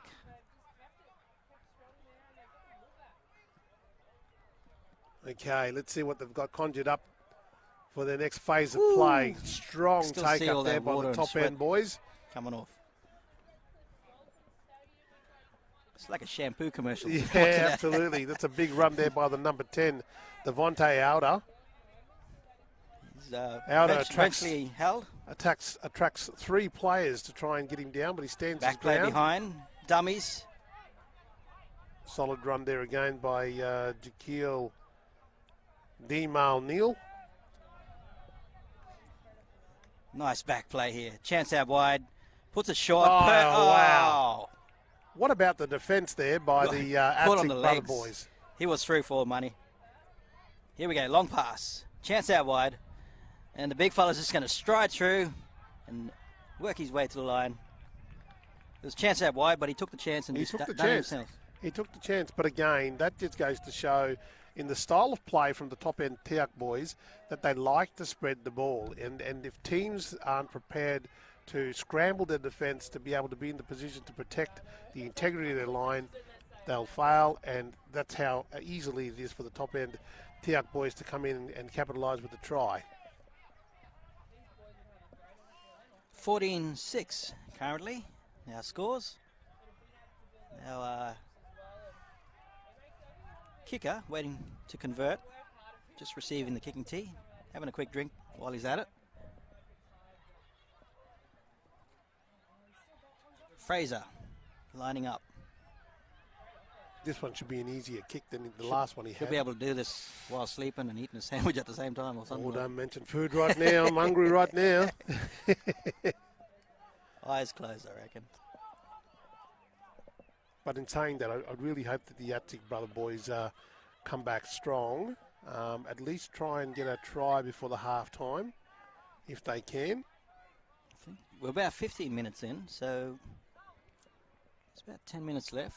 If they can, you know, get down there, force a mistake, or just defend good, and work their way back to some good field possession, then they're a chance to get back in this game. And it's only 16-6 at the moment. So plenty of time left for the X6 brother boys as they battle their way back in this game. I was just about to say, I bet you they go short. And we've got a knock on and a good result. Number 6 there, Kulan Watson. He's offside. The number And top ref hasn't called. And he'll play the ball there. That was a good run by Zach Saylor, the number 19 there for Going the Yatsik out. brother boys. Off the one pass, number 11. Danny Young. He'll be made to play the ball. Good chance here. And a bit of interference. No, it's a knock on. It's a bubble. It's a bubble. A little bit of a bubble there, unfortunately. Such bad luck for the brother boys. Would have been a good chance to get back in the game. The momentum was there. Yep. They were ready to go. I think they just anticipated. They knew that they could score a try from where they were, and just that little bit of concentration. Simple things, very, very simple things. But Top and Tyak are going to have to feed the scrum and work it out of their end. And who knows? Maybe the brother boys can force a mistake here, or just defend hard and keep them down here. Absolutely, and they'll get another crack before half time. And here we go. Oh, low. Geez, that was chance in their army. He's got to run through, and he's in the clear. Is that Pearson? Pearson, I believe, and he's put the foot down. Number 4, and he will stroll away. Joseph Pearson, right under the sticks. You know, I was just saying, let's see if they can just get out of trouble and get out of their end. Not get out of trouble, just get out. You just said that a minute ago. And the next thing you know, Pearson picks the ball up, runs an 80-metre dash to score a try, puts them back into the flavour again. Well done to the top-end Tyak boys. Wow, that's quite creative play. But a minute ago, you just said that. Yeah. Wow. Ridiculous. Great try by Pearson, Joseph. But again, had the Yatsik brother boys controlled and just played simple football, just controlled the ball, they would have been in a better position. Otherwise, they're faced having to chase another score. Another opportunity has been missed. Pearson picks that ball up, runs 80-metre dash. Super speedy bloke to get that try. And wow, now look at us. What's our score, my brother? 20-6. Fraser yet to convert. Wow. But that's all there is in it. That's right. Yeah. 22, our current score for top end Tyak, leading the Yatsik brother boys. I just hope these boys don't drop their heads. The Yatsik brother boys. I reckon they're in it. It's just a matter of controlling the ball, and sometimes not over rushing, not overdoing it. Correct. Yeah, correct. They were that close to a try, and just a quick rush of blood, trying to get a quick play, forced a mistake. Yeah. Well, we'll see how we go. They may go short again. You think? Or I'm not sure. Yeah, I think he's going short. Oh, it's straight gone deep, up, straight deep. down. But what I would be doing is kicking it to somewhere where they're facing the sun. Yep. Again, it's another strong run there by the number 11 in Cassius Wallace. Here we go. Whoo! Contact. Wow. Number 17, Jack Lyons. There's big men against big men there. It was a clash of the Titans, the number 17 there. Wow, Jack Lyons, that was a solid effort. You've got a rewarded a penalty. Oh, what are we calling here? He's going to bring a player in for a warning. Maybe there was a high shot. I'm not too sure. It happened all so fast. I didn't see much. And we don't have a monitor here to check the replay. I didn't see much in that. But anyways, it's all about duty of care and duty of play. And the referee's got the whistle in the middle. He's the boss, so he's just trying to control. Number 6 here is the captain, Yeah. Kulan Watson. Yeah. And he was already there, being spoken to for his heavy shot. Here we go. Solid run. Solid. Here we go. Through. You're kidding me. Okay, full back to beat. He's on the ground, and he's caught there. They'll have to control and contain him. Be careful there. I know. Nice outside play here. Pushing it to the wing. He's got a bit of defence to deal with. Gets the offload off. Still going here, the boys. Top end Tayak. Wow, that's a solid He's run through, from the and this will be Tayak a player. try. Right next to the pole. That player had to work hard for that try. He made that look effortless. He worked really hard. I think, speed, power, and agility. How many offloads were in that play? Oh. I think it was like 4 or 5. The referee's called something back here. Oh, well, I think that's a good result for the Brother Boys. Well, I just blinked and that just happened, so Fortunes. that's how quick it happened. Good fortune for them. I think we're approaching half-time very shortly. About 4 minutes away. If Brother Boys can get a try before half-time, they're not too far away, within sort of reach. Nice little play. Oh, he just gets clipped by the jersey. He's dragged by the big top-end Tiak player. Dragged back a couple of metres. And now, We got a strip. I think there'll be wow. 2 in the tackle Two there. in the tackle there, yeah. And kick for touch here. Just what the Brother Boys needed. Well, this is a blessing in disguise. This is a bit of a piggyback down the paddock for the ASIC Brother Boys. Nice kick into touch. No ball boy, and I know someone picks it up for him. Assisted by the touchy. Here we go, Brother Boys. Breaking through, post-contact meters. He'll play the ball there. 42 meters out of their line. It's a great run there by young Isaac. Number 13, just grabbed by the legs there. Daniel Clancy. Play the ball at the 50. Looking for an option here. Dummies trying to palm. Loses his feeding.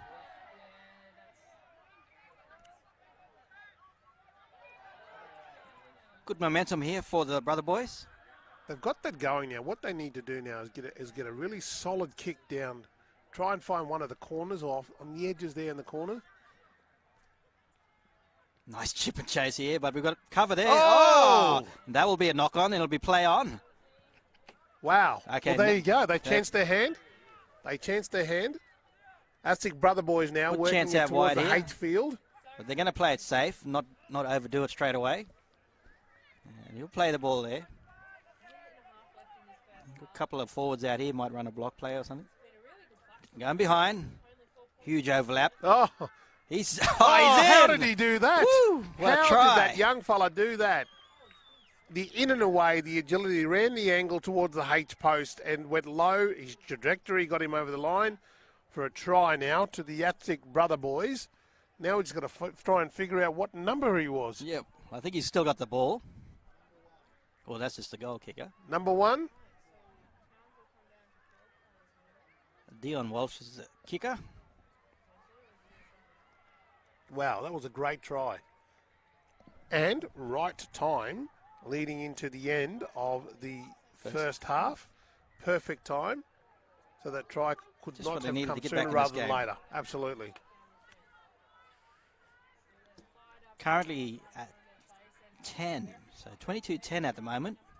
Top end Tayak leading.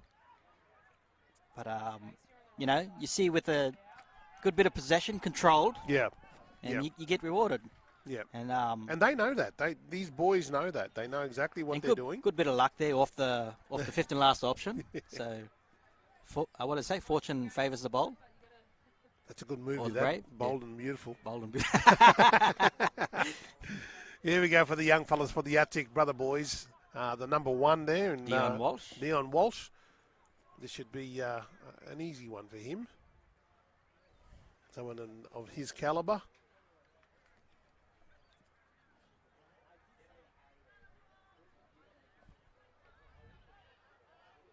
Okay, conversion is successful.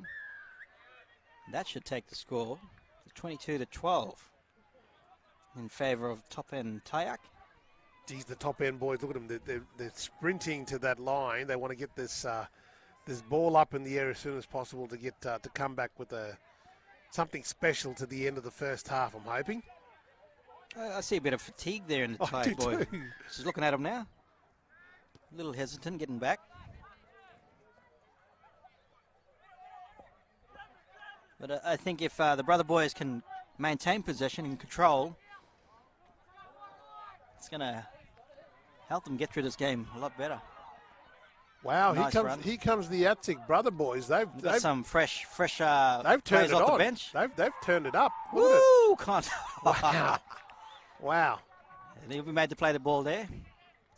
No penalty there. They certainly are going to finish strong, that's for sure. No! Forced a long pass. No, he's still got it. Nah, he's going to get there. And that will be a try in the corner to top end Tayak. Brother, I completely missed that. It happened so quick. I completely missed that.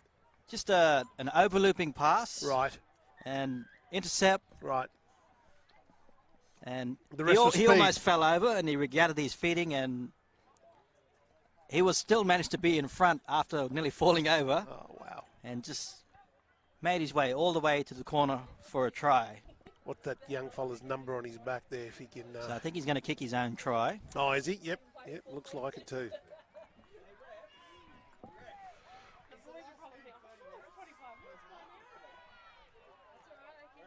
Well, I think the clocks are still going. There's whispers of half time.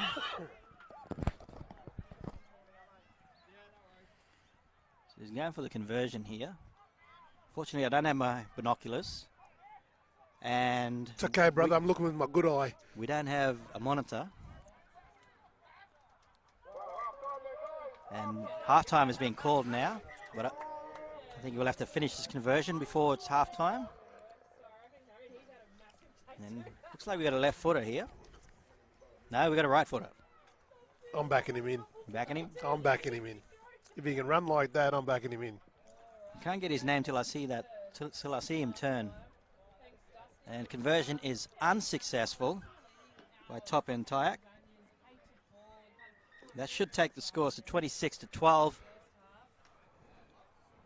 And if we just get him turned into the side, we might see his jersey number. I think it's 21. So that's Zaman Gilbert. It's halftime here. Top end Tayak leading 26-12 against the Brother Boys. We'll be back shortly with more.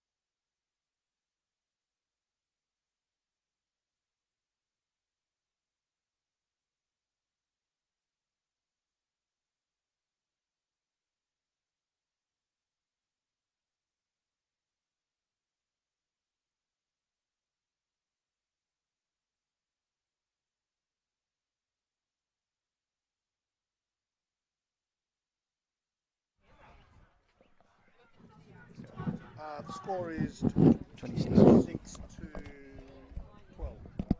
And welcome back to the second half for the boys under 18s clash between Top End Tayak and the ASICS Brother Boys. I'm really looking forward, brother, to this second half. I think that this is going to be a turning point.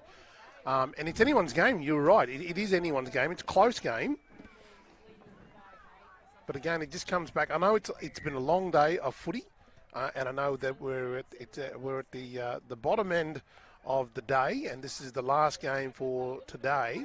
But simple errors. If they've just got to control the simple errors, and the team that can do that the best will win. And the wind sort of dropped off, so the young men here don't really have to battle the wind, catching the kicks. And we're underway. Big kick there by the ASIC Brother Boys. Ooh, Well, what a shot. They've picked up where they've left off in the first half. Ruled not to be a shoulder charge there. Quick It's plays great. here via Top End Tayak. Now they've got a little bit of momentum with the top end Tayak boys. Oh, and again, Ooh, solid solid defence tackle. met there by the ASIC Brother Boys. Both teams starting hard and fast here. Good run down the side here, number 10. Woo-hoo, bumps off. Get out of the way. That is incredible. Going down the side here. Here we go, kick. Nice kick. It's going to be a good, tough one for the That fullback. is a Look, big oh, torpedo. nice take. And he's met by chasers. And he did well to take that with traffic coming at him. Here we go. Nice run by the winger. He's just caught and pulled back. Almost got away. Looking for someone here to do something, to spark, to make some meat. Here we go, here we go. Look at the Spinning, size spinning. of this young Oh, he's fella. clipped. Wow. He did the, oh no, one-on-one strip. Offload. Going through. Top End Tayak here with a chance to score. And going down the left. Backs in, inside. He's taken there. I think we've got a chance out here on the left. Yeah. There's overlaps on both sides. Going long. Met there by the defenders. How good good defense. is this defence? How good is this defence? They really want to get back in this game. Fighting hard. Going down the left side. Dummies and steps back in. Offload. He is in. Top End Tayak.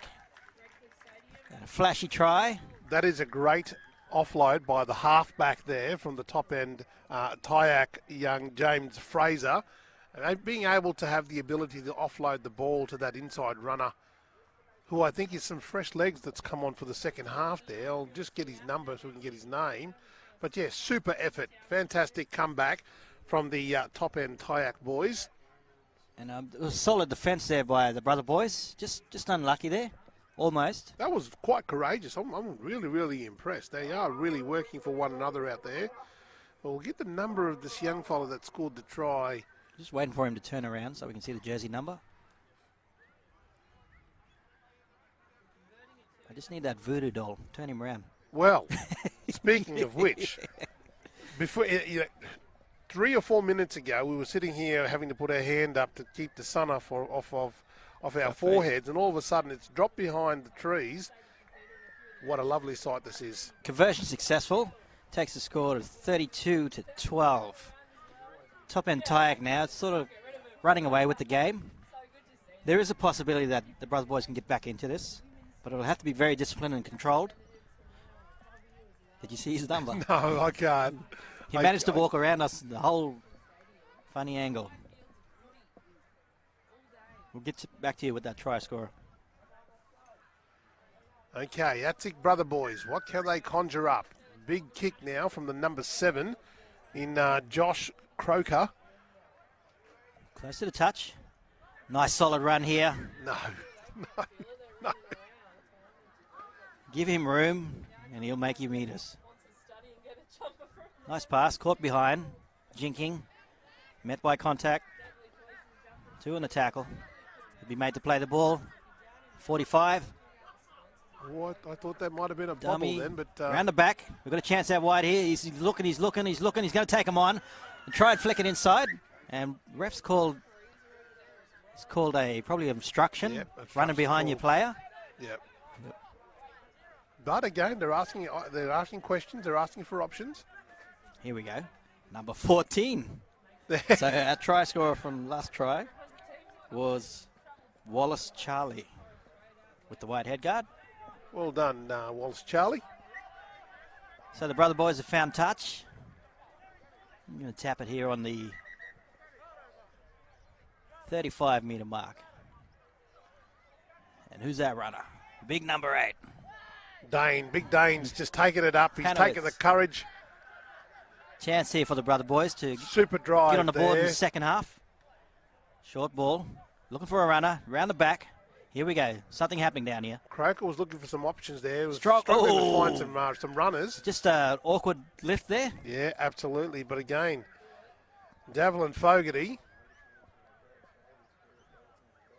I'm glad he's okay. He He's got okay. up, He's just threw the walking ball back. away. He's right. I'm okay, guys, he says. But the referee again, he's Just going to caution him for lifting in the tackle. And Yep. It wasn't bad. It was lifted up and then sort of let go, but just warning. We don't want any of our players hurt. No, absolutely.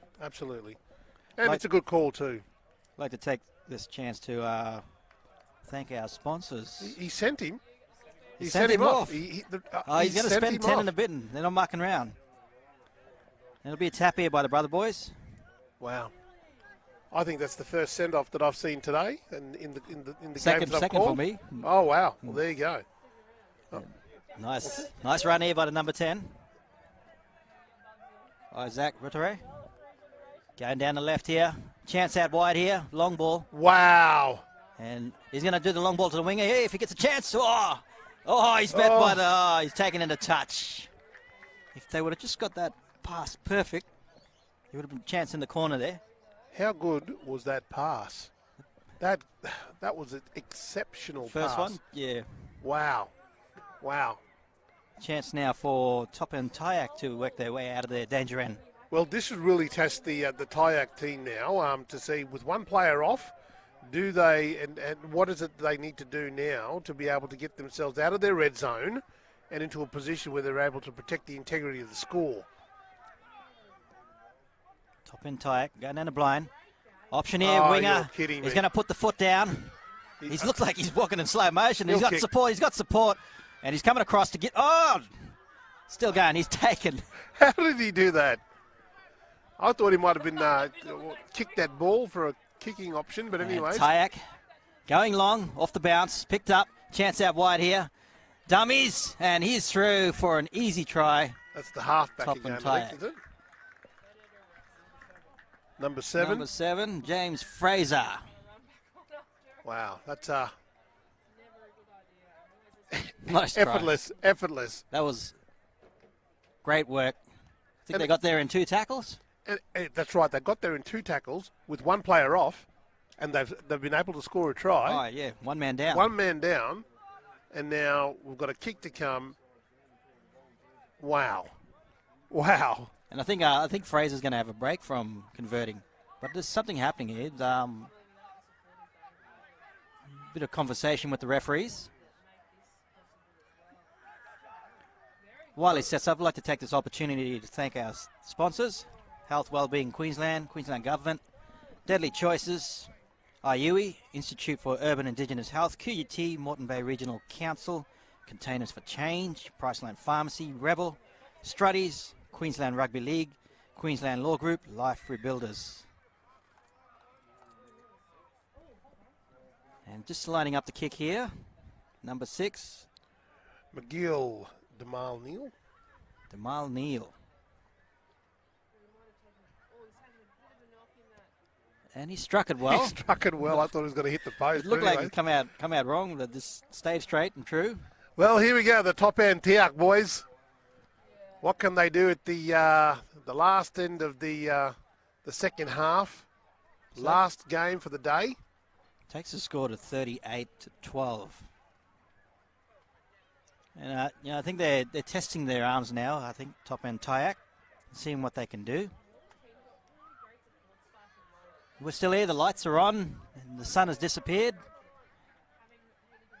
We've still got a bit of game time to go yet. The brother boys here with the kickoff. Nice kick. Wow, It's a deep one. that's a deep kick. That's really, really good. So obviously they're ready to come go. back and stamp their authority with a really good, strong run Arms there off. by the top-end Number Tiak 16 boys. with the run. He's just Oh, made we've got a 20 strip. metres. And we're going to be a penalty there. 2 and a tackle. Yeah. There we Gotta- go. Got to make sure your teammate drops off before you have a crack. That's right. Yep, that's right. Penalty here, and A little bit of ill discipline touch. coming in now with the Attic brother boys. and just over our heads. Watch out, cameraman. Close to the camera there. And tapped on the 40-metre line. How casual was that? Oh, unbelievable. If I would have done it, I would have had a cramp. Played just under the 50. Here they Back go. on the inside, Oh. and just a bit lazy on the back inside pass there. I don't think he was expecting it there, the number 16, No. Poppy Warrison. Now again, I think the Attic brother boys, they've got to be able to play safe footy. Just hold on to the bill. Just do the simple things right.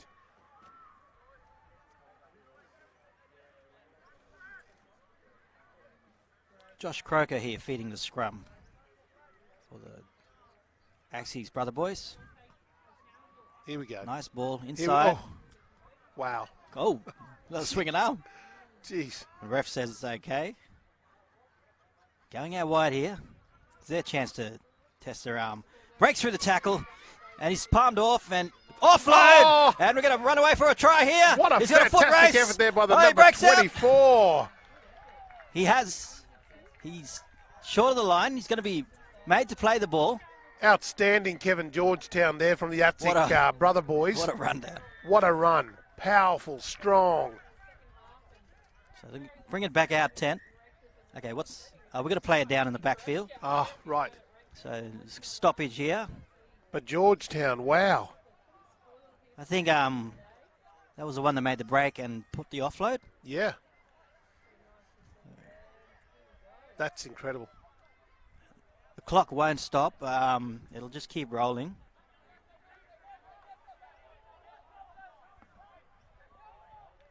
We're approaching full time.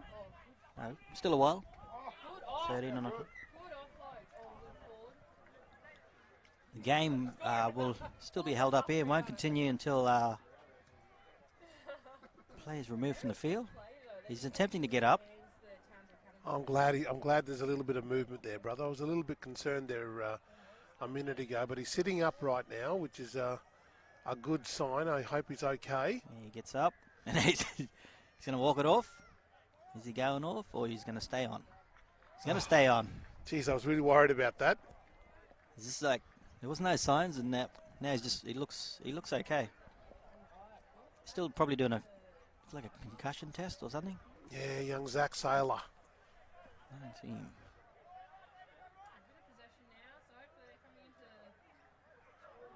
I'm hoping that they'll ask him to go off and just to be safe. Yeah, concussion test being done at the moment for young Zach Saylor. He'll continue on. He's going to stay on the field. There's another drink. Oh, I'm glad he's okay. Okay. Now, Referee we now just getting set. hope it hasn't ruined their momentum here Oh, look. for the Axie brother boys. The Let's chance see how out they here go. wide. They're going to go behind. The players are up quick, and they're onto him. Wow. Quick shutdown, and they pull him back a few metres. He's going to, ball's trapped in the shirt. He's going to play it there. Coming down the blind. Chance here. Oh, he's still going. He's in for the Oh, try. no. Wow. That was pretty Nice. easy. He did the old merry-go-round. They swung him around, Ricardo Marius. and Ricardo was able to come out the other end, and there was no one in front of him. He saw the line and went for it. See, when you have the ball and you control it, That's right. things happen. That's right. That's a great comeback there from the Attic brother boys. Currently takes the score to 38-18. But, it's almost what could have been for Absolutely. the boys if they just had a little bit of discipline and control. And when we talk about the finals end of the day, Yep. the Attic brother boys certainly have the capability and potential to be there. I think they'll have a good night's rest tonight and come back tomorrow ready to go. Just long as you control it and are disciplined, it's anyone's game. That's right. Yep, that's right. The score might not reflect it now, but like they were in the battle. It just got away from them. That's right. Dion Walsh now. Dion Walsh lining up to take the conversion. Don't forget, you can watch all the games on the QMC app. We've got more games coming tomorrow, and it's down to the business end, the men's and women's big games. And there's possibles and probables games. Yep, tomorrow. All the juniors, the teenagers. It's going to be some great action called from all these fields, from field 2, 3, 4, and 5, and on field 1 at Dolphin Park. Dion Walsh here lining the kick up. And he strikes it well. He struck it really well. And the team on the other side of the fence have caught it. They're going to chuck it back over. That's great to see here at Dolphin Oval this afternoon. The families, the atmosphere, the culture, the games, the football, the people, our elders all being here together, sharing this beautiful game that's brought us together. That's rugby league. Not just any rugby league, but Murri Rugby League. Yep. Sun's disappeared, but yeah, still quite a bit of fans are out here in force. You can hear some characters out there cheering. Super kick. Nice high kick. Oh! Gets a bounce for his troubles. Here we go, bounce off. Nice run, still hustling. And he'll be brought to ground there. They're relentless. They're not holding back. This DC brother boys. Attic brother boys. Doing their best to get out of their end. It's almost like it's stop-start. It'll slow, and then all of a sudden, bang, they're off again. Yep. Nice run, almost breaks through. Like that. Yep. Good meters. Going long, kicking early. It's going to find touch. That's a super kick. Beautiful kick. Will go into over the sideline here. Good result from brother boys. And they're hoping you can keep them down to send and force a mistake. Or just maintain them a little bit. Keep working to good field position. Yeah. Still a bit of time on the clock. Score is currently at 38-18 in favour of top end Tayak.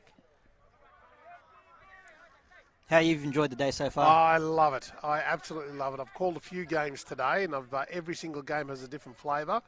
And you can definitely tell the different styles that the teams are bringing this year. But the team that stuck out for me is this team that we're watching right now. Top end Tayak with the break here. Tayak. He's going to go all the way. The hand was already up. The sails were up. It was like the P&O Wow. cruiser coming into the Brisbane Harbour. Hope you get a replay on that. That was some flashy backline ball work. And then the run down the side. He had support on the inside, but still took him on and got there. But a champion side will always come back. If a try is scored against them, they'll come back straight away with the same reply, and that's exactly what this team has done. The top-end Tayak team has come back, and Neville Nakata needs to be commended for this because the effort and the resilience to build a team of representatives all across that far northern area to bring the boys down to play here has been incredible. Well done, sir. Great effort. Takes the scores to 42-18. Conversion yet to come. This will be a tough one. We got a left footer here. The left footers are usually good kickers. Brother, what is it with you? Every game we've called today, there's been a left kicker. He's got him. Strikes it. And it's going to... He's got it. He's got the kick. He's got the kick. Well nice done. Kick. That was right on the sideline too. Beautiful. That was right from the sideline. Good effort. Good effort. Takes the score to 44. Now, this is very much a domineering showcase of talent here by the top-end Tayak boys this afternoon. and they certainly will be a formidable team to face come tomorrow in the under 18s boys competition.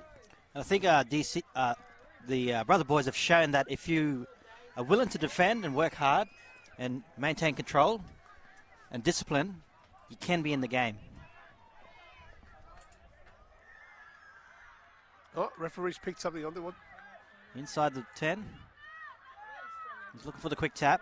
And I've always said the whole day, the past couple of days, regardless of the score, you're still in the trenches, you're still in the battle. Stay focused, finish your game, because it's all about your community and your people. You're playing for pride. Yep. Play for your family. That's what it's all about. That's Great what these young men are doing right now. Stepping off the right. Pumping off in the offload. Brought down on the 40. Outside the try line of the Brother Boys. Going behind for a block play, chip kick. And the fullback's going to be there. He'll pick that up and try and go around, and he does.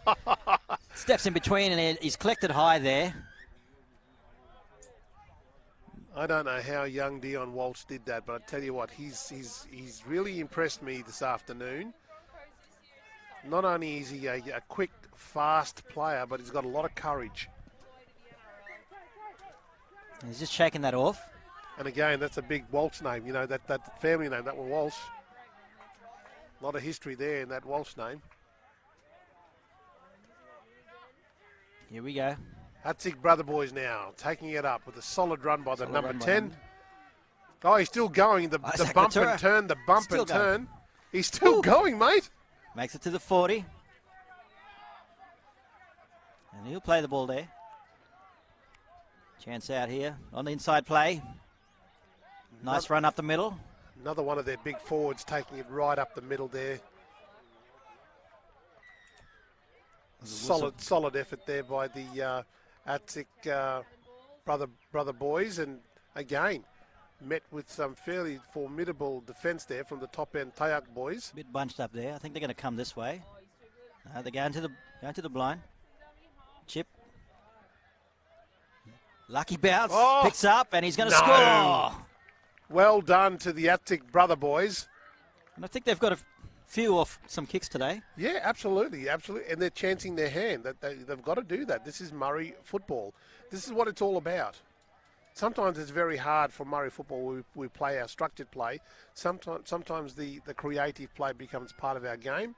That is a classic example of the creative play, to be able to pull off something special like that and unique. And they haven't given up.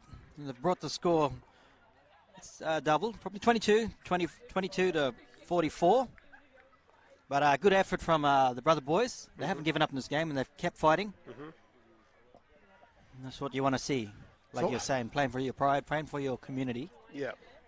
For your people. That's why I love it. I come back year in, year out just to witness this, because these are our future players of our game, our future leaders of our game. And this is where it happens. Now, apologies if we can't see jersey numbers. It's getting pretty dark here. Our eyes are seeing darker than probably what the camera is seeing. I can't see it all now, but I'm enjoying it. As long as I can see that white football, I'm happy with that. See how he goes with his conversion kick. attempt from out wide here. Right footer this time. There we go. Alliance's approach. Struck well. He struck it so well.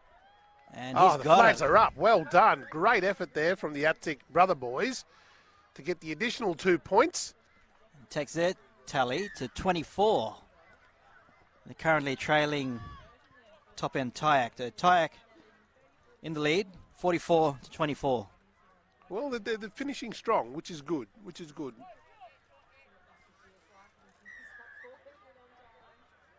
And kicks. He's going close to the touch here. Oh, He catch and gather. here we go. Here we go. Strong run. Strong run now by the Atzik brother boys. I think we're close to full time on the clock. That's it. Keep going. Keep pumping Still those pushing. legs. Number 13, Daniel Clancy. Play the ball. Looking for a kick. What's Comes off the foot a bit wrong there, but Will they kick it out? I think they're just going to play it No. play to the clock. He's got a dummy.